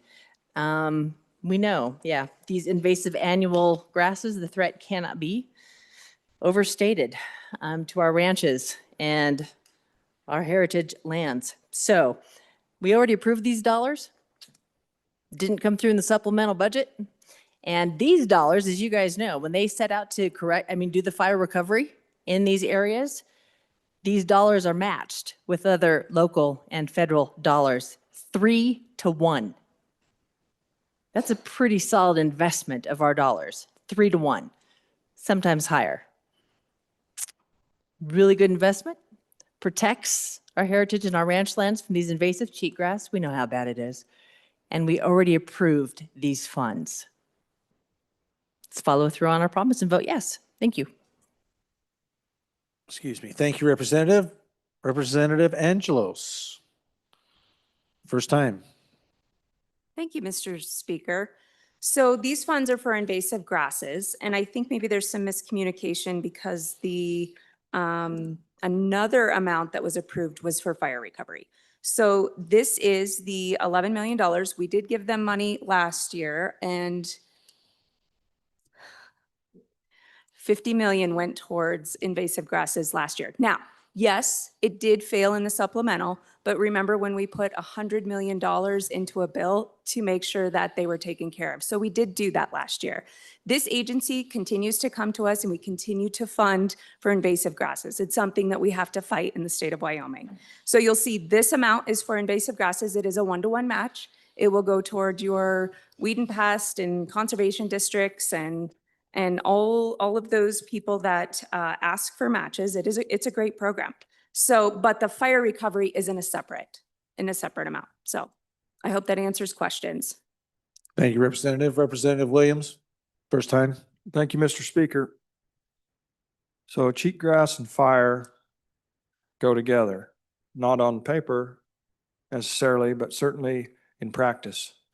When you think about the natural resource that we're trying to protect and trying to manage, think about agriculture, think about wildlife, think about tourism, and all the things that investment like this does to maintain our natural resource. It's so much more affordable to invest now than to deal with the consequences later. When you take a drive across those states to the west of us that burn every couple of years because of the cheatgrass problem, it's apparent what happens when you're not proactive dealing with this kind of plague. And so please keep that in mind on and for. Representative Larson Lloyd, first time. Thank you, Mr. Speaker. And again, I still think we're a little confused on what this this fund does and where we've spent it. There was a request for 20 million in the last biennium, the last standard budget we've done. The appropriations at that time, the appropriations committee at that time told the director, and the argument was we need to address these invasive grasses has been noted across the state. Our question was, can you get this out? Can you get 20 million out in a year? And he says, well, we don't know. We can try. And he says, well, let's go with 10 and see how that works. So he came back and they did. They got it out. So they come back last year. Based on that 20, we would have funded them 11 to make up the rest because the Senate removed $1 million. So we only funded them 9. So then they come back and says, we'd like 11. We says, well done. Go forth and spray. And again, it had nothing to do with fire. It was just this invasive grass across the country. Now, the 100 million really was dealing with fires. And so this effort to go statewide on other stuff has kind of been pulled back. We had approved the $11 million. They have proven, this agency has proven that they can get it out. this is really a wise investment. It is matched 3 to 4 to 1. And I would encourage us to give the agency, they've proven that they can do it. That's just, and it won't get cheaper to spray. So we just as well get it out the door and spray these invasive grasses wherever they may be hiding their little heads. Thank you, Representative. Representative Provenza, your first time. Thank you, Mr. Speaker. First for a second. First for a second. Representative Connolly, your first time. Good evening, Speaker. Good evening. Hi. Connolly, how are you? I am wonderful. That's fantastic. It's Please proceed. Good. I am in favor of this. Unlike other things tonight, this I'm in favor of. Because a gallon of Rejuva that you use to spray these invasive species with is costing about $1,140 to $1,160 a gallon. It's not cheap. And we not only are dealing with the cheatgrass, but now we have an invasion of ventonata and even Medusa head. Maybe not so much in some of your parts of the state, but I feel like this is a really emergent kind of a situation because those grasses cut down on your productivity of your ag land. Your grazing, it hurts the wildlife, all that. So I would ask you to please support the amendment. Thank you, Representative Conley. Representative Gugemas. Thank you, Speaker Pro Tem. First for a second. First for a second. Anyone else for their first time? Representative Davis. Thank you, Mr. Speaker. Over there in our country, some of this was applied over there, and it's amazing how the agency got out and got this project done and on the ground. It was amazing. It worked through all the weed and pests, through the conservation districts. They got this done. And now it seems that we're clawing back $3 million that we had promised them. So I guess I'm a little confused with the integrity of the age of us here. How are we saying if you can get this done, we'll give you the rest? They get it done. There was a glitch last year in the supplemental budget, and now we've clawed back $3 million of it, and it just doesn't seem to fit quite right. So I would be in favor of restoring the $3 million. Thank you. Representative McCann. Thank you, Mr. Speaker Pro Tem. First for a second, please. First for a second. Anyone else for their first time? Representative Bear. Thank you, Mr. Chairman. First for a second, please.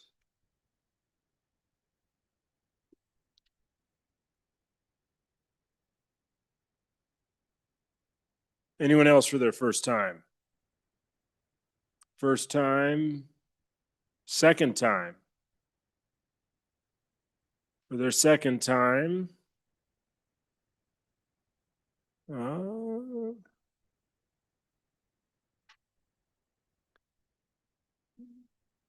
Representative Angelos. I get the last word. Thank you, Mr. Chairman. All right, so on this, again, like I said, we are going to continue to fund this. We gave them $50 million last year. You're going to see another tranche of money for the fire scars on the next one. But on this, on and against, we're going to keep it at the 8 million. And like you heard the former speaker or the former appropriations member say, this is a constant. They have funded these in different increments over the years and will continue to fund it. So on and against. Thank you very much, Representative Angelos. Representative Campbell, bring us home. She's the sponsor. Okay. Provenza, for your second time.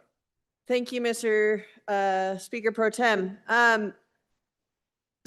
I took a tour of some ranches this summer and we walked through what this looked like and looked at the landscape and the conversation was that it's also not just 1 year. If we skip a year, we're setting ourselves back 3 because you can't just spray once. You have to spray multiple times. You have to worry about the seed bed that is in the soil as well. So I guess if you want to just go to the money that the work that's been done before, then sure, vote no. But this is our ranching community. This is our heritage. And we're going to leave them high and dry so they can burn if we don't support this amendment. And I would also ask Body, please vote aye for honest grass. Vote against cheat grass. Thank you. Thank you for that one, Representative Provenza. Okay.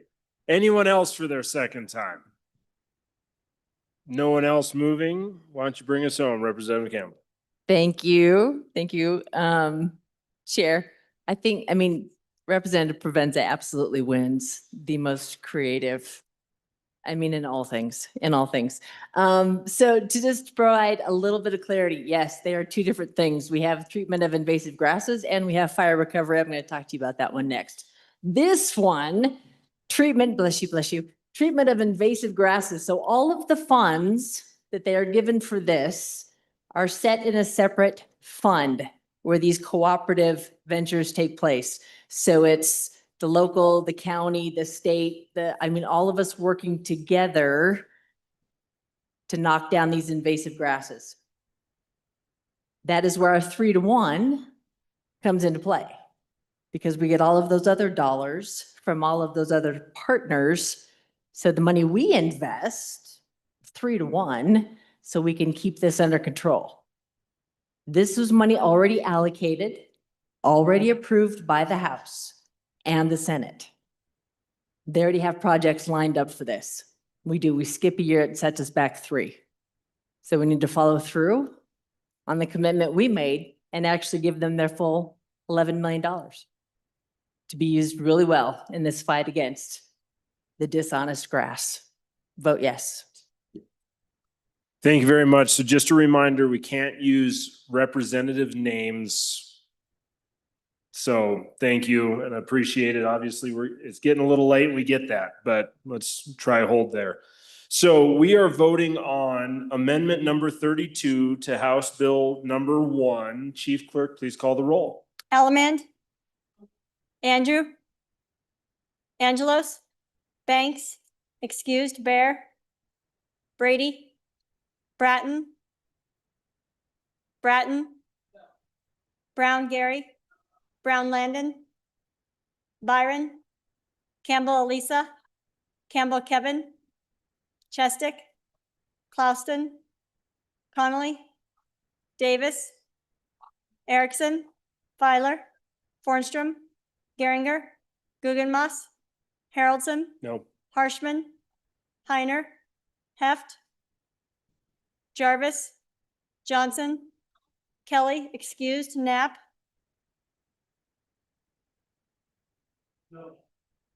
Larson Lloyd, Larson JT, Lawley, Lean, Locke, Lucas, McCann, Nicholas, Ottman, Pendergraft, Posey, Provenza, Riggins, Rodriguez Williams, Schmid, Sherwood, Singh, Smith, Storer, Strock, Stivar, Tarver, Thayer, Washut, Wasserberger, Webb, Weber, Wharf, Williams, Winter, Wiley, Yin.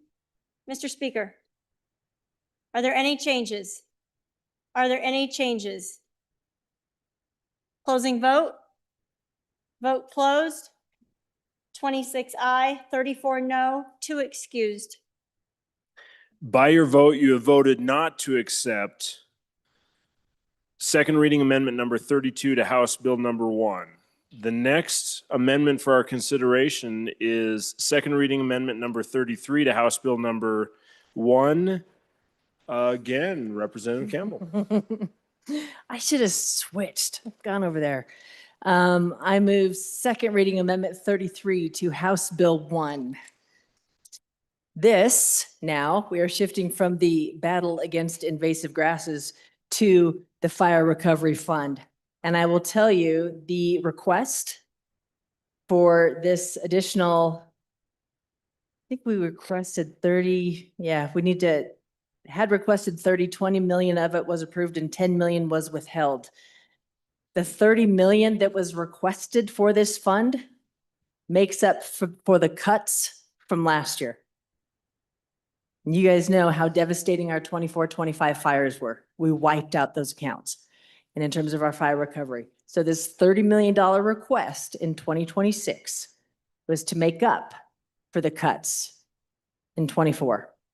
Help us get back on top of recovering some of these devastating fires. And given the current status we've talked about, the lack of precipitation, and this being February, and we've got red flag warnings across the state.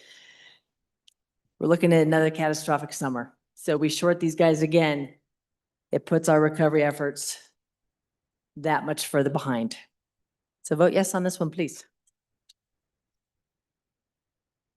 Chairman Bear, Thank for you. your Mr. first Chairman. time.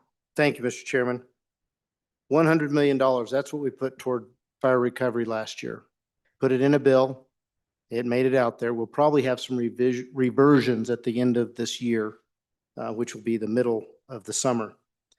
And we did add another $10 million in borrowing authority to the chief executive. So if we do run out of funds, he's got an additional $10 million that he can borrow from the LSRA. So this is more than covered. We looked at all kinds of different angles to make sure we had it covered. And I will say this, your JAC took fire recovery and firefighting very, very seriously this summer. Spent a lot of time on it, and I think we came out with some really good products. Thank you for all your help, and please vote no on the amendment. Anyone else for their first time? First time, Representative Pendergraph.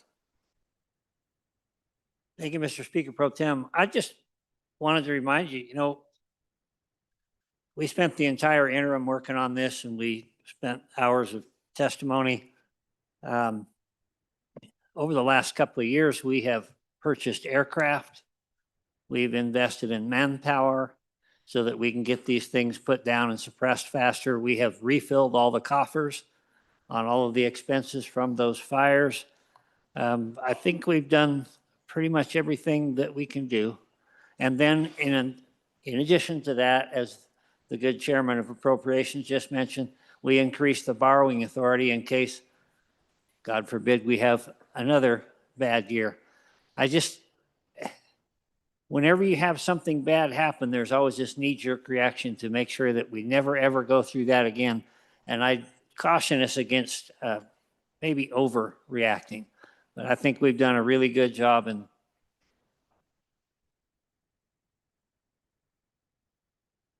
anyone else for their first time? First time, Representative Davis. Thank you, Mr. Speaker, or Mr. Pro Tem. No, what are you? Yeah, but anyway, Mr. Upgrade Chairman. for a night. No. It still baffles me why the agencies keep asking for these additional funds. Do they have the projects ready to go on the ground? Are we what I'm trying to figure out what I'm missing here. We say policy says we'll take this back, but the agency says we need this, we're ready to go. So I can't seem to connect the dots. If somebody could help me here. Representative Angelos. Thank you, Mr. Chairman. Yes, I actually did get confirmation from the agency. They have only one project, a $9 million set aside for the Red Canyon fire, but that's all at this point. So I mean, honestly, I think it is also for future fires. We know we might come up on a fire season. We want to get those areas treated. I'm sure they will use them on some of the other areas that have been fire scars, but that's what I was told. 9 million is set aside for the Red Canyon fire. That's all that was allocated at this point. Anyone else for their first time? Anyone for their first time? Anyone for their second time? Second time? Second time back to the sponsor. Representative Campbell? Thank you. Thank you, Chair. To be clear, yes, the JAC has been very good at investing in fire and firefighting and how do we, disperse the people and the funds to help put out fires. That's not what this is. This is fire recovery. How do we return the land to its productive state after it has been devastated by fire? And that's where our other former representative talked about why invasive grasses and fire recovery go hand in hand. So one of them, how do we fight invasive grasses that are just creeping into all of our ranch lands?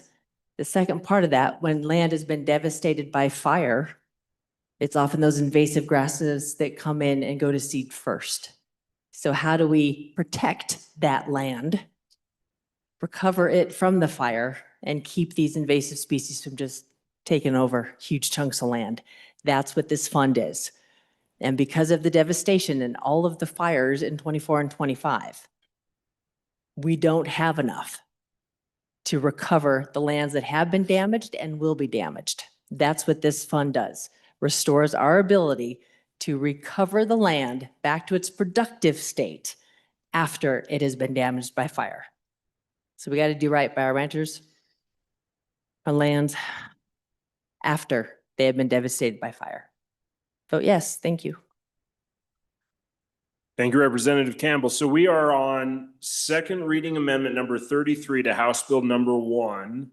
Chief Clerk, please call the roll. Allemand, Andrew, Angelos, Banks, excused, Bear, Brady, Bratton, Brown Gary, Brown Landon, Byron, Campbell Lisa, Campbell Kevin, Chestick, Clauston, Connolly, Davis, Erickson, Filer, Fornstrom, Geringer, Guggenmoss, Haroldson, No.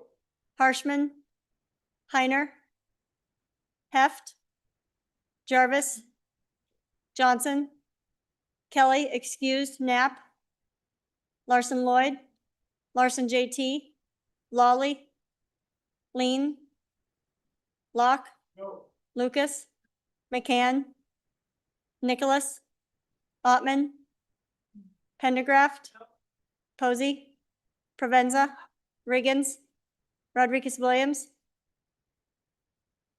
Schmid, Sherwood, Singh, Smith, Storr, Strock, Stivar, Tarver, Thayer, Washut, Wasserberger, Webb, Weber, Worf,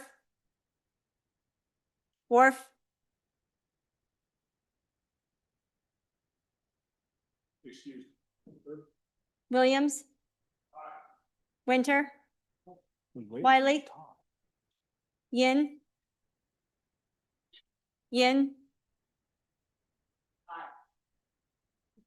Mr. Speaker, are there any changes? Worf, excused to? No. No. Further changes? Further changes? Closing vote. Vote closed. 26 aye, 34 no, 2 excused. By your vote, you've voted not to accept second reading amendment number 33 to House Bill number 1.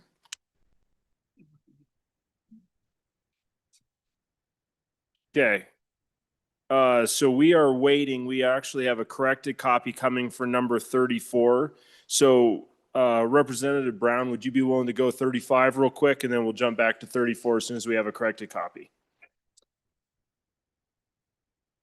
Well, thank you, Mr. Speaker Pro Tem. I will go ahead and move second reading amendment number 35 to House Bill 1 and committee body. I will ask for your favorable consideration. I'm a little bummed because I was looking forward to having a good conversation on number 34 there. That one looks like it's going to be a lot of fun.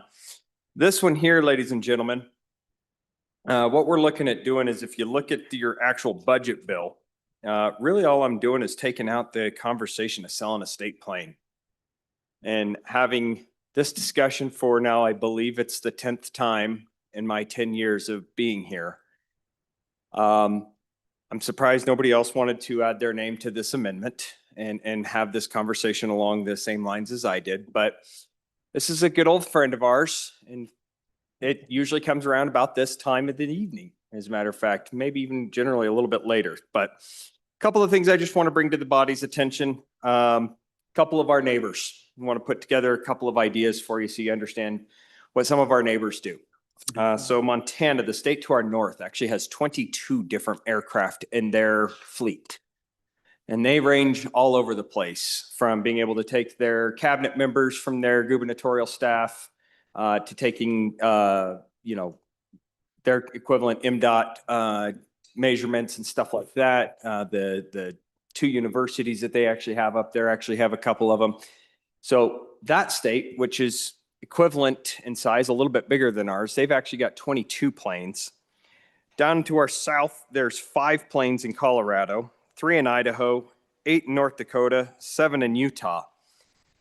And we've got 2 that we actually use here for passenger use. And what's interesting, and I'll be more than happy to send this around, I was actually rereading this article or this study that was done underneath our former governor, chief executive, actually commissioned a study to find out whether or not having a state plane was valid and reasonable. Chairman Brown. After having this come forward multiple times. Chairman Brown, which amendment are you on? 35. Okay. I'm on 37. Oh my goodness. Looky there, I'm on the wrong one. This, ladies and gentlemen, I'm back up and I'm just going to come back on this one. This is actually the conversation that I had earlier today about pitting state employees against one another. I have my notes written on the wrong piece of paper. So, Mr. Speaker Pro Tem, thank you for the correction on that. I appreciate that. And body, I'm glad to see that about half of you guys are still awake and caught that and are now laughing and smiling at me. So I'm happy to see that. Ladies and gentlemen, what this amendment is actually doing is removing the $5 million that has been appropriated strictly for Trooper 1, 2, and 3 pay raises. Now, I was lucky enough to get to sit down with a particular association that represents these troopers about 3 or 4 weeks ago, and they let me have some really, really good information that I think this body should be interested in. First of all, if you don't understand how the trooper ranking comes in, Trooper 1, 2, 3, you start out as a Trooper 1 unless you've got some background, you move up to Trooper 2, and then eventually, as long as you've been here, you can move into these Trooper 3 positions. Each one of those has your set amount of time that you've been in there and required changes in personnel responsibility, those types of things. Whether you're going to be moving into those types of positions really does depend upon what type of or how long you've been with the agency mainly, right? We also have had a complete reorganization that has happened within this agency where they actually now have staff sergeants that are out on the road. And then those staff sergeants are actually reporting up to lieutenants. And those lieutenants are the ones that are out on the road quite a bit as well, but they also have some staff time in their offices. Well, what I heard from this association, ladies and gentlemen, was if you give this money strictly to Troopers 1, 2, and 3, you're actually going to have troopers that are going to be making it that Trooper 2 pay, and absolutely 100% with Trooper 3 pay. They're going to be making more money than their supervisors. And this is something that the JAC has actually worked on for years and years and years, is this notion of what they call compression. And so while I appreciate the idea of looking at this for public safety and having these conversations that we want to make sure that our troopers and our snowplow drivers are also lumped in with this, we want to make sure that they're taken care of. You're creating a absolutely catastrophic end game for these troopers where there is no reason to ever move forward. And so their request to me was, please don't pit us against the other state employees. Please don't make us feel like we are more important to the rest of the state just because we're out there doing the job. We appreciate the notion that we're actually trying to do good work here. But if you continue to focus on only Trooper 1, 2, and 3, you're actually failing to recognize the issue here is we're all behind in pay scales. And so I bring that information to you all as a body to be considerate of this. And then I actually do have an amendment, and I will make sure that when we get to that one, I have the right one. And I'm talking to you guys all about the right one. That I will probably, depending upon the outcome of this one, I may just withdraw. But it's this idea and the consideration that we all need to decide whether or not public safety employees are the only ones that deserve to have a pay raise to bring them to 80% of market value of 2024 pay scales. Because that's what this 5 million does. 2 years old, 80% pay scale. What we're running into, and I'm sure if you guys decided to go on the interwebs right now and take a look, you will find this association has made a very concerted effort to educate the public on what's going on with this agency. There's a lot more going on inside of this agency that doesn't depend just on money, but I am asking you to actually remove this money. Do not give these raises strictly to these troopers. And then I will work on a third reading amendment to come back, and we will actually address the raises across the board, depending upon what this body does with some amendments later on in the Section 300s. With that, Mr. Speaker Pro Tem, I addressed 2 amendments. So when we get to that other one, it'll be really quick. Thank you very much, Chairman Bear. Moving on, anyone else for their first time? Yes, Representative Sherwood.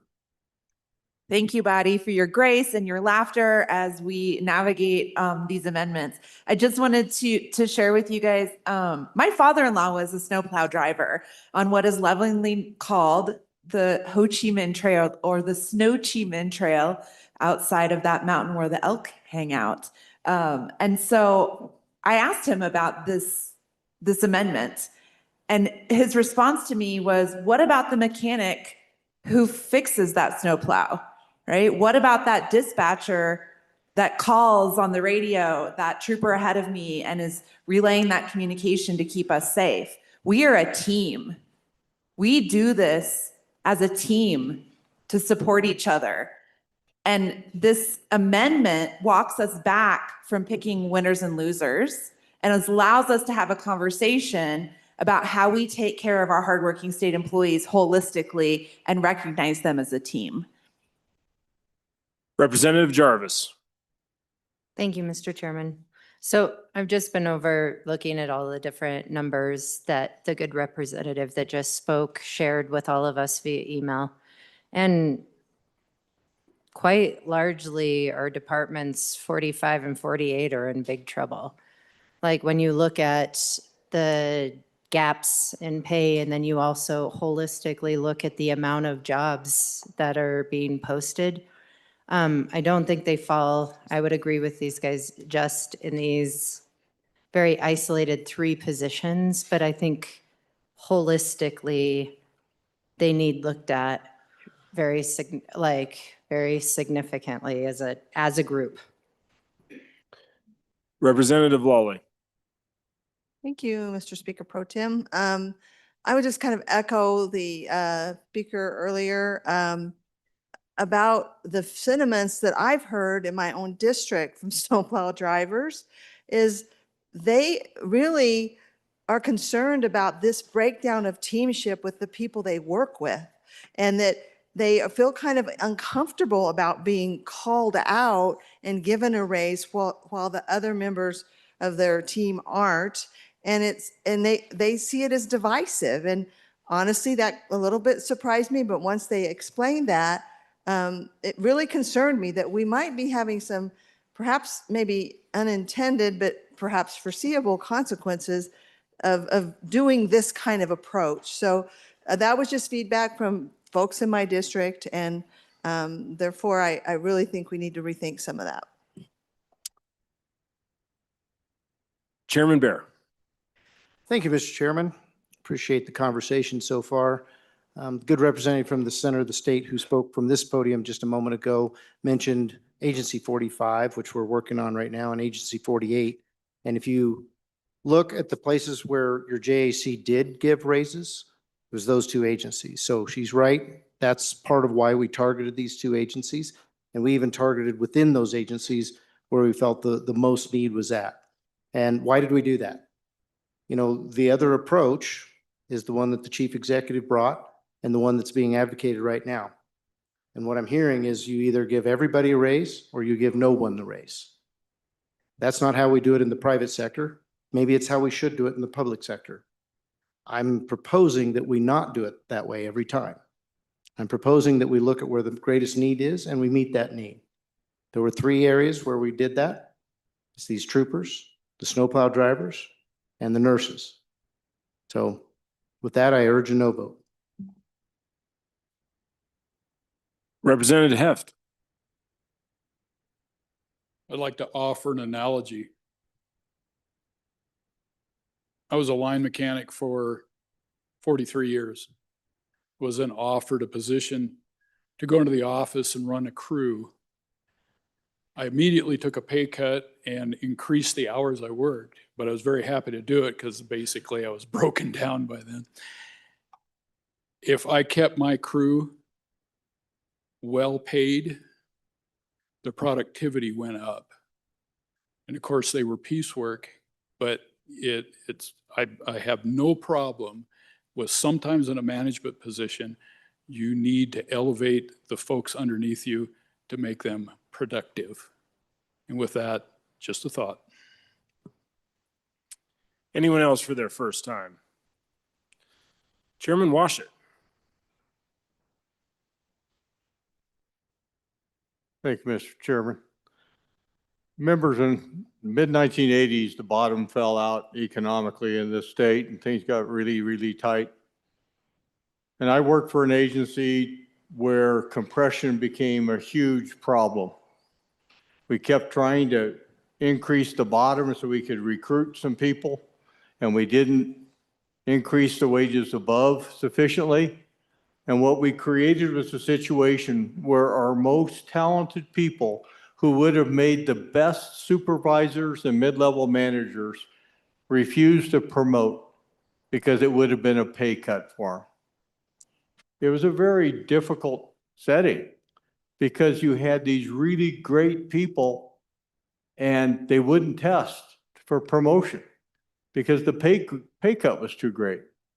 And that's a real lived experience, and it happened and it lasted until we did when the bottom came back and things improved, and we did a big wage and compensation study and tried to address that compression.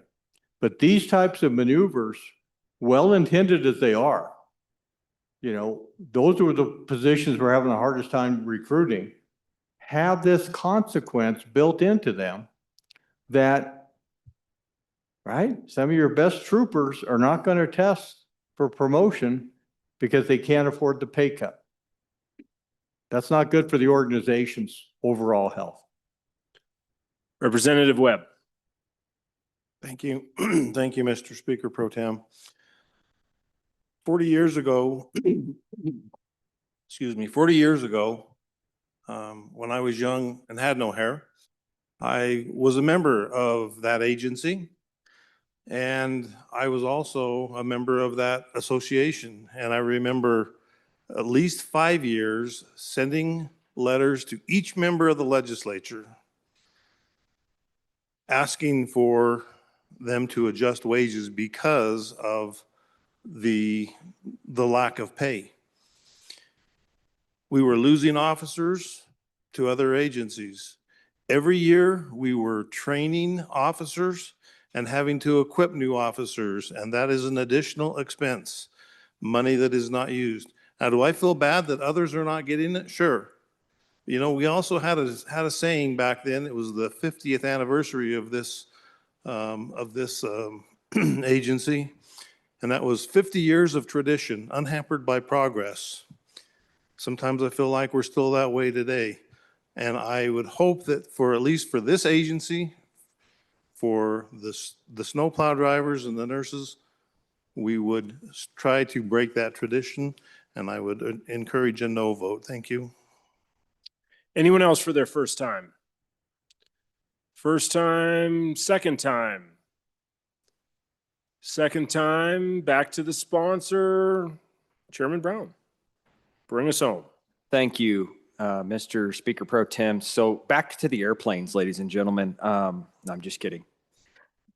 Half you aren't even paying attention. So with that, ladies and gentlemen, this is a message of what we're sending to our state employees as a whole. And I truly do. I appreciate what our troopers are doing.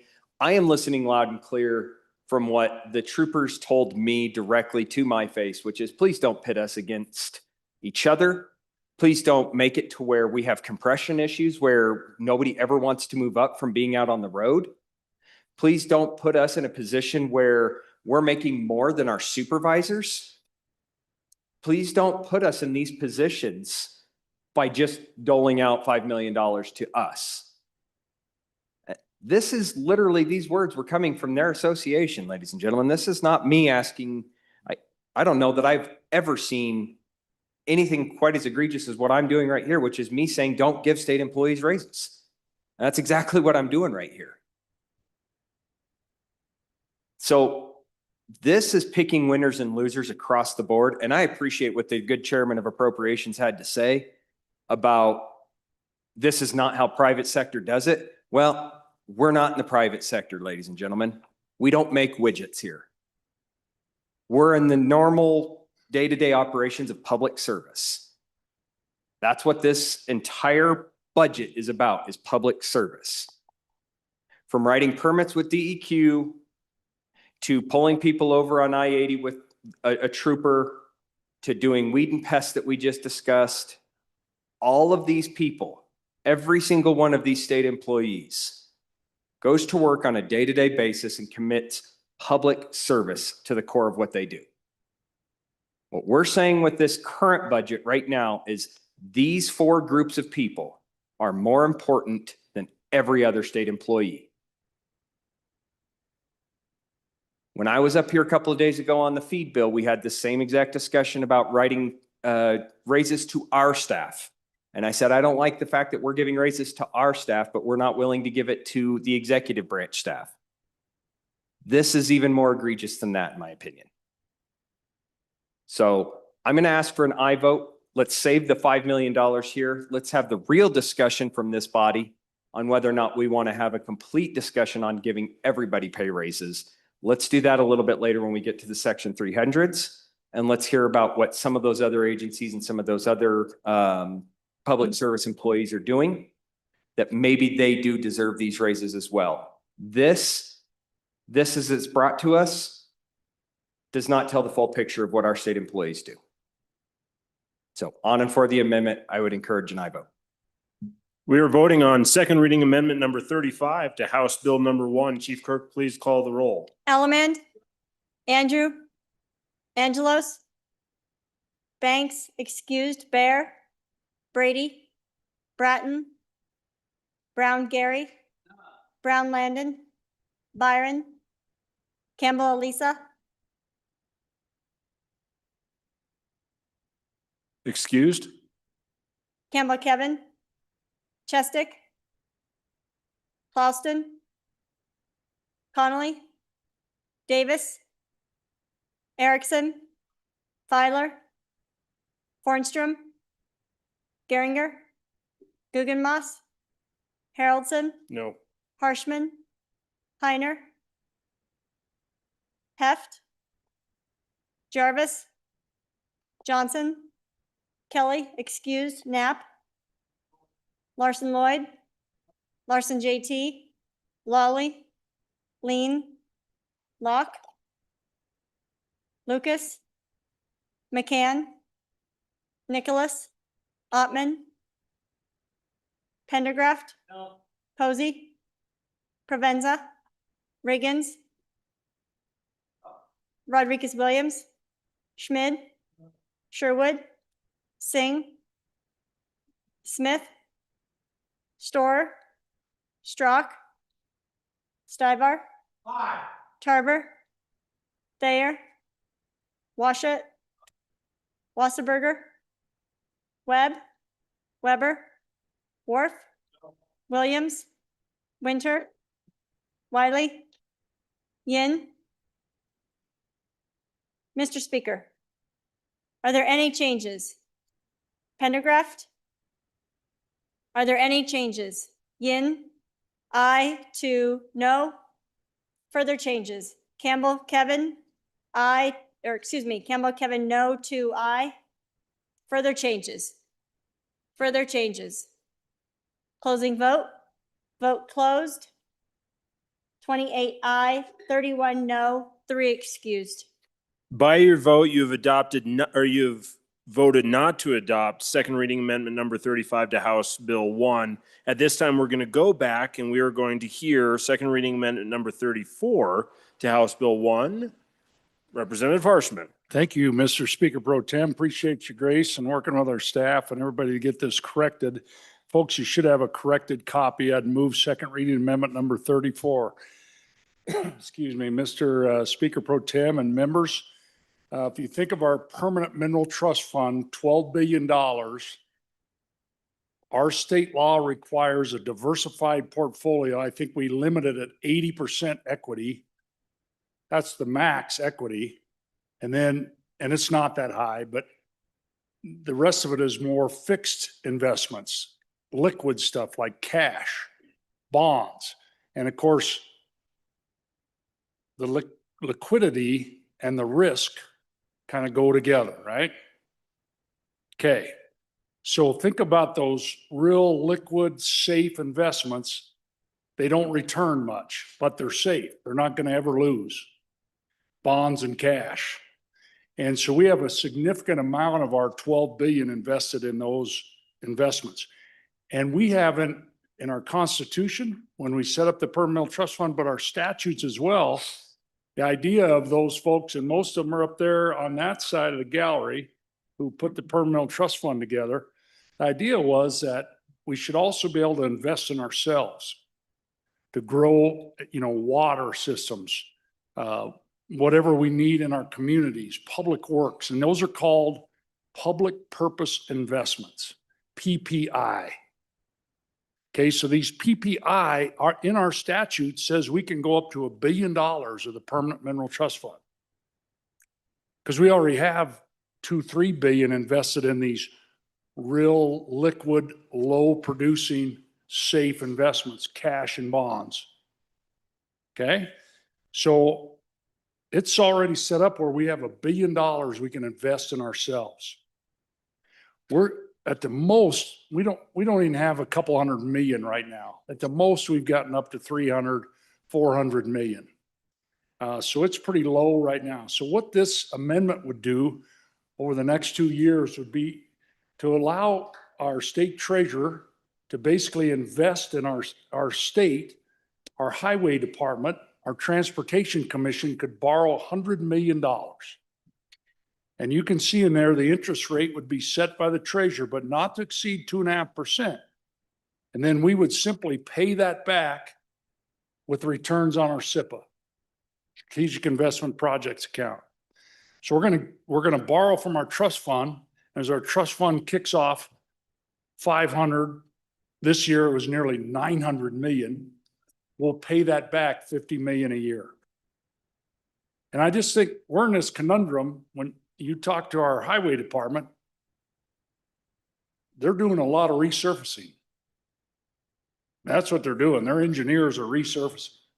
And there's just not the money to construct stuff and build some of these things. So then I reached out, and I know it's not in their STIP, and we're really careful. We got a transportation commission that legislators don't pick roads. Now, I've been on this floor where over in Lincoln County, we funded a road on this floor. And so, but I reached out to the department and asked, what are the most dangerous stretches in Wyoming? Where are the most people dying? And those are listed in here. We don't pick them in this bill. We allow the commission to choose. Maybe they can do one of them or two of them. And you can see them on there. It's Casper to Waltman, Waltman to Shoshone, Shoshone to Thermopolis. Jeez, and then Laramie to the Colorado state line. You guys have all driven these. And then Highway 59, Gillette to Wright, and we made improvements on all these. And then, of course, the Green River Rock Springs things, one of the busiest roads in the state during rush hour. And we found that out, of course. And so, anyway, I'd let the commission kind of choose and see what they could do with these dollars. But really, our only other choices are raise the gas tax, toll roads, do some other kind of tax, or take tax revenue away from local governments or state governments through sales tax or some other tax and shift it around. So take it from Peter and give it to Paul, which has its own problems. So this would be an investment in ourselves and using our trust funds to really keep building our state as a public purpose investment. And so that's the idea behind it. Be happy to talk some more about it and answer any questions. Thank you, Mr. Speaker Pro Tem. Representative Pendergraft for your first time. Thank you, Mr. Speaker Pro Tem. Wow, this looks like a good little bill. Got a lot of good ideas in it, got some good projects in it. Looks like a good little bill. But it's not, it's a budget amendment. We shouldn't be legislating in the budget.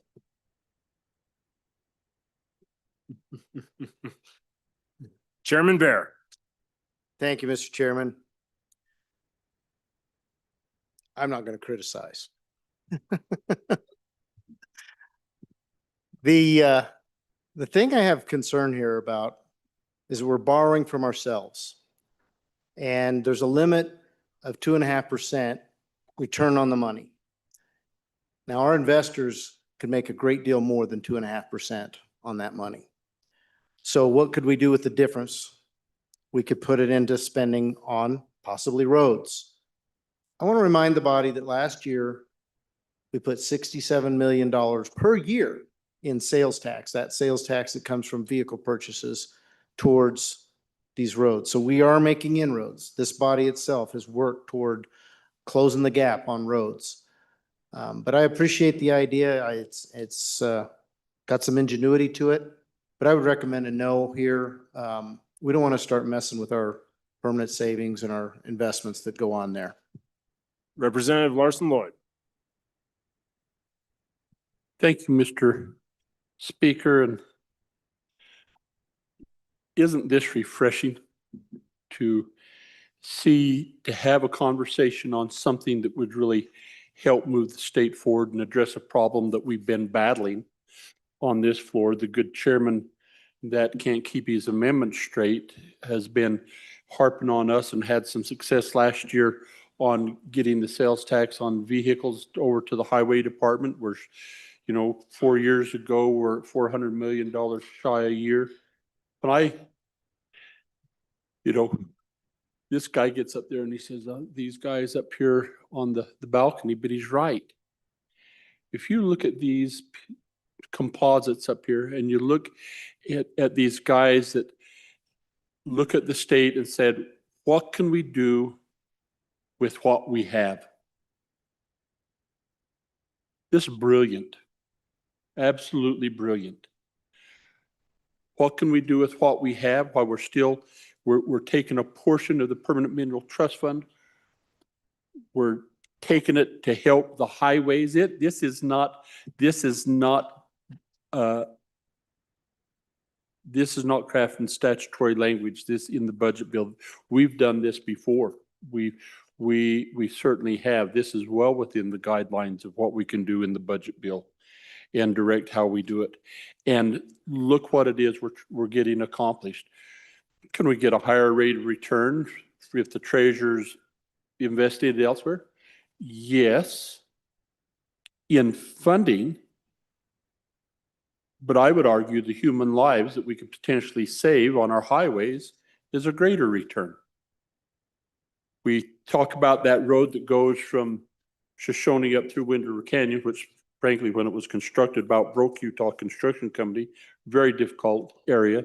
We look at the troubles that we have going up through there and between my town and or in this guy's town and south of Laramie. Take a step back and stew on this just a little bit. It's out of the box. It's within our ability to do, and we can really help a problem that we have in the state. Brilliant, absolutely brilliant. I love it when people come up with ideas like this and help the state to move forward. Isn't it right? I hope you'll support this. I think that we can really do some good in the state that'll be generational. Well done. Representative Wiley. Thank you, Mr. Chairman. For the last 4 years, I've sat on the committee that handles this problem we're talking about right now. And every year it's how do we fund the department that takes care of our roads? As you heard earlier, you know, we've diverted some of the sales tax and stuff, $70 million, 70 million, whatever it is. But every year they ask, you know, I think my first year it was 100 million or 200 million. And then pretty soon it's 400 million a year. And then just this last year, it's 400 million. They're saying come around the corner, you know, it could be 6 with all the inflation and stuff that we're seeing. And then this last committee meeting that we just had, you know, we tasked that same department to say, okay, you know, we need to show folks, because fuel tax, we looked at doing a fuel tax and it doesn't really help the problem. It didn't raise enough money for the impact, my belief. And then anyway, the last task that we gave this department was show us roads that you're going to start putting on the less of a priority list, the ones that you're going to start rolling back, because you can't do it on the major highways. We're gonna take care of the one going north and south, and we're gonna take care of the bigger one going east and west. You have to. And we get most of our funding there federally, right? And the rest of it goes out to the state. So this is a pretty good original idea, I think, and it's something that we should chew on. We could have done it through interim or something, but might as well do it now. I mean, we're all fresh in the mind and ready to go. But you know, we can't forget there is a huge problem, and we kind of keep kicking that can down the road. And you know, Wyoming is just a small town with long streets. Representative Filer. Thank you, Mr. Speaker Pro Tem. Folks, on and for this, I don't think a lot of you know, but I used to serve on a commission that overseen our highways. And, you know, every month, you know, we'd meet up, look at these projects, and at the end of our meeting is just one long discussion. How do we make this work with the money that we have, the funding that we have? We're at a 400 to 500 million, I might be wrong, a year shortfall in maintaining our roads in their current state. That's in their current state. So when you knock on your constituent's door and they complain about the roads, we're in a $500 million shortfall in their current state. And I'm pretty sure most of us have said, hey, we're going to work on this. We're going to come up with some ideas, find out how to get more funding, how to make our roads better without raising your taxes. And then I heard somebody say, well, you're borrowing from yourself. Boy, I've done that a lot in my life. I've taken money from here, bought into here, paid back here in my own accounts in my own life. I've done that many times. What a better way than not raising taxes and starting to figure out a way of getting money to that transportation department to start fixing our roads, making them safer, which it says in the amendment. There's certain roads there, allowing that commission to actually look at those and making certain areas a lot safer for our state. I think we're onto something here. I think this might need to have a more discussion for future down the road on how we can do this and make things better. On and for. Chairman Washit, for your first time. Thank you, Mr. Speaker Pro Tem. I hope everybody was taking notes. I sure was. How many of you, like me, had never heard of public purpose investments out of the Permanent Mineral Trust Fund? We just got a free lesson, right? So whether we use it tonight or whether you use it 5 years from now, you just got a free lesson on coming up with a creative solution. Too often we get locked into this budget cut or tax increase dichotomy. It's a Hobson's choice. Sometimes we can divert money that we already have from one purpose to another purpose. We don't cut and we don't have to increase taxes. And here's yet another idea that we can loan it. Now, certainly overall, the Permanent Mineral Trust Fund earns more than 2.5%. But within that umbrella of investments, we have safe, secure, low return investments, and we have high return investment. And so we borrow from that low end money that would otherwise be invested in a bond or something. And we get roughly the same return on our investment while we fix our roads. I just want to say thank you. I think that's an amazing idea to think about. Whether we apply it tonight in this circumstance or sometime in the future, thank you. Representative Geringer for your first time. Thank you, Mr. Speaker Pro Tem. Boy, it's starting to get late and I was kind of feeling my face and realizing, boy, I need to shave again almost. But I want to point out that the good representative from the middle part of the state with the white beard was clean shaven this morning, I think. We've been going that long. Anyway, back to the bill here, or the the amendment. You know, there's times that I don't always follow what the good rep from the middle of the state, that the bringer of the amendment talks about, and how he puts these things together, and I scratch my head a little bit. But I tell you what, in this one, this is an elegant solution. It really is. It's to a problem. We hear from the Department of Roads that we're 400 million, 500 million in the hole on fixing our roads. And this is a way that we can use our own money to fix it, to start working on that problem. I think that's a really good idea. I want you to just kind of take a step back and think about it a little bit. You know, I know there's a tendency here to just get in the humdrum, kind of zone out a little bit, but think about this one. And I honestly, I would ask, what's wrong with this proposal? I really want to hear that. I want to understand. Maybe I'm missing something here. What is it that is wrong with this kind of what I see as an elegant solution? Anyone else for their first time? First time, second time? Representative Pendergraft. Thank you, Mr. Speaker Pro Tem. It feels like almost every year we see a budget amendment that I kind of liken it to an October surprise. Wow, that's quite an idea. That takes some thought. And it was just asked, what's wrong with that idea? And right now, frankly, I don't necessarily see it, but it's a big idea. It involves a lot of moving parts. I would love to see this come as a bill.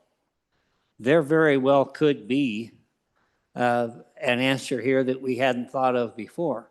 But the beautiful thing about a bill is it goes through that process of prolonged thought. It goes through public input. It goes through input from agencies. It goes through committees. It has a fiscal note attached to it. We get plenty of time to work it out. And sometimes we find out, well, maybe there is a problem here. I think we need to trust the process. I would highly encourage this committee over the interim or any individual for that matter, to put this together as a bill, and let's consider it the right way and not as an amendment late at night when we're all tired. Representative Wiley for your second time. Mr. Chairman, for the 10 minutes and 27 seconds I've been sitting at my desk, I was thinking about in depth, we're about to triage our highways. And I like this amendment. I like this amendment way better than 2 pennies for a million. So I would please ask everybody to consider this and maybe vote aye. Representative Larson Lloyd. Tired. I don't see anybody in here tired. I see everybody getting dressed and ready for the dance. And here we are. And the band is playing. And this is like the best song we've heard all night. Everybody's jazzed up. Because this is something that will help the state move forward. Right on. That's what we come here to do. You can go home and say to your constituents, we wrestled and we fought really hard, but look at this one. Look at this. We agreed on this because we understand the needs of our Department of Transportation and the highway needs, and we worry about those kids that are traveling south of Laramie. Worst thing ever when I was as a father, when my kids were at the university with these guys, is them traveling home from Laramie to my hometown, to where I live. Hated that. Just hated that. Hated when the roads were closed and then they would go on this stretch of Highway 20 between Shoshone and Casper, and then, or try to head down through Shirley Basin. This is really a great way to resolve some of these issues that we have in the state. And again, I think that this House Bill 1 is a great vehicle to get this done. Representative Filer, second time. Thank you, Mr. Speaker Pro Tem. Kind of piggyback off the last speaker. I think this is a good way of going forward with this. Oh, is it not working? Oh, it's green. Hello. All right, we're good? Okay. Well, oh, geez, man, you guys are all laughing and stuff. It's all good. Yeah. Okay, let's stay on topic. All right. So when I look at this, it's funny, like this whole session, like where does good legislation or where does good amendments come from? This has got to be one of the best amendments I've seen. Hands down. This is thinking outside the box. This is thinking of saving our taxpayers a lot of money. This is actually really forward thinking. But then we're going to hear, well, maybe we need to bring in a bill, or maybe we need to have another interim topic on roads. I think we've been doing that for about 25 years. But, we could keep talking about them and talking about it. And if you got your bingo card, kick the can down the road some more. But I just think, why not now? This is great. This is great. I don't, the only thing I'm worried about is that I think it needs to go even a little bit further. I don't know why we didn't have a trust fund for our highways a long, long time ago. We might not be talking about this today. So on and for this amendment. Anyone else for their second time? Second time, Chairman Bear. Thank you, Mr. Chairman. So what does this really look like? We're going to take money from our savings and we're going to build some roads. And then to pay back our savings, we're going to take money out of the SIPA account, which may or may not be there. So what happens if it's not? Well, we may eventually end up writing it off. Well, if we write it off, then how are we paying back our savings? I know all of you have heard what great respect we have for our predecessors in creating the Permanent Mineral Trust Fund, the Permanent Land Fund, and all those funds that we now use to pay for about a third of our operations. So I would again urge a no. This is a risky move. Anyone else? I don't know if there is anyone else that could, actually. I don't think there is. So we're going to go back to the bringer, Representative Harshman. Thank you, Mr. Speaker Pro Tem and members for all that thoughtful debate. I'll try to answer some questions now as we close this out. I had a question kind of on an off conversation, why 100 million? And really just to run the 2 years of the budget, this biennial budget, because this is law for only 2 years and we'll pay it back in these 2 years. So that was one. The other question was about we're going to miss out on opportunity costs because we're going to pay ourselves back 2.5% where that money could be making more.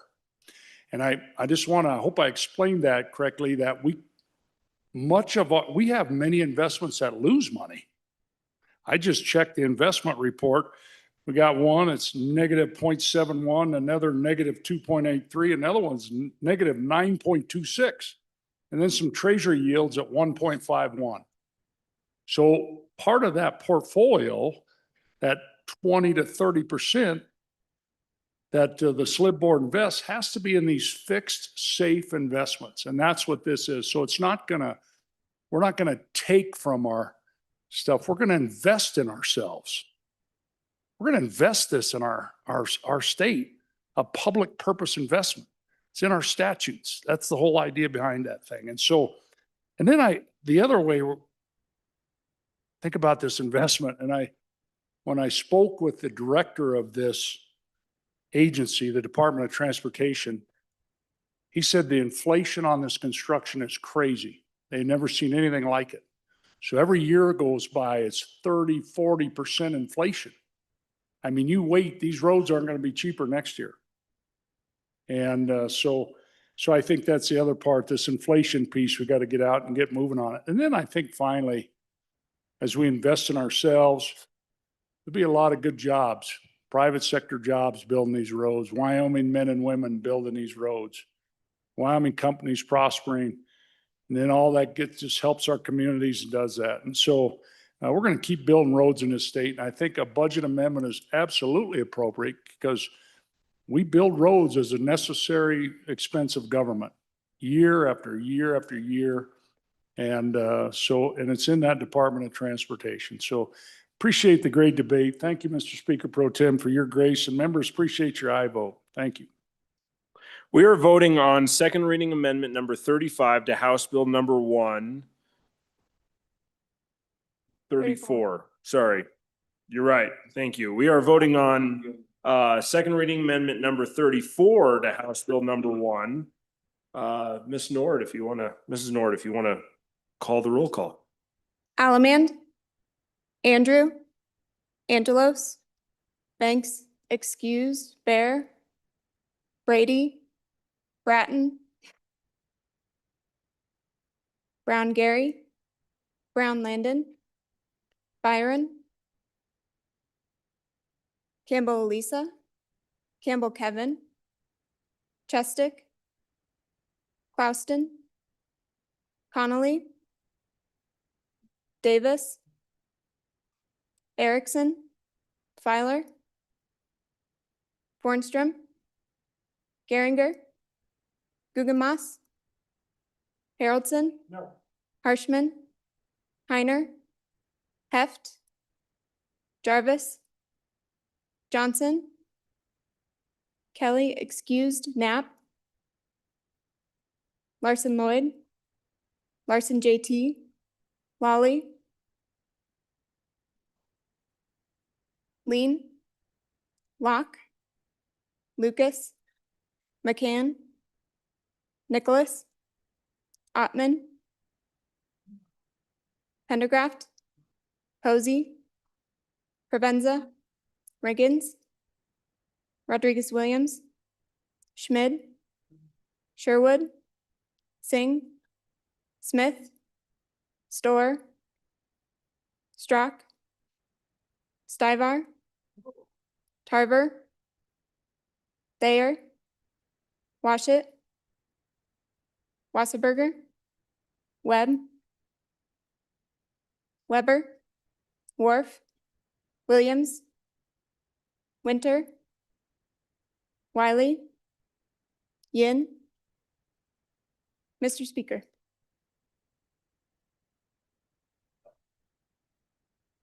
Are there any changes? Are there any changes? Closing vote. Vote closed. 25 aye, 35 no, 2 excused. By your vote, you have voted not to accept second reading amendment number 34 to House Bill number 1. Now we move on to second reading amendment number 36 to House Bill 1. Representative or Chairman Bear. Thank you, Mr. Chairman. I move second reading amendment number 36 to House Bill 1 and ask for your favorable consideration. Ladies and gentlemen, this is more of a technical correction. In the budget bill itself, we gave the agency direction to either sell one of the 2 jets or to use it as parts. And frankly, they're telling us now that these jets are getting so old that the value of selling them is probably not there. So they may scrap it. We had a repair a few years ago that on an engine because a blade developed a crack, and it was tremendously expensive because they just don't really build these aircraft anymore. So what this here amendment does, it just makes it really clear what we're trying to do by taking the funds that would have been spent on that second jet and saying we're going to decrease the budget by that much. That's $685,294. And that IS stands for Internal Service Fund. So this is funds that are transferred between agencies to pay for this type of travel. And then you can see the remaining funds that are specifically for the jet that will remain, and that's the $1.719 million there. And so with that, I'd ask for your favorable consideration, and please vote aye on a decrease of $685,294 in internal service funds. Anyone for their first time? Anyone for their first time? Second time? Back to the bringer. Thank you, Mr. Chairman. Please vote aye. We are voting on second reading amendment number 36 to House Bill number 1. If we could have roll call on this, Mrs. Nord. Allemand? Andrew? Angelos? Banks excused. Bear? Brady? Bratton? Brown Gary? Brown Landon? Byron? Campbell Elisa? Campbell Kevin? Chestick? Clouston? Connolly? Davis? Erickson? Feiler? Fornstrom? Geringer? Gugemas? Haroldson? Aye. Harshman? Heiner? Heft? Jarvis? Johnson? Kelly excused. Knapp? Larson Lloyd? Excused. Oh, Larson Lloyd? Larson JT? Lolly? Lean? Locke? Lucas? McCann? Nicholas? Ottman? Pendergraft? Hosey? Provenza? Riggins? Rodriguez Williams? Schmid? Sherwood? Singh? Smith? Storer? Strock? Stivar?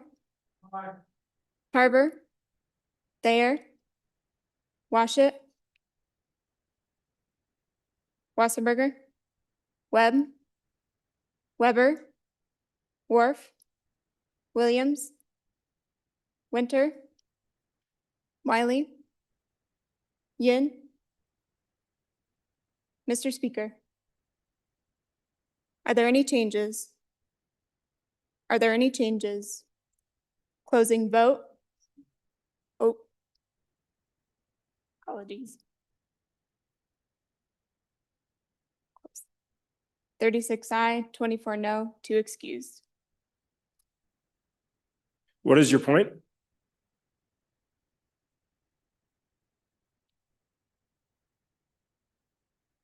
We'll just hold for just a second. It has been closed. Let's just see what our options here as we look at this for a second.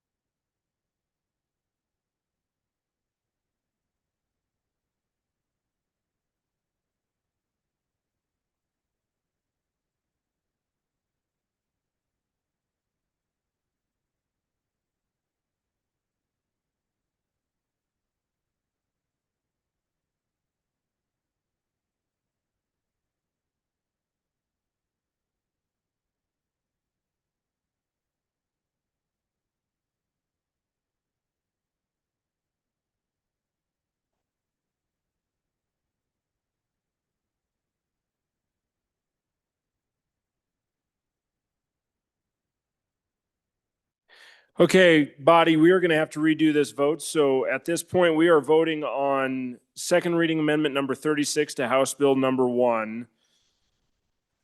Ms. Nord, if you would please call the roll. I apologize. Bear with me, everybody. Alamand, Andrew, Angelos, Banks, excused, Bear, Brady, Bratton, Brown Gary, Brown Landon, Byron, Campbell Elisa, Campbell Kevin, Chestick, Clouston, Connolly,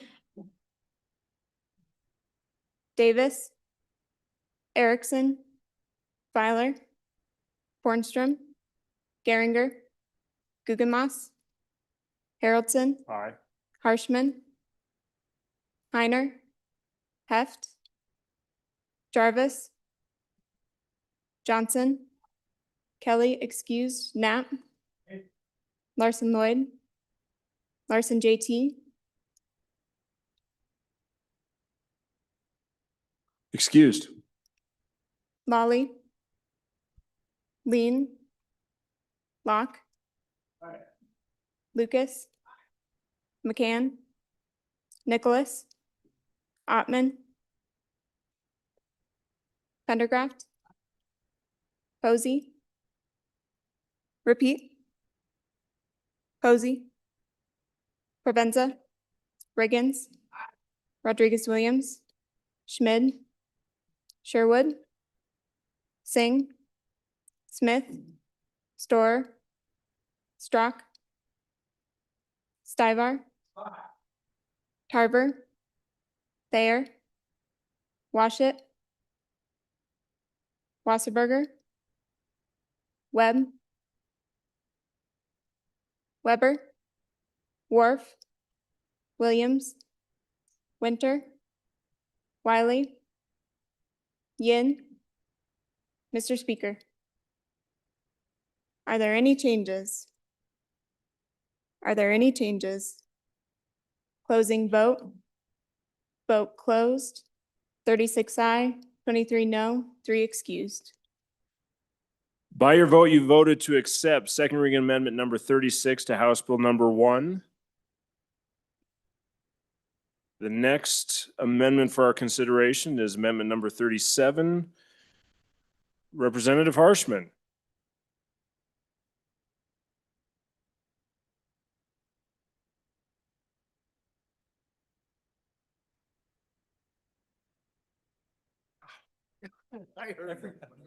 Electrifying experience back here. Little static in the shoes and whack.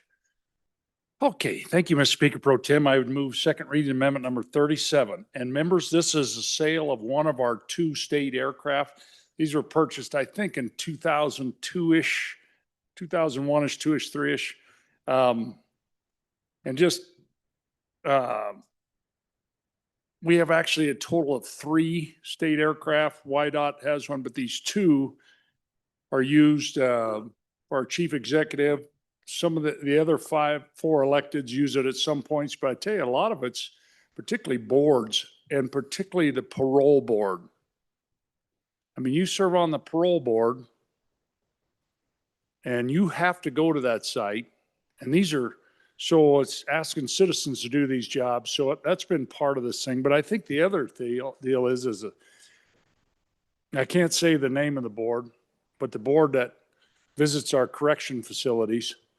I apologize for that. And then, but I will say in my history on this floor, this is a beaut, Clyde.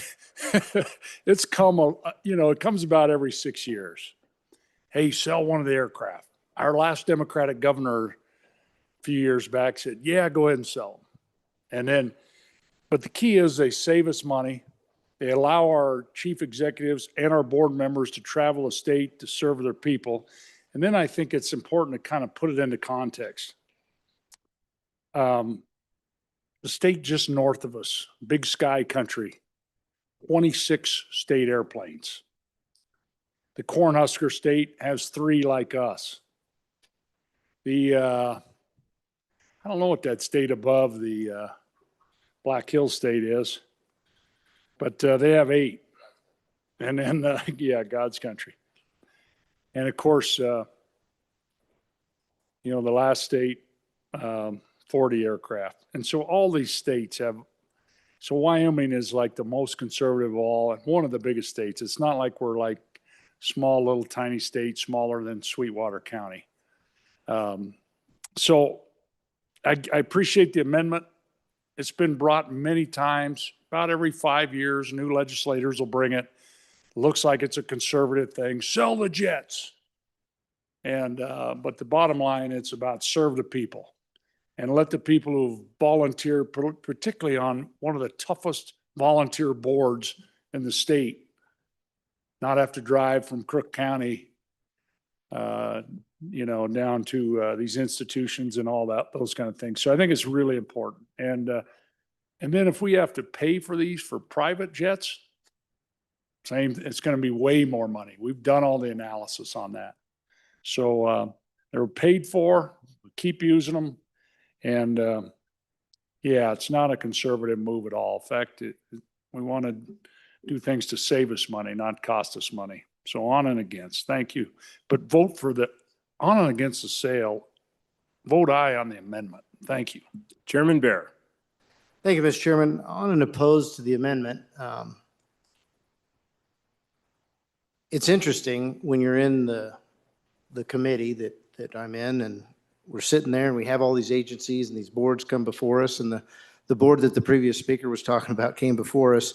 And the last time one of the jets was proposed to be sold, there must have been some talk about that board using that plane, because the first thing they told us was, we're not using the plane anymore.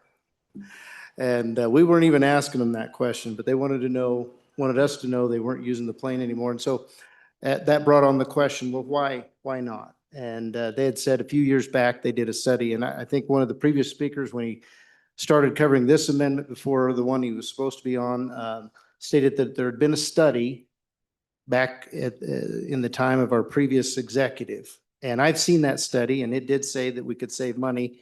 But a more recent study was done by this board. And they were the ones using it the most. It's true. But they figured out that they could save money by not using the jet. And this is kind of anecdotally, but that state to the northeast of us that is part of the Dakota territories, but it's the southern one. They had this same debate because they were getting ready, their chief executive, who now works in Washington, D.C., she wanted a jet and they rejected it. What do they have? They have turboprops. And I think the same is true of Montana. They've got turboprops. I venture a bet that at some point this body will be debating on purchasing a turbojet to replace these jets because they're frankly less expensive to operate than these things are. But with that, I'd urge a no vote on this amendment. I think it's fiscally wise to do so. Thank you. Rep. Nicholas. Thank you, Mr. Chair. So actually, folks, just to get the record straight, the primary users of both jets is the highway department. And they go all over the state on basically taking care of our roads, taking care of them in the wintertime that you can travel. The turboprops just don't quite have the safety factors, particularly in the winter. And so that's what we use them for. Anyone else for their first time? Chairman Brown. Thank you, Mr. Speaker Pro Tem. So this is the one that I actually was talking about a little while ago, ladies and gentlemen. And if you take a look at your emails, I actually sent you the studies. So you guys can take a look at those. You can actually read through those. Granted, I will admit these are a little bit outdated. If you look back, this is our previous chief executive that is named through this, but there's some really good information in this particular study. If there's another study that the chairman of appropriations has, I'd love to see that one so I can be a little more updated on some of the more recent data. But based off of what this has said, ladies and gentlemen, this is by and large, if we're talking about fiscal responsibility, having these state jets is actually the cheaper way to go when you look at this report. When you start putting in state executives who make over $100,000 a year, you put them in a car 3 or 4 at a time, or 1 at a time in many cases, you send them across the road and you send them from, let's say they're going to come from Cheyenne and we're going to go have a meeting up in Cody or Powell or Evanston. And you do those meetings, you put them across the road, and then you send them back. They're not conducting the state business while they're on the road. We're paying for that amount of quote unquote time, even though they're salaried, right? They go through all this, right? That report actually talks about it, and it shows what the cost per hour savings is to have these jets and to have these executives that run our state agencies inside of a jet as opposed to running in a SUV across the state. This is the fiscally responsible thing to do. Now, the other thing that I will say, and it's been said in here time and time and time again, these jets are already paid for. These are not, I don't know if any of you have ever seen them. I've been on one of the state citations one time.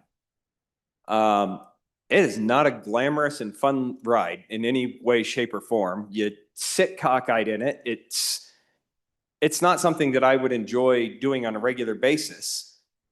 But what I'll tell you is it was quick. I was able to make a trip to Jackson and back before breakfast, and I was back before lunch. And I was invited by our former superintendent to go up and recognize our former Teacher of the Year and a Milken Award winner. And we did that amazing representation. And there was 6 of us that were able to hop on that plane. There was 2 senators, 2 representatives, and a few others that went up there to recognize this. And we got up there and back in, about 4 hours. That would have been a full day's journey for all 6 of us to do that. And we would have been paying for that. So as I look at this report and I see these things, to me, ladies and gentlemen, I understand the idea of wanting to get rid of 2 of the planes. I could bore you with the rest of the stuff that I talked about earlier and how other states have just as many, if not more, planes than this. I'm not sure the rationale, why we're going to get rid of one of the planes. I do not remember this being in the discussion with the Department of Transportation. I don't remember hearing this conversation with the director.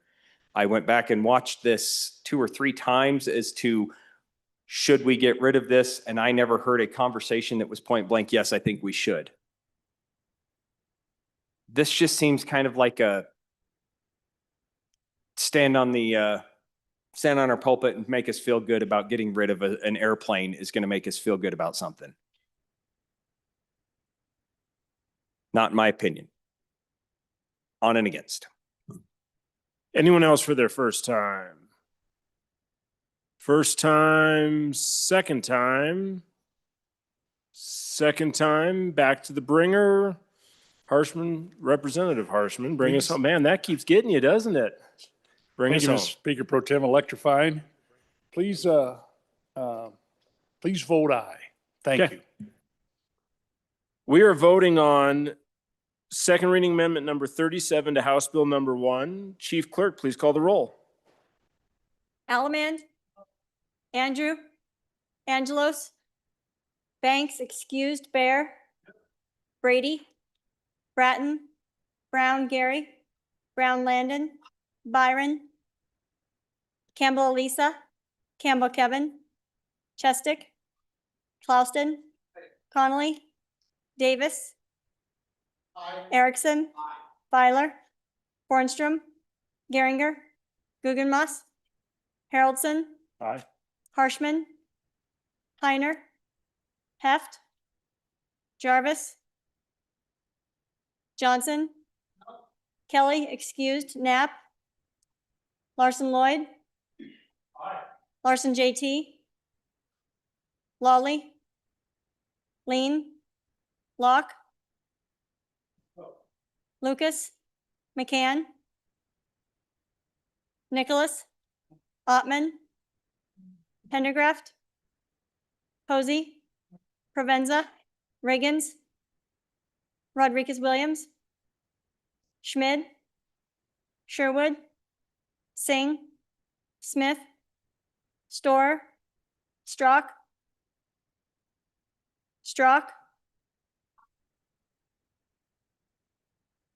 Stivar, Tarver, Thayer, Washut, Wasserberger, Webb, Weber, Worf, Williams, Winter, Wiley, Yin. Mr. Speaker, are there any changes? Chief Clerk. Campbell, Kevin, Chief Clerk. Stivar, aye. To no further changes. Haroldson, aye. To no further changes. Further changes. Closing vote. Vote closed. 26 aye, 34 no, 2 excused. By your vote, you have voted not to adopt second reading amendment number 37 to House Bill number 1. We now move on to amendment number 38. Representative Larson Lloyd. Thank you, Mr. Chairman. Have some really interesting conversations coming up in Agency 67 and 85, so I'd respectfully withdraw second reading amendment number 38.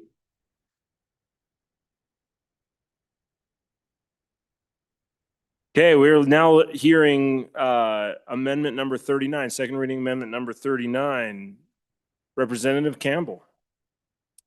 You, Mr. Chair, can I just say ditto? Given the late hour and importance of these conversations, I will withdraw Amendment 39 and save it for the 3rd. Okay, moving on to second reading amendment number 40. Representative Feiler.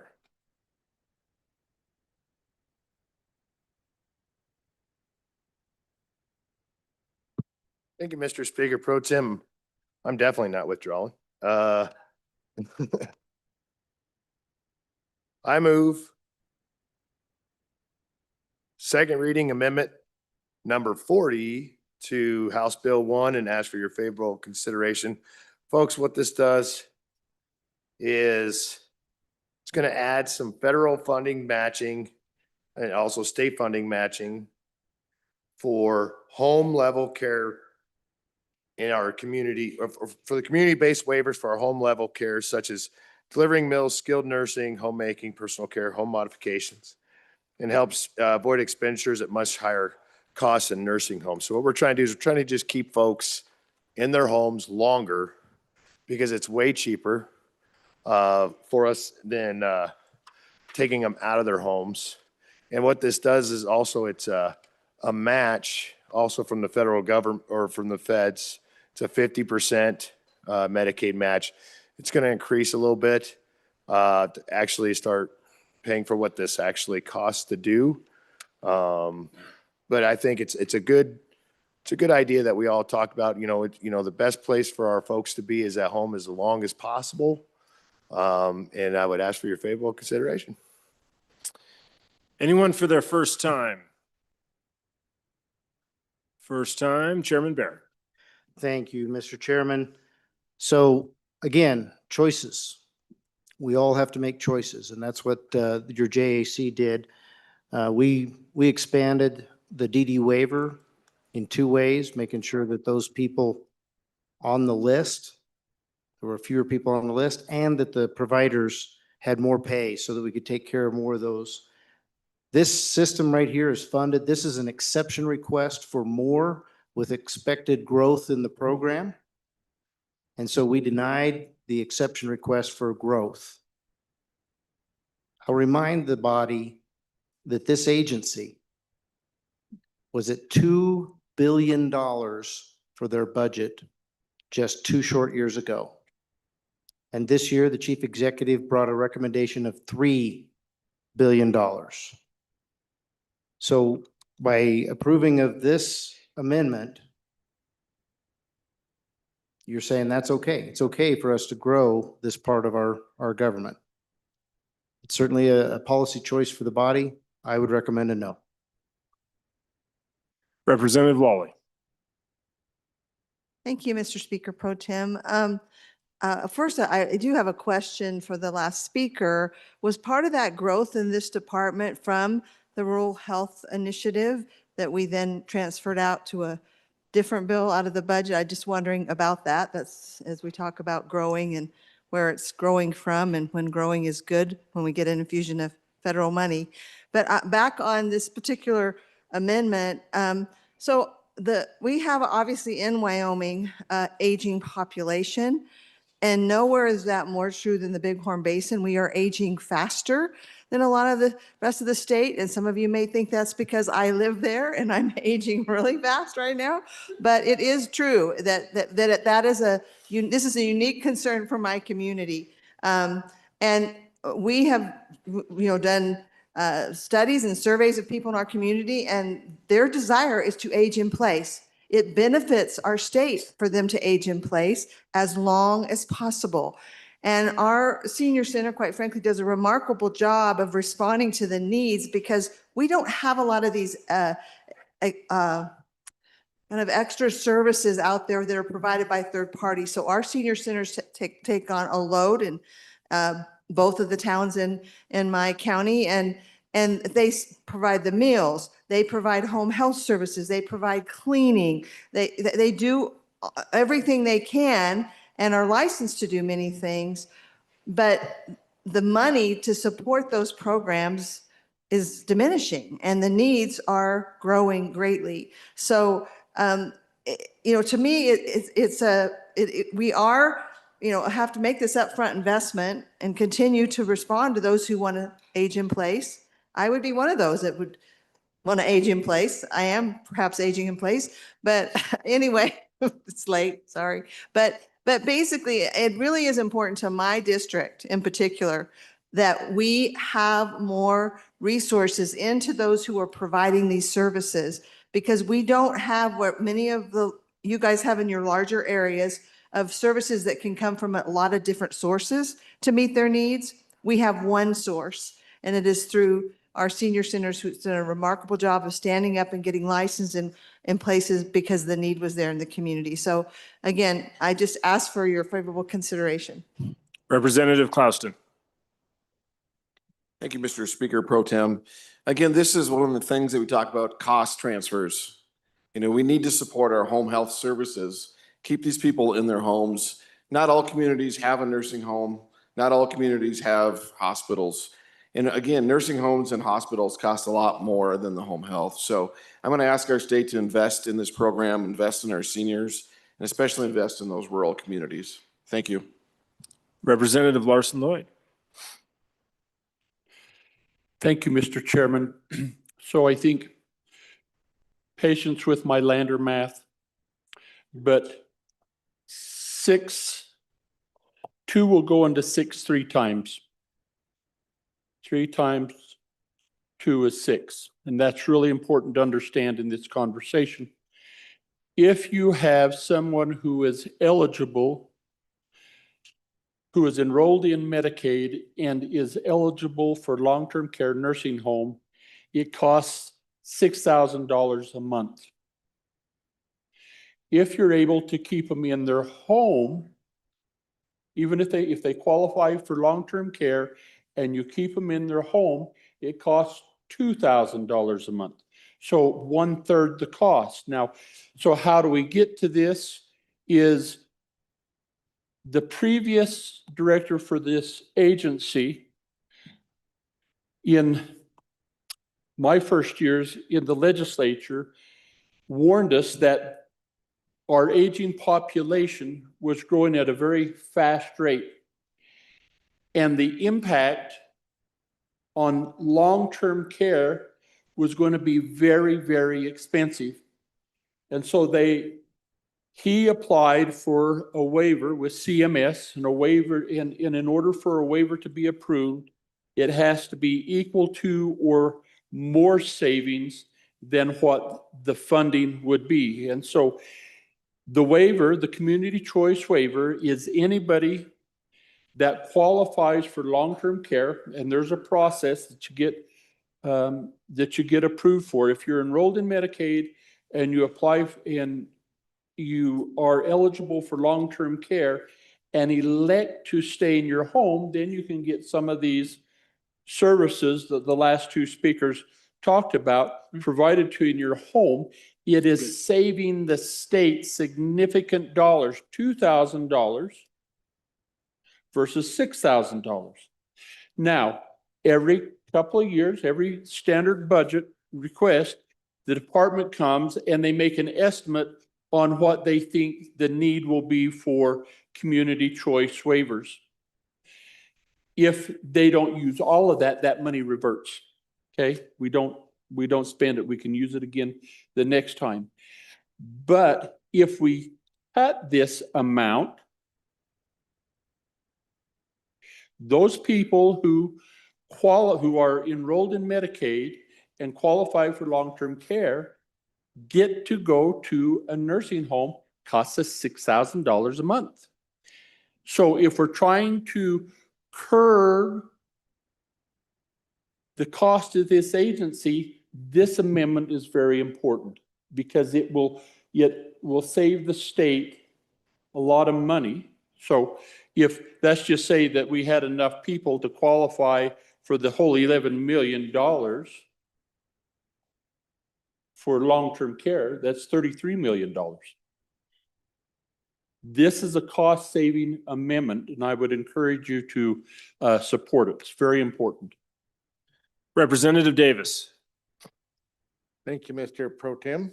Having gone through this recently with my mother, I can testify that this is substantial savings to her and to the family, which would be me. But and the comment about healthcare and the rising cost in our state budget here, I would say check your own personal healthcare and how much it's escalated over the last bit. So I think there's some reflection across here. So maybe it's industry-wide that we're seeing this, but anyway, thank you. Minority Floor Leader Yen.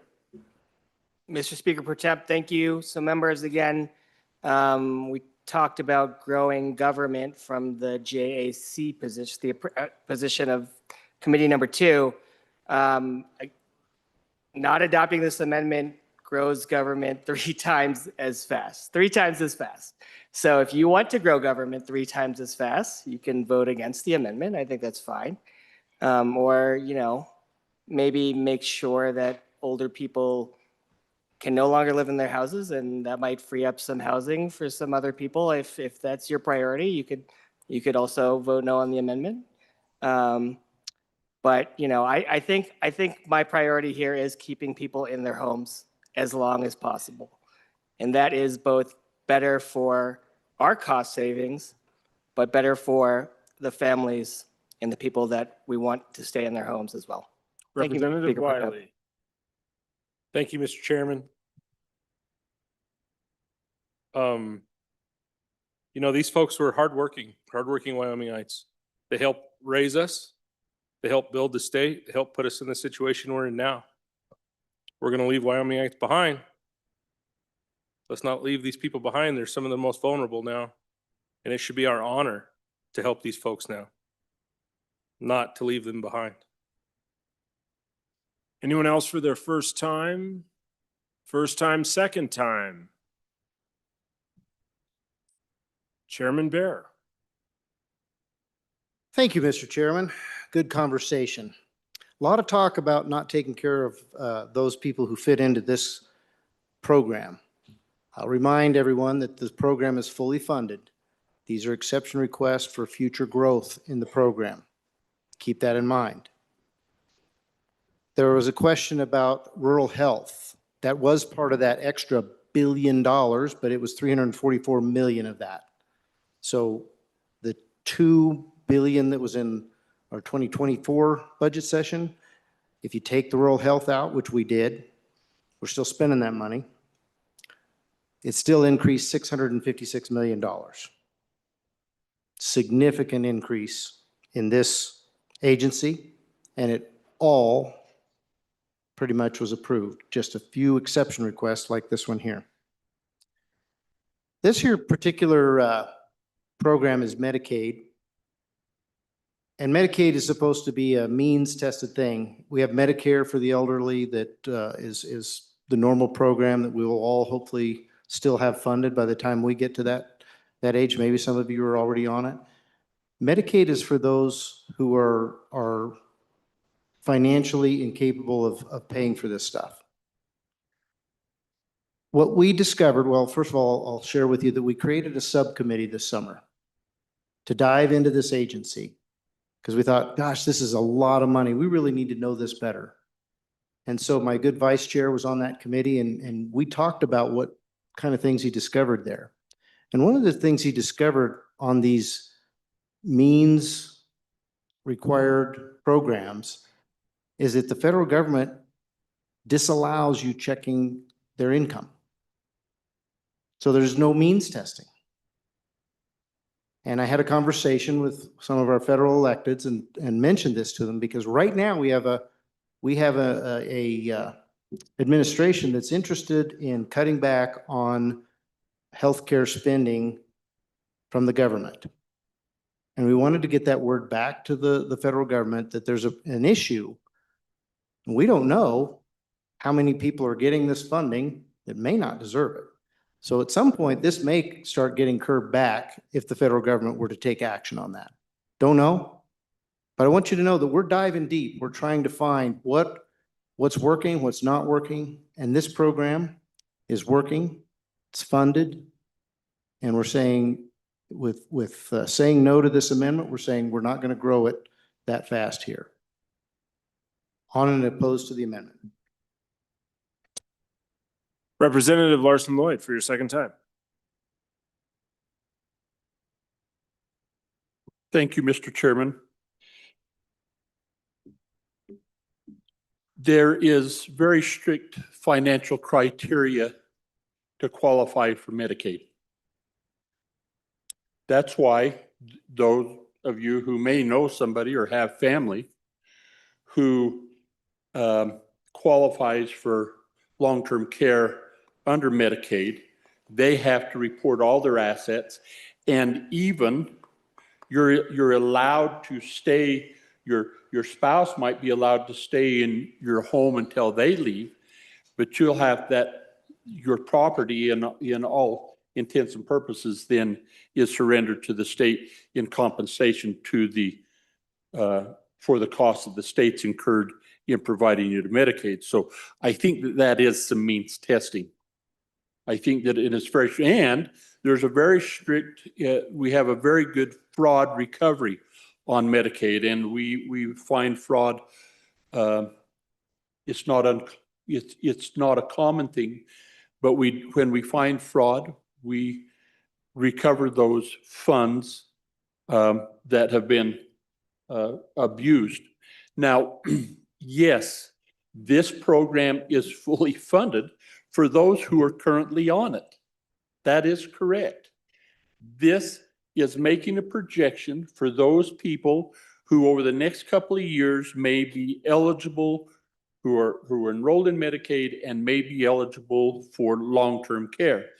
The nice thing about, another nice thing about keeping them in their home is the reimbursement for long-term care is 50-50, the FMAP rate. Long-term care, the feds kick in more than the state does. So again, another savings to the state, not just the 2,000 versus the 6,000, but yet the amount that the state pays in general funds versus the federal percentage. This is cost savings, folks. It is. There's mean testing. There's very strict financial criteria to be in long-term care in the community choice waiver and be enrolled in Medicaid. So again, I think that there's perhaps some lack of understanding of this community choice waiver, but it was created to save money and does save money. And this really is one of the most important amendments that we'll consider in this session, because it really does save the state some significant amounts of money. Anyone else for their second time? Second time, back to the sponsor, Representative Filer. Thank you, Mr. Speaker Pro Tem. I wrote down a lot of notes here trying to get to all these comments that were made. And I did hear is an exception request for future growth. Well, our state right now is definitely aging. It's not getting any younger. The people that qualify under this, and you're right, it was an exception request for future growth. But the money that's not used reverts back. So what we're saying if we don't pass this amendment, so what we're saying is if you end up qualifying under this waiver, well, we didn't decide to fund it all the way, you're going to have to wait. You're just going to have to wait. Because we got it funded for the people that are on it now. But any future growth, no. We can't do that. And then what we said was the third of the cost, which is a great thing, cost savings. Also, when we said that, the big government is going to check on all this and try to find all this fraud and stuff within Medicaid. And we do have a very good process there. I think it's like under 3% that we've ever caught. And we do get that, we capture that back. So under 3% of fraud. In the scrutiny of it, to even qualify, I don't know if everybody knows this, but did you know if you have $2,000 in your bank account and you qualify under this, you lose your services? You lose some of your services? Did you know that? So it's not like these people are rich, but a lot of them do have physical disabilities, and we should be taking care of them. So, when I think about the future growth, having that there for just in case, for the dignity of our aging population, and that's a key word, dignity, to stay at home. I think about my grandparents. We tried to keep them at home as long as we could. And it was just their dignity to be at home, and made them better, made them interact with family more. But if we want to just say, hey, you know what, we're just gonna fund the people that are on the waiver now, we're not expecting any future growth in an aging population. I think that's a little short-sighted. So on and for this. We are voting on amendment number 40, second reading amendment number 40 to House Bill number 1. Chief Clerk, please call the roll. Elleman, Andrew, Angelos, Banks excused, Bear, Brady, Bratton, Brown Gary, Brown Landon, Byron, Campbell Elisa, Campbell Kevin, Campbell Kevin, Excused.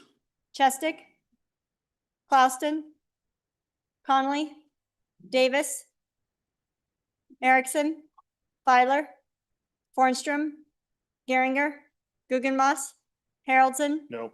Harshman, Excused.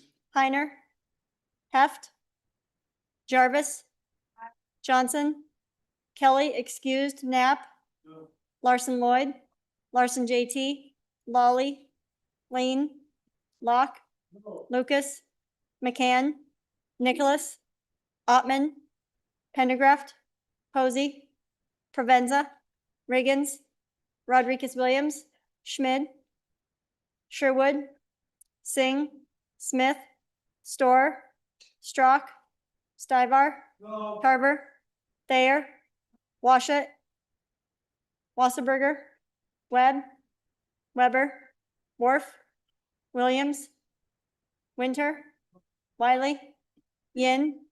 Mr. Speaker. Are there any changes?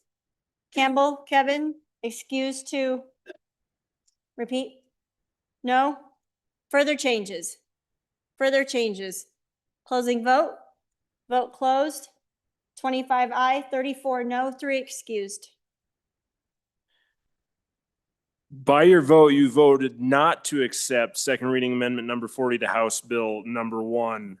And with that, we move on to amendment number 41. Representative Campbell. Thank you, Mr. Chairman. I will happily withdraw so we can have this conversation tomorrow. We have withdrawn. The next amendment for our consideration is second reading amendment number 42. Representative Sherwood. Thank you, Mr. Chairman. Everybody, if you'd like, please stand up, stretch, get some blood flowing as we continue to talk about one of the most important parts of our budget, healthcare. So I move second reading amendment number 42, and I ask for your consideration as we all stretch and move. Thank you, ladies and gentlemen, for that. This is the department's request to increase inpatient rates to 100% of cost for our small rural hospitals that maintain labor and delivery services for low-income patients. I'm just going to go directly to what the agency requested. We are trying to address our maternity deserts. We've seen significant erosion of labor and delivery services over the last 5 years. And the agency came to us with this solution and said, if we do this, it's going to help solve a problem. And I love solving problems. So currently, these rural small hospitals are reimbursed 72% of costs, actual costs. So think of that. If you're a business owner and you're selling a good or service and you're losing 28% of the value of that good or service on every sale, are you going to stay in business? No. So let's help our small rural hospitals out. Let's make sure that our friends and neighbors have access to labor and delivery services in their communities. Please vote aye. Anyone for their first time? Representative Pendergraft. Thank you, Mr. Speaker Pro Tem, and thank you, fellow member of Appropriations, for your cheeriness. Folks, one of the things that we're doing with the rural health is trying to address this situation of the birthing problem, the birthing deserts, in a little bit different way. With what we've been doing, Medicaid, we keep throwing more and more money at it. and the problem gets worse. We raise the amount of money that we'll pay, and the providers raise their fees. And we end up kind of chasing our tail. And this hasn't been working. We keep throwing more and more money at it, and the problem doesn't go away. In fact, it seems to become exacerbated. It gets worse.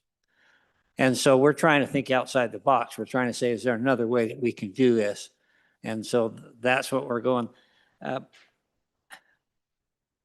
think I'll leave it at that until maybe the second. Representative Storr? Nope. Okay.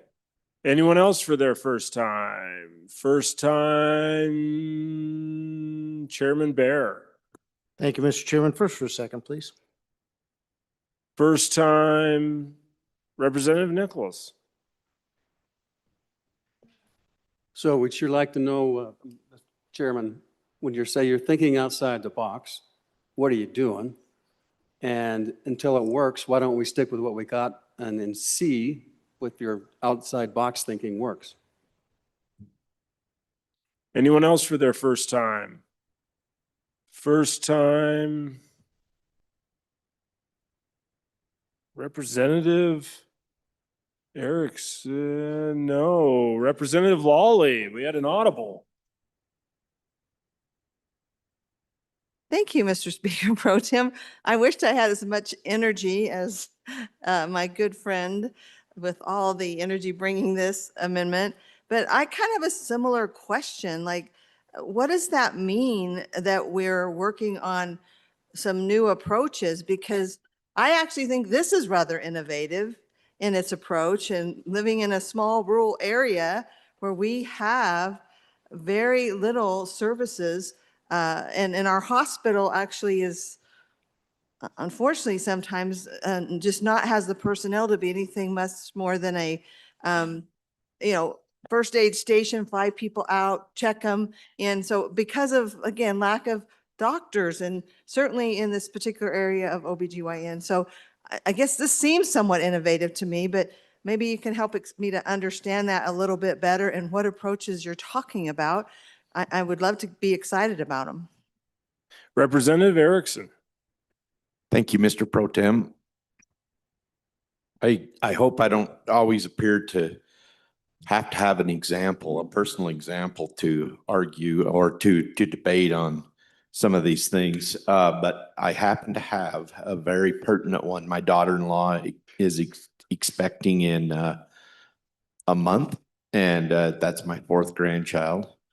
And we're related over that situation. But we've come to know, and I introduced them in the gallery last year, and my grandson was a year or just a few weeks old. But their story really pertains to this issue. They live in Riverton. It's known as a desert. They then plan to go to Thermopolis, which Thermopolis had a great reputation and a great doctor that they felt very comfortable with.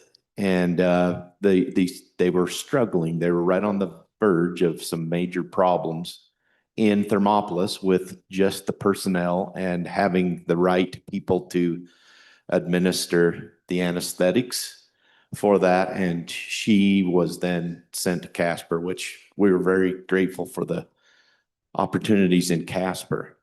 But it really brought to our attention the need for us to prioritize and not take the attitude of more money is just throwing it away. That's very concerning to me that we may be giving that opinion out as to our attitude towards that, because we need children safely born in the state of Wyoming. And I guess, of course, I'm very proud of my family, but they're hardworking. My son is a lineman. He works very hard. My daughter-in-law has a business that she's brought about through hard work. These are the examples of Wyoming people. And we've got to do whatever it takes to make this better and to avoid this desert that is coming in. So any opportunity that we have, let's take advantage of it. Let's back up our talk in saying we want to have more people in the state of Wyoming taken care of, and especially our young people. This would be definitely a great investment, and just send out the attitude and the idea that we're going to back this up. Because again, these are the folks that we want in the state and continuing. Thank you. Minority Whip Provenza. Thank you, Mr. Speaker Pro Tem. I would resist your resistance to this motion. The idea that there's one out of the box idea that's going to solve this problem is just not based in reality. The chief executive had a task force that looked into this issue, and the reality is that there's a whole bunch of things that we need to do. There's no magic rabbit that we're going to pull out of a hat and say, we solved the problem. There's a bunch of different work that we need to do for our communities. This is one of those things that we need to do if we want to continue to provide opportunities for young women to give birth in Wyoming. Thank you. Representative Angelos. Thank you, Mr. Speaker Pro Tem. And as much, I am sympathetic to this because we do have maternity deserts. And I'm going to tell you that this money is not going to fix the maternity desert. I keep harping on the malpractice insurance rates are through the roof in the state of Wyoming. And what that takes is tort reform, and everybody freaks out about that. But there is no statute of limitations on birth injuries in the state of Wyoming. So what happens is then these maternity wards that are there have extremely high malpractice rates. I've talked to my OBGYNs, my hospital. This is what we're dealing with in the state of Wyoming. You can have 9 babies in a maternity ward and their malpractice insurance is over $4 million. That doesn't pay for it. So that is part of the root of the problem, and it needs to be addressed. And I'd be happy to address that in the future. It's something that we're looking at, but it is, lawyers just don't like it. But that is the truth. That is the reason why we have such high, and that goes to insurance rates in the state of Wyoming. That's why our health insurance rates are so high. So on and against. Minority Floor Leader Heiner. Majority. I used to be, that's okay, I'll do whatever. Thank you, Mr. Speaker Pro Tem. I wish I had that much energy. Members of the chamber, sometimes when we pass legislation, there's unintended consequences.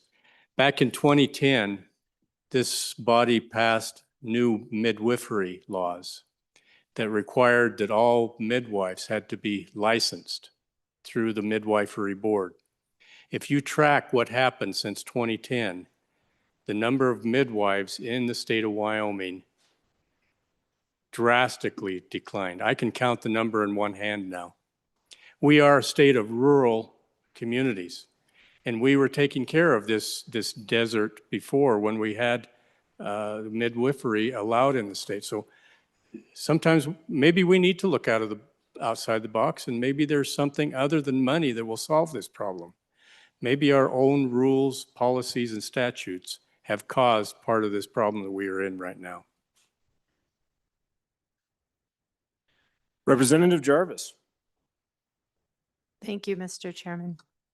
As I listen to the different people discuss this on the putting it off and waiting, not to echo the personal stories, but I can tell you that I had my last kiddo in some record time, but also needed medical attention in order for that to be possible.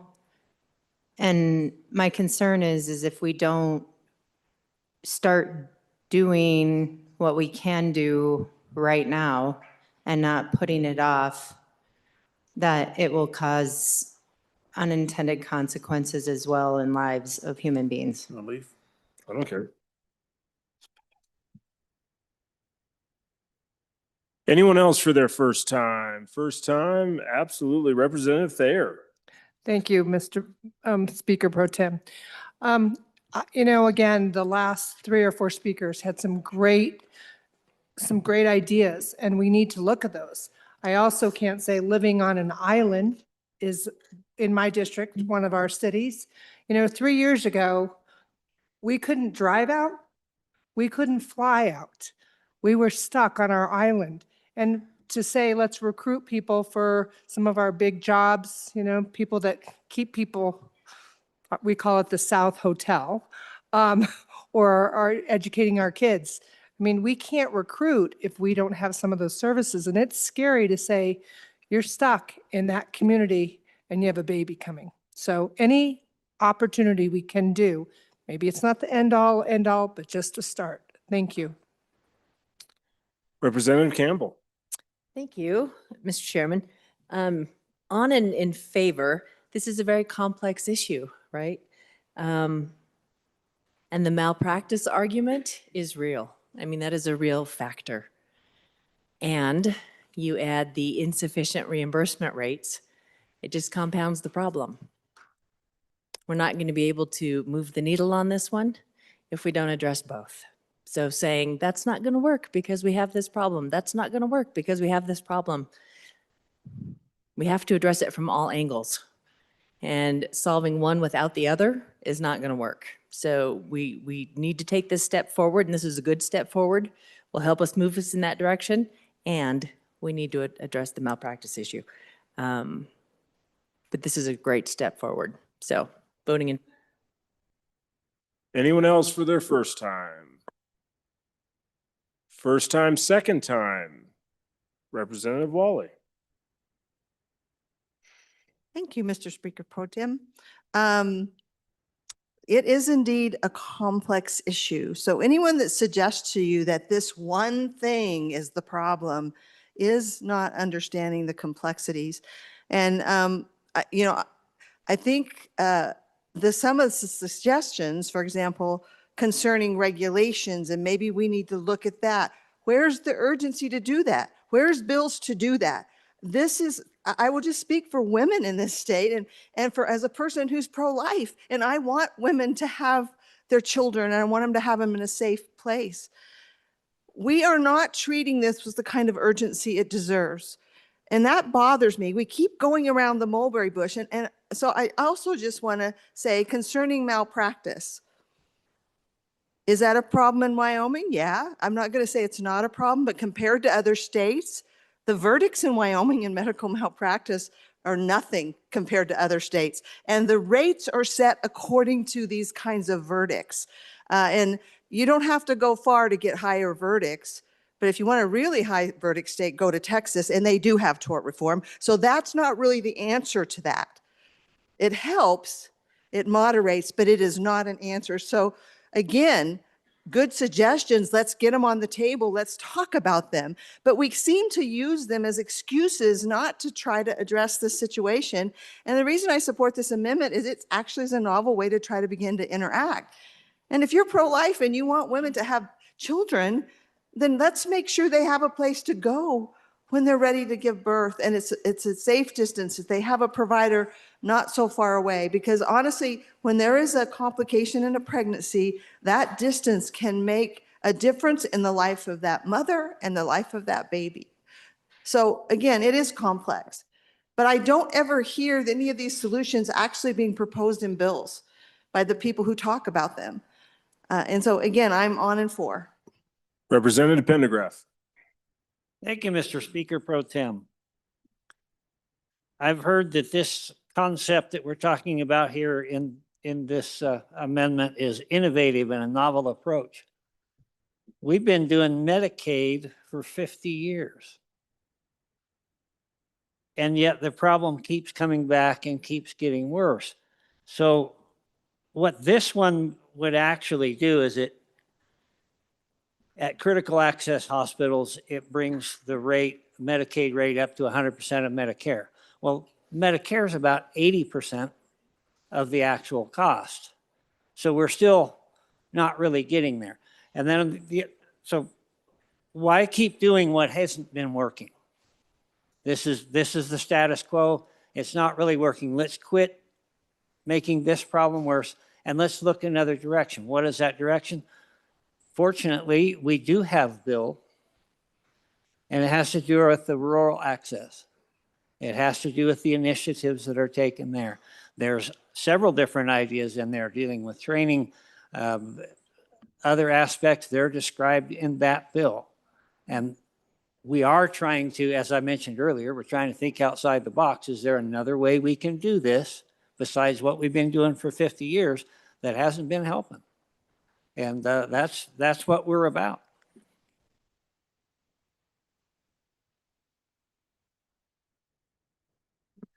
Representative Larson Lloyd, I don't have you down the first time. Did you speak first time on this? Sorry. Okay, anyone else for their second time? I know it's chilling. Anyone else for their second time? Not seeing anyone. Back to the bringer, Representative Sherwood. Bring us home. Thank you, Mr. Chairman. And I'm going to do a little telepathy, and I'm going to guess that the good representative was going to remind us that about 35% of births in our state are utilizing Medicaid.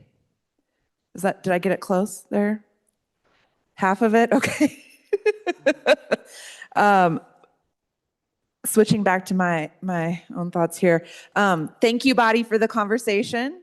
You are right. This is a complex issue, and there's not a silver bullet to solve it. This is an answer to one piece. So think of your Jenga set, and you're building that up. You're putting one piece of the block in place by supporting this amendment. We've had an honest assessment of the complexities of this issue. But what is dishonest is using those complexities of the problem to justify inaction. If we want more kids in our schools, if we want more young people in our communities, vote aye, and my uterus thanks you. Okay. We are now voting on second reading amendment number 42 to House Bill number 1. Chief Clerk, please call the roll. Allemand, Andrew, Angelos, Banks, excused, Bear, Brady, Bratton, Brown Gary, Brown Landon, Byron, Campbell Elisa, Campbell Kevin, Campbell Kevin, Excused. Chestick, Clouston, Connolly, Davis, Erickson, Filer, Excused. Bornstrom, Geringer, Guggenmoss, Haroldson, No. Harshman, Heiner, Heft, Jarvis, Johnson, Kelly, excused, Knapp, Larson Lloyd, Larson JT, Lawley, Lean, Locke, Lucas, McCann, Nicholas, Ottman, Pendergraft, Posey, Provenza, Riggins, Rodriguez Williams, Schmid, Sherwood, Singh, Smith, Storer, Strock, Stivar, Tarver, Thayer, Washut, Wasserberger, Webb, Weber, Worf, Williams, Winter, Wiley, Yin. Mr. Speaker, are there any changes? Connolly? Are there any changes? Closing vote. Vote closed. 26 aye, 32 no, 4 excused. By your vote, you voted not to adopt second reading amendment number 42 to House Bill number 1. And the next amendment for our consideration is amendment number 43.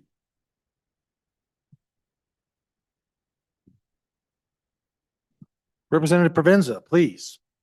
Thank you, Mr. Speaker. Good evening. It's still evening. It's not morning. I bring you second reading amendment number 43 to House Bill 1 for your favorable consideration. Members, if my previous love letters to Wyoming didn't get you, maybe this one for moms and babies will. Not only can we love our neighbors, we can honor our mothers with this amendment. This amendment is about one simple principle. In Wyoming, where you live should not determine whether you can safely give birth. Today, a quarter of Wyoming counties are maternity care deserts, and more than 15% of women have no birthing hospital in their near radius. These numbers are not abstractions. They represent real families who must travel long distances while in labor, often in winter conditions when we have a winter, sometimes over an hour to reach care. In some counties, the average trip to a birthing hospital is nearly 100 miles. We also know that Wyoming mothers face elevated medical risks. Over 40.9% of women have at least one chronic health condition, which increases the likelihood of preterm birth by 39%. This amendment isn't just about giving birth, it's also about the care they receive during pregnancy. Access to nearby well-staffed hospitals is not just convenient, it is life-saving. The good news is that solutions exist and they are practical. Experts recommend targeted investments in provider training, rural residency programs, mobile care teams, and incentives that help hospitals maintain maternity services. These strategies are specifically designed to recruit and retain providers, reduce emergency transports, and ensure safer outcomes for moms and babies statewide. Supporting this budget amendment means supporting Wyoming families, Wyoming hospitals, and Wyoming communities. It means making a commitment towards ensuring no parent has to choose between distance and safety, and no hospital has to close its labor and delivery unit because it cannot afford to keep it open. This is a Wyoming issue, and it is an opportunity for us to act before maternity wards disappear. Thank you. Thank you, Representative. Members on the amendment, Representative Larson, Lloyd, first time. Thank you, Mr. Speaker. And folks, I think kind of tying this in back with the amendment that was just defeated. If we could provide this funding back to the Department of Health, they could get matching dollars and double this amount fairly easily. Because whatever we're willing to put in on our side, Medicaid will match on their side. If you got it, and there was a conversation in the last one, that if you brought that up to 100% of Medicare rates, your hospitals would be thrilled. Now, there was some argument that says, well, hospitals, Medicare rates only maybe 80% of what the hospitals charge. That's true. Because we understand hospital billing structure is insurance pays the highest, then private, then Medicare. Medicaid is the lowest. What we've done with nursing homes to make them whole and really keep them from becoming insolvent is you'll recall a couple of years ago, we brought them up to 100% of Medicare allowable rates. That's now gone down. The good representative from up in coal country had a bill to change that and keep up with that so our nursing homes would be solvent. Healthcare in Wyoming, as we all know, is very, very challenging. Big geographic area, low populations. And in order for all parties involved, including hospitals, physicians, insurance companies, are really having a difficult time because the burden between what the private payer pays and what Medicaid pays, they're having to pay in excess. So our insurance companies are really being stretched and challenged in this as well. So if we're pro-life, that means not only should children be protected, they should also be able to be born in a healthy environment. And I think that the infusion of this type of funding into the department would go a long way in ensuring and helping people understand just how pro-life we are. Thank you, Representative. Any others? First time. On the amendment, Representative Bear, first time. Thank you, Mr. Speaker. First for a second, please. First for a second. Any other members for their first time? Representative Thayer, first time. Thank you, Mr. Speaker. Again, for constituents of House District 15, we would appreciate this funding. Thank you. Thank you, Representative. Any others for their first time? Representative Angelos coming for her first time. She'll be here now. Representative Angelos, please. First for second. First for second. Thank you, Representative. Any others? First time. Representative Nicholas, please, sir. First for second. First for a second. Any others? Representative Ottman, first for a second? Just the first. Just the first. Well, Just the fire first, away. that's all. Yes. I would just like to say is that we just went through, the Department of Health, Mr. Speaker, did an excellent job coming around this state with their committee, taking all kinds of notes and looking at situations in each and every community for the 405 I think $1 million that we're going to receive for the next 5 years for rural communities and pregnancy deserts and things like, and much other things. So we are working towards community health, but it takes a lot of things. I know in our community, we're building a brand new hospital, but it takes time. This thing's been going on for years, and we're in collaboration with a medical group that will help do that so that we have the medical personnel to provide those services. So I would just say we have a lot of money coming in, and the Department of Health is lined out as far as how they would like to proceed with that. And so this amount, 17 million, will not go to the Department of Health. So I don't know that it's necessary. So just to cut to the chase, I will say no. We're working on it. We're doing a good job. Our Department of Health is doing a good job. We've got good bills coming through the Labor Committee from this body, and I think we're doing just fine. Thank you. Thank you, Representative. Any others for the first time? Representative Davis, for your first time, sir, please. Thank you, Mr. Chairman. You Just bet. doing some bags math over here, House District 47. You know, if we look at what we just have talked about, that's roughly $30 million that would make a substantial difference in these rural hospitals. So just a thought. Thank you, Representative. Any other members for their first time? First time, Representative Andrew. First for a second, Mr. First Speaker. for a second. Thank you, Representative. Any others? Representative Guggenmoss. Thank you, Mr. Speaker. First for second. Thank you, Representative. Any others? First time on the amendment. Any others?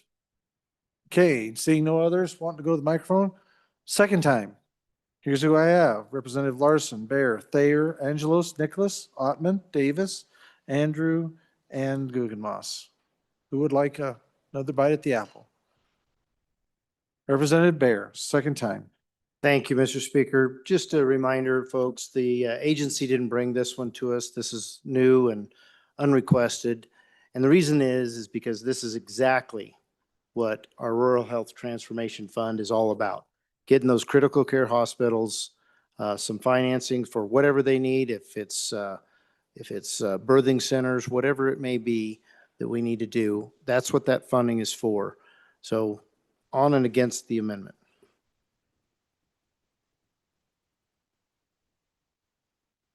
Thank you, Representative. Representative Larson, Lloyd, second time.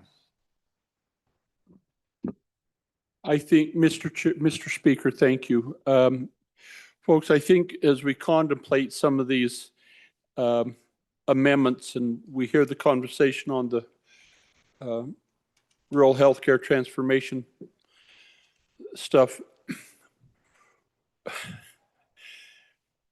it would be nice if that solved all of our woes.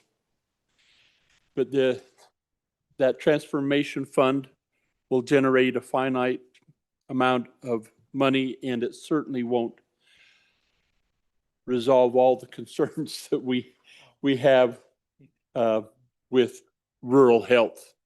And so to suggest or think that that fund will be a cure-all for the OB desert is, I think, misplaced. So I think it helps us supplant or to supplement, enhance would be the better word, to enhance what the state has to provide, but we still have to sit back and consider what other sources of funding we can provide to make sure that our mothers have a good place to deliver these cute little babies when they're born. Thank you, Representative. Representative Angelos, your second time.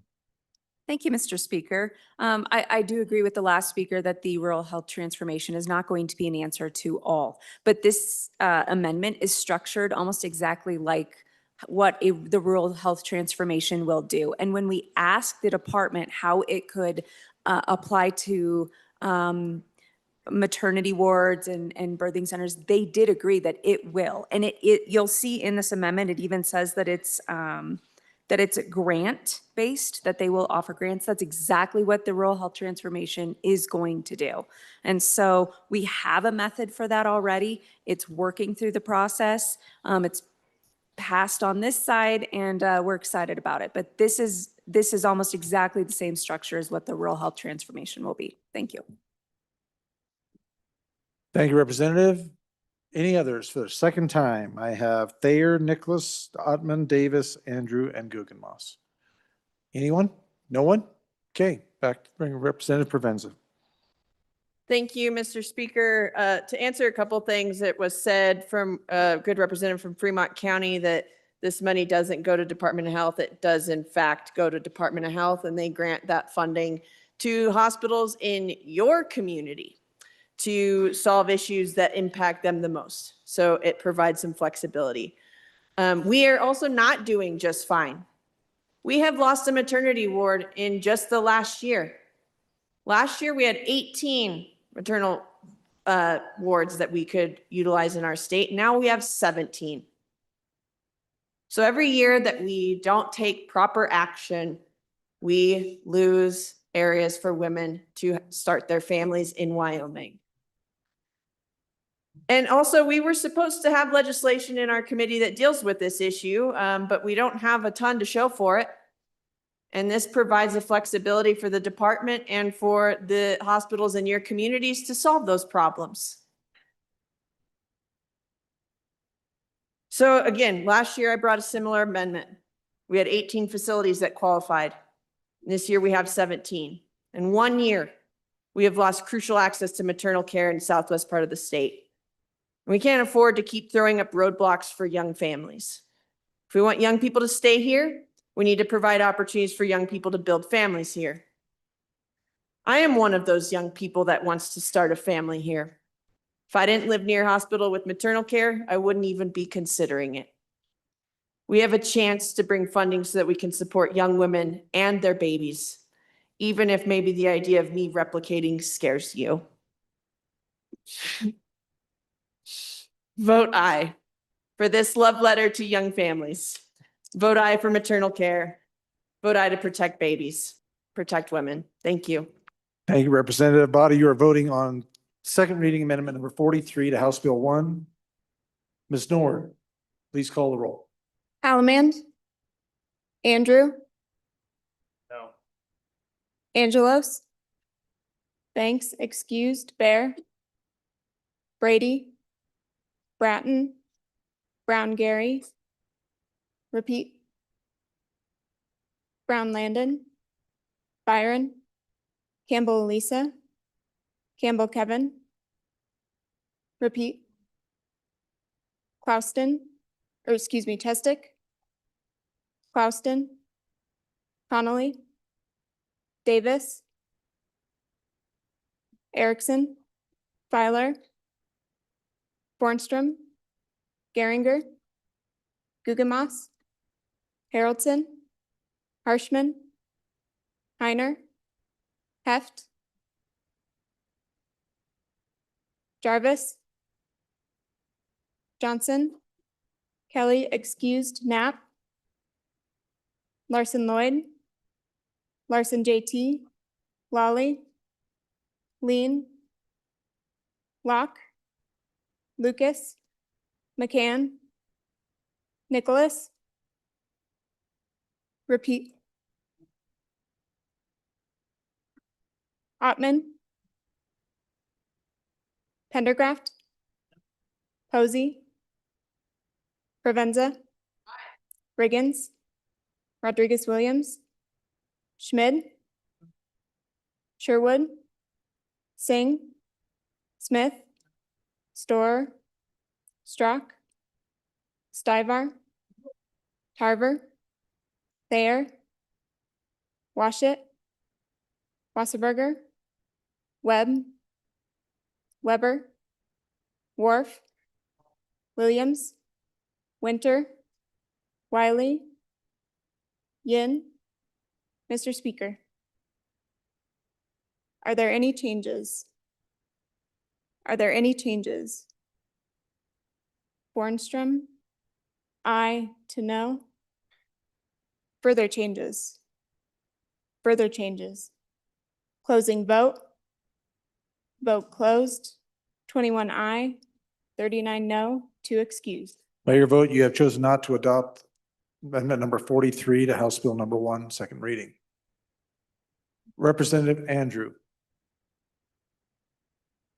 Thank you, Mr. Speaker. Given the late hour and the implications of moving into the next day, I move to call the previous question on the bill.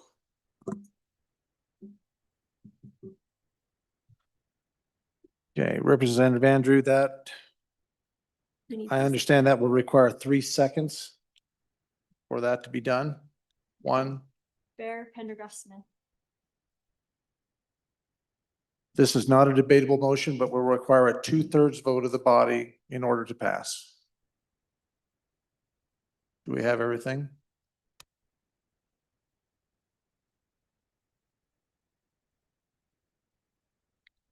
Ladies and gentlemen, correct me if I'm wrong, folks, but what this means is that we will skip these amendments that are remaining, and they can be able to be brought up on third reading, which will thus allow for committee of the whole to still take place on Friday. Mr. Speaker, clarification, point of clarification. Yes, sir. Please, Bob. So we actually can't submit new amendments for third reading after the closing of second reading. So any amendments that haven't already been requested would no longer, would not be able to be requested if the question has been called.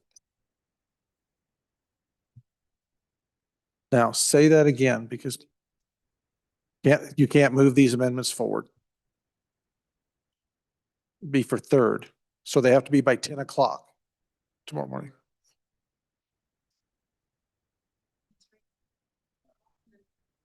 They'll all be gone. Yeah, Mr. Speaker, Okay. they must be requested by the end of second reading. All amendments for third reading must be requested by the end of second reading and then approved by 10 a.m. the following day. Okay. Must be approved by 10 a.m. Mr. Yes, Representative Larson, please. So, Mr. Speaker, then my understanding would be if we voted for this and it passed, any of those remaining amendments, second reading amendments, if you have not had them drafted as third reading amendments, would die. That is correct, sir. That is correct. Okay, ladies and gentlemen, this will require a 2/3 majority of the body to do this. So Representative Brown, you've got a book out. You got any ideas or something you'd like to share? Okay, well, I just want to make sure everybody knows what's going on here. I don't want us to move past something here and people wonder what in the world just happened. So, okay, ladies and gentlemen, we got 6 minutes left before we dive over into the next day, which will require us shutting down, redoing all of our opening ceremonies and coming back in, and then we can continue on with this. But that would be the direction of the body with a 2/3 vote.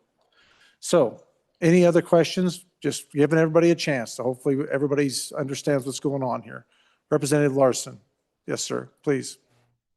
So, Mr. Speaker, there is a little confusion. Okay. And if we could maybe just get it clarified, there are some who are under the impression that we have till 10 o'clock tomorrow morning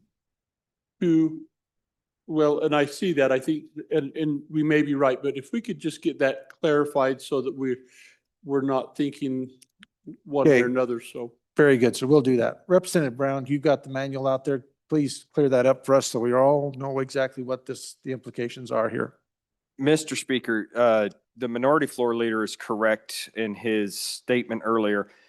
If this motion were to be adopted by this body, because of the way our joint rules apply with the way amendments are to be drafted and submitted for drafting, they are to be submitted before the end of second reading. If your amendments have not been submitted for drafting and we adopt this amendment, there is no more ability to go in and request third reading amendments.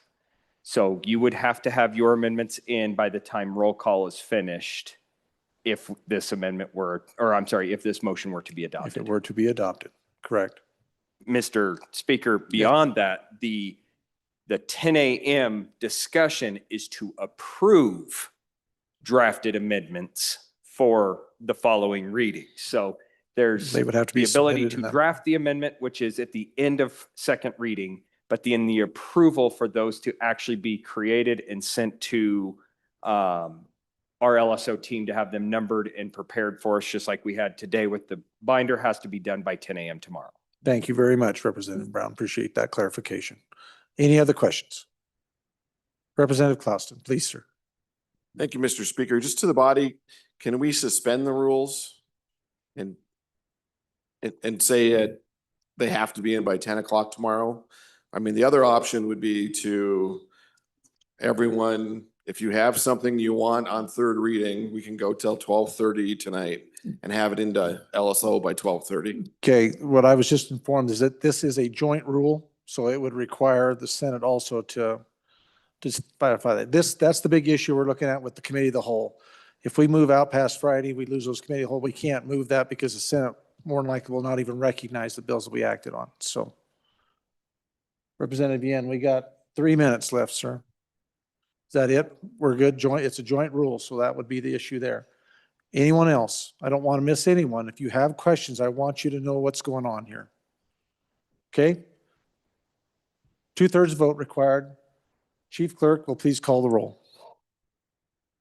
Allemand, Andrew, Angelos, Banks, excused, Bear, Brady, Bratton, Brown Gary, Brown Landon, Byron, Campbell Elisa, Campbell Kevin, Chestick, Clouston, Connolly, Davis, Erickson, Filer, repeat, Fornstrom, Geringer, Guggenmoss, Haroldson, Harshman, Heiner, Heft, Jarvis, Johnson, Kelly, excused, Knapp, Larson Lloyd, Larson JT,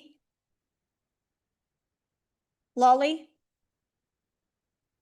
Lean, Locke, Lucas, McCann, Nicholas, Ottman, Pendergraft, Posey, Provenza, Riggins, Rodriguez Williams, Schmid, Sherwood, Singh, Smith, Storer, Strock, Stivar, Tarver, Thayer, Washut, Wasserberger, Webb, Weber, Wharf, Williams, Winter, Wiley, Yin. Mr. Speaker, are there any changes? Bear, aye to no. Larson, JT, aye to no. Campbell, Kevin, aye to no. Further changes? Further changes. Weber, aye to no. Further changes? Further changes. Heft, aye to no. Further changes. Mr. Speaker, aye to no. Further changes? Further changes. Guggenmoss, aye to no. Further changes. Locke, aye to no. Further changes. Ottman, aye to no. Further changes. Further changes. Closing vote. Vote closed. 23 aye, 37 no, 2 excused. By your vote, you have chosen not to adopt the motion. Yeah, like my mind couldn't even wrap my mind around the thought of that. Yeah. Okay, well, ladies and gentlemen, it is midnight, so we are basically ready to close this thing out, and to restart again, we have to do that to start this process. So, good majority floor leader, take us through and we will continue on. Mr. Speaker, I move to adjourn until 12:05. 12:01. 12:01, yes. Okay. You've heard the motion by the good majority. What's that? Yeah, it's already 12:01. You've heard the motion. All those in favor signify by saying aye. Aye. All those opposed, no. Motion carries. Okay, we have to. Yep, show that.